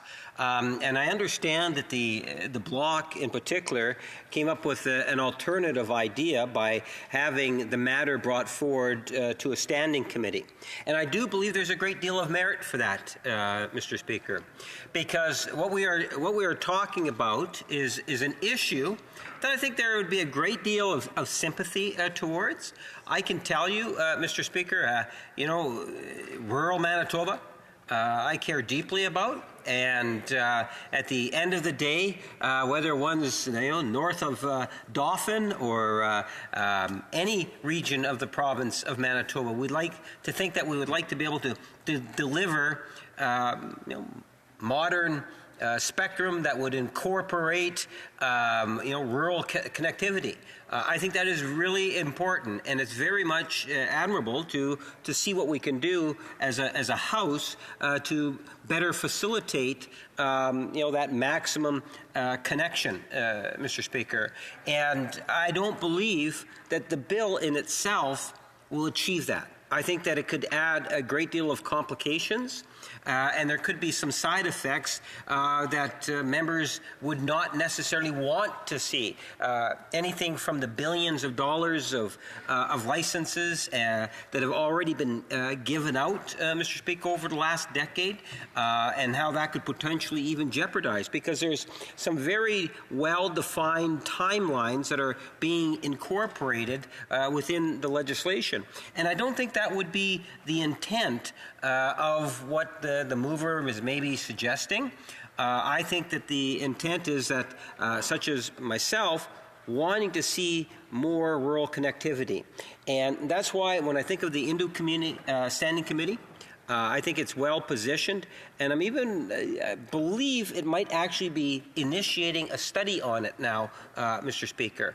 And I would like to allow that standing committee to continue to do this study, and hopefully we can come up with some good ideas as to how it is that we can achieve two things: dealing with spectrum deployment,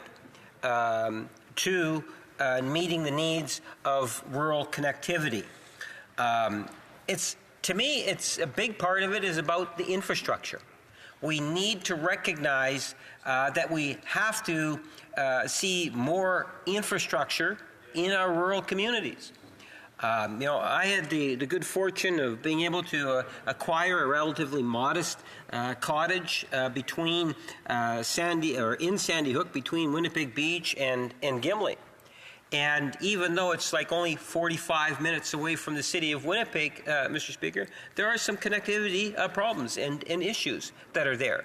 And now we see fiber that's now being brought into more and more rural communities in Manitoba. Interesting enough, and it's more of a side point, the other day when I was talking about the Canada Infrastructure Bank, one of the projects through the Canada Infrastructure Banks is rural connectivity, Mr. Speaker.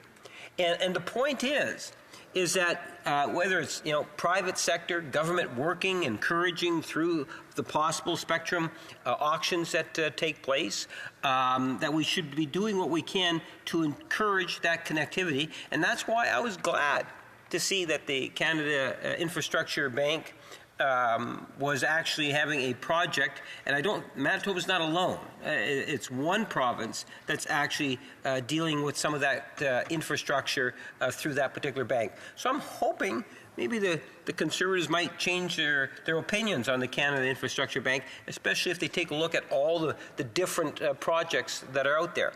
Now, why is connectivity so important? I really do believe that it's one of the ways in which we can ensure ongoing rural economic diversity. If you take a look in terms of what's on the web today, and the number of small businesses, we often hear about small businesses being the backbone of Canada's economy. When I go to some of these smaller workshops of sorts, or community gatherings where you'll have small business entrepreneurs getting up and running, one of the things you'll always find is in their business cards, they'll have those Q code things. You just take a picture and it goes to their sites and so forth, Mr. Speaker. And you will find that they have amazing products that are being done through the internet. Well, the nice thing about this, Mr. Speaker, is that you can live anywhere. You don't have to be in the big cities of whether it's the Winnipegs, the Edmontons, the Reginas, or the Torontos, Vancouvers, or wherever. That the internet can play a very much an important role in leveling the field, providing opportunities for people in rural communities that were never there before. And I see that as a positive thing. So when we talk about the issue of spectrum deployment and going forward, I think the Indu Community Standing Committee doing its job, coming up with some ideas and recommendations in terms of how it is we can incorporate, Mr. Speaker, these ideas when we do auction off spectrum, that all of Canadians would be able to benefit by it. people would be surprised in terms of just to the degree in which there are so many communities that, the dial tone is virtually the best that they're going to get in terms of speed, it would seem at times, Mr. Speaker. So the need to move on it, I think, is important. I don't believe that S242 is going to advance the cause to the degree in which some might try to imply. In fact, it could be the opposite. It could cause more damage. And for that reason, I would not be supporting the bill, Mr. Speaker, and I would encourage members to go to the Indu Community Standing Committee and let's see them do some wonderful work and come up with some recommendations, as I'm sure that they will. Thank you, Mr. Speaker. Reprise de débat, l'honorable député de Laurentides-Labelle. The honourable member for Laurentides-Labelle. Thank you, Mr. Speaker. I rise this evening to speak to Bill S242, an act to amend the Radio Communication Act. This is a subject that I care deeply about. From the beginning of my mandate in 2019, I've brought this issue forward repeatedly, and 4 years later we're still addressing it. Mr. Speaker, I'd like to describe what is going on in my riding Laurentides-Labelle, and I would like to draw to everyone's attention the beauty of the riding.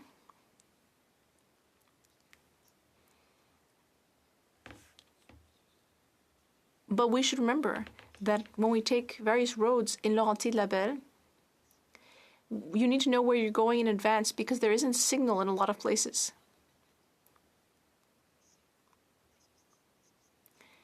Is that really acceptable in 2023? I'll name a few municipalities out of the 43 in my writing.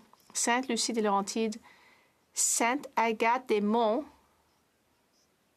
1 kilometer away from downtown. Lac-Supérieur, Lac-Tremblant-Nord, even in Mont-Blanc, Notre-Dame-du-Loup, Notre-Dame-de-Pontmain, and many more. In all of these places, there are many more, there are problems with cellular reception.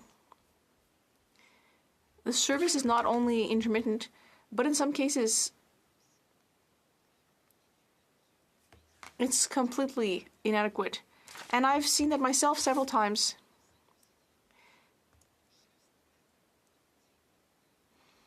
For example, in the very center of the village of Sainte-Lucie-des-Laurentides, just next to Town Hall, there's no reception. It's ridiculous. You need to have a good sense of direction, I'm telling you. There are 1,475 residents there in La Sainte-Lucie, and they are basically taken hostage by this lack of a service that is essential in 2023. It's also seeing its economic, social, and community development completely undermined by this lack of an important service. And yet, this is an essential service. As everyone knows, we're in a housing crisis throughout Quebec, and Laurentides-Labelle is no exception to that.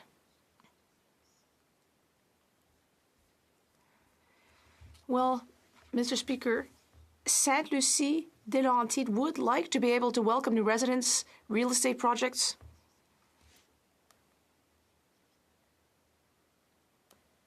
And this is a real issue with that. The fact that people there can't necessarily even receive a phone call is really unfortunate. It prevents people there from realizing their ambitions.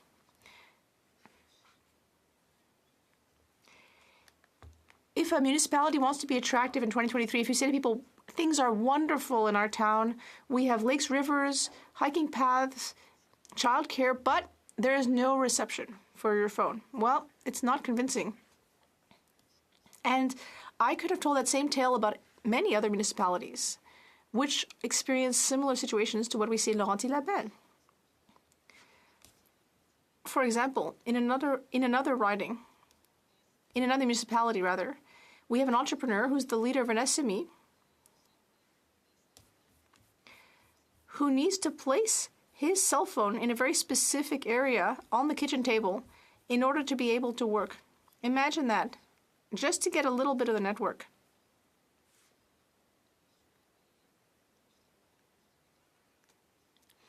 And we know that now a lot of people telework. And The signal is constantly cutting out. It's not possible to be effective under these circumstances. It's unacceptable.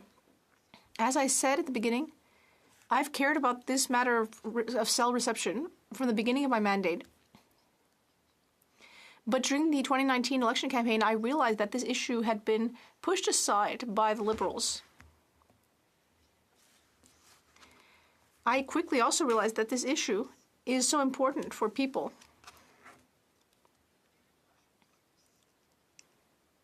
It's also an issue of public safety. Municipalities would tell us when there's an outage, we end up have to knock on doors because we don't have cell service. If we have a landline, well, it's not working because the electricity is out. This is a matter of public safety.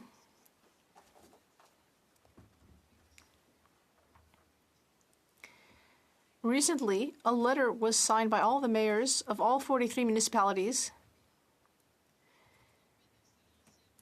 The letter was sent to the former Minister of Economic Development and the member for Hansik-Hardevel. We tabled 24 resolutions from 24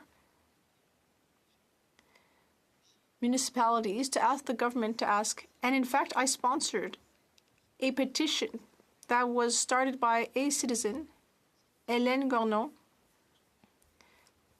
That petition was asking the federal government to work with large telecommunications companies to add cell towers in these rural areas.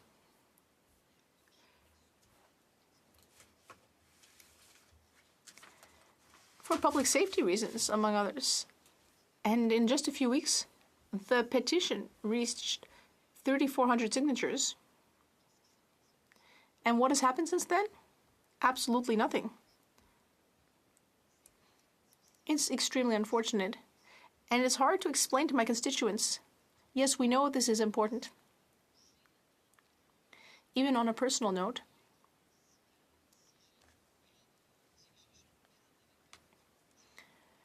Well, if my car were to break down, when I'm driving to my home, on a dozen occasions I lose signal. So if I needed to call someone, I'd be in trouble. I'm told I can still call 911, but I hope never to have to do that. Why are we seeing this in action from the federal government if this is such an important issue? Now, this bill that we're looking at, yes, we know that radio communication companies can acquire spectrum licenses during auctions that are organized by the federal government, but they don't have to use the entirety of those licenses. And that's what we're seeing. And that's what's so unfortunate here. This means that for rural areas, isolated areas, in these rural, remote areas, well, we're not getting the services we need. Now, the Bloc Québécois doesn't support this bill, not because it doesn't have a laudable goal of connecting some areas that are currently not receiving appropriate services, but because if it's sent to committee, the Bloc Québécois feels that we will need to add a number of amendments and ask all stakeholders to come appear at the committee to ensure that they give legislators the answers they need to understand. So that we, as legislatures, can live with it. In its current form, I know that I have 2 minutes left. Thank you, Mr. Speaker. It's not the right vehicle to respond to the objective. Although it is urgent, I agree. So, unfortunately, clearly, this study will allow us to have a bill that will be much more complete and that will meet the potential investment. So, Mr. Speaker, I'd just like to talk about the spectrum zones for people listening. It could be the Quebec government that's made responsible for this. Like in many areas, the government of Quebec is in a pretty good place to know what the urgent needs of their communities are. And this was demonstrated.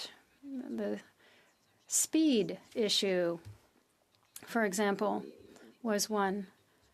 High-speed was something that gradually reached its objectives. So we are able to deploy ambitious strategies to connect Quebecers.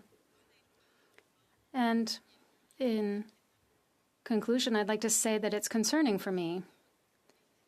It's a concern with regard to the strengthening of the CRT's power in getting these additional powers, particularly when it comes to the spectrum management. So it's essential for me that provincial and federal legislation and Quebec legislation be complementary and not in competition. So we have to think of the people we represent, and I think the option of going to committee is acceptable. Thank you.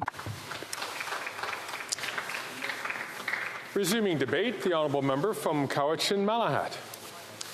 Thank you, Mr. Speaker. Don't forget Langford, Cowichan-Malahat, Langford. My apologies. Don't want to leave out the good people of Langford. Thank you, Mr. Speaker. I'm pleased to be able to rise and offer my thoughts to Bill S-242, which was first introduced into the Senate by Senator Glenn Patterson of Nunavut. And of course, the bill is being sponsored here in the House by the member for Bay of Quinte. Essentially, Mr. Speaker, what we need to discuss with respect to this bill is spectrum. And a lot of people may wonder what that is. Well, I would say first and foremost, it is a very important public resource. It is essentially that resource that refers to the range of frequencies that are used for wireless communication, such as Wi-Fi and cell service. Basically, services that many of us, especially in urban areas and in work environments like this, take for granted every time we pull our phone out. We just know that we are going to have access to the internet and to important information. It allows us near instantaneous communication with many of our work colleagues and our constituents, even though the constituents that I represent are 3 time zones away from Ottawa. There are different lanes or frequency bands within the wireless spectrum. They all have different speed limits, and each are suited to different types of data traffic. And the government's job in this, Mr. Speaker, is to regulate and allocate those frequency bands to different companies and organizations for use to ensure there is enough spectrum available for everyone and that different devices can communicate without interfering with one another.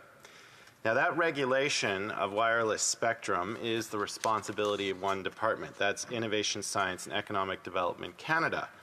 ISED is responsible for developing and implementing policies and programs related to the efficient and effective use of spectrum resource. This includes licensing and allocating spectrum to various users, such as wireless carriers, broadcasters, and to government agencies. The decisions that ISED make affects how quickly Canadians are connected.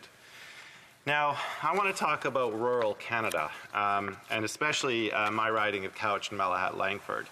My riding is about 4,700 square kilometers of beautiful southern Vancouver Island real estate, and it's a very rural riding. I would say about 90% of my riding's population live along the east coast of Vancouver Island, going from Chemainus down to Langford. But the most beautiful part of my riding, I would argue, is over on the southwest coast. And when you're driving out to Lake Cowichan and you get down to Massachi Lake, and you take a left turn to go to Port Renfrew, you know that within a few kilometers of having departed the highway, you're out of luck in terms of cell service until you get down to the water's edge. So there are significant chunks, geographical chunks of my riding, and this is indeed true for most of British Columbia, where when you're out there, you just don't have access to cell service. And I acknowledge British Columbia is a very complex province to get these kind of services because of our terrain.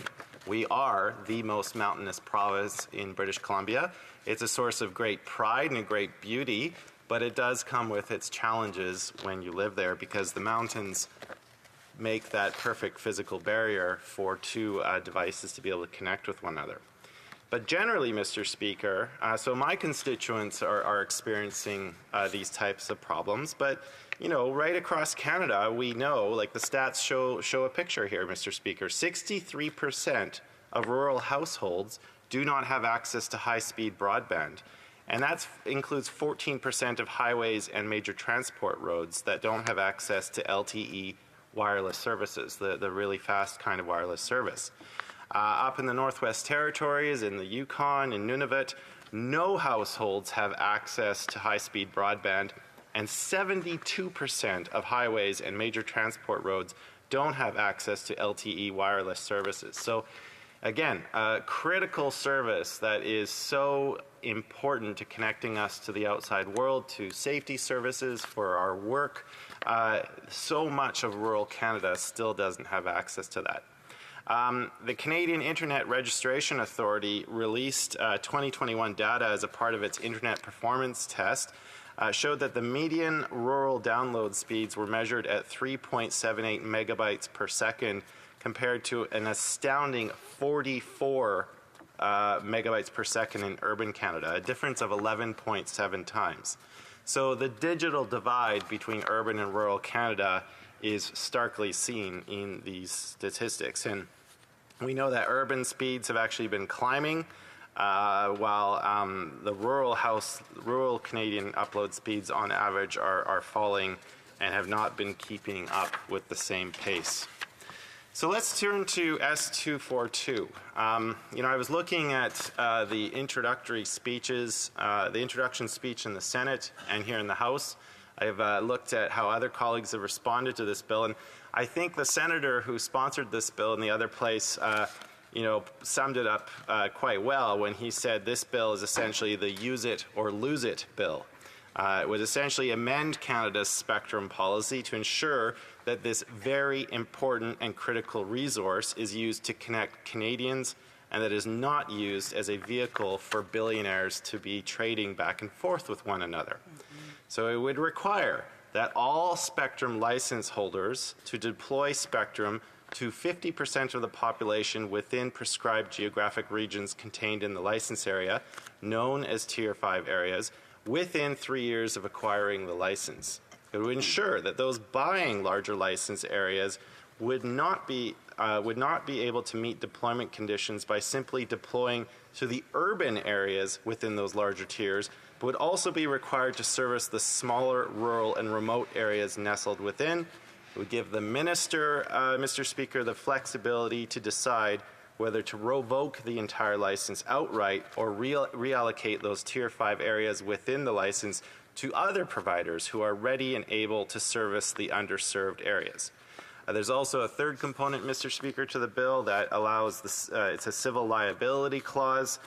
The intent of this clause is to ensure that if the license holder, by acting in bad faith, does not meet the deployment conditions and has had their license revoked, the population that had been serviced by them and had the service lost due to the revocation could initiate a civil claim for damages. So, Mr. Speaker, I know I'm coming to the final 2.5 minutes of my speech here. So I just want to conclude by saying that, we have a situation here in Canada where in the past, if you look at the history of spectrum sales and allocation, we know that the Canadian government over time has been deeply discounting spectrum for smaller regional carriers who have consistently failed to deploy it. There are areas all across this great country of ours that are sitting unserved by broadband because of limited access to the spectrum resources. It is a scarce public resource, but it has been squandered because it has been licensed to regional carriers who have preferred to flip it for profit rather than improve the lives of the Canadians it's supposed to serve. And this is very important, Mr. Speaker, because it's estimated that next generation 5G connectivity will add billions of dollars to Canada's GDP over the next half-decade. The lack of reliable connectivity in rural communities is depriving them of access to the 21st century economy and all of the opportunities that it has.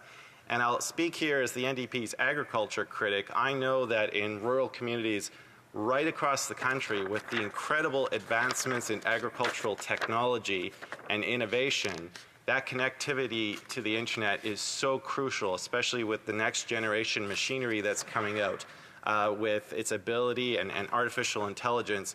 If we want our farmers to stay on the cutting edge of agricultural technology and to continuously punch above their weight as the agricultural powerhouse that is Canada, we need to solve this problem and make sure that that connectivity is where our farmers are doing their important work for our country. Mr. Speaker, fundamentally, this bill is about making sure that those who buy spectrum actually use it.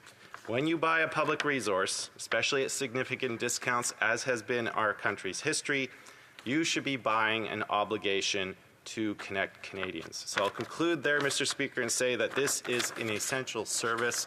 We must find pieces of legislation that will protect it, protect consumers, and that's why I'm proud to say that I will be voting in favor of this bill to send it to the committee for further study. I believe there is an opportunity for some amendments to be made there. I look forward to listening to other colleagues' comments. Thank you. The honourable member from Prince George, Peace River, Northern Rockies. Thank you, Mr. Speaker, and really appreciate the opportunity to talk about a bill from a senator, and he's become a great friend, senator from Nunavut, with a lot of deep history in Nunavut and Northwest Territories, even before the boundaries had been reformed. But really, I would say the bill should be called, instead of many call it the use it or lose it, I think it should be called Connecting Nunavut, Northwest Territories, Yukon, and Northern Canadian Communities Bill, because really that's what it's about. I have my file officially as Shadow Minister for Northern Affairs, Arctic Sovereignty, and Northern Economic Development. Connectivity is absolutely imperative now. It is across the country, but even more so in these remote communities that we represent. And I guess I was a little bit puzzled. I heard the member from the Liberal across the way say that they weren't going to support the legislation. And I guess I'm troubled by that, in that, you know, it's been said, and I've said it before, that this NDP Liberal government has abandoned the Arctic.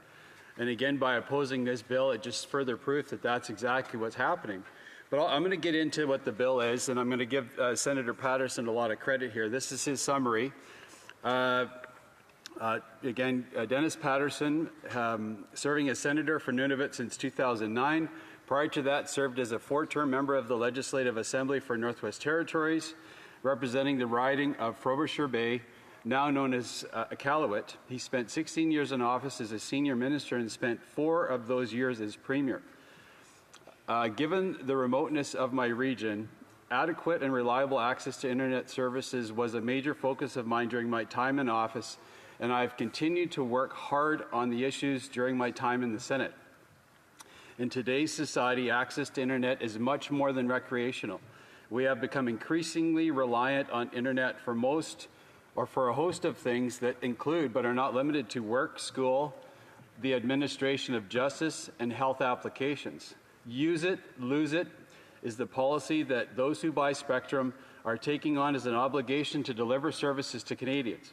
It sets out that if you get a fair chance to use your spectrum, and if you don't, the government should take it away and give it to someone who will use it. The policy treats spectrum like the public utility that it is, and I couldn't agree more, Mr. Speaker. There's examples where somebody had said it's just, you know, you buy it and flip it for a huge profit without building a stick of infrastructure that's very, very important.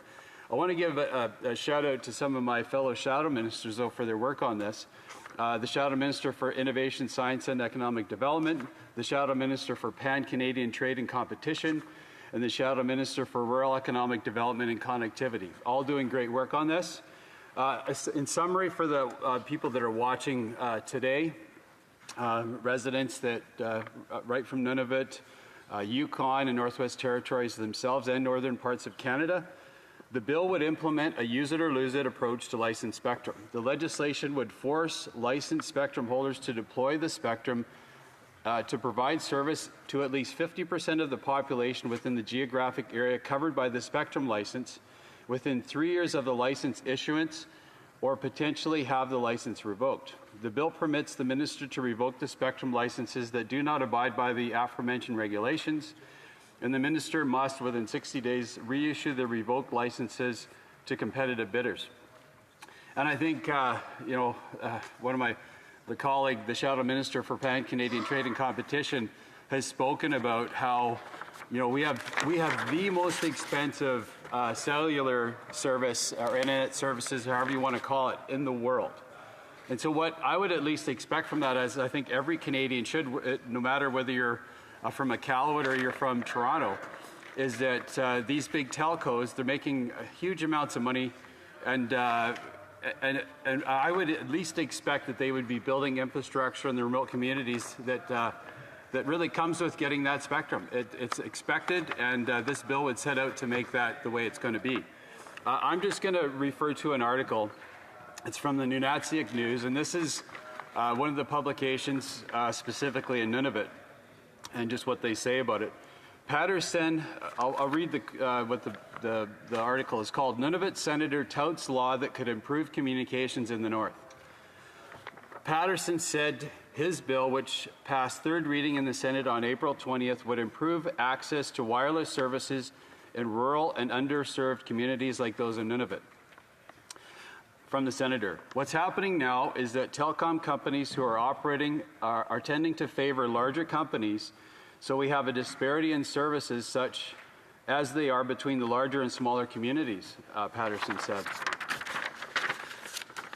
He said, this is Senator Patterson again, he said in 2008, this is an example how they flip it and make hundreds of millions of dollars while doing really nothing for our local communities. He said in 2008, Shaw Communications bought a particular spectrum license for $190 million and sold that license for $350 million in 2013.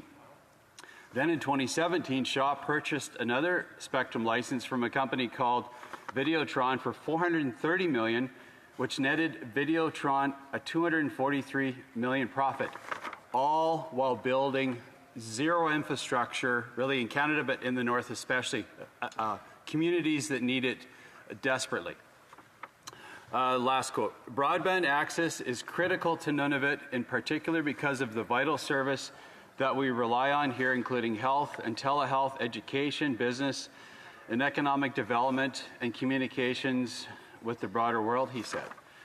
And so, again, Mr. Speaker, part of my role is economic development in northern regions in our country. And when you go up and meet with Northerners, I've been to all three territories several times now. This is a common, constant topic of conversation is connectivity. Because this is the way residents of those communities, they order from Amazon like you and I do. And they just don't order things. They order food in many cases because they just can't access it in their remote communities. So it's really even more necessary that they have good connectivity. And I guess I'll just speak to the Senator. I've known Senator Patterson for many years. And one thing anybody that's ever met the Senator in this place will know, he's got a passionate desire to serve not just the region of Nunavut, but the people of Nunavut and the North. Anytime you talk to him, he's got a sealskin vest on or something sealskin on, made by a local in one of the communities that he represents. And he's always got this smile for the North. And I don't know, the room might not know this, but he's reaching that age, 75, pretty quickly. And pretty soon he will no longer be in the Senate chamber, but we're going to miss him there. But I just want to give him a lot of credit for advocating for people of the North, the things that really matter in the North. And I know he's doing his best with this. It's gone through the Senate. It's in this chamber. I would call on, I see the Northern Affairs Minister over there. I would call on the Liberals. Again, I've accused them of abandoning the North. This is an opportunity to really support the North and to make this happen. For not the North. They have to look at it in a different way as this area of a geographical area. It's a geographical area with people, right? Real people that rely on connectivity for their daily lives, as I just said, and food being food and health. I mean, it doesn't get more important than that. And I think this is such an easy thing for this, this government to support. And again, to hear the member from Manitoba say that they're going to oppose is again surprising to me. I shouldn't say surprising. It's kind of upsetting to me. But again, as I've said many times before, this NDP Liberal government has abandoned the North.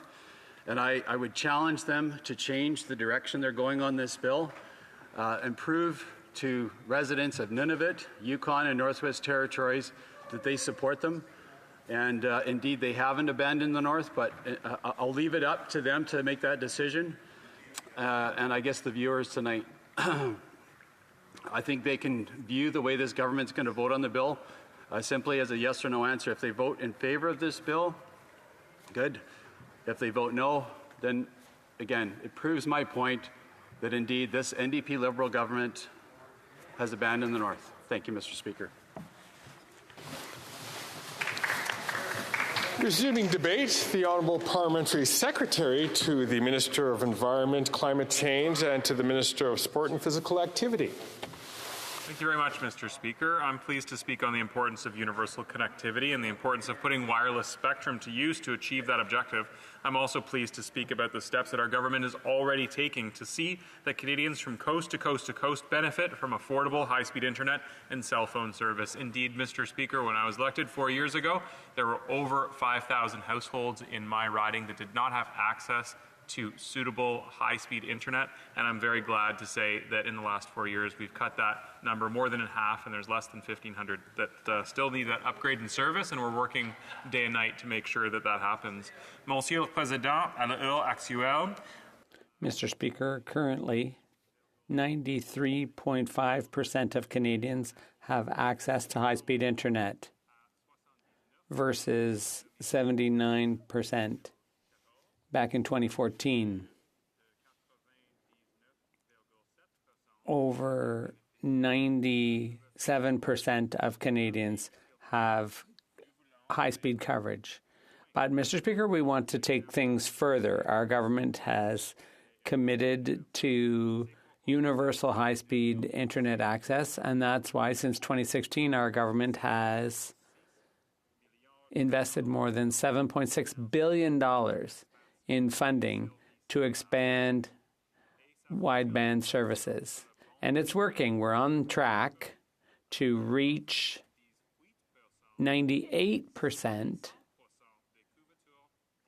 and by 2028 and 100% by 2030. Our government has also doubled the amount of bandwidth available to mobile services. Our spectrum rules are designed to complement our investments in high-speed internet, imposing strict rules, use it or lose it rules, which require suppliers to meet deadlines and targets that are increasingly ambitious over time. For example, the rules we've established for 5G,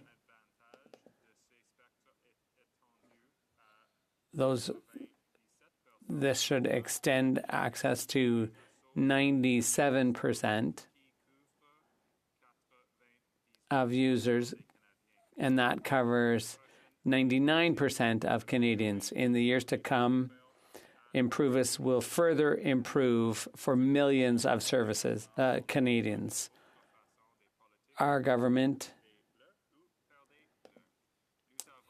has brought in the use it or lose it rule, and we have a new policy for issuing licenses, which will allow service providers to innovate in providing rural services, for example, in Longueuil, and other local services. We are also reviewing former rules and policies which should give new users access to unused spectrum, provided that our conditions are met. These policies are designed to support expanded rural access and will give better access to Indigenous communities as well. Wants to ensure that spectrum is put to work connecting Canadians, particularly those in rural and remote regions of Canada. I think our government's actions make it clear that we share this intent. While the goal of Bill S-242 is to be commended, I question if it's the right vehicle to get us there. I'm concerned that Bill 242 would create several unintended consequences that, rather than improve connectivity, would let big players off the hook and actually reduce existing services. I worry that it would limit competition, chill investment, and increase costs for Canadians. First, the bill would set a universal population coverage requirement for every Spectrum license issued. It's important to mention that Spectrum licenses are issued for a wide variety of important services and not just mobile and internet access. S242 would apply to all spectrum, regardless of its intended use. This includes spectrum used for things like firefighting, transportation, precision agriculture, municipal services, earth monitoring, and national defense. These users would risk losing their spectrum under the framework that S242 would create. S242 would also be applied retroactively to spectrum where the rules have been made, creating uncertainty and disrupting investment plans. Investments are already rolling out on the basis of meaningful use it or lose it requirements. That includes for 5G spectrum auctioned only 2 years ago. Changing the rules now is unfair to businesses and it sends the wrong signal to attract future investments. I'm also concerned that the bill's timelines and coverage requirements would be impossible for small providers, leaving only the largest players in the game. This would reduce competition and drive up prices for consumers at a time when we are trying to accomplish the opposite. More competition, Mr. Speaker, is a good thing. Because of all these disruptions, I fear that Bill S242 will not improve connectedness even.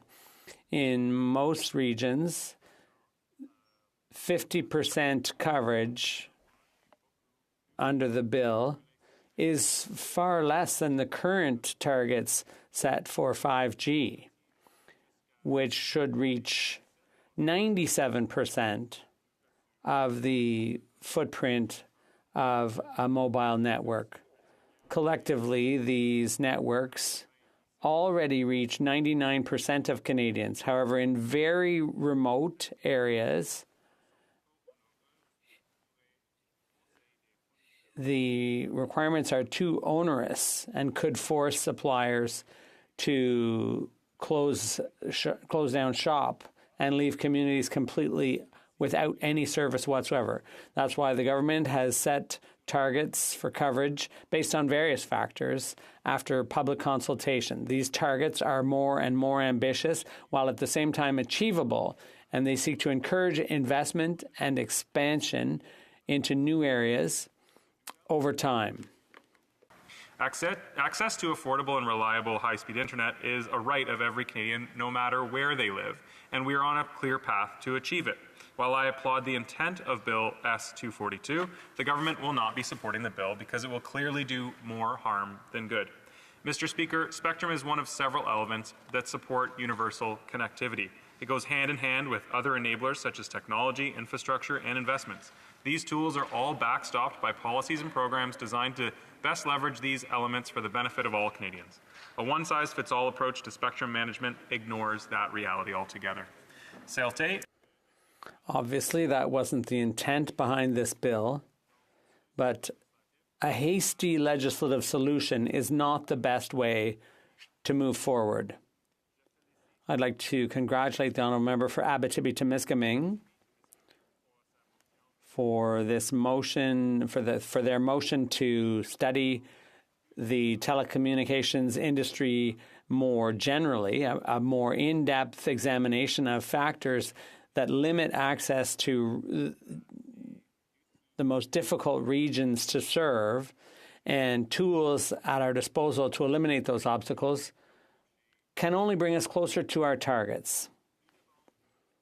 We need to make sure that we have the appropriate framework in place to encourage investment, reduce costs, and improve the service provided to Canadians. At the same time, such a study could also examine ways of improving overall competitiveness in our telecommunications sector, our wireless sector, and to ensure that Canadians, wherever they live, have access to high-speed, high-quality internet services that are affordable and reliable. Mr. Speaker, we will continue to take steps to improve internet connectivity and the availability of service in rural areas. We look forward to further studying these questions in committee in order to promote our shared goals. Thank you, Mr. Speaker. Reprise du débat. Resuming debate, the honourable member for Repentigny. Thank you, Mr. Speaker.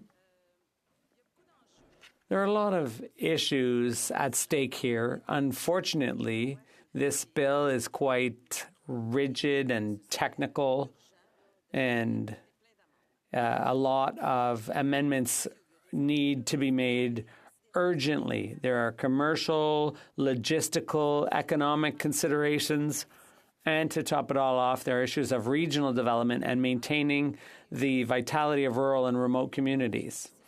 Our lives in the 21st century are very fast-paced. So access to bandwidth, to the network, as it's commonly called, and the context of the pandemic, which resulted in millions of people working from home, all of this certainly revealed that work habits are changing and that reliable, secure access to the internet is essential. In November 2018, the Department of Innovation, Science and Economic Development launched a consultation with the aim of determining whether the creation of a fifth tier was necessary, given spectrum saturation and the arrival of new technologies like 5G.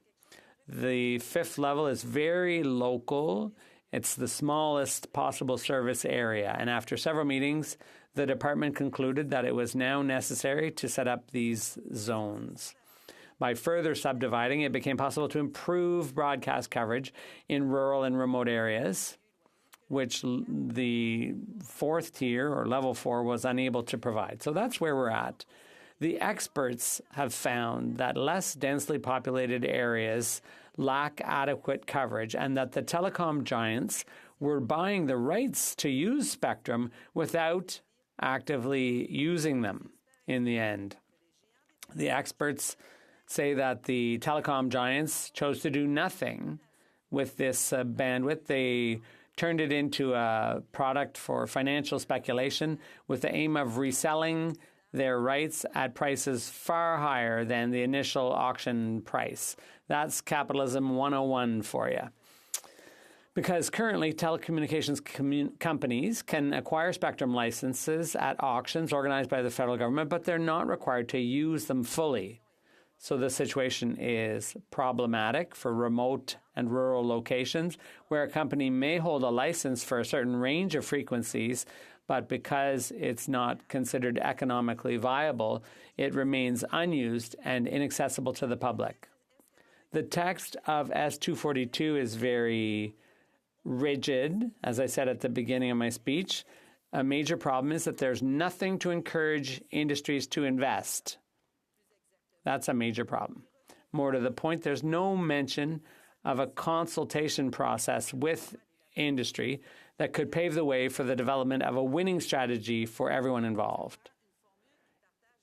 What we need is a formula for sharing the investment risk. It's understood that no one's against connecting people who are remote or underserved, but at the same time, it's absolutely crucial to say things like it is. Is there a reasonable person who's going to put up a $1 million tower and pay $100,000 a year in annual maintenance and upgrades in a place that's only accessible by air? And the answer is self-evident. In this case, it's not that obvious because there could be some, what I would call, escape routes. If this bill is sent to committee, the bloc will have many amendments to suggest so that the final policy is effective. In its current form, this bill is not the right vehicle to achieve those goals. The bill fails to take into account the interests of cooperatives, businesses, and the efforts of the provinces and territories involved in connecting the most remote communities. If the federal government wants to move forward, the risk must be shared, must be mutualized. No private company, regardless of its size, will invest in sparsely populated areas where investment and operating costs will simply eclipse any potential profits. Areas of commercial interest i.e. the hope of turning a profit, are already covered by the telecoms. If there are still underserved or unconnected areas, it's because existing policies don't encourage companies to bridge those gaps. All telecom observers and experts agree that increased competition in this key industry is more than necessary. Telecom's share of Canada's GDP is constantly growing, and the digital shift undertaken by governments such as digital health records, distance learning, automated tax returns and vehicle registrations, and so on.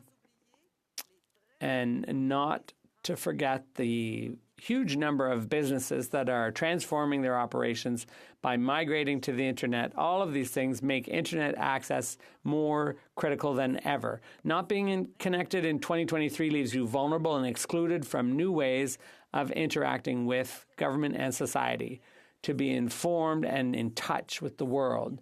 Ottawa promised 98% high-speed internet by 2026 and 100% by 2030.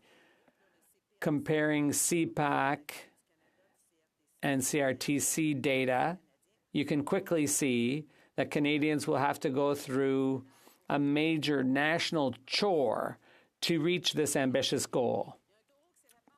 In Quebec, Mr. Speaker, we've taken the bull by the horns. In 2021, the government launched l'Opération Haute Vitesse, which aims to bring coverage to the 250,000 Quebec households that, despite private efforts by providers and financial incentives from government programs, still didn't have access to adequate deployment in their regions. So Quebec's Ministry of Energy and Natural Resources is responsible for monitoring and reporting on the progress of telecommunications services deployment. So there's no doubt that this initiative has accelerated the deployment of services, a problem that many Quebecers have had for far too long. And the member for Laurentides-Labelle talked about this during her speech. In the context of this operation, the preferred technology for bringing high-speed internet services to all homes is fiber optics. But there's a whole range of technologies that can be used to reach all homes, like coaxial cable, fixed wireless, and low-orbit satellite. Whichever type of technology is chosen, though, it must enable at least 50 megabits. So this bill is imperfect. It needs to be discussed with great seriousness. It's an anomaly that so many communities are so poorly served or not served at all. And this is a problem not just north of the 56th parallel, contrary to what city folks might think. So it's worrisome that the CRTC's power will be reinforced in the exercise of its additional powers in the management of spectrum and auctions resulting from this bill. So I'll end there. Thank you very much, Mr. Speaker. Droit de réplique, the right of reply, the honourable member from Bay of Quinte. Thank you, Madam Speaker. And I want to again thank Senator Patterson for bringing this bill forward. I think it did the work it needed to do in the Senate, and it's very, very enjoyable to debate this bill, but also to hear the responses from all members of Parliament. Mr. Speaker, Canadians are already, they understand that they pay some of the highest cell phone bills in the world. Some of them, though, are surprised that they pay the highest cell phone and some of the highest internet rates in the world. Rogers, TELUS, and Bell are number 1, 2, 3 of the priciest telecommunication carriers in 48 countries out of the whole planet. So Canadians already know they pay this. And when it came to this bill coming out of the Senate, it did one thing and one thing only. It was to tackle spectrum speculation. Companies that buy spectrum out of auctions and then make money on that. The two examples we used were Rogers, that had bought in 2013 a bunch of spectrum and only 5 years later made a $189.5 million profit because they held that spectrum, became valuable, and they sold it. Quebecor and Videotron in 2008 bought $96.4 million worth of spectrum and sold it for an $87.8 million profit in just 9 years later. So this bill was only meant to look at spectrum speculation to ensure we tackle that.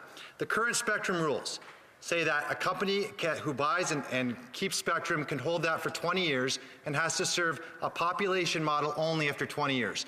These new rules under this bill maintains that after 3 years, that company has to hit a 50% geographical area, meaning that they can't just look at population. A lot of these providers are looking only at, say, a Toronto and not hitting the northern portion of that. Or to a member earlier from Milton, maybe looking at the denser population but not hitting the middle of that. And what I think is most important about this bill is that, and I normally am against this, but it gives the minister new power to decide what's best for that community, meaning that the minister decides that that auction was bought and it's only speculative, that minister then can change that auction and ensure it goes to someone else. But if that provider is attempting to develop that area that it was purposed for, then the minister can then extend that auction or make sure that that area gets served by that auction. That's what this whole bill is all about.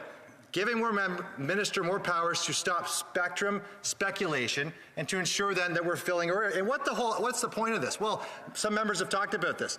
60% of rural Canada, which is 7 million Canadians, is not serviced by high-speed internet. 60%, and when they are, they're filled right now by American companies, Starlink, and we have Xplore, both American-owned and controlled. So when we look at Canadian companies serving Canadian markets, especially in the north and rural Canada, this was to ensure that we have companies that do that. Now, if we want to look at reform, and the members talked about, well, this doesn't quite do what they do, then that's spectrum auction reform, meaning that we're going to look at the $9 billion that Canada makes that goes into general revenues, and to ensure perhaps maybe some of that needs to go back to rural Canada, to connect the north, to connect rural municipalities. You know, Mr. Speaker, we have 3,500 municipalities in Canada. Only 94 of them are urban, meaning that we have over 3,600 municipalities in Canada that are rural. It would be best for all of us as MPs to look at rural strategies that look at this. But most importantly, let's get rid of this spectrum speculation. This whole premise that is an anomaly, that is flawed in this bill, or in the original bill of spectrum auctions, it allows companies to make money simply because they buy an asset that is publicly owned, a public resource. Spectrum, Mr. Speaker, is for all Canadians. And when we look at this bill, and I think it's a good one coming from the Senate, it is going to ensure that we tackle that flaw in this bill, ensure that we then look at the future. And the future is, yes, we need more competition in internet. We need more competition for cell phones. We don't just need a fourth carrier, Mr. Speaker. We need 40 carriers to ensure we look after Canadians, look after their internet needs, to ensure that all Canadians are connected to internet, because we need it for health, we need it for safety, we need it for employment, and certainly we need it for prosperity for this great nation. So thank you, Mr. Speaker. This is a great bill. I hope everyone can support it. Well done. Well done. The question is as follows. Monsieur Williams, appuyé par Madame. Mr. Williams, seconded by Ms. Roberts, moved that Bill S-242, an act to amend the Radio Communication Act, be now read a second time and referred to the Standing Committee on Industry and Technology. If a member participating in person wishes that the motion be carried or carried on division, or if a member of a recognized party participating in person wishes to request a recorded division, I would invite them to rise and indicate it to the chair. The honourable member for Bay of Quinte. Request a recorded division. Thank you. Pursuant to Standing Order 93, the division stands deferred until Wednesday, November 8th, 2023, at the expiry of the time provided for oral questions.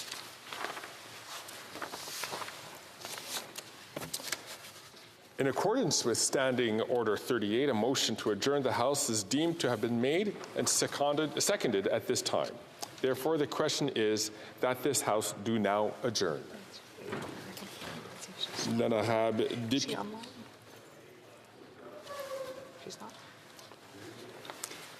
Un instant, s'il vous plaît.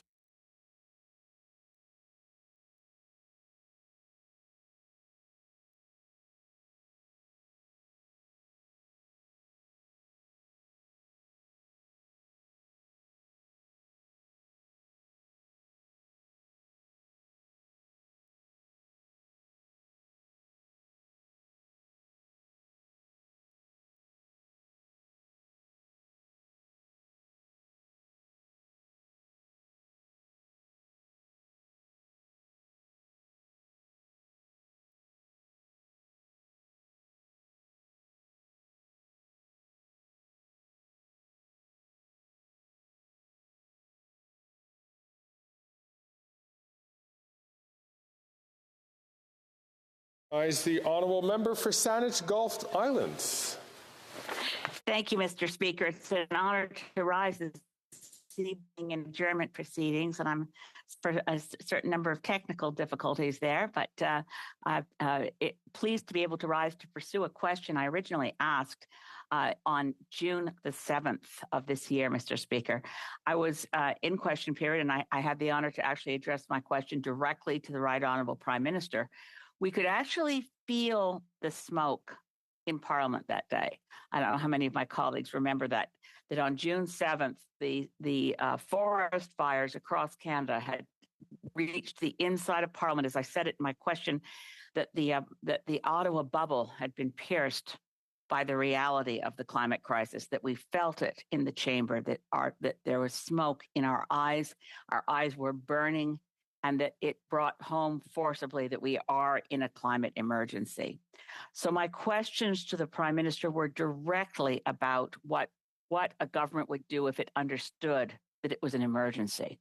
I know that the Liberals continually claim that they've done more for climate than any previous government.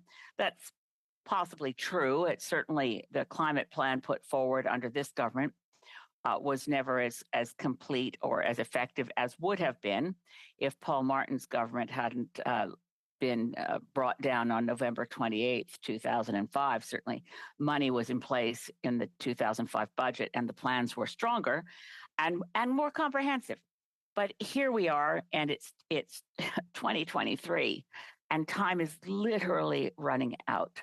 The Intergovernmental Panel on Climate Change has told us clearly that in order to hold to 1.5 degrees Celsius global average temperature increase, which is not a political goal, it's a goal required by physics and chemistry to ensure a livable climate for our kids. In order to hold to that goal, global greenhouse gas emissions must peak and begin to drop rapidly by 2025.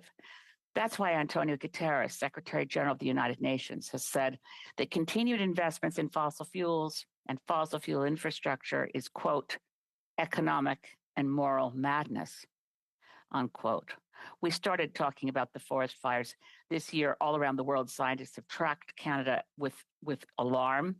We had a fire season that started earlier and lasted later, and in total burned approximately 19 million hectares. But we also had floods that took lives in Nova Scotia. We also had fires that extended as far as evacuating all of Yellowknife. So both in total area affected and in the number of people affected and lives disrupted, nothing should have said so clearly to the Liberals as this forest fire season that it's not enough to put in place policies on one hand to reduce greenhouse gases if you keep subsidizing fossil fuels with the other hand.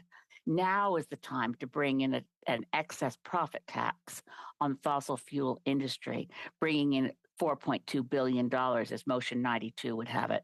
Now is the time to cancel the Trans Mountain Pipeline expansion before wasting a single additional dollar of public monies. And now is the time to say that if we're serious about reconciliation, we don't drive that pipeline through Secwépemc territory. Now's the time to understand this is an emergency and we act like it. From now on, we take it so seriously that building fossil fuel infrastructure and expanding fossil fuel production will stop, and now. The Honourable Parliamentary Secretary to the Minister of the Environment and Climate Change and to the Minister for Sport and for Physical Activity. Thank you very much, Mr. Speaker, and to my friend and colleague from Saanich Gulf Islands.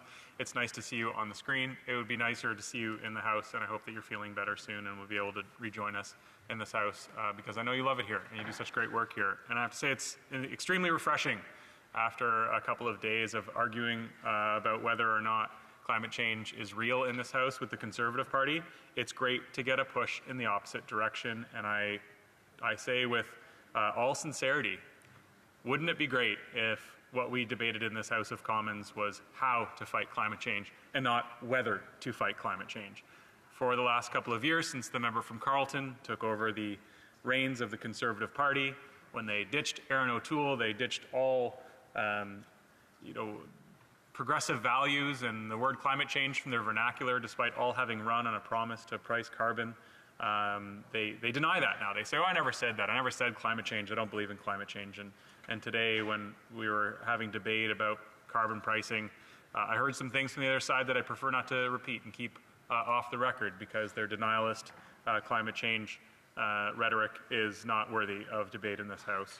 But I would like to thank the member for her questions and for her strong work and advocacy on climate action, and for mentioning the climate emergency over and over in this House. It needs repeating. We are in a climate emergency, not just in Canada, but around the world. And I can assure this House that the Government of Canada has taken this very, very seriously. As the member said, our government is the Canadian government who has done the most to advance our country on climate action. I think it's also important to share some facts about the global energy future that we're advancing towards. The International Energy Agency projects that by 2030, almost half of the world's electricity supply will come from renewables, and 80% of new electricity capacity from now until 2030 will be renewable. That's great news. Canada's electricity grid is already 80% renewable, and despite efforts from Danielle Smith, the Premier of Alberta, to put a moratorium on all new renewable energy projects, we will continue on that path.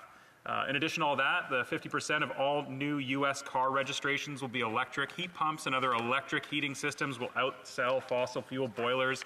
And we will continue to work in that direction, because in order to ensure that Canada is able to seize the economic opportunity in front of us and stave off the climate emergency, we have invested in job-creating measures like renewable power development. And in Budget 2023, we announced a wave of strategic investments to continue our work to catalyze job creation and to attract international investors. So let me provide a couple of examples of that progress. In Nova Scotia, Everwind Fuels recently received approval from our government to build North America's first facility to produce hydrogen from renewables. Look at Ontario, where Volkswagen, Umicore, Stellantis, Marathon, Palladium, and others have decided to invest in our battery ecosystem, and we're supporting those investments. These are great examples of getting projects built, whether that's responsibly developing critical minerals in a manner that unlocks economic opportunities for rural and Indigenous communities, or for helping the next generation of steel and auto workers build the electric cars, buses, and trucks that the world needs to displace fossil fuel vehicles. Mr. Speaker, I'll highlight MTB in Milton.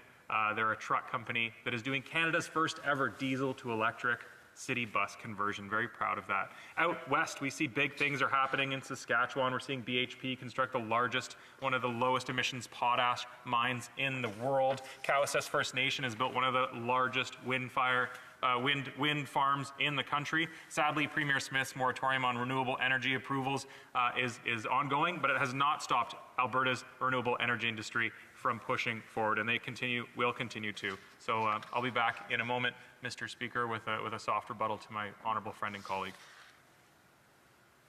The honourable member from Saanich Gulf Islands.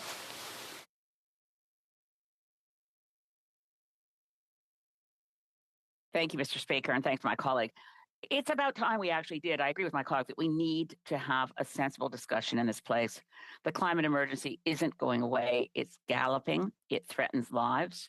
And when we talk about affordability, we need to recognize that climate emergency events make life less affordable for everyone. In fact, they threaten our very lives, livelihood, and communities.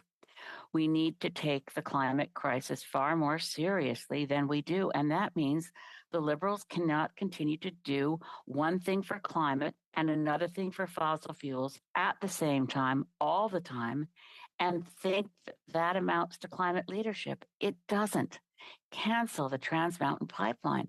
We're building it with public money. We're violating Indigenous rights while building it.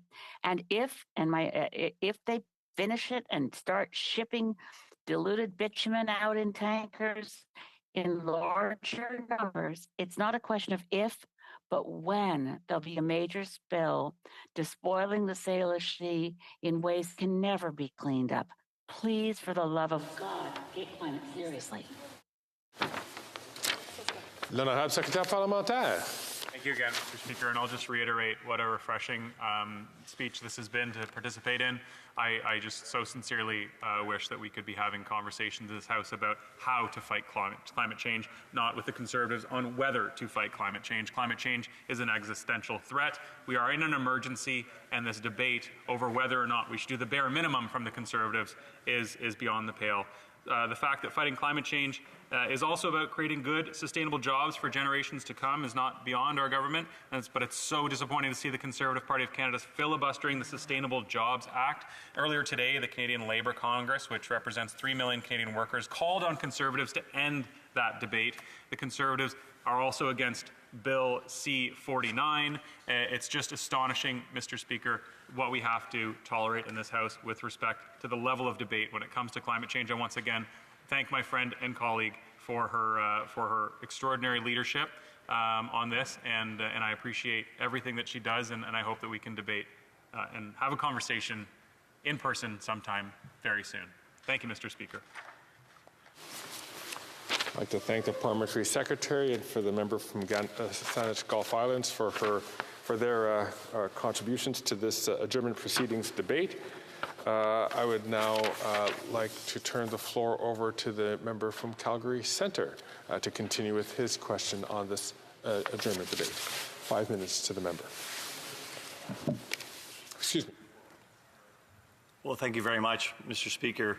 And today I rise in the House to further ask a question I asked in this House just last week about the Impact Assessment Act and the Supreme Court's ruling that overturned the federal government's move on the Impact Assessment Act, Bill C-69 it was called, and moved ahead despite everybody that they could possibly consult with, the opposition parties, every provincial legislature, 100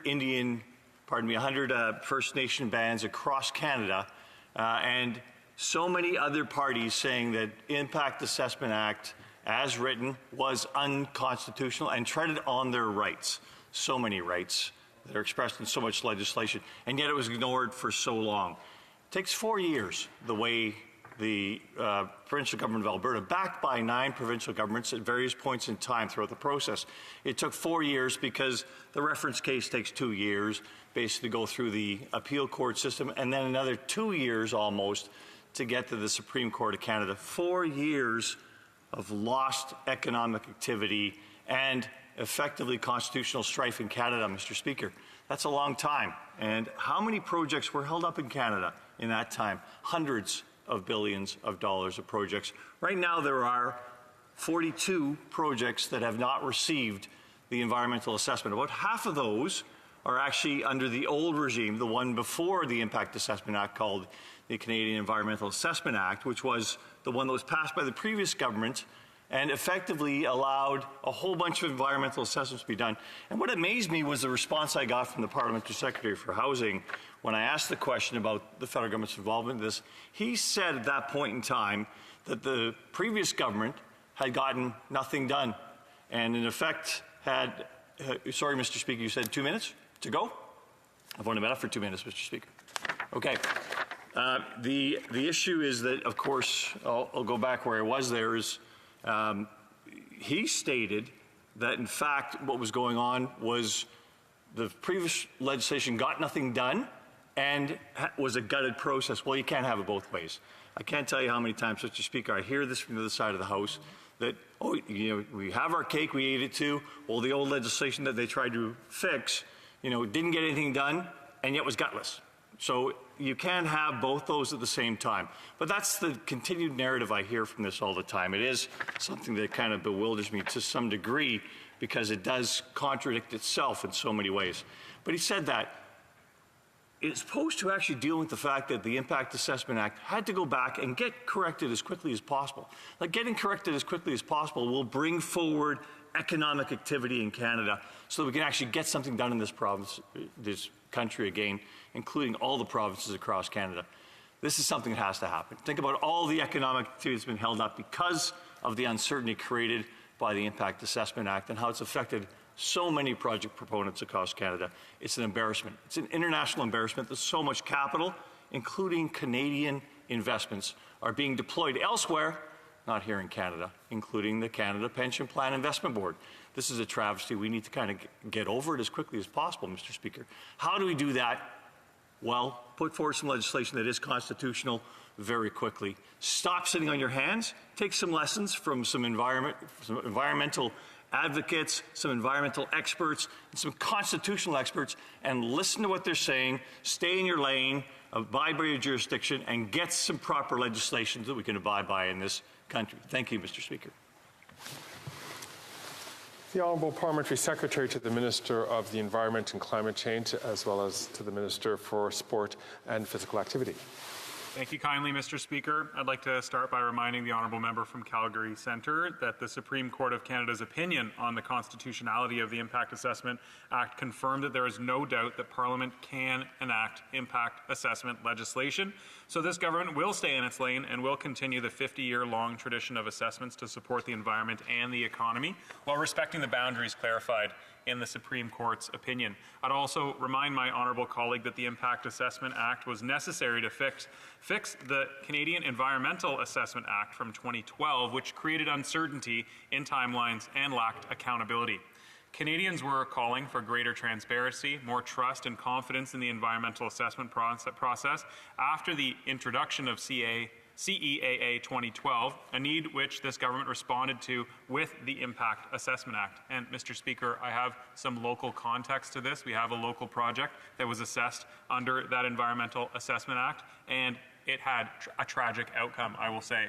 The Impact Assessment Act sought to create a better set of rules that respect the environment, Indigenous rights, and ensure that projects are assessed in a timely way.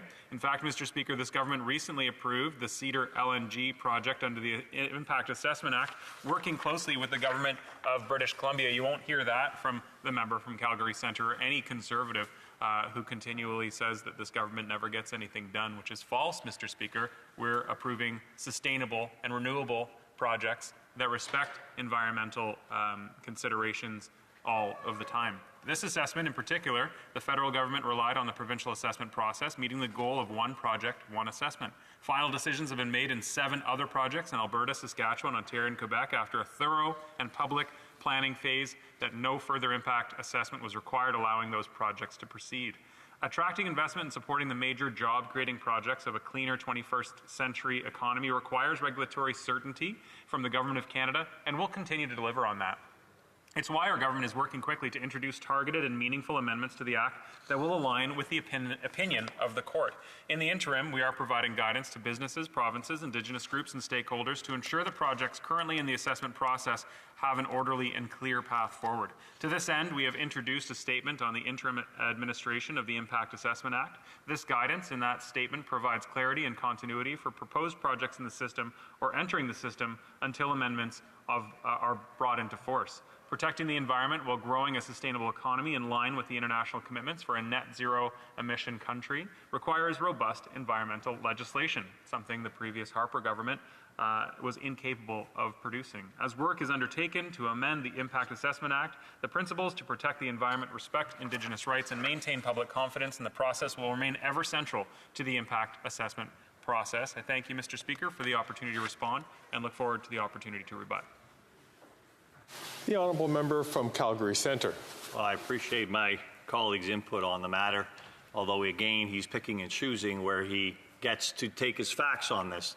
So think about the Greenhouse Gas Pricing Act that happened at the Supreme Court just 2 years ago. In fact, at that point in time, the government didn't consider that reference an opinion. It took it as that's actually the law of the land. Now it's saying, well, this is just opinion of the Supreme Court of Canada, and we will work with it, and we accept that, it's confirmation, of course, that the federal government has the right to work in this realm. Yes, that's exactly what they said, however, only in its lane.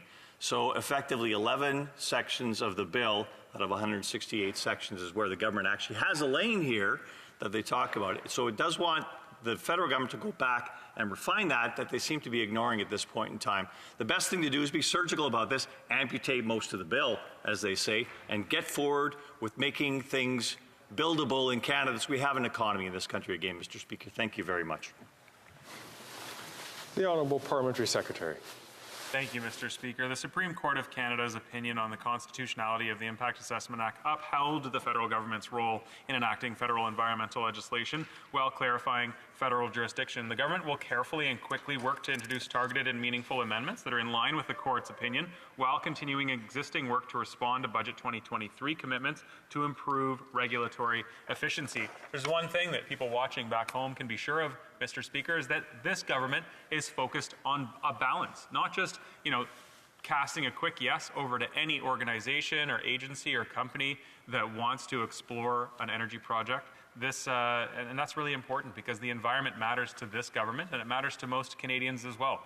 The result of that process will be an improved one for assessing major projects, which protects both the environment and the economy. In the meantime, Mr. Speaker, the government will provide guidance to our many stakeholders and Indigenous partners to ensure as much clarity as possible for projects currently in the system as well as those ready to enter it. Thank you, Mr. Speaker. The Honourable Member for Brantford has not here to raise the point. The point is now withdrawn.